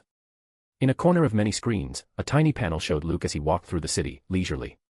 Luke's outrageous act of not rushing deeper into the city and his subsequent bold words had garnered sufficient attention, riling up the crowd. However, with so much happening at Battle Center X and so many students involved, most of the audience had already forgotten him, their eyes never leaving the likes of Bakugo, Todoroki, Midoriya, and others to see what they would do. Still, Luke's panel did have eyes on it. Most of them belonged to his core fans, with a few belonging to the apostles of Mr. Fool. There was one similarity between these two groups, though neither of them knew just what Luke was planning, because they couldn't see his raven anymore. Luke arrived near one of the many lakes, with a thick forest terrain lying ahead. He looked over his shoulder and saw the menacing red glow of the laser boundary some 500 meters away. Then, he looked up and noticed the timer reaching halfway to the next contraction. Plenty of time. Luke flexed his muscles and crouched at the edge of the lake, which was covered in pebbles. The small lake looked incredibly deep at a glance, its icy dark bottom reflected in his blue pupils. Luke scooped a handful of water and drank, his brows rising at its freshness. He drank to his fill and stood up before turning around to go toward the forest. Suddenly, from the deep waters of the small lake, hundreds of green scales came shooting out like bullets fired from rifles, all aimed at Luke's back. The scales split apart the upper layer of water, hissing as they instantly reached the target without losing much of their momentum. The attacker had not only masterfully waited for Luke to turn around, revealing his back, but he had also made sure that he wouldn't have time to take Nyx's help to survive the attack. The moment the scales hit the mark, it would be all over. The part of the audience watching this at the stadium gasped, some outright shouting Luke's name to make him look back. Of course, their voices couldn't reach him. Surprisingly, the same was the case for the green scales. Just as the bullet-like scales could have embedded themselves into Luke's back, he fell forward. With his feet as an anchor, Luke just fell straight like a pole, all the green scales rushing past his back like missiles shooting up a mountain slope. Instantly, from a small panel to the largest panel, Luke became the center of attraction. "I was hoping you won't show up," he said, straightening himself and looking to his right. From the lake, a figure had swum out, standing only a few dozen feet from Luke. This figure belonged to a boy who was donning knee-high, steel-like boots under a blue, tight bodysuit with high collars. On his face, he was wearing a visor. But it was his arms that stood out the most, which held two massive, yellow-colored gauntlets. The gauntlets gave away the boy's identity. "Hiryu Rin from Class 2B, right?" Luke asked. "Quirk scales." It was indeed Hiryu Rin. Using his quirk, he could cover his entire body in green scales, giving him an extreme advantage in close combat, especially combined with the fact that he was a proficient martial artist. But in the last month, like others, Hiryu seemed to have come up with an ultimate move of his own. "Let me guess," Luke said, looking at the boy's strange gauntlets. "You can store your scales in them and use them as bullets, adding the long-range attacks to your style, too. Took a page out of Bakugo's book, didn't you?" That seemed to tick the right mark because the boy twitched. Instead of attacking right away, though, Hiryu looked up and around, trying to spy a creature. "Nyx is not here," Luke said, taking a step forward. "Also, she will not interfere. Not unless. It's already all over." "Wah." Hiryu began. Tink. The laser boundaries contracted by another 100 meters, followed by a loud chime. Luke broke into a run, becoming a black blur as his long, black greatcoat flapped wildly behind him. Hiryu's eyes widened. For a moment, he couldn't even react, sensing some great trick in all this. Luke was not an opponent he had hoped to meet so soon, and especially like this. If it hadn't been for Luke openly showcasing his back and Hiryu's own trust and confidence in his ultimate move, sprouting scales, he would have never even attacked him. Then there was the absence of Raven, which sealed the deal for Hiryu. Who didn't know by now that Luke was as good as a quirkless person without the bird by his side? And so, it would have been a great tragedy not to attack Luke and grab an easy win, while simultaneously gaining fame, killing two birds with one stone. Yet, as Hiryu saw Luke covering half the distance between them in a blur, with still no sign of Nyx, he couldn't help but feel like he had been tricked. Sadly, it was all too little too late. "It will not be that easy," Hiryu shouted, pointing his scale gauntlets forward. Then, with another rattling sound, he fired hundreds of green scales again, attacking not only Luke, but also covering a great area around him. Even if Luke tried to dodge, a few dozen scales would still end up getting him. Contrary to Hiryu's expectations, Luke had no intention of dodging the scales at all. As the green scales came for him, his hands blurred. And when his hands became visible again, Luke was wielding two knives, with paper-thin blades. Note, summer sale, flat 25%. Is coming soon. Chapter 375, UA's worst-case scenario. The sound of steel striking steel rang out as the thin-bladed knives in Luke's hands flashed, effortlessly parrying all the green scales coming at him. Not only Hiryu Rin, the Class 2B student facing him, but even the pros watching this play out looked on in amazement. Not many had seen Luke fighting Class 1A students single-handedly during the first semester last year. Not many knew of his proficiency in practical handy tricks and martial arts, which he had been taught by a seasoned assassin. And not many had ever imagined that he might not be as helpless without his Raven as the rumors made him out to be. To see him making a beeline toward Hiryu Rin, knocking off every single green scale without losing even a unit of his momentum, became one of the greatest unraveling sights of the entire sports festival. Hiryu Rin couldn't take in the sight with as much surprise and enthusiasm as the audience, though. Just as Luke arrived within his reach, a dense layer of green scales covered his entire body, becoming armor. Then, without waiting for him to come any closer, Hiryu charged. The razor-sharp tips of green scales protruded out of his steel boots as Hiryu attacked Luke with a roundhouse kick, aiming for his head. Suddenly, as if Luke had never been running to begin with, he paused with a jerk. Hiryu's entire foot traced a sharp line across the space, missing Luke's head by mere centimeters. The audience gasped. Luke grinned. Changing the grip on his knives, he stepped in, thrusting the knife. Hiryu stepped back effortlessly, changing the knife's trajectory with the back of his scaled hand. Simultaneously, his steel-padded knee went for Luke's sides, aiming to break his ribs. With the two of them so close to each other, it would be a miracle if Luke managed to dodge it. It didn't even matter where the knee landed, as it was bound to break bones at the moment of contact. A miracle did happen, though. Luke's leg, mirroring Hiryu's kick, moved. Then, the sole of his raised foot landed on the top of Hiryu's foot, slamming it down with a jerk, countering the monstrous knee attack before it could even make contact. Luke and Hiryu, now standing so close to each other that they seemed to be practically hugging, looked into each other's eyes. The blonde-haired guy's eyes carried amusement. Behind the visor, the serpent-like black eyes carried shock. And then, Luke pulled back his left hand, a chill running down Hiryu's spine. Instantly, all the green scales on Hiryu's body stood up, their tips pointing out like thorns. This was a defense mechanism of his quirk, protecting his body from attacks. If someone managed to go past his defenses and attack him, then that someone would only end up injuring himself in the end. Thus, such a person would think twice before attacking him. To Hiryu's bad luck, Luke was a different breed. Under the watchful eyes of tens of thousands of people, and unbothered by the pointy scales, Luke slammed his fist deep into Hiryu's chest. Crack! People cringed at the sight. Hiryu was sent flying, rolling across the pebbled floor, before he flipped himself up to an upright position. The moment he landed on his feet, though, Hiryu fell back on his knees. Blood came pouring out of his mouth, painting the glossy, wet pebbles red. First, he looked at his chest and saw a bloody print of a fist, with several green scales missing there. The mere sight of it was so astounding and ridiculous that, for a moment, he even ignored the pain. Then, slowly, Hiryu looked up, the buried pain shooting through his head, making him wince. Only a few feet away from him, Luke was picking off the green scales embedded in the exposed fingers of his left hand, blood dripping off them. A few of the green scales were also lodged into the glove part of his hand, but they had failed to puncture the material itself, barely rupturing the skin underneath. Not wincing even once, Luke pulled off all the green scales, then looked at Hiryu, wielding the knife in his right hand. Then, he stepped forward. Madness took over Hiryu's mind. He lifted both his hands and used his ultimate move once again, concentrating all the green scale bullets on Luke without worrying about Luke dodging at all. Sadly, Luke had no shortage of dealing shocks to overwhelm the enemy's mind. Instead of flicking away some of the incoming scaly bullets and missing a large portion of them, he simply lifted both his hands and covered his face. With loud thuds, the green scales hit his body, some outright falling off, some staying lodged into his body, blood dripping down his costume. Click. Click. Hiryu pressed the switch on the scale gauntlets, but they had all run out of scales.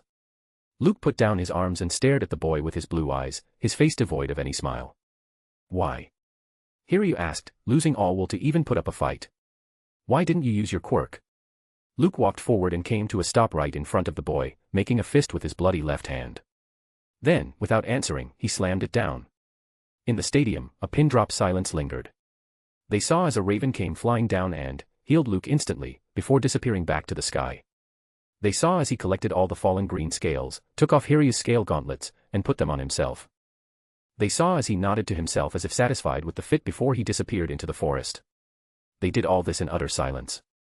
And together, no matter whether they were civilians or heroes, or even some villains watching it from far away, seeing the laser boundary go past Hiryu's body, they all experienced the same feeling. This was no battle royale. UA had practically trapped 99 students with a monster. Chapter 376, Momo's Determination. Momo peeked out from the broken window of an apartment, located on the 30th floor of a skyscraper. It had been only 20 minutes since the battle royale started. But the huge, holographic screen in the sky, showing the current live students within the laser boundaries, flickered once again. The number dropped by 1, the screen now displaying 82 in bold letters. 18 students seemed to have either been disqualified or defeated in the last 20 minutes. The number felt small, but it became huge when the scale of the battlefield was taken into account. A 5-minute head start had not nearly been enough for the students to find a suitable place to hide. It had been an even lesser amount of time to reach deeper into the Battle Center X, occupy the middle territory, and protect one's place for the rest of the event. Momo doubted that there might be more than a handful of students who could do so. The likes of Midoriya, Todoroki, Bakugo, Tokoyami, perhaps. A few of the support course students could do the same, too, she guessed. But if they had brains, they would be far better off not chasing the central area for quite some time. Luke could do that, too, Momo thought, letting her gaze return from the screen. However, she had been having a bad feeling about him. Momo remembered seeing Luke standing still at the entry gate on the holographic screen until the last second of the initial 5 minutes. What had really been going on in his mind was not something even All Might could tell, she believed. There was one thing that she was sure of, though. Others might not be able to tell by looking at his face, hearing his words, or seeing his actions. But she knew Luke had no intention of winning the battle royale. Not at all. The guy was not even interested in winning anything. Momo had no clue why she knew these things about Luke. But, recently, she had stopped doubting her instincts. Anyway, it didn't matter what Luke intended to do during the sports festival this year. She had every intention of winning the battle royale. She had every intention of proving to herself that she did have the ability to stand shoulder to shoulder with the likes of Midoriya, Todoroki, Bakugo, and, Luke. The holographic screen in the sky wouldn't share any live footage from the Battle Center X so as not to compromise a student's location or actions. But it wasn't like she needed the screen to find out the targets, anyway. Momo took a deep breath, standing in the middle of the empty apartment. Then, she took off her shirt and began creating parts, hundreds of tiny parts, as per the plan. Masahiro Ojiro, who had the quirk tail, rushed out of the forest. His entire body was covered in sweaty and bloody scratches, his martial arts costume torn here and there. The moment he saw the city's outline in front of him, Ojiro's eyes widened, a smile surfacing on his lips. As he ran, he looked over his shoulder and saw nothing but darkness. But he knew that guy was still there, coming right for him. Sure enough, dozens of different birds, including kites, owls, and parrots, came flying from the forest, all chirping loudly as if they had gone mad. Along with them, over 24 wild animals also came charging out of the forest, led by a panther. The moment these two groups came out, a giant silhouette of an elephant also became visible, outlining itself at the boundary of the forest. And riding that elephant was a boy in a yellow and red suit, with a mouth symbol on his torso showing teeth. On his face, he also wore a mask that strongly resembled a duck's bill. Even from afar, one could easily tell that the boy himself was huge, perhaps as tall as Luke, if not taller. Ojiro had no idea that the forest would have so many animals. But given that UA wanted to give them a hint of real-life experience once again, it made sense.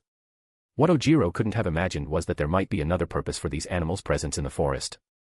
A quirk to control animals. Ojiro hissed through his clenched teeth, panting. And this guy is in general education. Yes. The boy in the yellow-red suit was none other than Koji Koda, a proper Hero Corps student in Luke's previous life, but admitted to general education this time around.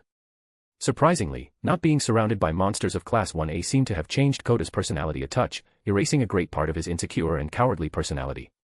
Even Luke, who had passively learned about Koda's newfound confidence, had expressed shock, thinking how spending a year towering above others could change someone so much, because Koji Koda was unanimously considered a hero among general class students at UA. And today, he was bent on living up to that title which his weaker friends had labeled him with. Attack! Koda roared. The elephant trumpeted his command. The panther, much faster and stronger than others, growled even more madly. In one great lunge, it covered half the distance between it and Ojiro, and then lunged again, going for the boy's neck. Ojiro, who had been waiting for it to happen, spun like a cyclone, using his ultimate move, Tornado Tail Dance. Teeth came flying out of the panther's mouth as it was sent flying, skidding across the ground. Riding the elephant and watching his panther get defeated, Koda's eyes narrowed. I will. Suddenly, before he could finish the command, Koda's entire body lifted off the elephant and was thrown backward with a jerk as if something invisible, but incredibly heavy, had hit him across the chest. Ojiro, who was panting hard after using his ultimate move and could barely hear anything under the cries and roars of animals, looked as Koda disappeared into the clouds of dust. Boom. The sound made Ojiro look back at the city. It felt like the roar of a jet's engines after it had already flown away in the sky, stretched and smothered. Before Ojiro could put two and two together, though, his body jerked, too. Like a doll, he was thrown a few meters back, all the animals and birds rushing past him as his eyes rolled back into his head. Far away, in the apartment of the skyscraper, Momo pulled her face away from the massively long sniper, the lens of the drone capturing her face reflecting nothing but raw determination. Chapter 377, Class 2B's Secret Weapon. A boom resounded as Manga Fukudashi from Class 2B screamed out the word. The letters materializing in reality because of his comic quirk, creating the same effect as the word's actual meaning. Midoriya left behind a crackling blur as he used full cowling, now standing at 19%. He appeared behind Manga and kicked using his newly created shoot style. To not injure the guy too much, though, Midoriya involuntarily held back his strength. That soon turned out to be a mistake. Deku. The shout echoed across the surroundings. Midoriya was so focused on holding back his strength and using the exact amount of force needed to incapacitate manga that the shout instantly took him aback, alarm bells ringing in his head. They were fighting on a bridge between the forest and the city, with a river roaring under it. Midoriya had made sure that manga was alone and there weren't any traps at the location before confronting the guy. Unlike many others, he had decided not to head straight to the middle of the battle center X. First, using full cowling would deplete his stamina. If he were to meet a strong opponent and were forced to use 50, or even 100% of one for all, then it wouldn't bode well for him in the end. It would like repeating the last year's sports festival all over again. Second, with his agility, Midoriya could easily keep track of the laser boundaries and continue to advance slowly but steadily. And third, but by far the greatest reason, was that Midoriya wanted to win. No more flashy entrances and over-the-top use of one for all. No more going out of his way to chase Luke, Todoroki, and Bakugo's paths. Last year, All Might had asked Midoriya to tell the world that he was here. All he had ended up doing was winning the first stage and then succumbing to his stupidity by repeatedly using one for all at 100%. This time around, with All Might already retired, the words his mentor had told him carried even greater weight. The Battle Royale gave Midoriya the perfect stage to play out to his strengths. He had a solid strategy, keep a low profile and hold onto big moves till the very end. The only reason that Midoriya had even confronted manga was that the guy had refused to budge off the bridge. Jumping over the large, gurgling river, or even heading to a different bridge, could have attracted unwanted attention and would have taken time. The other, safer option was to neutralize manga right away. Because of their shared training camp, Midoriya already knew the comic Quirks ins and outs. He was quite sure that he could take on manga and win the battle in the blink of an eye. Presently, from manga's use of the boom word to Midoriya using shoot style, not even 2 seconds had passed. It was because of all this that the shout, calling out his name, had rung alarm bells in Midoriya's head, because he had recognized the voice. As he hung midair, and as he was about to kick manga, Midoriya looked over his shoulder, concerned. Uraraka. A crash echoed off the bridge, raising dust. When the dust settled, a figure walked out from the city side of the bridge. Indigo hair. Dark purple eyes. Black jacket and trousers. It was Hitoshi Shinso, who had only recently transferred into 2B from the general education. Something about him was different, though. There was a mask on his face, covering his nose and mouth, and looking eerily mechanical. He pressed a knob on the mask, rotated a few dials, and came to a stop next to manga, who was holding his shoulder. "Are you okay?" Shinso asked. "Yeah." Manga replied with a grunt of pain. "He slammed right into me." Shinso nodded and continued to walk forward, reaching the middle of the bridge. There, sprawled on the dusty, concrete bridge, listlessly watching the sky with his unfocused eyes, was Midoriya, the target of Shinso's brainwashing quirk. "Last time," Shinso said, crouching over Midoriya's face, "my quirk worked on you because you didn't know about it. I don't know how you came out of brainwashing's effect, but I knew you would have prepared for it this time around. But it's not only you who has been working on your quirk. I, too, want to become a hero." Manga dragged his body forward, holding his shoulder. He said, hesitating. Then, he took a deep breath. "Most of us in Class 2B are not as strong as you guys. So, we decided to do something Class 2A would never consider. Teaming up." Shinso nodded, getting up, smiling behind his artificial vocal cords. Midoriya's heart skipped a beat. That was not something he had even considered. Truly. Not one student from Class 2A would ever team up with another, especially with the event being a battle royale. And, exactly because of this, they would fall into the 2B student's trap, just like him. "Get up," Shinso commanded. Midoriya stood up and faced Shinso, dreading the next command to be either to go out of the laser boundary or just stand here till the boundary reached him by itself. But, in the next moment, he realized that he had utterly misjudged how much Shinso had changed in the last year.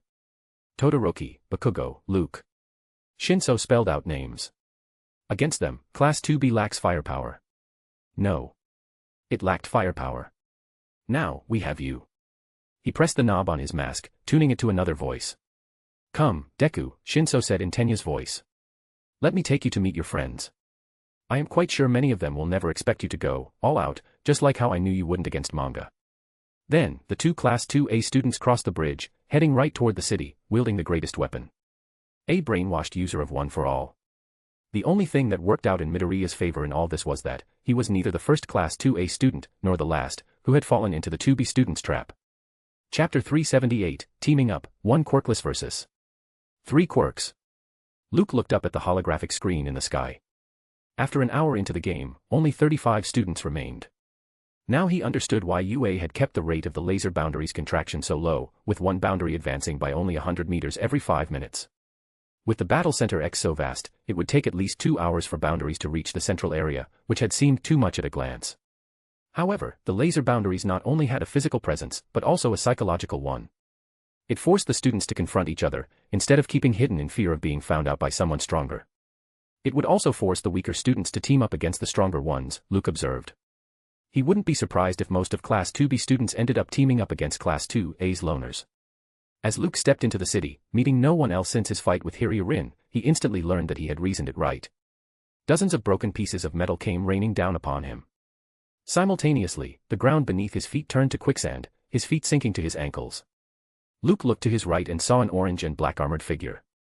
It was Juzo from Class 2B, he recognized, having the softening quirk, which could soften any non-living thing upon touching it. Also, from the controlled trajectory of the incoming pieces of metal, Luke recognized the other attacker as well. Reiko Yanagi, another student from Class 2B, with the poltergeist quirk, allowing her to control nearby objects telekinetically. Luke didn't see the girl, but she must be nearby, given the nature of her quirk.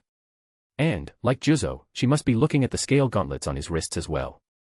As the metal objects were about to hit Luke, with his feet embedded deep into quicksand to his calves now, he lifted his right arm toward them. A click resounded as he pressed the switch on the gauntlets, circling his arm. With a rattling, resounding sound, green scales came blasting out and met all the metal objects, both falling into the quicksand. From behind a wall, Reiko walked out, looking at the scale gauntlets with an open mouth.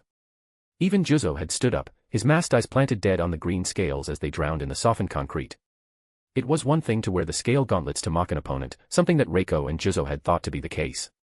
It was another thing entirely to not only use them, but use them with perfect proficiency. Even Hiryu himself had taken weeks to get used to the recoil and other effects of the gauntlets. In contrast, Luke couldn't have gotten them over an hour ago, and he was already. Luke had gone down into the quicksand to his knees now. "If you don't harden the concrete," he said, smiling, "then I will die." "Press the emergency switch," Juzo demanded. Luke's brows rose. "Is that how you got my neta?" Juzo's eyes widened, his head snapping back to meet Reiko's shocked eyes. "How?" Reiko asked, a dozen more metallic objects levitating next to her. "How did you know?" Luke pointed his chin to one side. Both Juzo and Reiko looked in that direction and saw a ball of hair stuck to the wall. By the time they looked back at Luke, he had already plunged his left arm into the quicksand, up to his elbow. "Harden it!" Reiko shouted, firing all the metal pieces. Juzo's hand immediately went down to touch the softened floor. Luke was much faster, though. With another click, a green, scaly storm raged into the quicksand, creating a whirlpool. There was so much power in it that it instantly pulled most of the quicksand, grabbing onto Luke's feet, letting him jump and cross his arms. One of the metal pieces landed on his left arm's gauntlet with a loud crack and sent him flying backward. Luke rolled into the alley for a few feet and landed onto his feet with an exaggerated, acrobatic flick, way out of Juzo and Reiko's quirk's reach. He looked at the broken scale gauntlet on his left arm. Then, he looked down and found his boots ruined as well. Frowning, he looked up, raising a brow, as if asking, "Seriously?" Juzo hardened the concrete and ran toward Luke, shouting, "Keep an eye out for the bird." Reiko nodded and aimed a dozen metal pieces directly toward the sky above Luke's head. Luke stepped back, narrowing his eyes. Suddenly, from the darkness behind him, 2 hands slithered out. It wasn't just Juzo and Reiko who had teamed up to take down Class 2A students. Shirhai Kawaro of 2B, with the quirk black, allowing him to merge his body into anything dark in color, was also working with them. Juzo's sudden rush wasn't to trap Luke into quicksand, but it was to push him deeper into the alley, where Shirhai had been waiting within the darkness. Against Mineta, they hadn't needed to take Shirhai's help. But, for someone like Luke, it only made sense that all three would be needed to work together. The only good thing about all this was that Luke seemed to have lost his bird. Otherwise, why wouldn't he use his quirks and take them all out? Lunging at the opportunity, Shirhai grabbed Luke's ankles. Simultaneously, Juzo once again put his hands on the concrete floor to soften it. No matter what Luke did now, even if he used his bird, he was as good as gone. That thought made all 3 Class 2B students smile. That smile never left their faces till the very last moment, even when 3 knives fell from the sky and lodged themselves into their bodies with a bloody squelch. Shirhai lost his grip over Luke's ankles. Slowly, Luke turned around and pulled out the knife from Shirhai's back, knocking him out with a punch and pressing his emergency switch. Then, he walked up to an armored Juzo, who had a knife embedded deep into his exposed shoulder. I got super lucky with you. Luke lied, pulling the knife out before sending Juzo to sleep as well. He then looked into the distance and found Reiko already passed out, blood pooling next to her. Oh, well. Luke shrugged. Then, shamelessly, he began taking off Juzo's armor. Meanwhile, a stunned crowd in the stadium continued to watch the replay of Luke, throwing 3 knives into the air while performing an exaggerated, acrobatic flip. Chapter 379, Bakugo vs. Mushrooms. A hiss resounded behind Bakugo as he hopped from building to building, a frown twisting his face. Explosions rang out as he blasted himself forward, covering dozens of meters of distance. Unlike most of the students, Bakugo had no intention of saving his strength. He had decided to push the throttle to the extreme from the get-go, destroying all and everything until only he remained. It was just... Arg. Bakugo growled, looking left and right. Where are you? Show yourself. Coward. The hissing sound became a roar behind him, forcing him to look over his shoulder. 2 large horns were coming at him like missiles. Like was a weak word here, because not only did they truly possess the power and speed of missiles, but also the homing function. No matter where Bakugo went, which direction he picked, the horns would always change direction to follow him, closing the distance. If Bakugo wanted to run away, then that was quite easy. He would just have to leave this area, which was in the middle of the city. Bakugo would never do such a cowardly act, though. Easy was the last path he wanted to take in this event. He was aiming to be the best. So, he must also walk the best path. And the best thing to do in this situation was to find the attackers and crush them to pieces. If only he could find the controller of these horns. Just as Bakugo was thinking all this, the 2 horns chasing him gained speed. Bakugo's eyes widened. Time seemed to halt around him. In that moment, he realized that he had been tricked. The student who was controlling these horns had given him a false impression of the horn's top speed, fooling him for the last 15 minutes. Even as the horns replaced the entire world in Bakugo's eyes, he couldn't help but find such a subtle manipulation praiseworthy. To delicately control the horn's speed, knowing that he would be keeping an eye on them while running away from them, was indeed a great strategy. If the horns hit Bakugo, then... Suddenly, just before the missiles could annihilate him, Bakugo grinned. A heat surged from the soles of his feet, a set of tremendous explosions making him shoot up like a rocket. With his new costume, he could now freely use his evolved quirk without getting found out. All the audience, the heroes, and even the villains would think that he was causing explosions from the soles of his feet because of the gauntlets around his ankles, by storing the sweat from his palms in them using a set of tubes. That couldn't have been further from the truth, though. And once a villain attacked him, destroying his ankle gauntlets, thinking he had got him, then... Bakugo grinned as he turned around, killing off all explosions, thinking about how he would destroy that villain then. He just couldn't wait for that time to come. But, for now, he needed to take care of these weaklings. Meanwhile, after missing him by mere inches, the horn slammed right into a skyscraper. Boom. Bakugo ignored the blocks of concrete raining down because of the impact and focused on the region of the city where he had been circling all this time. From so high, he could take in everything. Even if the sudden increase in the horn's speed had taken him by surprise, he had been waiting for something like that to happen. If the horns hadn't destroyed themselves, then he had already planned to crush them. Because once that happened, the enemy would, certainly send more horns. A wide grin appeared on Bakugo's face as he saw another set of horns coming right at him. This time, instead of running away, he went right for them, stretching out his arms and pulling a pin. The boom rattled the windows so much that they exploded into shards. He was still not proficient in using only his legs to fly, so Bakugo combined the explosions from his feet and hands to boost his speed, instantly maneuvering himself around a building to reach the origin of the horns. Gotcha. Bakugo said, licking his lips. In front of him, riding on another horn, was a girl with the same horns protruding out of her head. It was Pony Tsunatori from Class 2B, with Horn Cannon Quirk. Bakugo didn't recognize her. Not that it mattered. The moment he saw her, he boomed his way toward her. Meanwhile, with a pale face, Pony brought the horn she was riding onto its maximum speed, running away. Haha. Bakugo laughed over the booms of explosions. You can't run away. Pony took a strange turn and then dived straight down. Bakugo followed, already stretching out his hand. One more second, and he would show her what a true explosion felt like. One more second, and he would make her regret targeting him. Sadly, Pony had never feared Bakugo chasing her. She had never thought of getting him with her horns. All she had wanted to do was to piss Bakugo off and force him to chase her. Knowing him, he wouldn't even think twice before following her and reach the place where she wanted him to. A dense, humid place. Bakugo, who was about to erase everything in Pony's direction, suddenly felt odd. He could smell the oddness, too, like the fresh smell of earth after the first rain. Not only could he feel the humidity in the air, but he could also see it, blurring the entire block of buildings in front of him. Then, Bakugo saw the strangest sight. With loud pops, mushrooms began appearing all over the place. Small. Large. Black. Green. Yellow. And hundreds of different colors and sizes. They covered all and everything from buildings to the roads. The strangest sight followed the weirdest feeling, then. A bulge appeared in Bakugo's throat as if something had magically appeared there. In the next moment, not only did the bulge grow in size, but several more bulges appeared, stuffing his throat up to the back of his mouth and down to his lungs. And then, gasping for air, and clutching his throat tight, Bakugo crashed, leaving behind a trail of black smoke. Chapter 380, The Reason Behind Class 2B's Team-Ups. Note, Summer Sale, offering flat 25% off, is now active till June 14th. If you are liking the work so far, please consider supporting it as well. Enjoy. Itsuka Kendo hid within the store, her eyes fixed on the wide road outside. Loud booms and bangs rattled the window pressed against her face as a war went on, chunks of concrete flying here and there.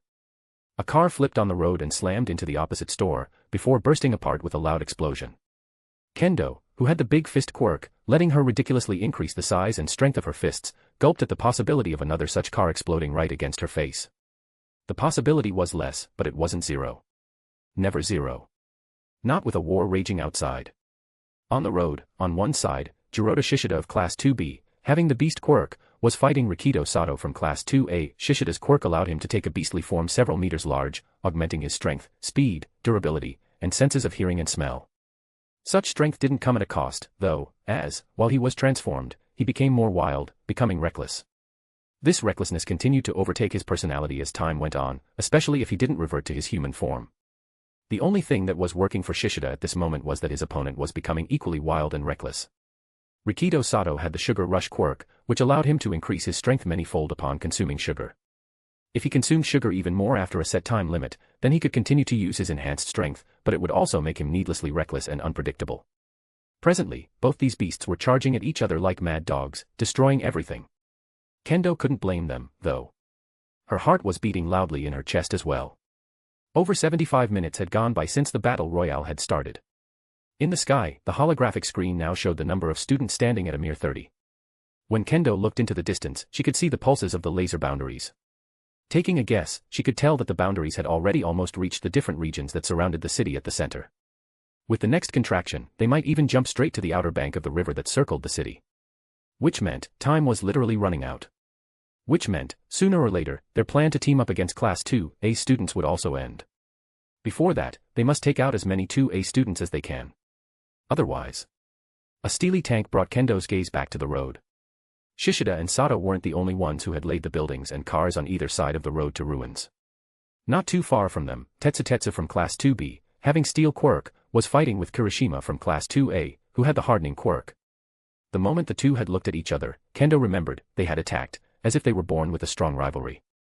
Now, both Tetsu and Kirishima were on their last legs, blood trickling down their arms, chest, and head.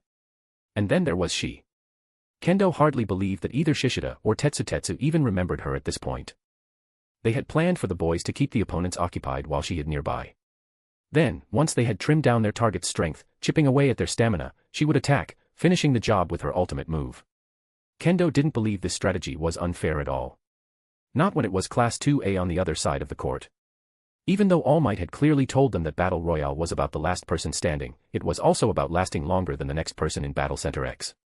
Especially if this next person was from Class 2A. Time after time, Class 2A students had been catching the limelight, as if they were better than Class 2B students.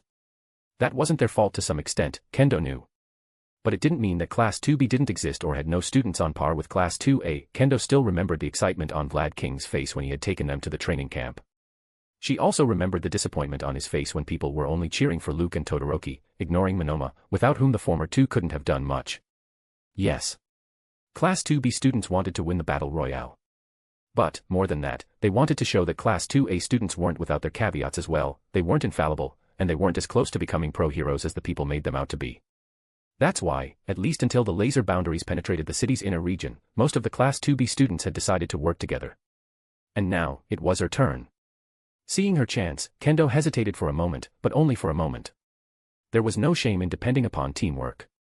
This was one of the greatest qualities UA tried to inculcate in its students, to begin with. And, how was it Class 2B students' fault if Class 2A students didn't get along? The group of 4 fighters had unknowingly come very close to each other. Shishida and Sato grappled on one side, letting out beastly and mad growls. Tetsu and Kirishima had locked their fingers on the other side, both butting their heads repeatedly. It was now or never. The moment she left the door, Kendo broke out in a run. With Sato and Kirishima's backs almost pressed against each other, the mere activation of her big fist quirk near their faces would knock them out. That thought brought a small smile to Kendo's face. In the next moment, just as she stepped on the road, something hit her from the side. As her ribs broke, Kendo was sent flying off her feet and struck the road with a thud, rolling a few times before coming to a stop, passing out. Simultaneously, a muffled boom echoed across the city, reaching the 4 stunned boys. Far into the distance, Momo looked away from the scope and blinked her eyes several times. Then, she looked over her shoulder and saw the blurry laser boundary contract once more, reaching the spot where the several bridges began. Momo nodded to herself and left her position, picking up her sniper. It was time to head deeper into the city. Chapter 381, Eraserhead's Worries, Todoroki Makes a Move. Eraserhead looked at the name of the students remaining on the tablet in his hands. 16 students from Class 2A, he mumbled aloud. And 9 from Class 2B.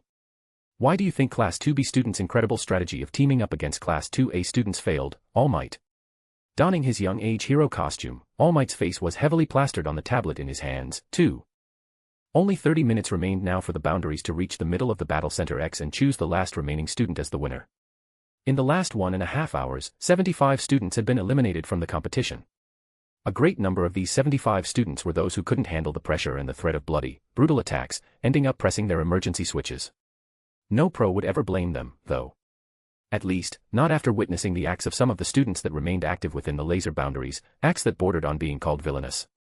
Unlike Aizawa, who was focusing on statistics, All Might was engrossed in a few of those villainous acts himself, enjoying them, in fact.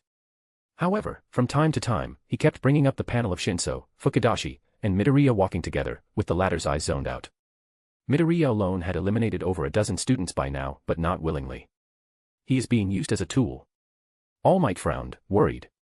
Come on, young Midoriya. Find a way to come out of this pinch. Cough. Eraserhead cleared his throat loudly. All Might instantly changed the screen to another panel. Oh, yes, what? Aizawa took a deep breath and repeated the question. What's your opinion? All Might held his chin. Well, this should be obvious. Obvious? Aizawa asked, puzzled. All Might nodded. A chain is as strong as its weakest link, he said, thinking hard on how to put it simply. Not that I am saying that Class 2B students are weak, but, by teaming up, Aizawa realized, staring at the reddish city beyond the laser boundaries, they willingly turned one of themselves into a weak link. Exactly, All Might nodded. Most of Class 2B students have been focusing so much on making their act of teaming up work, that they are overlooking their own quirks' potential. Also, they are ignoring a crucial fact. It's not like Class 2A students are too egoistic to team up, but they choose not to. Aizawa finished the words again, knowing that well. All Might hummed, bringing the video of Momo sniping Kendo. They know that their quirks can be explored much further by remaining alone. In a way, even without telling them this explicitly, almost all Class 2A students recognize the true significance of Battle Royale by choosing not to team up. Also, if there were anyone else in Class 2A's place, then Class 2B's strategy would have dominated the entire game. It's just that, a few of the Class 2A students are too proficient in taking advantage of gaps that occur while working as a team. Like in the case of Luke. Aizawa's entire face squinted as he heard Luke's name. That kid. Eraserhead had no idea just what was going through Luke's mind. He hadn't even used one quirk, other than Spot Heal, in the last 90 minutes. As if that wasn't enough, he was butchering his way to the city's innards, leaving behind a field of blood. Time after time, one of the pros kept roaring in the earpieces that they were going to intervene, disqualifying Luke before he hurt someone beyond healing. But that was the thing. No matter how hideous the injuries dealt by him seemed, they were not something that Recovery Girl's quirk couldn't heal right away. Luke was masterfully avoiding injuring any student's vital parts. And that had amazed all pros acting as assistant referees for the Battle Royale. Just how could Luke have known that Shirhai from Class 2B had been hiding in the shadows behind him? Even if he was proficient in using knives, something that Sand had already shared with UA's staff, how could the boy have known what trajectory the knives would take and where they would land? To top it off, Aizawa distinctly remembered that Shirhai hadn't even shown himself when Luke had thrown the knives in the air. Then, how? There was something here, Aizawa could tell. A new quirk. But Nyx never entered the 50-meter range around Luke. A new range limit. But Nyx had remained beyond 100 meters. Even if Luke's quirk activation range had increased, it couldn't have increased by that much, right? Aizawa ran his hands through his hair. He didn't want to admit it, but there was a feeling that kept screaming within him. Luke was just too good to be on the same field as others. If even he was feeling that, Aizawa considered, then the audience, and the world at large, must be feeling that, too. I hope there's a simple explanation for all this, he thought, looking at an armored Luke walking leisurely on a wide-open road. Because, if not, then... Oh. All Might expressed concern. This is going to be difficult. Frowning, Aizawa moved closer and looked at the video playing out on the table in All Might's hands. The video showed Shoto Todoroki, looking right at the drone filming him. The entire scene zoomed out, then, showing where the boy was standing. It was the widest, emptiest area, with many tall buildings standing in a circle, starting from some 200 meters from Todoroki. And, instantly, Erasure had realized where the boy was. Everyone, the pro-hero roared over the microphone, his eyes widening. Get ready to... Before Aizawa could even finish the words, though, Todoroki let out a frozen breath, saying, "Ultimate move." Ice hissed out from Todoroki's right side as if a nuclear bomb had gone off. Within a fraction of a second, the entire empty region froze, the buildings froze, and the ice continued to freeze everything, spanning out to cover the entire city. Ice Age. Chapter 382, Ice Age. Shoto Todoroki stumbled, half his body frozen solid. With a thud, he fell awkwardly, his left side hitting the icy floor, frozen, jagged shards scraping against his flesh. A painful grunt escaped Todoroki's throat. Then, with a thought, he burned. Fire became a pool as it left him, turning the icy floor red. The ice under him melted, the surrounding temperature increasing to an unbearable degree. But Todoroki's right side was still frozen, melting at a snail's pace. Ice Age was not an ultimate move he had practiced even once in the last month during training. If he was being honest, then he hadn't even planned to create another ultimate move. Not because he hadn't wanted to, but he had known that he wouldn't have been able to master it before the sports festival. Zero Bullet was different. It had taken him Luke's assistance for weeks, day and night, to gain initial mastery over it. Not to mention, even after 6 weeks had passed, he still couldn't use Zero Bullet without damaging his fingers. To him, it didn't matter if he could use 5 Zero Bullets, pairing one finger from each hand. If he couldn't use the same set of fingers without needing instant healing assistance, then it was a half-completed ultimate move at best. Then, how could he have started working on another ultimate move, with the previous one not even remotely close to being completed? However, after being scolded by All Might that day, Todoroki had begun thinking. Not about how to create an ultimate move, but how to level up the tricks he could already use. And that thought had finally led him to Ice Age. As a foundation, Todoroki had used his heaven-piercing ice wall. It was an enormous glacier that needlessly froze everything in one direction, reaching toward the sky. He could also use it successively, covering a large area under ice. Todoroki couldn't help but realize that this move, though strong, wasted a lot of his power. Instead, what if he channeled everything into one move, keeping the ice limited to the ground, instead of turning it into a glacier? Such an attack could cover a distance as wide as the UA campus easily. It would also render him incapable of using his ice side for some time, as he would be frozen solid. The move was not feasible if he were fighting one-on-one. But the Battle Royale gave Todoroki the best chance to test out his idea to use it on a crowd of villains, if it ever came to that. Now, he just needed to get back to his feet as fast as he could. Because, even if many students should have succumbed to his ice, getting caught by surprise, even more must have survived. And all of them would be coming straight toward him. Todoroki was neither entirely right nor completely off about his observations. First, because of this being his first time using Ice Age, he had not only overexerted himself to cover as much ground as possible, but he had also overestimated himself and his quirk. The ice had indeed covered the entire city, almost draping the entire region within the laser boundaries. It was also thinner compared to his usual attacks at lower scales, though. Second, due to the complex and tall structure of the buildings, the ice had not covered their innermost and uppermost areas as thoroughly as Todoroki imagined. And, because of that, many students survived who should have been too frozen to do anything if they had been on the outside.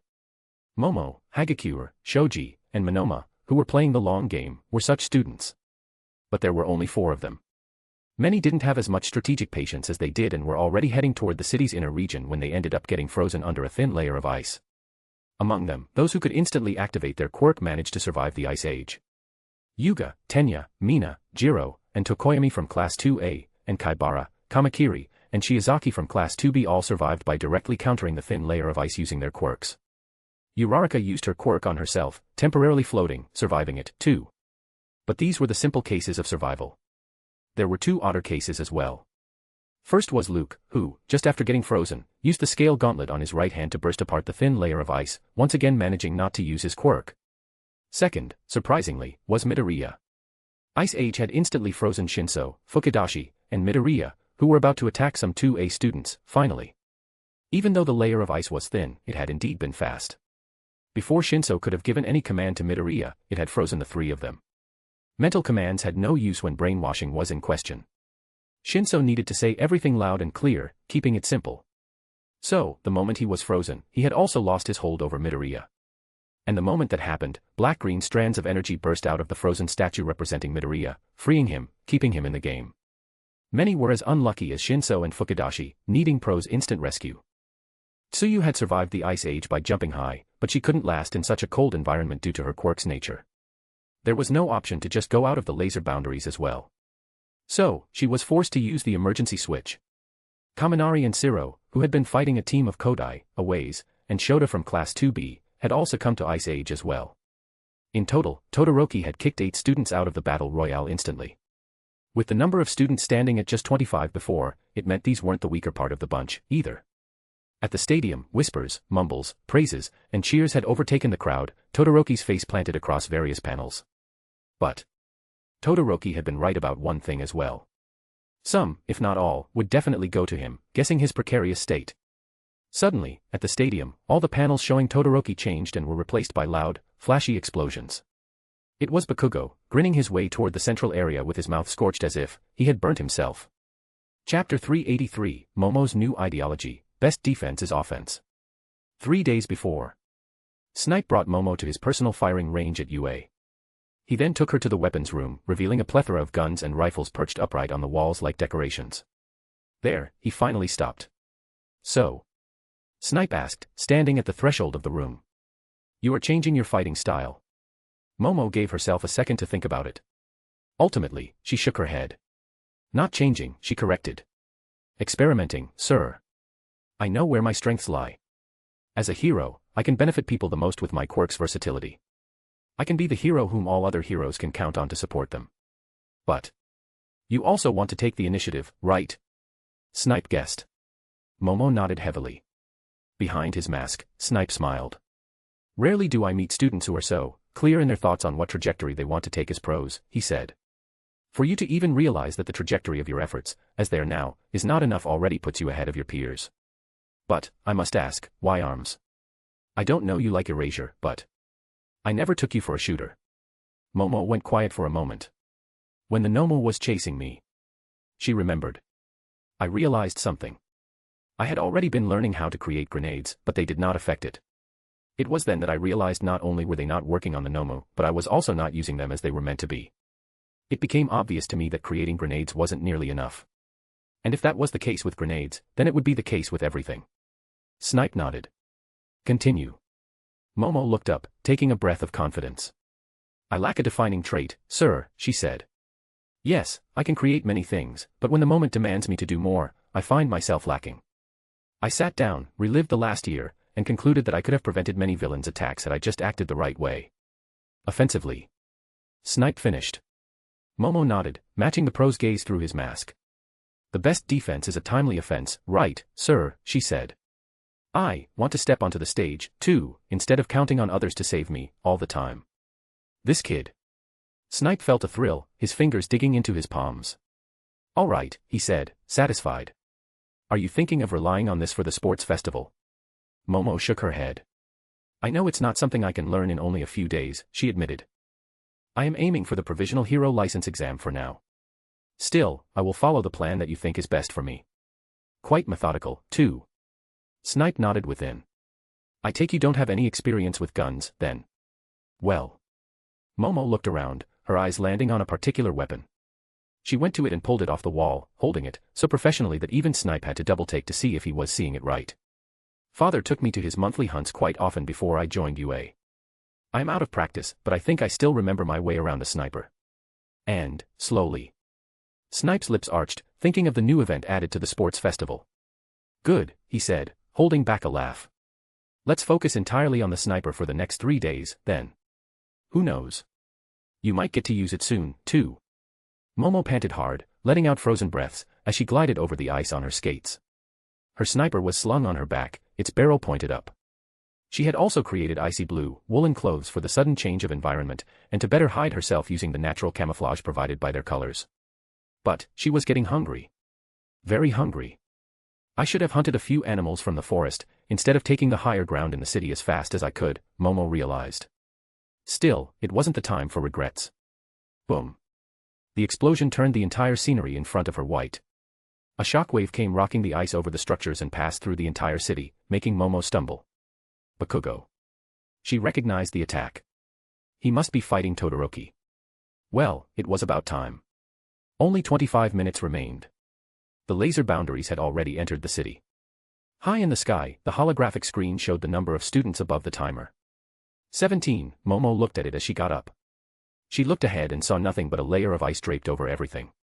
She could hear sounds other than explosions as well. All students must be heading toward the central area. It wouldn't be surprising if many of them ran into each other much before reaching there. That meant it's time she put her everything on the line as well. Momo hid herself in a corner and daringly took off her jacket, a chill making her shiver. She didn't know the exact identity of these 17 students. Still, even if she were to take the wildest guesses, she knew she would be correct in 50% of the guesses. But then some guesses were not guesses, per se. Because Momo knew for a fact that these students had definitely survived. For now, all she could do was prepare for those students because they would be there, during the endgame. For now, that was enough. For now, that's all she could do. Todoroki, Bakugo, Midoriya, Tenya, Tokoyami, and, she thought of their names, her fingers balling into fists. Luke. They all were strong, too strong. Momo could never hope to fight on similar grounds as them. But, did she have to? The battle royale was about being the last person standing, not about defeating each other. As long as Momo managed to accomplish that, then it didn't matter if she was the strongest of the bunch or the weakest. Also, being too strong had its own caveats. Yes, these guys were strong, Momo thought, smiling to herself. But, that also made them too predictable, especially when they were so pressed for time. Chapter 384, Chaos, Mayhem, and Madness. 20 minutes to go. Beams of laser bombarded frozen cars as Mina slid over the ice, effortlessly dodging Yuga's attacks. It would have been a different matter if he could aim properly, standing still. But Yuga should have stayed holed up, hidden, instead of trying his best to enter the race, reaching for the central area, too. Now, his skin had gained a reddish-blue appearance, a long trail of snot frozen as it dripped down his nose. Not to mention, he was shivering so much that by the time he aimed at Mina and fired the laser beam, she had already read its trajectory, dodging it. Mina didn't suffer because of the chilling temperature as much as he did. There was a constant layer of acid on her body, which she kept discarding and replacing with a fresh layer. Also, unlike Yuga, her feet weren't in direct contact with the ice, a thick, bulbous layer of acid letting her almost float in the air. In a final swoop around the laser, Mina finally closed the gap between her and Yuga. Acrobatically, she jumped over the boy before he could fire his laser beam indiscriminately, grabbed his shoulders as she hung in the air, and came down, lifting him. Then, with a loud slam, she planted him down on the floor. When she straightened herself and looked at Yuga, her lips twitched, making her realize that she had perhaps overdone it. Vomit was dripping from the corner of his mouth, his pupils shaking in delirium. So many laser beams had already given him a bad stomach. To top it off, she had given him a roller coaster-like experience, pushing him beyond the edge. He couldn't even press the emergency switch now, it seemed. Licking her lips, Mina had just bent her waist to do the same for him when a chill ran down her spine. It started with a low roar of jet engines. The sound boiled in her mind, becoming louder and louder. As if time stopped for her, Mina suddenly realized what and who it was. It was Tenya, roaring his way right toward her. Mina had a distinct feeling in that moment. By the time she would get up and turn around to face him, it would already be all over. If it were before, then she probably would not have had any way to defend herself. But, like others, she had been working on her quirk for the last 2 months, including the training camp. She hadn't gotten a chance to show off during the training camp, but just the roar of engines deafened her ears. Instead of getting up, Mina flipped forward. Simultaneously, from her legs, an insane amount of acid spurted out, becoming a wall behind her. This acid was different, though. Even during the training camp, Mina had been working on increasing the solubility and viscosity, ultimately creating an ultimate move, Acid Veil. The ultimate move training, though, gave her the time she needed to perfect her Acid Veil, turning it into Super Acid Veil. Tenya, who had only planned to knock out Mina, saw a layer of acid appear between him and her so fast that he couldn't do anything but jump at it, kicking out. His engines were firing so fast that his armored foot slammed into the acid with the speed of a missile. Tenya's eyes widened. Instead of sending the acid splattering everywhere, his foot embedded deep within the acid wall, slowly going deeper and deeper. Meanwhile, behind the super acid veil, Mina grinned. Because her ultimate move was not only super viscous, but it was also super corrosive. A painful grunt escaped from Tenya's mouth as the gelatinous, highly corrosive acid melted its way through the armored boot and burned his foot, forcing him to use his other leg to throw himself in a different direction.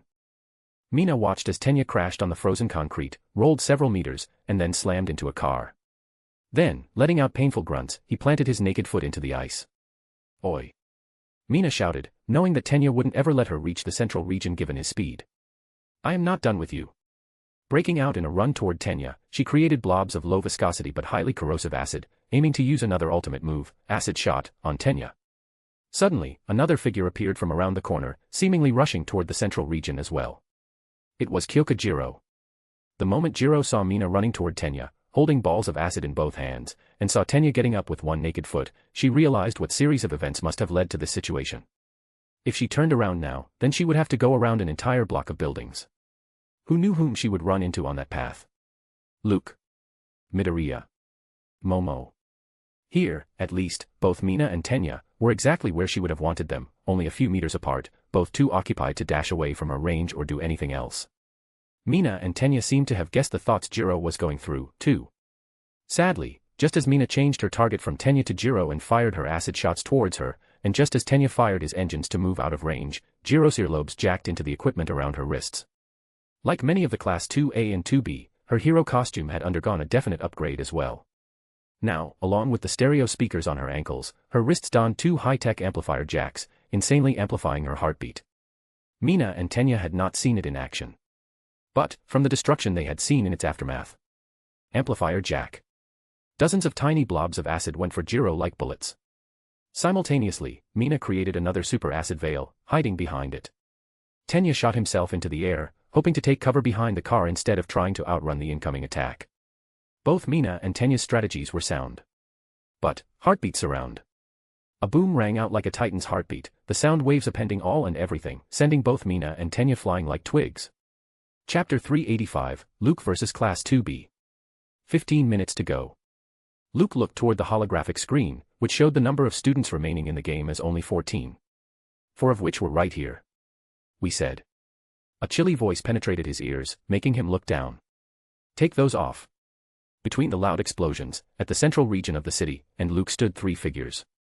In the middle was Ibara Shiozaki from Class 2B, wearing a plain, white robe over long boots. She had the vine's quirk, Luke remembered, a particularly strong one of its kind. She could freely lengthen and manipulate her vine-like, green hair. Not only were these vines thorny, but they were also extremely strong, capable of bending steel and blasting right through concrete. To her right, perched on a frozen car, was Toguro Kamakiri, donning a green robe. He looked like a praying mantis, even having green skin. He had the razor-sharp quirk that allowed him to produce large blades from any part of his body. The blades were already scary, but he himself was nimble and fast, having the physical capabilities similar to a mantis as well. Then there was Senkaibara to Ibara's left, wearing a white windbreaker and sweatpants. His quirk was the most interesting of the bunch, Luke remembered studying. Using gyrate, Sen could make any part of his body rotate as fast as a drill. Such a drill was already enough to make him proficient in close combat. But Sen combined it with drill gloves, a pair of spiral-patterned gloves that covered only his fingers. Because of the toughness of the gloves' material, he could truly injure his opponents, making it impossible to defend against his attacks. And, presently, all 3 were eyeing Luke. Or, well, they were eyeing the student who looked exactly like Juzo Hananuki from Class 2B, wearing his orange and black armor. Not only that, as if the student had decided to troll the entire Class 2B even more, he also had Hiryu-Rin scale gauntlet on his left hand. That didn't sit right with either Ibara, Toguro, or Senator. It ticked them off enough for them to confront Luke, instead of rushing toward the central region, ignoring the massive laser boundaries that were pulsating to jump forward by another 100 meters any second. I said. Ibara put her hands together, as if praying, making her hair flail without wind. Take off that armor. At this moment, Luke wasn't sure if these 3 would have changed their decision knowing that it was he behind the helmet. Regardless of that, he had no intention of letting go of such good armor. His hero costume, black, could take on multiple attacks, especially the thrusts and cuts from knives, swords, and bullets. However, when it came to blunt force, it really didn't do much. That was the price he had willingly paid with Sen's guidance as per his fighting style. In the battle royale, though, it wouldn't be enough. Ignoring the squirming of Ibera's vine-like hair, Luke suddenly pointed at her, making the girl frown. "Aren't you?" he said, amusingly, cold. Ibera ground her teeth, hiding her shivering by pressing her hands tighter against each other. As if that was the cue, all her hair lifted and shot toward Luke, a few of them outright tearing through the layer of ice on the ground. From her left, a buzz resounded as Sen traced an arc toward Luke, his arms rotating so fast that only a blur was visible in their place. But, faster than Sen's charge, and even faster than Ibera's vines, was Toguro.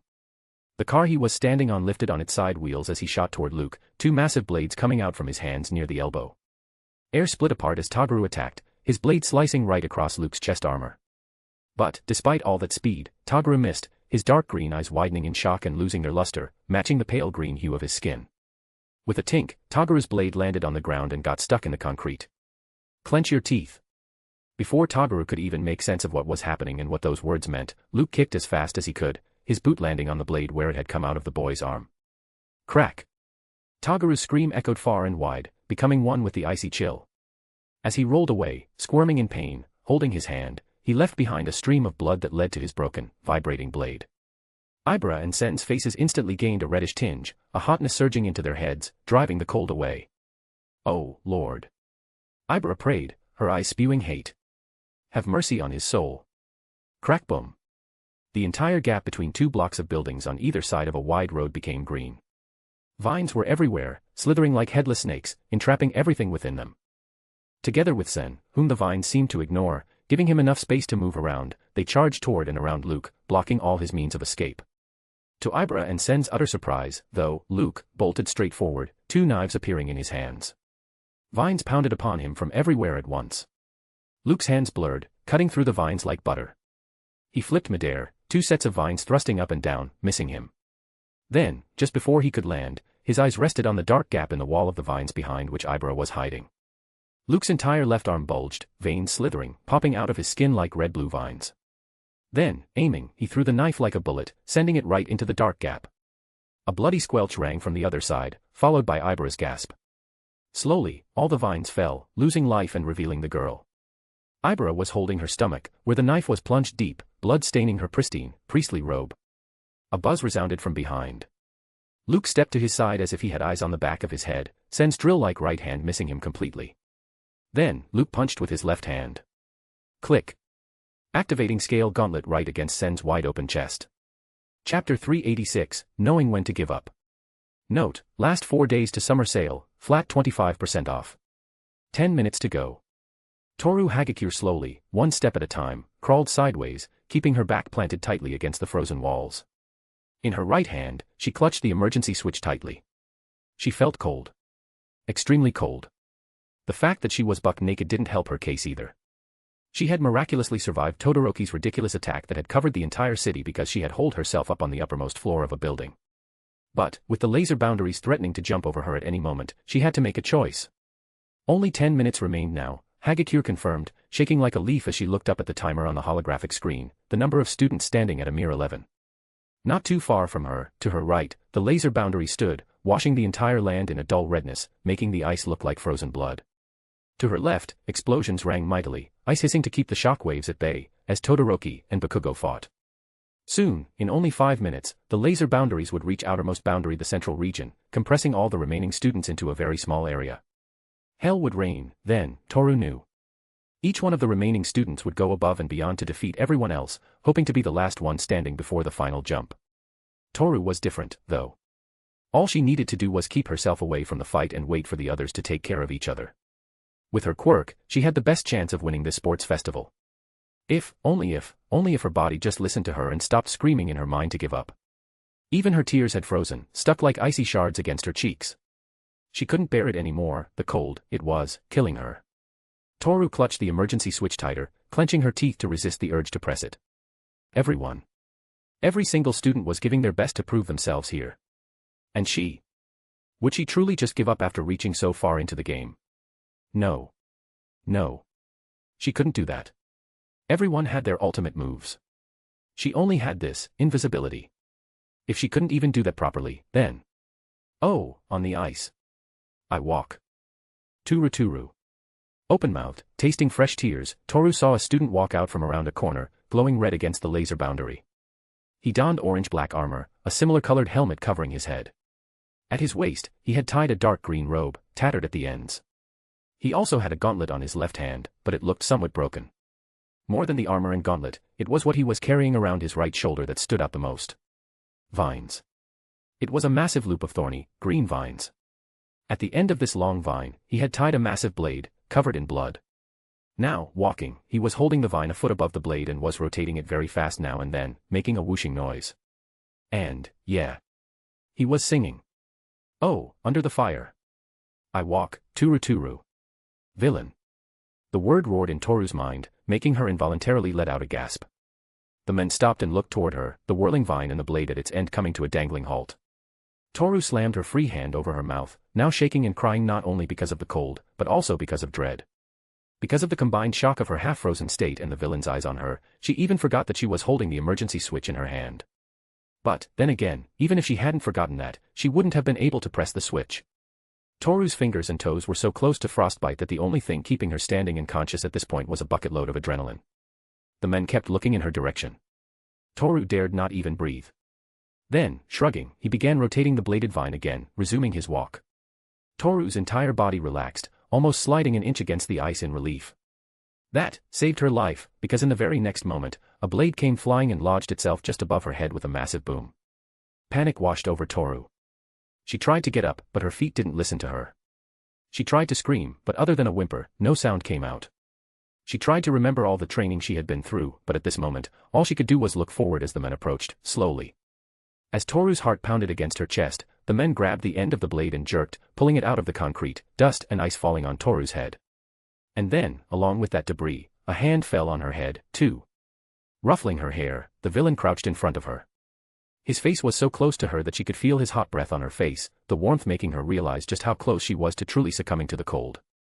Then, through the slits on his helmet, Toru saw his eyes. Blue, carrying amusement, and concern. Luke. Toru took the name and then bawled her heart out, instantly collapsing forward in his arms. Luke shook his hand. Even through the gloves, he could feel Toru's skin, almost like ice. As Toru cried, and knowing that she needed immediate care, Luke took her right hand and carefully took out the emergency switch before pressing it. You should know when to give up, too. He said. No one will look down on you for taking a step back and rethinking your options. It was hard to say if Toru even heard his words. Because at some point, crying out loud, she had already passed out. Sighing, Luke took off the robe he had stolen from Toguru and draped it around the girl. I will take it from here. Midnight said, standing on top of him, appearing like a ghost. She was already keeping an eye on her. He realized, lifting Toru and handing her over to the pro. Then, as Midnight looked at him with a puzzled glance, Luke turned around and resumed his little walk, rotating the bladed vine. Oh, on the ice. I walk, Turu Turu. Chapter 387, Monoma vs. Class 2A. 8 minutes to go. Tokoyami panted as he finally took a turn and immediately stopped in his tracks. Between him and the central region of the city, there was a massive wall of ice, covering all the gaps between the buildings on either side of the road. The wall of ice was so tall that it reached at least 20 floors. As if the height itself wasn't an issue, it also had massive ice shards protruding out of it. Also, the ice wall shook now and then with loud booms, the space behind it brightening with fiery flashes, loose chunks of ice shards falling off. Tokoyami's fingers balled into fists. He looked ahead and thought of crossing another block of buildings and taking a different route to the central region. However, in that exact moment, another figure came running toward the crossroad, coming to a panting, shocked halt as it saw Tokoyami. It was Shoji, having several mouths, ears, and noses at the end of his tentacles. Like Tokoyami, Shoji also stared at the ice wall for a moment, all his mouths frowning instantly at the thought of taking another route. Together, the two boys looked up, their eyes landing on the holographic screen. Less than 8 minutes. Doing quick mental math, the boys realized that it would take them at least 2 minutes to reach the central region via another route. But, what if they encountered someone else there? What if they found another ice wall or fallen debris blocking their paths? The number of things that could go wrong was uncountable, and each would only delay them further. Here, at least, they knew what the hurdle was, with a simple solution. So, ignoring each other and prioritizing reaching the central region before the laser boundaries jumped right over them, Tokoyami and Shoji turned toward the ice wall and faced the buildings right next to them. Dark Shadow. Tokoyami hissed. Dark Shadow hissed out from the boy's body and began overlapping itself over him. This was the ultimate move Tokoyami and Dark Shadow had come up with during the ultimate move training to deal with their weakness in close combat, Black Abyss. Not only did Dark Shadow perfectly layer himself over Tokoyami, becoming a living, shadowy armor, but he also gave him an unnatural strength. Jumping, Tokoyami grabbed at the building, Dark Shadow's claws digging into the thin layer of ice over the building's wall easily. Grinning, they both looked over their shoulder. And the grin died instantly. Creating over a dozen arms, Shoji had already climbed many floors, and he was still going faster and faster. Go! Dark Shadow roared. Cursing, Tokoyami began climbing the building as well, almost hopping from one location to the next. In silence, if they ignored the loud booms and hissing noises coming from the other side of the glacier blocking their view, the boys covered half the distance in only 30 seconds. However, just as it seemed they would be able to reach the central region without any issue, another figure appeared at the crossroads. Shoji and Tokoyami both paused, their heads snapping downwards. It was Uraraka, panting so hard that she was holding her stomach. She looked at the two boys, did some mental math, and came to the same conclusion as them. But instead of ignoring them and trying to reach the other side as fast as she could, Uraraka began running right toward the foot of the glacier. Tokoyami and Shoji's hearts skipped a beat. They instantly realized that they had misjudged the situation. They had ignored each other because they both wanted to save strength for the fight that would happen beyond the glacier. Uraraka, she wanted to reduce the number of active students as much as possible, taking advantage of the environment. Because, unlike them, she might not survive a heavy combat situation. Letting out angry grunts, the two boys hurriedly began climbing the building. They could literally see the top, their hearts pounding in their chests. Just a few more seconds, and they would. Sadly, they made the ultimate mistake, of looking back. And what they saw made them instantly pause and jump off their locations. Boom. Two chunks of ice, as large as small cars, slammed where Tokoyami and Shoji had been and exploded into small bits of ice. Hold it! Dark Shadow screamed, his claw scraping against the ice on the building's wall. Meanwhile, Tokoyami grunted in pain as all that force was sent straight to his shoulders, ripping off muscles. Opposite him, Shoji had come to a bloody halt a few floors down as well, flesh ripping off many of his duplicated hands. That was only the beginning, though. Dozens of such chunks of ice were lying at the foot of the glacier, even more falling with each explosion because of the vibrations. Uraraka blurred, as she cancelled gravity on all of them before sending them flying in Tokoyami and Shoji's directions. Booms and bangs rang out as the two boys came crashing onto the floor, painful grunts escaping their throats with an audible crunch. Meanwhile, seeing her chance, Uraraka grabbed a small chunk of ice and cancelled gravity on herself, hoping to throw it in the opposite direction after reaching above the glacier's height, easily crossing it. Sadly, someone was waiting for her to cancel gravity on herself. Just as Uraraka's feet lifted off the ground, a figure slid out from the tiny gap between one of the glacier's icy shards near the ground in the building. The gap was so small that it had utterly gone unnoticed. Also, it led to absolutely nowhere, as the glacier itself was many meters thick. However, this figure had been waiting here for the last 15 minutes, hoping for some daring Class 2A students to appear and screw up. Uraraka's eyes landed on the figure, too, recognizing it immediately. Monoma from Class 2B, covered in frozen snot. Uraraka instantly tried to throw the chunk of ice in her hands toward him, as he could hardly run over the slippery ground near the foot of the glacier. But, because of a lack of gravity, Uraraka not only missed Monoma entirely, but she also flipped, turning the back of her head toward him, levitating upside down. Wait. That was the last word Uraraka said, before Monoma jumped to grab her hair and slammed her into the ground. Chapter 388, A Thrilling Countdown, Endgame begins. Note, last 2 days to summer sales end, flat 25% off. There was a thrill in the air. It hopped from one person to another in the stadium. The pros. The people. The UA students, both younger and older. The world. All had their eyes planted dead on the large screens as all the panels melted together, the drones synchronizing with each other to stream wide footage of the central area. 10. It had been like watching a movie that left no crumbs, making the entire plot engaging from beginning to end.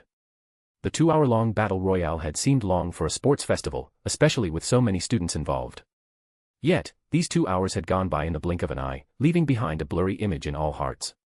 9. The most unexpected thing was that almost the entire audience had picked their favorite students involuntarily, believing in that particular student to make it to the very end.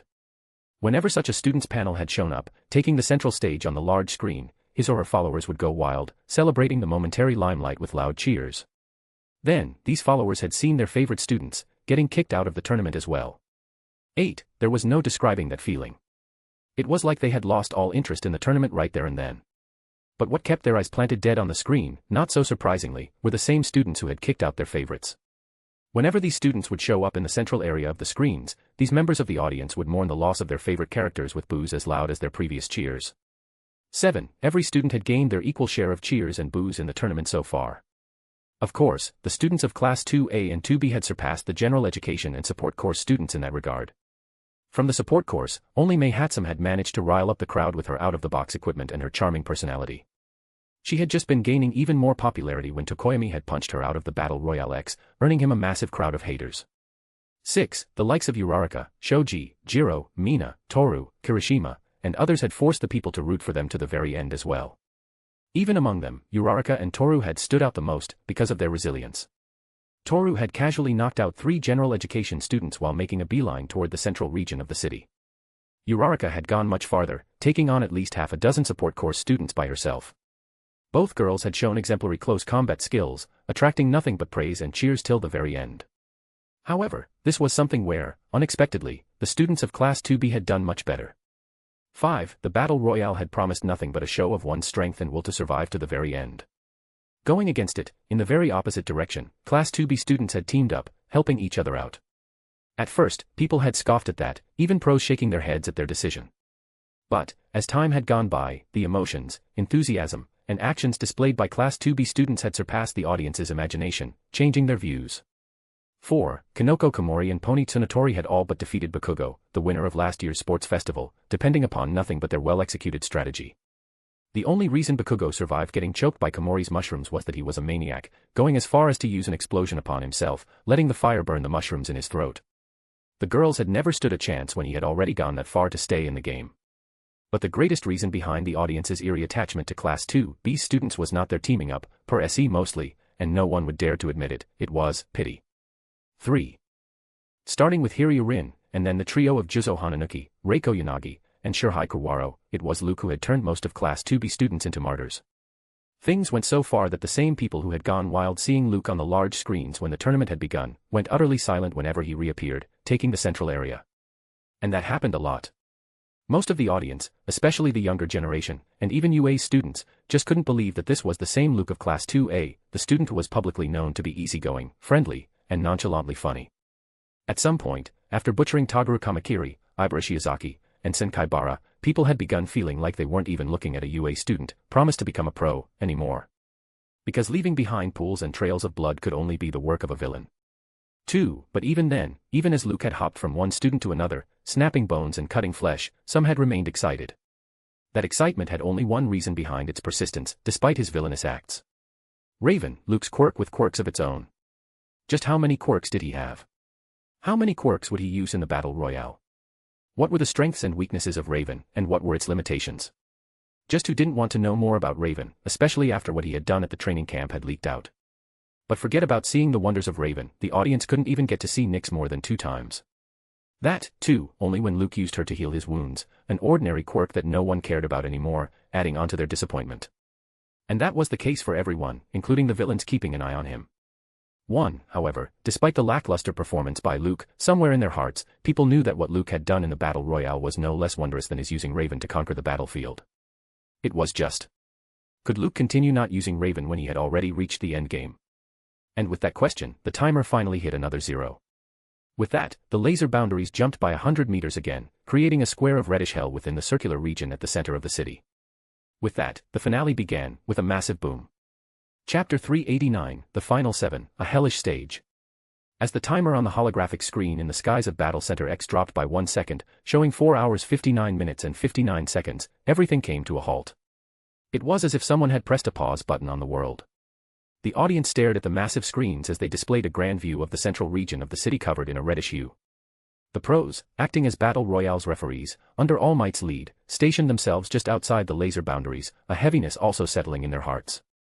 But more than the audience and the referees, it was the students who suffered the heaviest brunt of the pressure. Todoroki and Bakugo, who had been fighting against each other for the last 15 minutes, trying to eliminate one of the greatest threats in their opinion, paused, their faces gaining a hideous scowl as they looked at the timer. Neither of them was in any state to engage in a prolonged battle anymore. Ice Age had already eaten a third of Todoroki's stamina. It didn't matter if he had unfrozen himself using his flames. There was no bypassing the chilling effect of such cold temperatures and how the body reacted to it in that moment. As if that wasn't enough, the worst had happened with Bakugo's arrival at the central region. Presently, 6 of Todoroki's fingers had gained a black and blue look, as if the blood within them had frozen before someone had smashed them under a ton of weight. Despite using 3-0 bullets, though, Todoroki had failed to land one hit on Bakugo. Bakugo had dodged 2 of them, which ended up blocking 2 massive roads leading to the central region. The third one, he had taken head-on, countering it with one of his ultimate moves. And it was all thanks to his upgraded hero costume, it seemed. Todoroki had never imagined that such a minute adjustment would give Bakugo such an edge. If he wasn't wrong about it, then Bakugo couldn't have gotten the upgraded costume more than a few days ago. Yet, from the way he was using his ankle gauntlets to propel himself, changing directions even more ridiculously than before, it felt like he had been practicing with them for months. The only good thing about all this was that Bakugo fared even worse than him. Katsuki Bakugo dared not feel pain. Because the moment he thought of noticing the pain, he feared becoming so angry that he just might erupt into an explosion. How could he have let 2 weaklings play him like that? He had walked right into their trap like a moron. As if that wasn't a matter of utter shame already, he had almost succumbed to it, getting eliminated on the spot. The only reason he survived was, thanks to Half-Half's ice. In anger, he had already decided to blow up the mushrooms choking his throat, Bakugo remembered. However, just before he could do that, Half-Half's ice had covered everything in his surroundings, including him. The ice, which had even crawled inside his open mouth, had faced the full might of his tiny explosion, saving him from severe internal burns.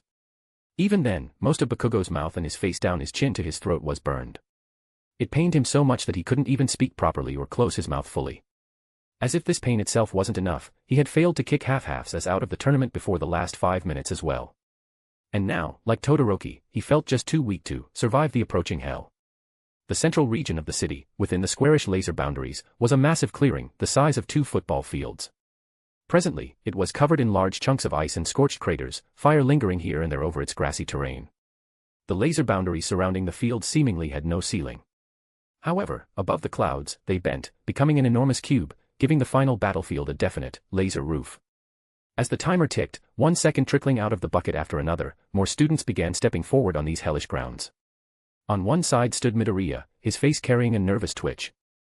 The same twitch danced on his left arm as well, his right hand pressed tightly around his left wrist. Even then, one could see something trying to burst out from between his palm and his wrist, glinting black and green. Not far from Midoriya, with one bare, burned foot and bleeding from the ears, was Tenya. Somehow, he had managed to survive Jiro's heartbeats around after it had knocked out Mina. Then, taking advantage of her limited range, he had fired his engines to the extreme, closing the gap between him and Jiro, taking her out. But that had almost emptied him, making him thirst for orange juice even more. 2, barely 3. That's how many times he could use his quirk properly now before technically becoming quirkless for the time being, Tenya believed. Far from Tenya and Midoriya, on the opposite side beyond Todoroki and Bakugo, was Monoma, already engaged in a mysterious fight, grappling with a shadow that seemed to come out of him and with a face that almost looked like his own. Luke, donning orange-black armor, a green gauntlet on his left hand, and carrying a loop of thorny vines on his shoulder, with one of its ends tied to a massive blade, was looking dead at Monoma, his shoulders shaking now and then, as if he was laughing his ass off. Then there was her. Momo breathed out frozen air as she eyed the boys. She could see them looking at each other, not minding her one bit. She could see it written on their faces that they didn't consider her as great a threat as they considered each other. Momo didn't mind that. She had known this would happen days ago. Her quirk was awesome, all believed. But, no. She wasn't half as interesting as her quirk. So, as the boys charged at each other, leaving her alone, Momo acted on her plan. She brought around the weapon she had been hiding behind her back, taking advantage of the laser boundary's extreme brightness, and held it with both her arms. Then, aiming at all and everything, and gritting her teeth, Momo pressed the trigger, firing the rotary machine gun indiscriminately. Chapter 390, Momo's Ultimate Move, Battle Royale's Underdog. The entire mass of the audience, at the stadium or watching over the internet, pro heroes of UA or otherwise, and students all over Japan gawked at the unbelievable, ridiculous sight. On their screens, they saw a 6-barreled, electric, rotary machine gun, the likes of which they had only seen mounted on military vehicles in the movies, raining bullets at a rate of over 2,500 to 3,000 rounds per minute. An even more ridiculous sight was the person using this weapon. It was Momo Yaoyorozu, her face squinting and glowing behind the flashes of fire and smoke coming out of the machine gun. They had already seen her using a sniper, but wasn't that an exception? Unknown to many, Momo had learned to create guns quite early in her life. Her quirk training camp, which her father had arranged for her a year before joining UA, had covered a plethora of weapons, including handguns, shotguns, and rifles, going as far as her learning to create bazookas and cannons. And such targeted training had only one purpose: to turn Momo into the ultimate support-type pro-hero the world had ever seen. Even in those times, the Yaoyorozu family had begun capitalizing on her quirk, knowing how easily and quickly Momo could help not only pro-heroes but also the police and military. That's how they had secured a recommendation seat for Momo at UA, to begin with. Momo had never doubted her family's decision before. In fact, she had truly believed that the path her family had chosen for her was the best way to serve the world. However, with time, Momo had begun feeling left out. With that feeling came a cruel reality. It didn't matter if she could create hundreds of weapons, Momo had realized. All that mattered was how well she could personally put those weapons to use. A small part of her had already accepted that realization even before the training camp. That's why she had started working on grenades, hoping to take an active spot on the field. But it was the matter with All for One, her meeting with Luke at the hospital, and later the ultimate move training that had pushed Momo's psyche beyond the point of no return. In the last few days leading up to the sports festival, she had practiced heavily with a sniper. However, Momo hadn't forgotten how quickly the situation could worsen on the field. She wasn't ready to use handguns. She wasn't strong enough to use shotguns. Cannons and bazookas were out of the question because of their slow rate of fire and how quickly they drained stamina out of her. But if she wanted to make sure that she was prepared for any situation, Momo needed a trump card as well, an ultimate move. And that's where this machine gun came into the picture, powered by a battery. It couldn't sustain such a high rate of fire for more than a minute. The battery wouldn't last for over 5 minutes, either. But, as if fate had sided with her today, the restrictions didn't bother her as they would have in any event other than the battle royale. The battery wouldn't last for long, but it would surely last longer than the timer ticking overhead. The space was limited, letting her swivel the machine gun to cover the entire region. The students were injured and already on their last breaths, and had nowhere to hide to defend themselves. Moreover, the bullets themselves were hard-shelled rubber. They were the easiest to create and wouldn't kill. But, they wouldn't tickle, either. Momo knew who the greatest threat to her victory would be. There were 4 in particular. First, it was Luke and Nyx. However, she had spied him walking around in the city, wearing orange-black armor. Which meant he wasn't using Raven in the battle royale. And she didn't know about the others, but she knew Luke well enough to know that if he hadn't used Raven by now, then he wouldn't be using it later, either. Sniping him would have given away her position, as, with the armor, it was hard to tell if she would have succeeded in knocking him out. Anyway, for the time being, she could scratch him off the list. Then, second, it was Midoriya. She had no idea how he had managed to survive. Momo remembered aiming at his chest with the sniper. However, coincidentally, Midoriya had lifted his hand at the same time, and the bullet struck his wrist, probably breaking it. He might be a problem, but not too soon. It was the remaining 2 boys who could be a headache. Todoroki, who could end her plans using his long-range attacks, and Bakugo, who would come right at her, especially now that he had an upgraded hero costume. So, forgetting that anyone else existed in the central region, Momo concentrated all her fire on the 2, visibly exhausted and injured boys. Insanely loud, rattling bangs rang out as Momo pointed her machine gun right at Todoroki. The sudden onslaught had already caught him off guard, as all his attention was focused on Bakugo, Luke, and Midoriya. The moment Momo rained hell upon him, all Todoroki could do was instinctively put a wall of ice between himself and her. Sadly, the hard-shelled rubber bullets were blunt, but they possessed enough power to burst right through the ice wall.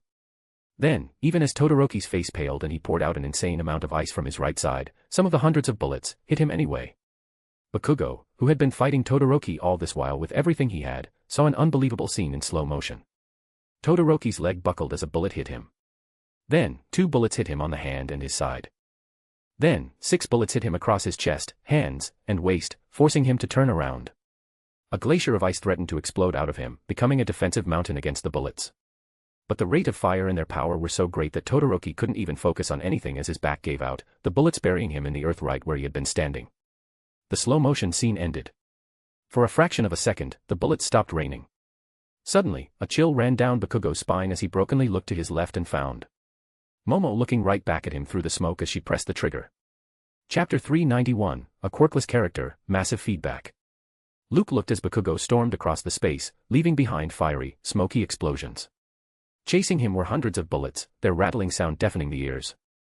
No matter how fast a turn Bakugo made, or how large an explosion he caused, the bullets would instantly follow him, never giving him a moment of respite.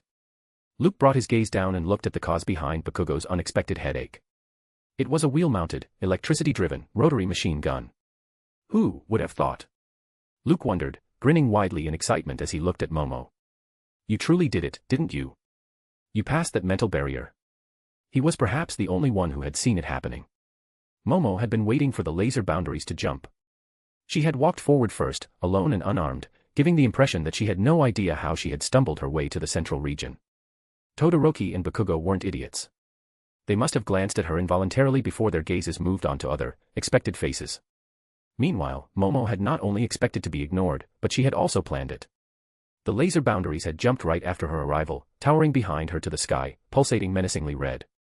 Despite their brightness, they had also darkened the area immediately near their bases. Momo capitalized on that darkness using a rope. As Todoroki, Bakugo, Midoriya, Tenya, and others observed the field and each other, she had pulled all the items she had created beforehand from behind the laser boundary using that rope. Only the student needed to be within the boundary to still be counted as an active participant in the battle royale. There was literally no rule against what Momo had done. Luke doubted even a single pro referring the event would have thought of it. Forget about pros, Luke himself had been taken aback by Momo's ingenuity. As if that wasn't enough, the machine gun was at least out in the open, but what about the other items still covered under the black cloth behind her? This was a different Momo, Luke observed, seeing the intense determination on her face, blurred behind the smoke. However, he had begun noticing the signs of her transformation last year. Luke had never thought it necessary to involve himself with this Momo. There were times when he had no choice but to step in, sharing some words. However, the decision to take a more active role on the field was entirely hers. Luke couldn't help but recall his wife as he looked at this Momo. Only a year ago, these two were the same, with the same ideologies. Now, they couldn't have been farther apart, despite looking the same. Luke could finally relax. He could feel his heart losing some heaviness. Now, he wouldn't have to constantly remind himself that this Momo was not his Momo, because she truly wasn't. She was Momo Yaoyorozu, an excellent UA student, a good person, and a better friend. So, smiling even more broadly, Luke brought his attention to the others, knowing that Momo wouldn't rain hell on him before getting Bakugo. Midoriya's expression wasn't different from Bakugo's when he had seen Todoroki getting butchered. The last user of One for All was gawking at the sight, open-mouthed. However, Luke noticed the way the boy was clutching his left wrist, and the eerie greenish-black glow hidden between his palm and wrist. He has finally done it, too, Luke realized. One for All, full cowling. 20%. It was about time. Luke wouldn't be surprised if Midoriya were to fly the next moment and begin lashing out with Black Whip, becoming a monster.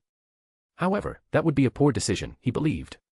Not only was Black Whip difficult to control, but Midoriya might also end up hurting himself because of a lack of training with Float. The fact that he wasn't using Float to go right to the laser ceiling, avoiding the fight altogether, suggested that he had already contacted the vestiges by himself. They must have warned him to wait until he's in a better condition, Luke thought. Which means Midoriya had no choice but to survive using only full cowling with a broken wrist. That left. Luke looked at Tenya, who was smartly inching away from Midoriya. With one of his feet burned and his engines out of juice, Tenya would be wise to focus on evading an all-out brawl, keeping his distance from everyone else. Meanwhile, Monoma, who seemed to have copied Tokoyami's quirk, had hit a wall, too. The Dark Shadow was a sentient being, but it had also grown with Tokoyami and had an intelligence that reflected its age. Monoma's Dark Shadow came into existence with a mind that could think a lot, but didn't know what.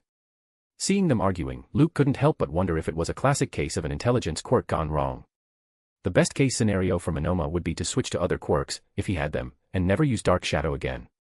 The only reason he hadn't already done could be he must have seen Tokoyami use his Abyssal Black Body ultimate move, Luke wondered, mildly curious. He is trying to convince the Dark Shadow to do the same. But that's not how a quirk like that works. Luke took his gaze off Monoma and brought it upon himself, the last character. A quirkless student who was good at close combat, was practical enough to use his surroundings to survive, and was decisive enough not to hesitate before using extreme means, even if it meant injuring his fellow students heavily. This character walked the thin line between heroes and villains. If he stepped even a step beyond that line, he would be labeled as another hero killer. Yes. This character was the role Luke had chosen to play as a faceless. It wasn't perfect acting, but for the goals he wanted to accomplish through this character, it would be enough. Also, it would definitely have considerable effects on his digestion, especially with feedback from tens of thousands of people, who all believed this character to be quite unlike Luke. So, stepping into the role once more, Luke began rotating the massive blade tied to the thorny vine's end before, turning around and walking in Midoriya's direction. Chapter 392, Bakugo snapped, first knockout. A bullet hit Bakugo's leg. The pain was unlike anything. If he had even a moment to stop, he would grab that area and grunt in pain, finding it bruised blue and black. But he couldn't stop. Not with the rattling sound buzzing in his ears. Gritting his teeth, Bakugo exploded his way left and right, now truly feeling the brunt of his fight with Todoroki. He was getting slow. When the first bullet had hit him across the chest, he should have accepted that fact. Or, he definitely should have done so when the second bullet had hit him in the back. Not ignoring the third wave of bullets on his sides, thighs, and hands would have been ideal as well. But it had taken the 10th bullet to make him agree with the voice in his head. The most unbelievable thing. It was Momo Yaoyorozu who had pushed him so. From the corner of his eye, he could see her. Momo was holding the machine gun with both hands, swiveling the rotary barrels faster than he was turning midair, half in fear of losing him and half because of her obvious lack of proficiency. Surprisingly, it was working. Not only that, Momo was simultaneously creating more bullets, letting them pile up in a heap near her feet as they popped out from her exposed shoulders. There was paleness on her face, but it was well hidden behind the smoke and determination. Bakugo had never underestimated anyone. It was especially so for Momo, who had survived against a Nomu by herself. However, this was something else. This felt like looking at a completely different person. This was not something he could have prepared for in his wildest imagination. Anger bubbled within Bakugo as he accepted all that. The Battle Royale. This was supposed to be his stage to declare himself to the world. Ever since he had seen All Might pointing toward the camera and saying "You are next," Bakugo had been waiting for a stage like this. He didn't want to step into All Might's shoes, but he did want to step up. Yet, not only had he almost been defeated by two Class 2B girls, but he had also failed to defeat Todoroki in time, despite using his ultimate moves one after another. But that was half-half. This was Momo. Arg. Bakugo let out a beastly grunt. Something snapped within him, veins throbbing on his forehead. Instead of running away anymore, he shot up toward the ceiling, the bullets spreading out as they followed him. However, Bakugo seemed to have no plans of staying up. Because, just as he reached the distance where the concentrated fire had spread out the most, he turned around, his pupils letting out a blue shine. Singularity.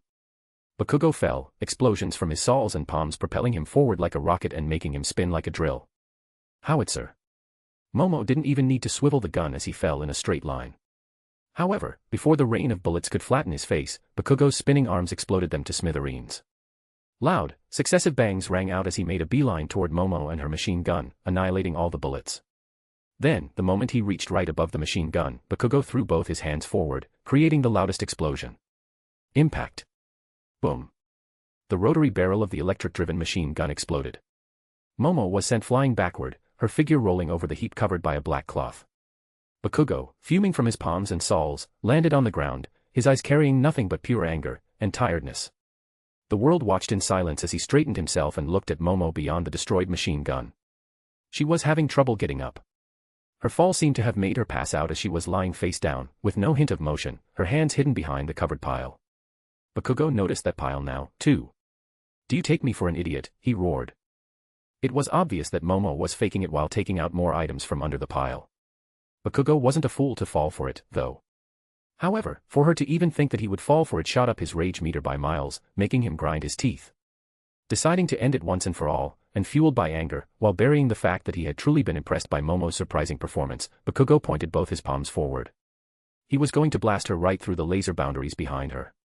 Before he could do so, though, the world suddenly blurred in his eyes. Bakugo blinked rapidly, but everything just twisted and turned. Instinctively, he thought of creating an explosion, but it was like his hands didn't belong to him anymore. Hell, forget about using his hands, he couldn't even move his fingers.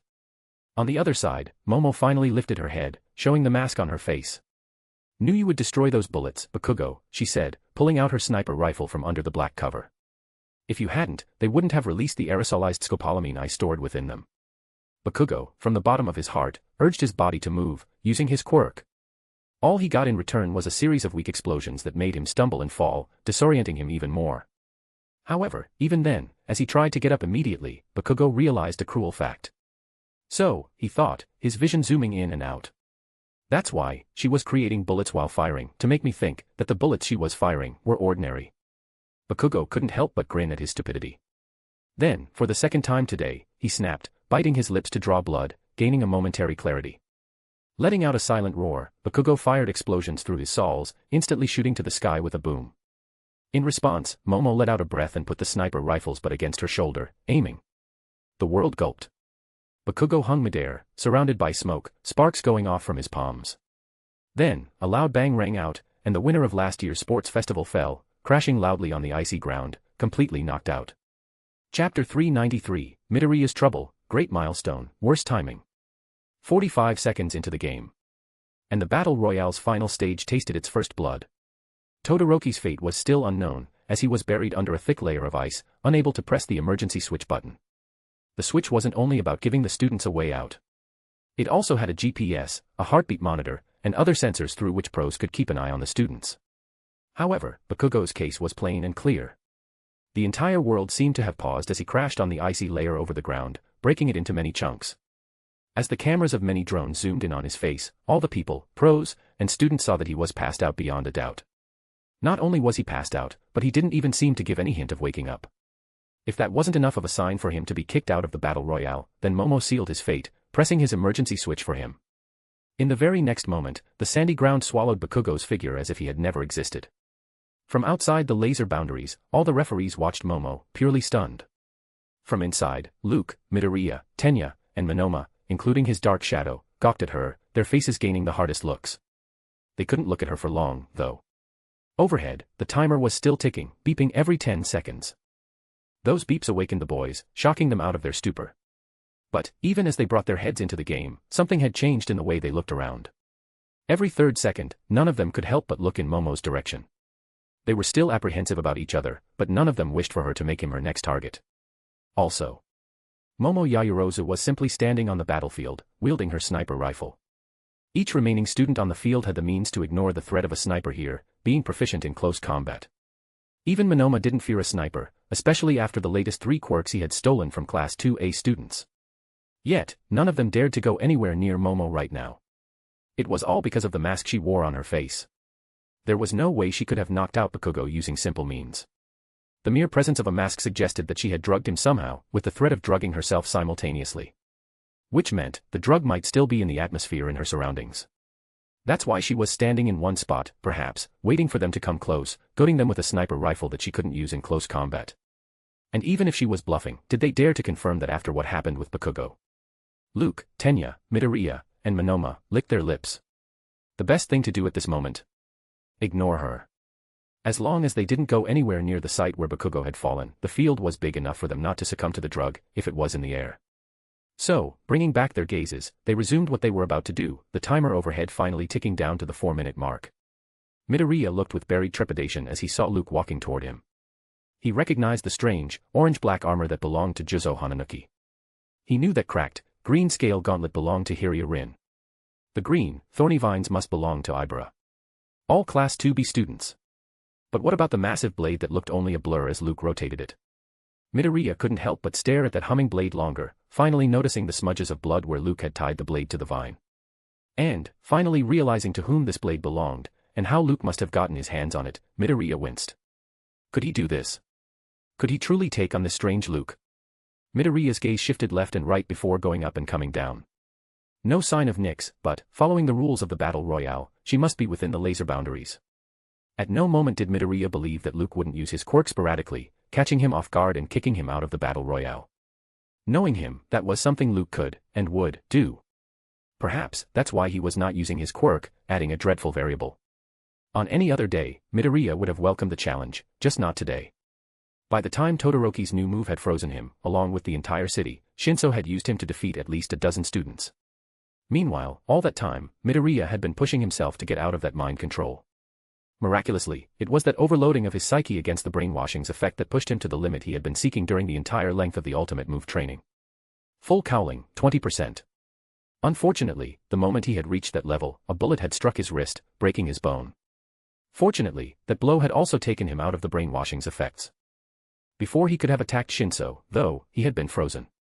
Then, instantly, he had found himself facing 2 vestiges, the 9th user, Nana Shimura, and the 5th user, Daigoro Banjo, the only 2 users of One for All whose quirks he had unlocked so far. The meeting itself had lasted for mere moments. However, the 2 vestiges had warned him not to depend on their quirks, as Midoriya hadn't practiced with them enough. It was especially so for Black Whip, which could erupt at a moment's notice, hurting not only others but himself.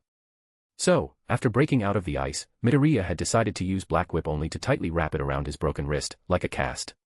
Now, he was lacking stamina, and was barely standing, keeping his entire focus on maintaining a clear mind.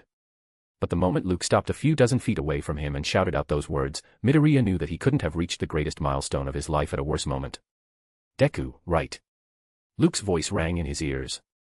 We meet again. Don't remember me. I am the infamous choking hero, Choker. Chapter 394, Deku vs. Choker, losing control. Luke blinked. Midoriya disappeared. A rumbling, crackling kick brushed past his head, scraping the metal helmet. At 20%, Midoriya with one for all was a force to behold, his speed a massive blur in people's eyes. But an even more shocking sight was Luke, sidestepping to dodge the kick barely. Midoriya's eyes widened, his right hand still clutching his left wrist tightly. He dared not let go of that area, lest Black Whip go out of control because of all the pain. Pain that was already making his vision blurry. Pain that was draining his stamina. Pain that demanded he give up. Luke seemed to have caught on to his troubles as well, because, in the next moment, a click resounded in Midoriya's ears. With another rattling sound, green scales, little chunks of ice, and thorns came shooting out of the scale gauntlet. Gritting his teeth, Midoriya spun around insanely fast. Even then, because of the sheer proximity, most of those bullets ended up hitting his back, sending him flying with painful grunts. Time seemed to crawl around Luke and Midoriya in that moment. Midoriya was tracing an arc as the bullets hit him midair. Luke, meanwhile, was standing still as before. In his right hand, he was still rotating the massive blade with most of the thorny vine looped around his right shoulder. Suddenly, the blurry disc, representing the massive blade, tilted. A chill ran down Midoriya's spine even without having eyes on his back. He had felt this before, he remembered. It was during the time he was fighting Hero Killer Stain during the Hosa City incident.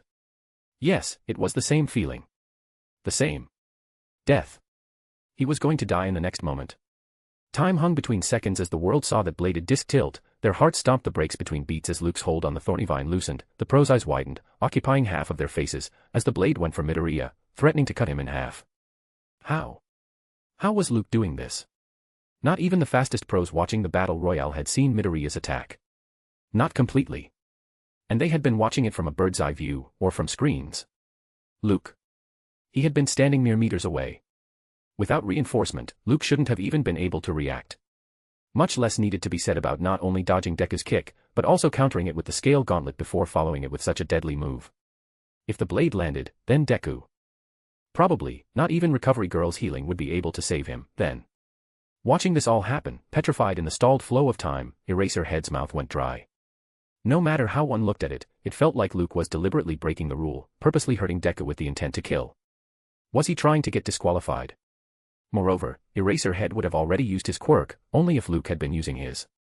However, none felt the true brunt of Luke's killing intent more than Deku himself, something snapping within his mind as his survival instincts kicked in. A whizzing sound cut through his mind, the blade approaching his back. Instantly, involuntarily, and unwantedly, and pushed into a corner like weak prey, Midoriya lost control. Like bubbles popping on boiling water, with a loud, gurgling sound, monstrously thick strips of greenish-black energy came shooting out of Deku's back, lashing out in all directions. Boom. Along with his blade, Luke was sent flying as a strand of Black Whip got him on the chest, caving in the alloyed armor. They went for Tenya, too, ignoring the distance between him and Deku, ripping apart the earth. Tenya shot through the forest of living strips of wrathful energy created by Black Whip, emptying his reserves. Despite that, a strand of greenish-black energy caught him by the leg, wrapping itself just above his engines. Before he could even push himself beyond his limits, it lifted him and slammed him down before flicking him off. Monoma couldn't even react as one of the insanely long strands of Black Whip crossed the space like a missile, grabbed Dark Shadow, and flung both of them into the distance, the two of them colliding with Tenya midair with an audible crunch. Even Momo, the farthest of all, wasn't spared, barely surviving the first strand of energy that came for her before another struck her thigh, drawing blood and making her fall. Ice was torn apart. The ground was upended. In the middle of the field surrounded by laser boundaries, Midoriya became a writhing spider with infinite black-green legs of various sizes, with screams of pain echoing out of his throat. Black Whip hadn't discriminated while going out of control. Along with the rest of his body, it had erupted from the area around his wrist as well. Midoriya had been using a few strands of it as a cast for his broken wrist. The moment he lost control, the energy strands around his wrist enlarged, wrapping around his left arm, making it look like the arm of a demon, crushing not only his broken wrist, but the entire arm. Oi. Eraserhead worded, losing his wits. What's going on? All Might, standing next to him, stared at the battlefield, stunned beyond words as well. Yet, despite their desire to do so, none of them could storm through the laser boundaries and get a hold of the out-of-hand, unexpected disaster. Because Midoriya had not pressed his emergency switch. Because none of the students had given up on winning the battle royale just yet. Even as the world, and even the referees, took in this shocking and utterly puzzling sight, not having any clue what was going on, they did notice something very odd. Midoriya was still screaming in pain, foaming from mouth as he tried to regain control. Tenya and Momo were gasping for breath as they dragged their bodies away from more strands of energy coming for them. Momo had created a wall of steel around her as an impenetrable defense. Meanwhile, Luke. He was making a beeline toward Midoriya. The strands of monstrous energy missing him by inches, every time. Chapter 395, Tenya's Ideals, Surpassing Speed, Conquering Pain. Time trickled down as the timer dropped below the 3-minute mark. The passing of every second began resonating with heartbeats. It was like all and everything was happening at once, all cards seemed to have been thrown on the table at once, all had decided to push past their limits, showing the grandest and most surprising display of might, at once. Every second, it felt like the remaining students would reveal another trump card, a card they had somehow managed to hide their entire lives. Like Bakugo's new hero costume. Like Luke's uncanny mastery of merciless close combat skills. Like Todoroki's Ice Age, which had kicked out the highest number of students simultaneously. Like Momo's grandest display of firearms, and her strategic skills, making her the most underestimated dark horse of the battle royale. And then there were the expected and not so unexpected students, too. Tenya Ida from Class 2A and Nito Monoma from Class 2B. Among the two of them, only Tenya had remained relatively unknown to the world, as Monoma had made it to national headlines only recently, along with Luke and Todoroki, because of the training camp. Such a thing should have never bothered Tenya.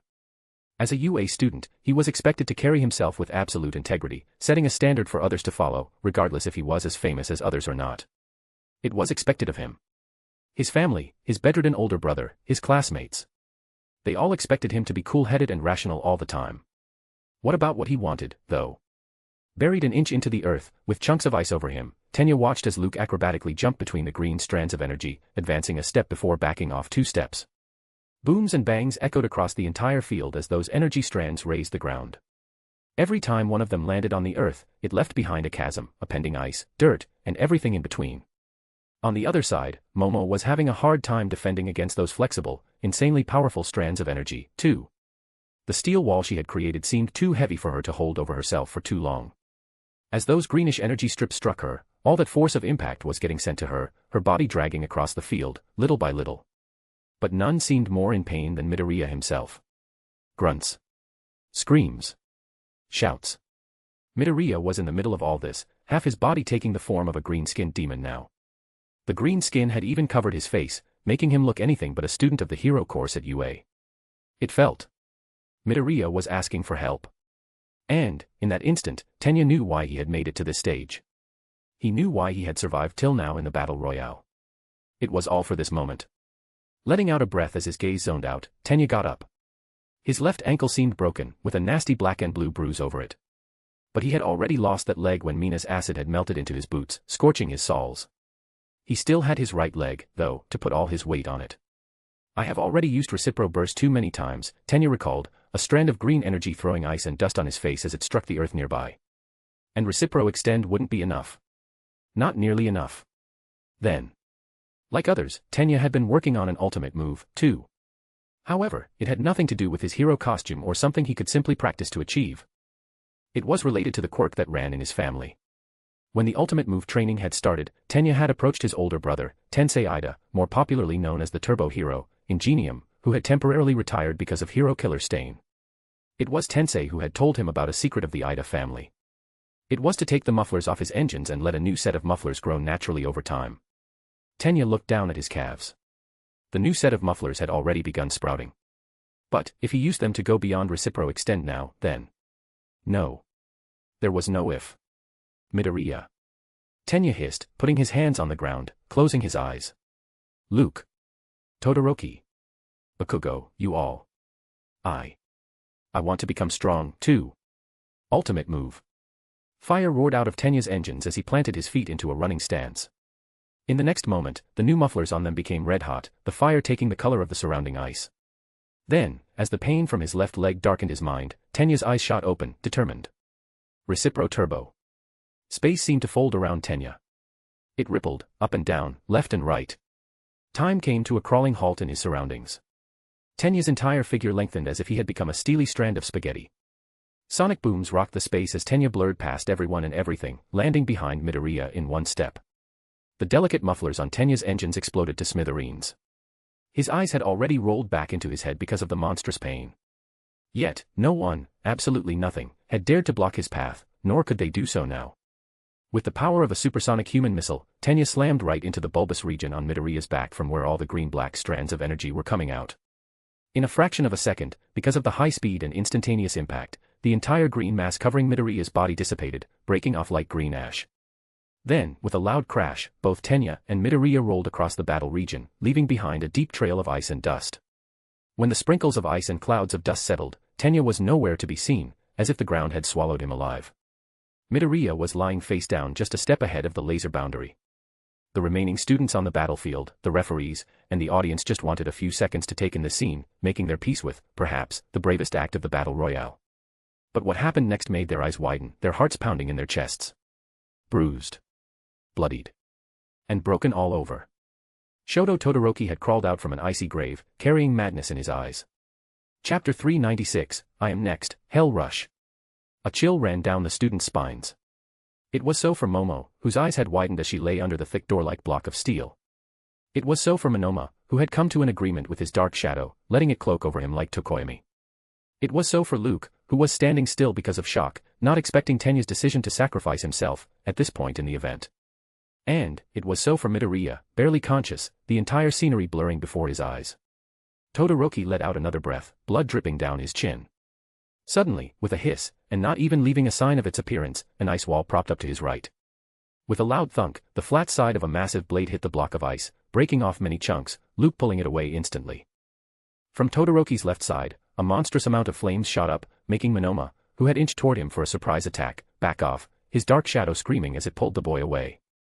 Momo pointed the sniper toward him from under the steel blanket. A layer of ice hissed toward her faster than she could have pressed the trigger, though. With tremendous speed, the moment this layer of ice crawled under her, a blue-white pillar sprouted from it, like a hammer. Something broke as it slammed into Momo, pressing her between ice and steel. Then, together with her sniper and the block of steel, the pillar of ice sent her flying, her body rolling near the laser boundary before coming to a silent halt. Silence. The timer overhead rang, heralding the last 2 minutes of the battle royale. Someone moved who shouldn't even have the ability to blink. Midoriya's entire body screamed. His left side felt like it was being squeezed by gravity 100 times stronger than usual. In his mind, the vestiges cursed at the sudden outburst of Black Whip, asking him to step off the stage before it could happen again. The sad thing was that, they were right. If it had happened when he was perfectly alright, with no injuries, broken bones, and a draining, nauseating feeling troubling him, then he could have regained control by himself, Midoriya knew. Now. If it hadn't been for Tenya deciding to knock the Black Whip out of him, then he could have truly ended up injuring others gravely. Tenya was gone. Midoriya had seen a hole swallowing him outside the laser boundary. But, if he stepped off the stage now, then, he wouldn't be able to look into Tenya's eyes, ever. Things had already taken the worst turn. He had ended up revealing Black Whip as the entire world watched him. Midoriya knew All Might would help him cook some ridiculous story regarding this, but, would that be enough? Was the excuse of losing control over one's quirk enough to justify leaving the stage? Was it enough to look at Tenya and say, sorry?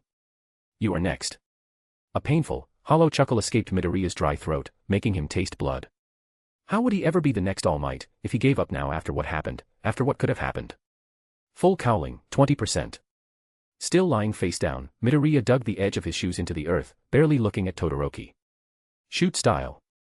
Then, pulling out strength from the deepest parts of his bones and spirit, he blurred, leaving behind a trail of cyan-colored bolts of lightning. Hell Rush. Zigzagging, deluding senses and deafening ears, Midoriya appeared all over the icy, dusty stage, at once. A kick went for Luke's exposed chin. He dodged it by taking a step back, a crackling sound brushing past him. But then, as if Midoriya had cloned himself, he appeared right behind him and kicked Luke's back. Before Luke's feet had even left the ground, Midoriya's foot went for Todoroki's legs. Ice crawled out from those legs, instantly freezing everything within the laser boundaries. But, in the very next moment, Midoriya appeared to Todoroki's left side, where flames were burning so high and hot that they looked like clouds of red-blue smoke. Even a moment's touch would burn someone. Midoriya didn't just touch, he planted his entire foot on Todoroki's left side, his boots melting instantly. Just as those flames were about to do the same with his flesh, Todoroki was sent flying, breaking walls of ice as he tried to arrest his momentum, his left hand pressed tightly over his broken ribs. Midoriya hadn't stopped meanwhile, though. A kick had sent Momo and his dark shadow flying high in the air, leaving behind trails of blood on ice. Then, as if the world had lost all sense of time, the people experienced a massive déjà vu crack. Luke was kicked back into the earth. Crack. Todoroki was kicked from one side of the field to the other. Crack. Momo and his dark shadow came flying like a bullet, crashing with a boom. Crack. A foot bent Luke's waist, a hand grabbed his leg and pulled him back, a kick landed on his helmet, breaking it off, a set of teeth bit Luke's exposed ears, a forehead landed on his nose, breaking it with a crunch. Crack. A kick broke Todoroki's left ankle, a half-burnt foot broke through ice and bent Todoroki's right leg at an odd angle, the top of a head hit his icy, burning chin, making him grunt in pain, a knee landed on his iced stomach, shattering it, and proceeded to send him flying. Crack. Midoriya, not thinking, not seeing, not hearing, not trying to make any sense, just kept putting one foot after another, appearing right above Momo. She was lying a few steps ahead of the laser boundary. But Midoriya didn't show mercy to the person who had ousted even Bakugo. Pulling back his leg, surrounded by cyan lightning bolts, he kicked at her sides, deciding to throw her out of the field before going back for another round, and another, as long as he was breathing, as long as the timer didn't reach 0. There, in the motion of kicking Momo, Midoriya paused. And he remained like that, looking like a statue, with his eyes rolled back into his head, until a hole opened into the earth and swallowed him alive. Chapter 397, The Final Minute. There lingered a bout of absolute silence among the audience. Just, what was that? Just what happened in the last few dozen seconds? It was like Deku had become a one-man army, aiming to finish the entire event in a few breaths. The most ridiculous thing was that it hadn't felt like he had been overestimating himself either. A few more seconds. That was all Deku had needed to finish the game, it had felt. And that was when he himself was injured the most, almost on the brink of collapsing. First, the greenish-black strands of energy that had erupted out of him were strange. Like, what were they? A part of his quirk? Wasn't his quirk a basic power amplifier? If not, then what was it? Second, after Tenya's brave sacrifice, Deku had luckily managed to remain on the field. Even then, at a glance, even a blind person could have seen just how bad the boy's situation had been. Yet, defying all those odds, Deku had not only erupted with the greatest burst of strength, but he had almost defeated every single student still active in the battle royale without injuring himself further. Almost all who were watching the battle royale, whether at UA or on screen, remembered Deku. Not for something heroic, but mostly as the student whose only way to put up a fight was to sacrifice his limbs. Last time during the sports festival, Midoriya had put up a great fight against Todoroki, but none could have denied that such a display of strength was foolish, especially when it could permanently harm him. This time, though, the control Deku had shown in those last few seconds felt less like the last steps of a dying man and more like a statement, shouted out loud. Look at me. Deku seemed to cry on the screens. I am here. And, as the timer kept ticking in silence, a chill began running down people's spines as they remembered those last scenes. Despite Midoriya's sudden defeat, cheers, louder than ever, erupted out of people's lungs, their roars spilling out of the stadium and flooding the entire campus. On the battlefield, locked in by the sky-high laser boundaries, none of the 4 remaining students could have cared less about those shouts. Midoriya hadn't just pounded them. He had pounded them so hard that their bones were broken. Even Luke, despite the innate strength of a cryptologist, had several of his ribs broken. His nose was bent at an odd angle, and his ears donned bloody impressions of teeth, like earrings. If he had used all his Beyonder abilities, then, perhaps, he could have easily dodged Midoriya and retaliated. However, the more he advanced in the 3 pathways, the more he confirmed that none of the Seer, Marauder, and Apprentice pathways were tuned toward a direct, physical confrontation. He would even go so far as to say that these pathways had only one purpose. To run away. Not just run away, but to do it with style. Still, against the likes of students, he could handle himself well, Luke believed. However, the fact that a 20% one for all would be this powerful, he had never imagined that. Luke had every reason to believe that this percentage progression, in the form of full cowling, was flawed to begin with. Because, using decryption and deliberation, he could easily tell that the difference between his reinforcement, which was equivalent to full cowling at 5%, and Deku's 20% full cowling was not a mere 15%, but more like 25%. Which meant, if he wanted to replicate Deku's last display of power, he would need to bestow a reinforcement quirk equivalent to 30% of full cowling, shooting its complexity to not even super, but near plus ultra. Perhaps it was because of a qualitative difference between reinforcement, which itself was a product of bioalchemy, and one for all. Regardless of the reason, as Luke spat out blood, he knew that Deku had already crossed the invisible threshold beyond which it would be impossible for him to outpace the boy in terms of sheer strength, without using underhanded means. Letting out painful grunts, Luke tried to stand up. Choking hero, Choker was not a Beyonder. He was a highly proficient, assassin-like, merciless character, with access to one and only one quirk. Despite his insanely strong physique, he wasn't immune to getting hurt. So, standing up as choker, Luke grabbed his nose and straightened it with an audible crunch, cursing out loud. Then, he looked around. The ice that had covered the ground for the last 5 minutes was gone. It was lost in piles of icy and dusty rubble, craters of all sizes scattered across the entire field. On one side, under the menacing, reddish hue of the laser boundary in his background, Todoroki was straightening his back, more bloodied than Luke, with both his legs broken. A layer of ice now covered those legs, acting like a cast. That couldn't hide the pure exhaustion in his reddened eyes, though. Against the backdrop of another laser boundary, Monoma's dark shadow pulled the boy out of a crater as well. He looked much better than Luke and Todoroki, as most of Deku's blows had landed on Dark Shadow. However, the force of those attacks had still reached Monoma, it seemed, with blood coming out from the corners of his mouth. Then, on the fourth side, was Momo. Her injuries were a result of Todoroki's vengeful strike. She was breathing so loudly, holding her chest, that it felt like she was suffocating. Then, sensing eyes upon them, Momo, Monoma, and Todoroki looked at the person observing them. Luke's helmet had shattered, leaving him with several scars on his face. He couldn't even stand properly, holding his stomach as if he would fall forward if he dared to let go. Yet, despite all that, there was something about him. They couldn't see his mouth, hidden under a layer of blood, but they could tell that he was smiling from the way his blue eyes squinted. Then, slowly, Luke lifted his free, shaking hand and pointed up. Simultaneously, the timer rang again, the battle entering its minute-long finale. However, neither Momo's, Monoma's, nor Todoroki's gaze ever reached the timer fully, because they had spied something between the land and the sky, a black dot, becoming larger and clearer in their blurry vision. Snap. With that sound of snapping of fingers, hearts jolted. And, together, Momo, Monoma, and Todoroki let out a beastly growl, knowing who that black dot was and what Luke was going to do with it. Chapter 398, Let It End, Todoroki's Insanity. Nyx had flattened her wings on her back, descending from above like a hawk. 50 meters, with the speed she had dived, was barely mentionable. None of the 3 remaining students could have stopped her from crossing that distance and reaching Luke by running up to him in time, even when they were at their best. Much less needed to be said about now, when they couldn't even walk. He was going to do it, they thought together, grunting in pain and growling at the dreadful realization. Right in front of their eyes, Luke was going to use Spot Heal. Somehow, intuitively, both Momo and Todoroki rejected the possibility of Luke using any other quirk. First, they knew that every use of his quirk drained Luke's stamina. The more he kept it activated, the quicker he would lose his bearings, becoming powerless by the end. With that in mind, it had made sense for Luke not to use his quirk, saving it for the very end. However, not all had happened as expected, especially with Midoriya going batshit crazy upon them only seconds before. Which meant Luke did not have nearly enough stamina to use any quirk that could give him a direct advantage against them. Any quirk, other than Spot Heal. The healing quirk wouldn't restore Luke's stamina, Momo and Todoroki knew.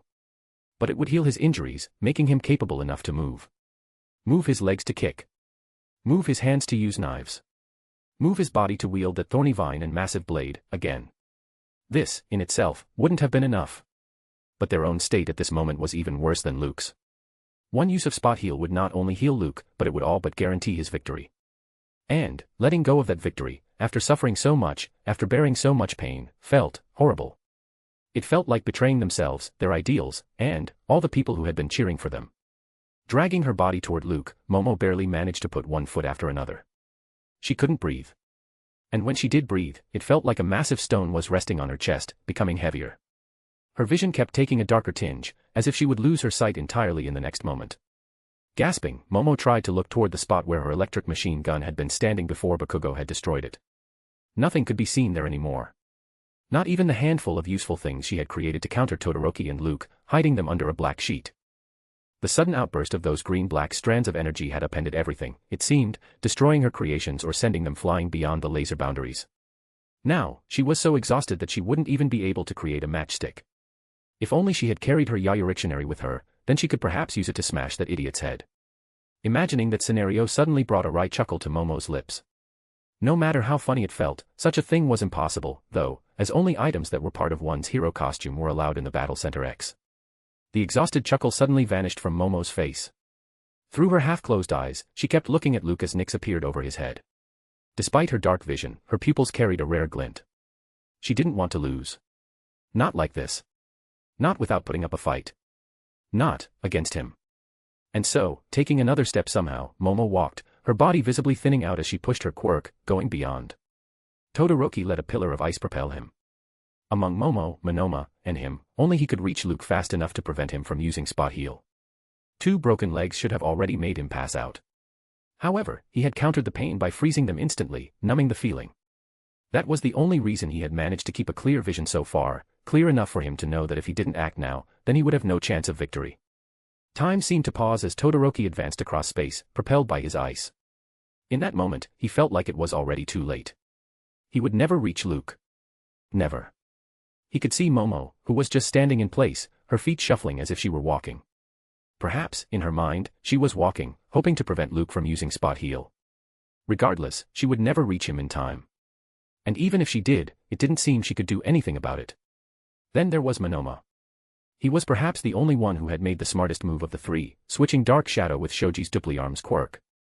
Now, Monoma was sprouting arms at the end of arms, faster and faster, hoping to stop Luke. It was a lost battle, though. Not only did Monoma lack control over Dupli Arms, as clearly seen from the flopping, thin arms he was creating, but he was also the farthest from Luke. Then what? Out of nowhere, Todoroki had a weird realization. It wasn't so important. Winning. Nothing would change if he stepped out of the laser boundaries right now. In fact, knowing when to give up, especially when lives were on the line, was a remarkable trait in a pro. But. Todoroki mumbled. Then, as time regained its momentum, that mumble became a scream. Todoroki screamed, burning and freezing, feeling a weird coolness in his chest. Don't want to lose to you. Flash freeze. With a suppressed hiss, a wave of ice covered the entire battlefield instantly. Then, flames surged from Todoroki's left side, their redness bypassing the blue, becoming white in the very next moment. Luke's eyes widened to the extreme. Momo was still standing in the same spot, her entire body glittering. Monoma's arm branches had fallen on the ground as he couldn't keep them in the air. Then, with Todoroki as the center, a blast originated, crushing him as it propagated, ripping the earth and destroying everything. Heat wave. Boom. Chapter 399, End Game, Last 2 Survivors. The first one to get knocked out by Todoroki's insane attack was Todoroki himself. Because of Midoriya's beating, he couldn't even move his legs and hands. So, fueled by nothing but pure adrenaline, he had frozen the entire field using his right side before superheating the chilled air with his entire left. Last year, Todoroki had done so using the palm of his left hand. That seemed like a little, unimportant detail, but it was the most crucial aspect of Flash Freeze Heatwave. By superheating the chilled air with his extremely hot palm, Todoroki controlled the propagation of the resulting blast outward. There was no denying that this, in itself, was one of Todoroki's greatest ultimate moves, and the safest. All the other ultimate moves that he had come up with in the last year were in a half-baked state, with an enormous danger of inflicting self-harm. Zero Bullet destroyed Todoroki's fingers, despite being capable of one-shotting Noma-like villains. Dodge them enough times, as Bakugo had done, and he would find himself in a much worse state than when he had started. Ice Age had been cooking in Todoroki's mind ever since he had laid his eyes upon the frozen world after Dr. Blest's Absolute Zero. However, because of the sheer scale of it, he had always known that using it even once would leave him in a frozen state. Then, he would need to slowly thaw himself, giving any surviving villain enough time to finish him off. If it hadn't been for Bakugo himself being injured when he reached the central area, such a scenario would have already almost played out. Flash Freeze Heatwave exacted no such toll on Todoroki's body. It did have its caveats, though. First, like Ice Age, it didn't discriminate between friend and foe, appending everything in a massive area. Todoroki had been working on some limited, controlled versions of it, but he needed more time with them. Second, there was a restriction on the superheating part of this move. Using the palm of one's hand was still fine, as the wave would propagate out like a sonic boom, leaving the hand untouched. Using the entire body to superheat the chilled air, though, was equivalent to Todoroki turning himself into a grenade, the supersonic waves crushing him as they left, snatching away the last bits of his consciousness. The boom hadn't been just limited to the area within the laser boundaries, either. It had gone out, rattled the multi-story buildings, shattered the frozen windows all over the city, and then had continued to cover the entire Battle Center X. The people watching it happen on the large screens at the stadium heard it, too, like an explosion going off somewhere very far away. And that itself gave them an idea of just how precarious the situation was within the laser boundaries. If that idea wasn't enough, then, as the dust and fog cleared, they got a look at it as well. Todoroki's Ice Age, Bakugo's explosions, and Midoriya's weird, greenish-black strands of energy had already changed the topography of the central area beyond recognition. Now, the little resemblance that was left in some corners was gone, too. It was like some great, city-sized titan had thrust his fingers into the ground, made a fist, and then sprinkled the debris all over haphazardly. There was a distinct characteristic about this new stage, though. The blast seemed to have pushed almost all chunks of stone and ice outward, piling them beyond the laser boundaries. Now, despite being muddy and hot, and despite being in a worse state than its original condition, the central area seemed to have gained a clear patch of ground within the laser boundaries. And so, all the people watching the battle royale got to see the earth swallowing not only a passed-out Todoroki, but also the muddy earth sprouted a massive hand that shot up. High in the sky, a figure was rising higher and higher, flailing like a person tossed into the vacuum of space. It was Nito Monoma. Just before Todoroki's outburst, he seemed to have switched his quirk again, hoping to use Uraraka's zero gravity to survive the aftermath. At a glance, that was a masterful strategy, especially with him needing little to no mastery of the quirk itself to use it. All he would have needed to do was hang in the air for a few seconds without letting nausea become an issue. And it would have all but worked if Todoroki hadn't used the traditional version of his flash freeze heat wave. The superheated wave had hit Monoma with the force of a bus, knocking him out instantly. If it hadn't been for his being under the influence of zero gravity at that moment, he would have suffered a worse fate. A fate that neither of the remaining two students should have survived. Not when they had been on the ground, much closer to Todoroki than Monoma, with no way of outrunning the shock waves. And yet, no one cared about the timer ticking down to its 45th second. No one cared about the fact that one of the greatest shows of might UA had put on display was slowly coming to an end. All people cared about were the two figures still active on the changed battlefield. The first figure belonged to Luke, who had lost his strange armor and scale gauntlet, hanging, midair, literally. Luke had balled himself up, seemingly protecting his head. It was like he had jumped into the air at some point in time, before getting petrified. And, simultaneously, everyone realized that Luke had never planned to use Spot Heal. Instead, he had used that as a threat to push Todoroki to use his ultimate move, before using Delay. Hearts skipped a beat as everyone realized just how shrewd he would have needed to be, planning so much ahead. He must be hiding Nyx near his head, too. Which meant, even if he was sent flying when Delay stopped working, he would easily find a way to keep himself within the laser boundaries. And, then, would come the time to use Spot Heal. Still, that was only half the reason behind people losing their capability to think. Because the other half of the reason was related to the second figure on the battlefield, who didn't look anything like the girl that they had seen before the explosion. Chapter 400, Luke vs. Momo, Creation Reborn. Luke had to admit it. He hadn't imagined that he would be able to push the student so far in the battle royale. At least, he hadn't imagined that there would be anyone surviving till the very end who would make him discard his choker identity. Unlike what many audience members may have believed, Luke knew that the strategy of saving his stamina for the end was flawed. All they needed was someone to remind them how the students had looked just before the last 5 minutes had begun. Beaten. Bruised. Bloodied. Luke had looked better than most, but he had also been wearing armor. Only the pros and most of the UA students must have sensed that he had no intention of using any quirk other than Spot Heal, letting it become his trump card. No matter how broken Luke was, he surely would have enough juice to pull off one quirk in the end, right? The threat of such a thought was enough for Luke to take advantage of it, pushing Todoroki beyond the edge. He had thought that the boy with fractured arms and legs would pass out as he reacted to the enormous threat, much before that reaction could manifest as something else. Surprisingly, something exactly like that had played out. No. Luke remembered the heart-palpable threat his danger intuition had picked up. In that moment, he had looked at Todoroki, using spirit vision, finding something unique. All the spirit points, corresponding to both the hot and cold parts of his quirk, that Todoroki carried within him had been gathering in his chest, intermingling with each other, almost synchronizing. And that was indeed shocking because if Luke remembered it right, then, in that moment, Todoroki hadn't just pushed himself beyond the edge, but he had unlocked one of the greatest trump cards in his arsenal. A trump card that used to go by the name Phosphor, in Luke's previous life. Regardless, Luke's manipulation hadn't gone to waste, with Todoroki getting crushed by his attack. But the level and scale of this different flash freeze heatwave had surpassed all imagination, forcing him to adopt a different strategy within a fraction of a second. This strategy was to put the use of Spot Heal on hold and, instead, use Delay to arrest his momentum. Then, all he would have needed to do was to let himself remain under the delay's effect until the timer ran out, effectively winning the battle royale. There were a few assumptions about all this, though. First, Luke had jumped up, crossing his arms over his head. Simultaneously, he had pulled his legs up, letting Nyx hide near his stomach, becoming a human ball in midair. He had done so assuming that no matter how powerful the shockwave would be, it wouldn't be able to hurt him or Nyx in that position. Not with his hero costume, black, letting him survive the stray debris. Second, it was related to the number of survivors. Luke had considered Todoroki gone.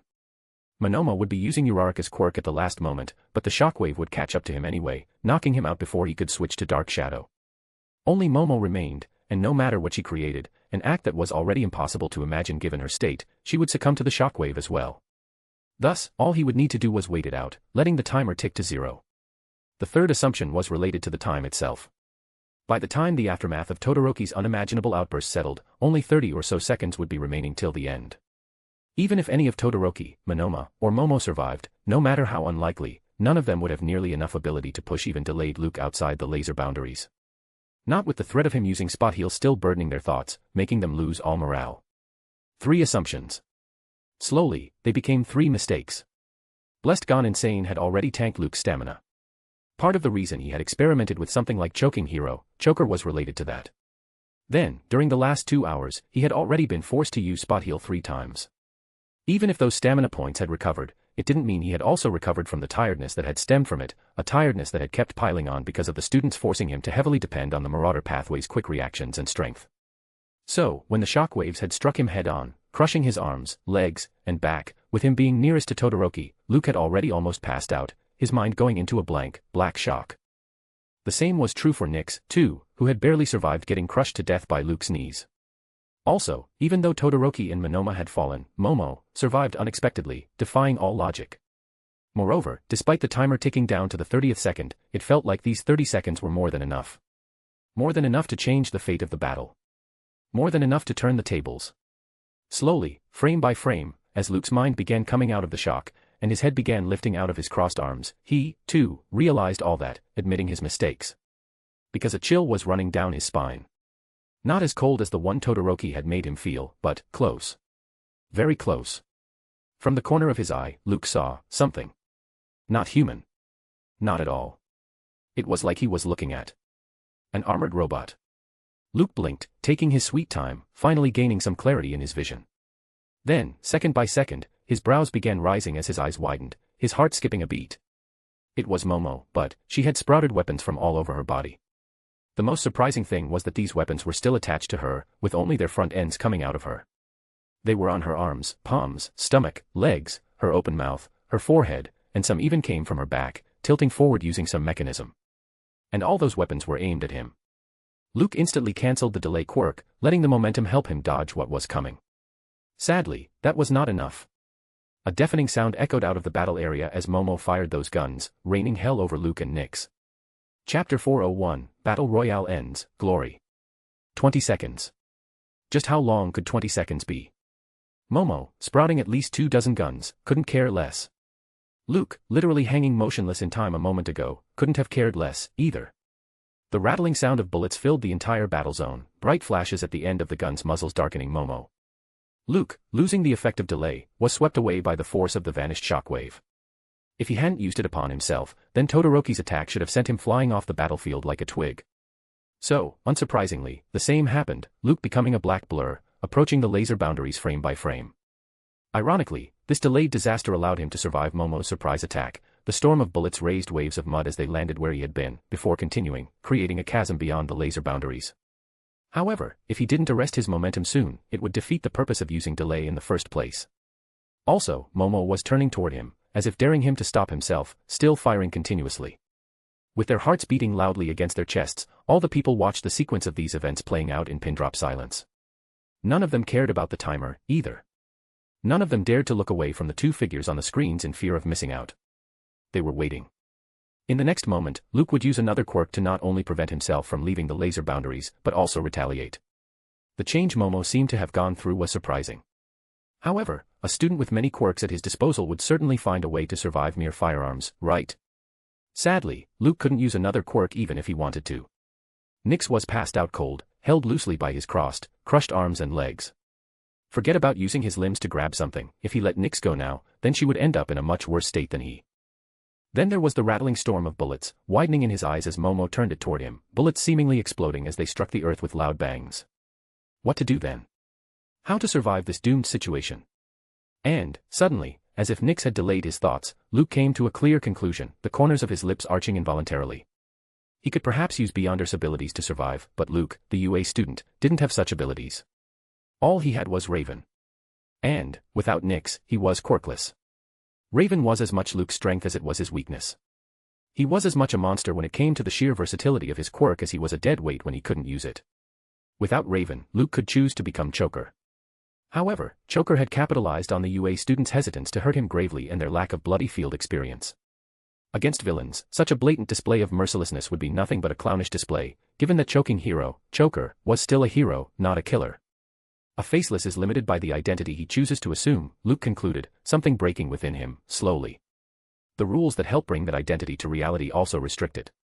A faceless fate is not to defy those restrictions, but to accept them. Because, in that moment, the face they are wearing is their only reality. Nothing more. Nothing less. Luke had already digested a great chunk of the faceless potion earlier. Now, with him experiencing the sudden epiphanies, another portion was digested. That was the prime reason behind Luke becoming Choker for the majority of the Battle Royale's duration anyway. With him bringing his faceless potion's digestion to over 50%, he had all but won in that endeavor. So, to celebrate the momentous occasion, and to get even bigger feedback that would reciprocate with his conclusions, Luke, restricted by his own rules, accepted his fate. He couldn't use his quirk. He couldn't arrest his momentum. He had failed to properly calculate his friends' will to prove themselves. His plan to maintain delay throughout the remaining duration of the Battle Royale event was obliterated the moment Momo went plus ultra. The idea that he was yet to be defeated, that he would survive this miraculously, was nothing but a sham, because he had already lost. So, slowly, under the people's shocked gazes, he continued to be swept by his momentum. The thumping hearts came to sudden halts. The mouths that had opened to roar out cheers for Luke remained like that. The pin-drop silence persisted even after a muffled boom echoed on the battlefield as Luke slammed into the wall of mud that had appeared beyond the laser boundary. The storm of bullets, which had covered the entire battlefield by now, reached an eerie silence as well. The half-sprouted firearms slowly receded, revealing a figure. Momo, broken, on the brink of losing consciousness, panted hard, her eyes brimming with life as they carried a shockingly defiant glint. In that silence, she stood, barely keeping herself up. Then, slowly, Momo dared to straighten her spine, her right arm lifting, higher and higher, making a fist. Then, she screamed. Then, the people cheered. Then, the world erupted, as it had never before. From the audience to the referees, from the villains to the pros, everyone couldn't help but smile as they looked at Momo at that moment, hearing her victorious scream. Tenya, Bakugo, Todoroki, Midoriya, Tokoyami, Monoma, Luke, and many others, who had been at the top of the list of students who were most likely to win the Battle Royale, were all gone. All those insanely powerful quirks couldn't survive against well-executed strategies, backed by the will to never give up. But only Momo knew that it had never been about not giving up. It was about telling the villains that if they came for her again, then they should be prepared for the worst. It was about taking a step forward, toward a glorious future. It was about proving herself to him. Then, smiling and screaming, Momo fell.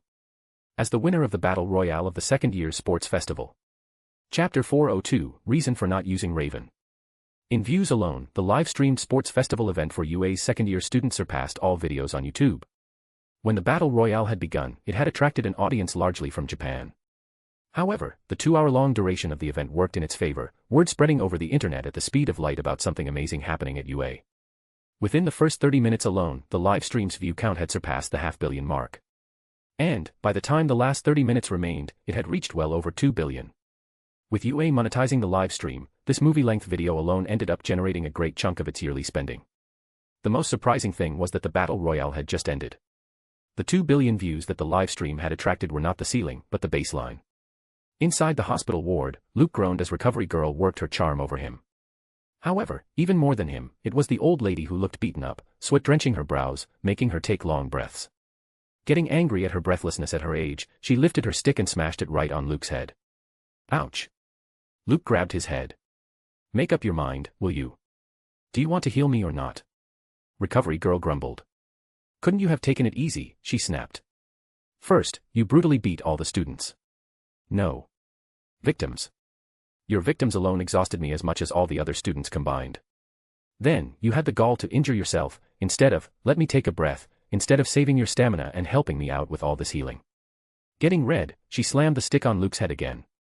Luke patiently let the old woman chide him.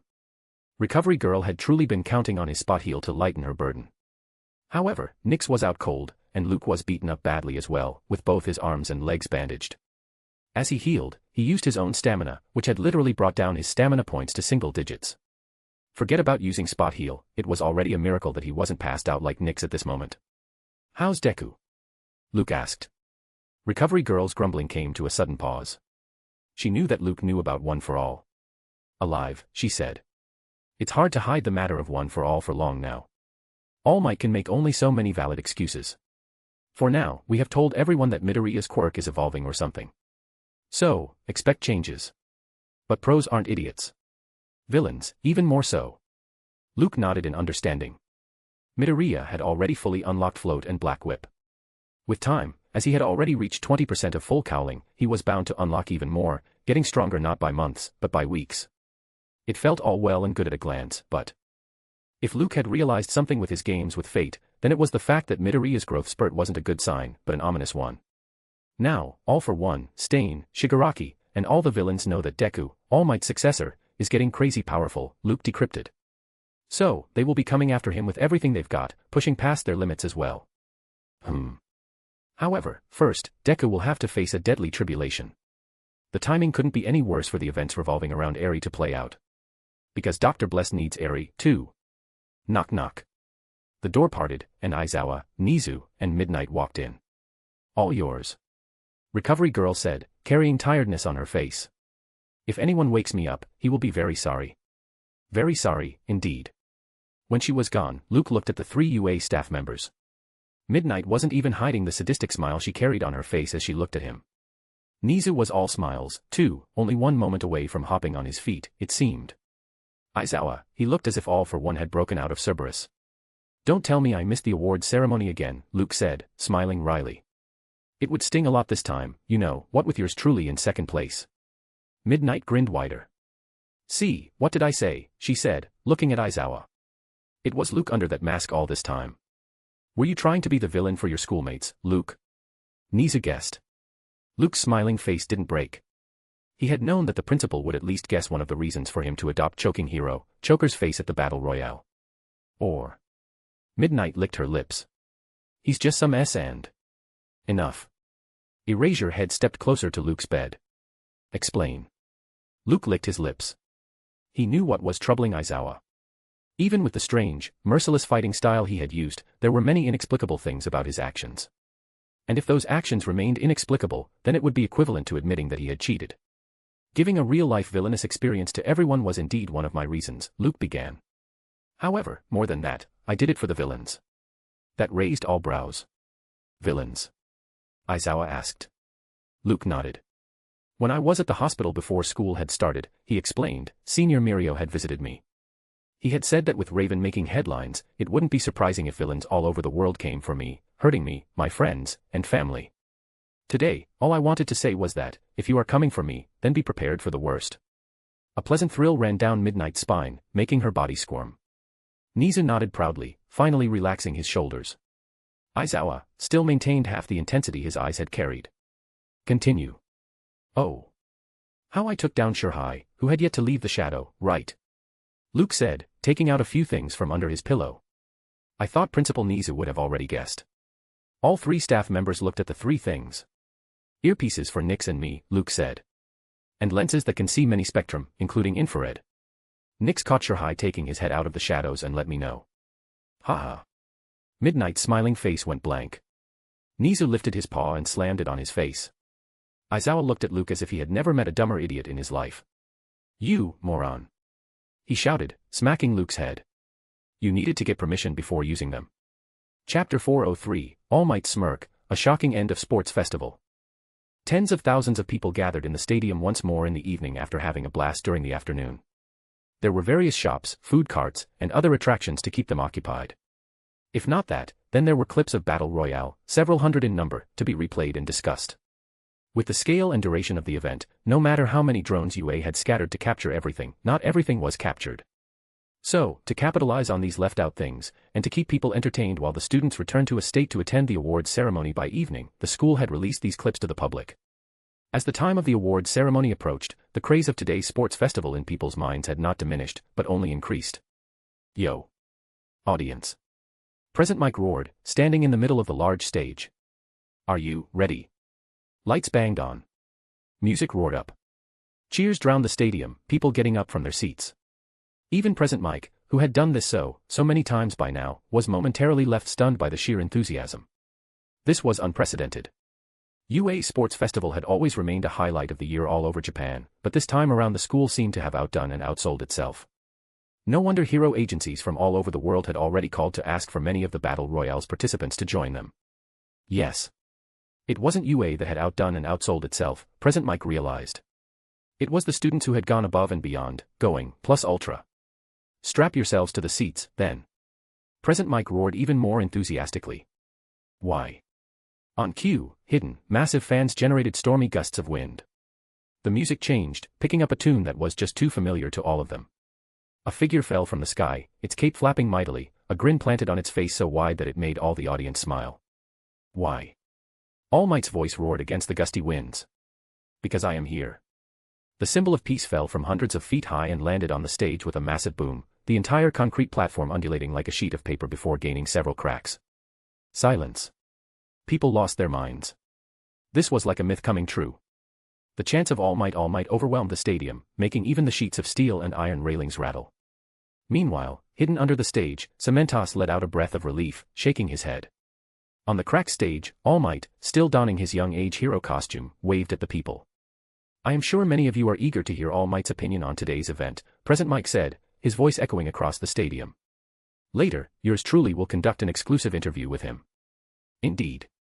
All Might gave a thumbs up, laughing. Now, it's time for the moment you all have been waiting for. Present Mike said, first lowering his voice, then erupting, Battle Royale Awards ceremony. Everyone. Let's welcome the 100. Multicolored lights flashed at the massive, doorless entrance of the stadium. Slowly, under the roar of tens of thousands of people, students began walking out. Bandaged. Bruised. Broken.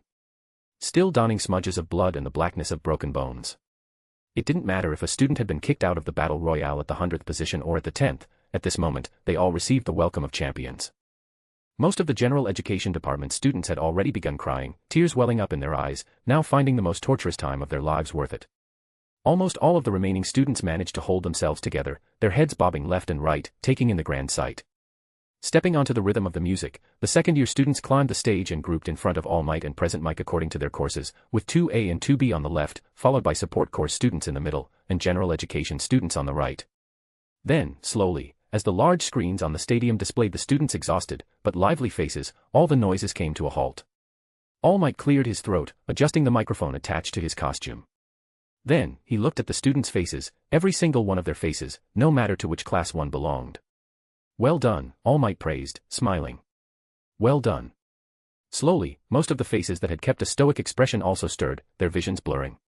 All Might looked away from the students and looked straight, seemingly looking right at all the people watching the awards ceremony through screens, whether at the stadium or over the internet. Then, as people waited for him to say something, All Might smirked. Mobiles, all over the world, held by villains, were crushed by them involuntarily. That smirk was nothing but a pure mockery of all the villains who had been planning to attack UA's students before. That smirk was as much a challenge as it was a warning. Come. All Might's smirk seemed to say. We are here. And if that was the reaction of villains, less needed to be said about the people and All Might's fans, who erupted like never before, holding each other, jumping where they had been standing. Now, without much ado, All Might said, eyeing the students again, let's bring the top 3 students of the Battle Royale, starting with the winner, Momo Yaoyorozu. Momo, doing her utmost to keep her back straight and wearing her hero costume, walked out of the crowd and climbed the podium that had sprouted from the stage by itself next to All Might. And only when the entire mass of people clapped for her did she break out a small smile. All Might tapped her shoulder before looking toward the students again. At second, he said, all the cameras zooming on Luke, we have Nito Monoma. And, at third, Shoto Todoroki. Silence. The entire world skipped a step. Forget the stunned people, even students were looking between a wryly smiling Luke, a jaw-dropped Monoma, and a wide-eyed Todoroki. From the sides, Present Mike came rushing and whispered something in All Might's ear. Ah. Cough. All Might blushed. Pardon. There's an update regarding Battle Royale's rankings. For taking external items to the event without permission. Luke has been disqualified from the tournament. Chapter 404, Apostles in Trouble, Makoto Tsukachi, the Lie Detector. Hey. Kazuho.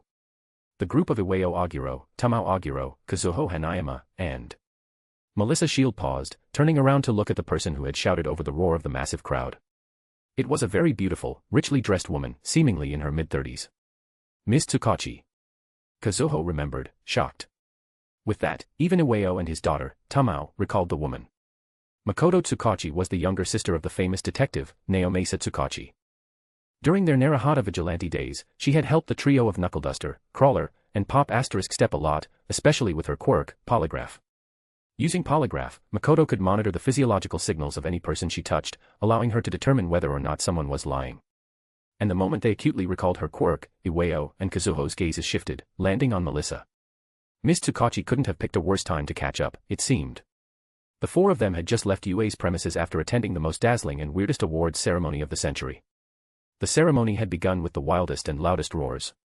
Soon, it had turned into a booing competition, with many people openly cursing UA for disqualifying one of the Battle Royale's greatest contenders, Luke. And for what? Just using some high-tech lenses and earpieces. Somehow, All Might managed to scramble his way through the awards ceremony, making awkward jokes here and there. Now, it was late at night. Surrounded by thousands of people, Iwao and Kazuho hadn't bothered to take even more precautions to hide Melissa. Moreover, as far as Tamao was concerned, Melissa was just a friend of Kazuho's from her college. But, remembering Makoto's personality, they might very well have to pay for their lies. Meanwhile, the woman came to a stop next to the four. "Whoa!" she exclaimed, looking at a grown Kazuho and Tamao. "You guys look almost grown up." Kazuho smiled wryly. "That's what happens when you disappear from a place and reappear after years," she said. "Last time I heard of you, from Koichi, you had left Captain Celebrity's agency." "Ugh." Makoto let out an exasperated sigh. "Don't remind me of that stupid brute." "But, yeah. I needed a break. Was hopping between obscure coastal regions for the last year. Sounds like a midlife crisis to me." "Dad." Tamao elbowed Iwao's side. Makoto, taking the comment with a smirk, looked at the huge man. "Someone's not happy to see me," she remarked, tiptoeing on her heels and putting a finger on Iwao's chest. "So, what are you trying to hide this time, Mr. Knuckle Duster?" Tamao, Kazuho, and Melissa blushed, with many people stopping and staring at the scene as well. Meanwhile, Iwao, flustered to the extreme, stumbled a few steps back, barely remembering to maintain the faux pressure on his broken leg using his cane. Even then, Makoto's eyes narrowed. This woman, the cryptologist cursed within. There's no way she just happened to be here. There's no way she just happened to run into us. Either she knows something, or she wants to delve deeper into something using our help. Again. If Iwao remembered her right, then Makoto was indeed a kind and pleasant woman. However, she had somewhat of a vigilante virus inside her, too. Makoto knew how to get her way around something and wasn't afraid to use some slightly underhanded methods to achieve it. She also had a manipulative and rebellious personality, with a disposition to challenge the rules and authorities, although never to the point of doing anything illegal. And if that was still true, then she wasn't sent to them by her detective brother, at least, Iwao decrypted. As the Beyonder kept decrypting the reasons behind Makoto's presence, she let out a mischievous laugh, her gaze finally landing on the third girl. Black hair, black eyes, and beautiful. Yet, Makoto's eyes narrowed at her. "And who might you be?" "Just a friend from college," Kazuho said offhandedly. "We had an extra ticket, so." Makoto suddenly took a step forward, stretching out her hand. "Hello," she said, smiling at the girl. "Makoto Tsukachi. And you are?" Iwao and Kazuho's hearts skipped a beat. They hadn't gotten even a moment to tell Melissa about Makoto's quirk. The moment Melissa opened her mouth to give a false name, Polygraph would tell Makoto that she was lying, meaning, something was definitely up. Otherwise, why lie about such a simple matter, to begin with? And to think that Makoto wouldn't use her quirk so selfishly was a foolish thought. She would 100% use her quirk on Melissa and then would lie about using it. As if that wasn't enough, Melissa, smiling innocently, reached out and grabbed Makoto's hand. "Hello," the clown replied. "I am Mel. Kazuho's friend. Nice to meet you, Miss Tsukachi." Makoto continued to stare into Melissa's eyes. From the sides, Iwao and Kazuho continued to stare at the two of them. "Is it only me?" Tamao scratched her eye patch, "or is there something more going on here than it seems?" "Haha." Makoto let go of Melissa's hand, bursting out with laughter. "For a moment there, I thought I had seen Mel before somewhere. She looks incredibly similar to the kidnapped girl." Melissa shield. "Why are you here?" Iwao bluntly asked. "Don't involve my daughter and the kid in something else again." This was the best way to misdirect Makoto's thoughts, the cryptologist believed. Use his position as a father to act defensively, while simultaneously making the woman remember what had happened the last time. Sure enough, the ever-present smile on Makoto's face flickered. "No." "Haha." Makoto said, forcing out a laugh. "To be honest, I returned to look into this entire Apostles of Mr. Fool business." There it was. Both Iwao and Kazuho went on high alert. Well, you wouldn't be the first, Tamao said casually, smiling. People are going crazy for this Mr. Fool. Crazy, yes. Makoto said. But, are they going crazy enough to kill? Huh. What do you mean? Iwao asked. Say. Makoto took out a newspaper from her purse and showed it to them. Have any of you heard of the crazy adventurer, Garamond Sparrow? Chapter 405, Dark Undercurrents, Sir Night-Eye's Drug Problem. Late April. Night-Eye Agency. Sir Night-Eye hung up the call, an unsettling expression flashing across his eyes. He put down his elbows on the table in his office and crossed his hands in front of his mouth, entering into a deep contemplative state. What was going on? Sir Night-Eye couldn't help but notice his loudly beating heart. On his crossed fingers, he sensed a touch of wetness, sweat trickling down his head despite the cool temperature in his office. All he wanted to do at this moment was to close his eyes and think. But, Sir Night-Eye, the man who could see the future with his quirk, dared not close his eyes. Not anymore. Because every time he did that, a shadowy being flashed across his mind, resurrecting the trauma of that day. Sir Night-Eye acutely knew just what kind of condition he was suffering from. Panic. Dread. Terror of an unknown mystery. It was a miracle that he was managing to sleep these days. But that, too, was with the help of sleeping pills. As if that wasn't shameful enough, all those sleeping pills were clouding his judgment during the day, actively impeding his hero work. Just like now, when he was supposed to contemplate the dooming call rather than think of how to sleep better. Letting out a sigh, Sir Night-Eye pressed the buzzer on his table. If he couldn't think it over by himself, then he had no choice but to do that with the help of others. Nothing. Absolutely nothing should, and could, prevent him from doing his hero work. Because every moment wasted by him meant someone, somewhere would suffer the consequences of his egotistical decisions. Yes, sir. Bubble Girl's voice echoed from the speaker. Call everyone to my office in 10 minutes, Sir Night-Eye ordered. And bring a cup of coffee, too. By the time Mirio entered Sir Night-Eye's office, Centipeder and Bubble Girl were already standing in front of the table, the leader himself pacing left and right with a cup of coffee in his hand. The small, amusing smile on Lemillion's face instantly vanished. This was not how Sir Night-Eye usually, and even unusually, behaved. The last time he had seen the leader so unsettled was in the hospital, watching the clip of Dr. Blest's miraculous declaration related to All Might. Everything all right, sir? Mirio asked, joining his colleagues. Sir Night-Eye, finishing his coffee, put down the cup and looked at the three of them. Lemillion, he asked, looking at Mirio, brief me on your investigation related to the quirk-destroying drug. The sidekick frowned but did as he was asked. Still nothing. Mirio replied, thinking about how the matter was related to the Yakuza. I had been following the trail that led to the Yakuza organization, Shiha Saikai. But, a week before UA's sports festival, that trail went cold. Ever since then, I have heard absolutely nothing on either the drug or the Yakuza, or any incident related to them. It's like they have vanished.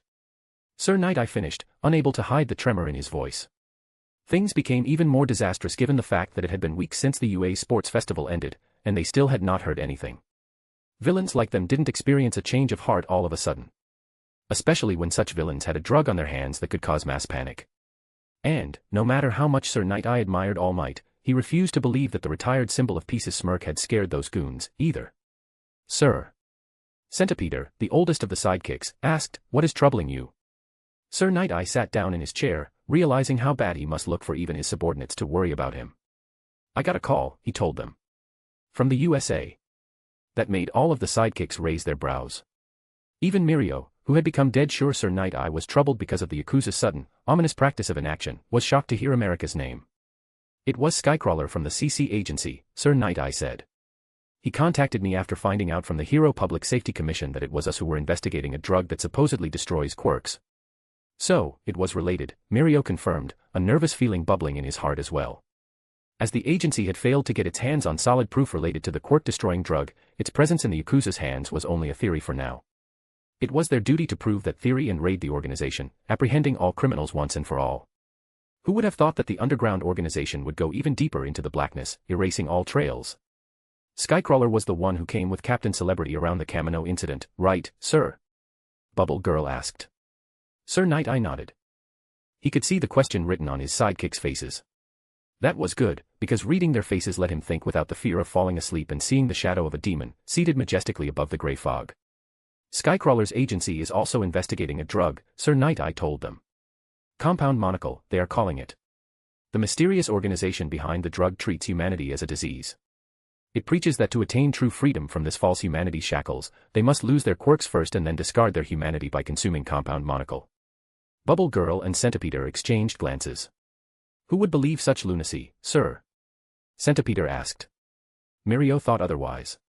He instantly related the matter to Sir Nighty's troubled face and his mention of the Yakuza beforehand, coming to a shocking, dooming conclusion. But, to make sure, he asked it anyway. What does the compound monocle do? Lemillion asked. Sir Nighty looked right into Mirio's eyes and sighed. Compound monocle is the exact opposite of the quirk-destroying drug, he told them, making their faces pale.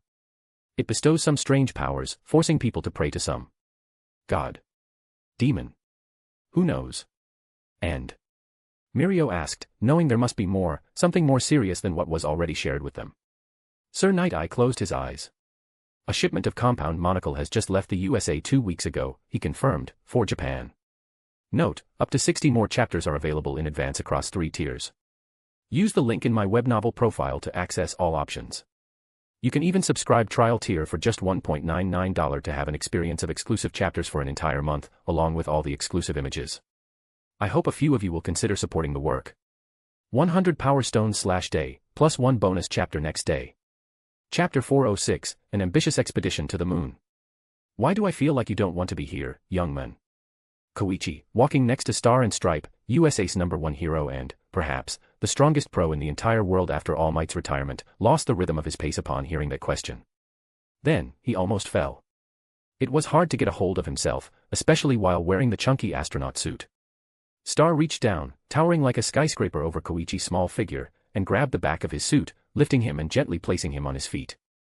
Be careful, she said, smiling.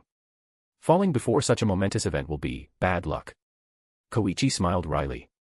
So, Star asked once they resumed their journey to the spaceship, what's up? Koichi looked over his shoulder briefly and saw dozens of scientists and engineers following them, including some big names and personalities. He drew near to Star, trusting not a single one of them anymore. It's compound monocle, Koichi admitted. Only yesterday I found out that the drug is getting shipped internationally, on government vessels.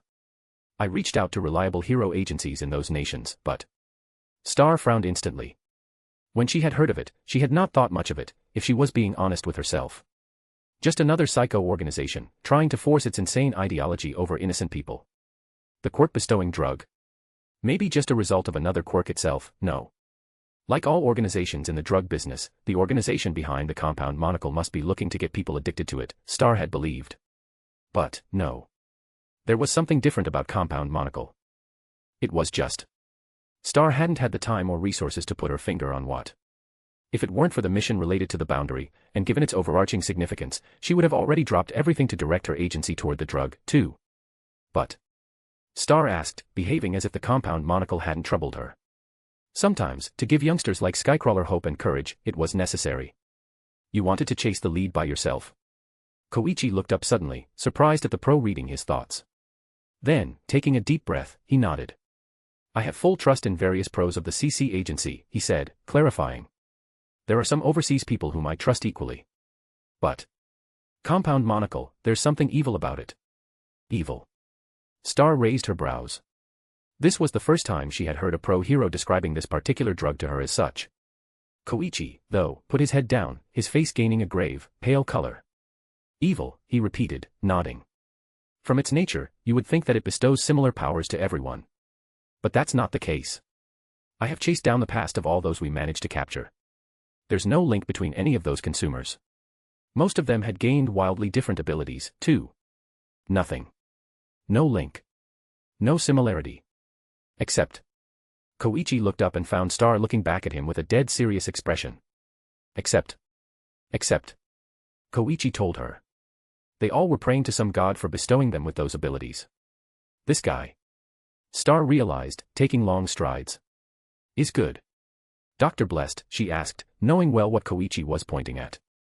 Koichi nodded several times. Dr. Blessed is the only he. Villain, he said, breaking off, realizing that he had just called the international criminal a hero accidentally.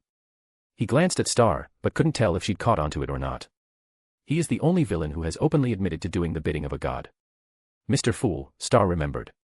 I began digging into the religious history of our planet after his public declaration, Koichi admitted. Unlike today's times, religion was a big thing before Quirks.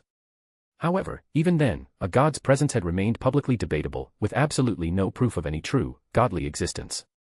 Needless to say, there was no mention of Mr. Fool. I can understand if Dr. Blessed is trying to use this religious tactic to gather followers. Star scoffed. A good tactic, given how well it is playing out. In the USA alone, hundreds of thousands of people openly prayed to Mr. Fool, asking for his benevolence every day, according to Daily Times. Just how many of such people would be in the entire world? That's what happened when someone tied a miracle to the symbol of peace, though, Star knew. Yeah. Koichi licked his lips. What I can't understand is why he is so fixated on Mr. Fool. Why not an old religion that existed in the past, and still continues? Also, why not start with an obscure place, instead of gathering international attention against him by associating himself with big names? It's almost like either he's totally a lunatic and fanatic, or... Star narrowed her eyes, he is just a fanatic. And that would make the presence of Mr. Fool realer than she had wanted it to be. Because, Koichi continued, wording Star's worst thoughts, if Mr. Fool is real, then this evil god to whom all these drug abusers pray. The last part, even he didn't dare say, in fear of it coming true. Star looked ahead, the massive rocket getting bigger in her vision, people swarming the two of them from all sides. When we have returned, she told the hero, I will direct my agency to give you its full assistance in bringing down this menace once and for all. Koichi's eyes widened. He stuttered. Then, he sighed, smiling. Thank you. Haha. Star and Stripe let out a boisterous laugh, slamming the guy's back. Now cheer up. Let's focus on the current job. I know they haven't told you our real mission. But, believe me when I say it, it is far more important than you imagine. Koichi had a feeling that he saw a nervous twitch at the corner of Star's eyes. But, that couldn't be true, right? Just what could make the strongest pro on the planet nervous? Was it related to the mission to land on the moon? Had they lied to him that they needed his quirk to push the rocket across the last stretch near the moon? Or... Koichi looked at the rocket through the blinding flashes of the camera. Was the entire mission a lie, to begin with? Note, up to 60 more chapters are available in advance across 3 tiers. Use the link in my web novel profile to access all options. You can even subscribe trial tier for just $1.99 to have an experience of exclusive chapters for an entire month, along with all the exclusive images. I hope a few of you will consider supporting the work. 100 Power Stones/day, plus 1 bonus chapter next day.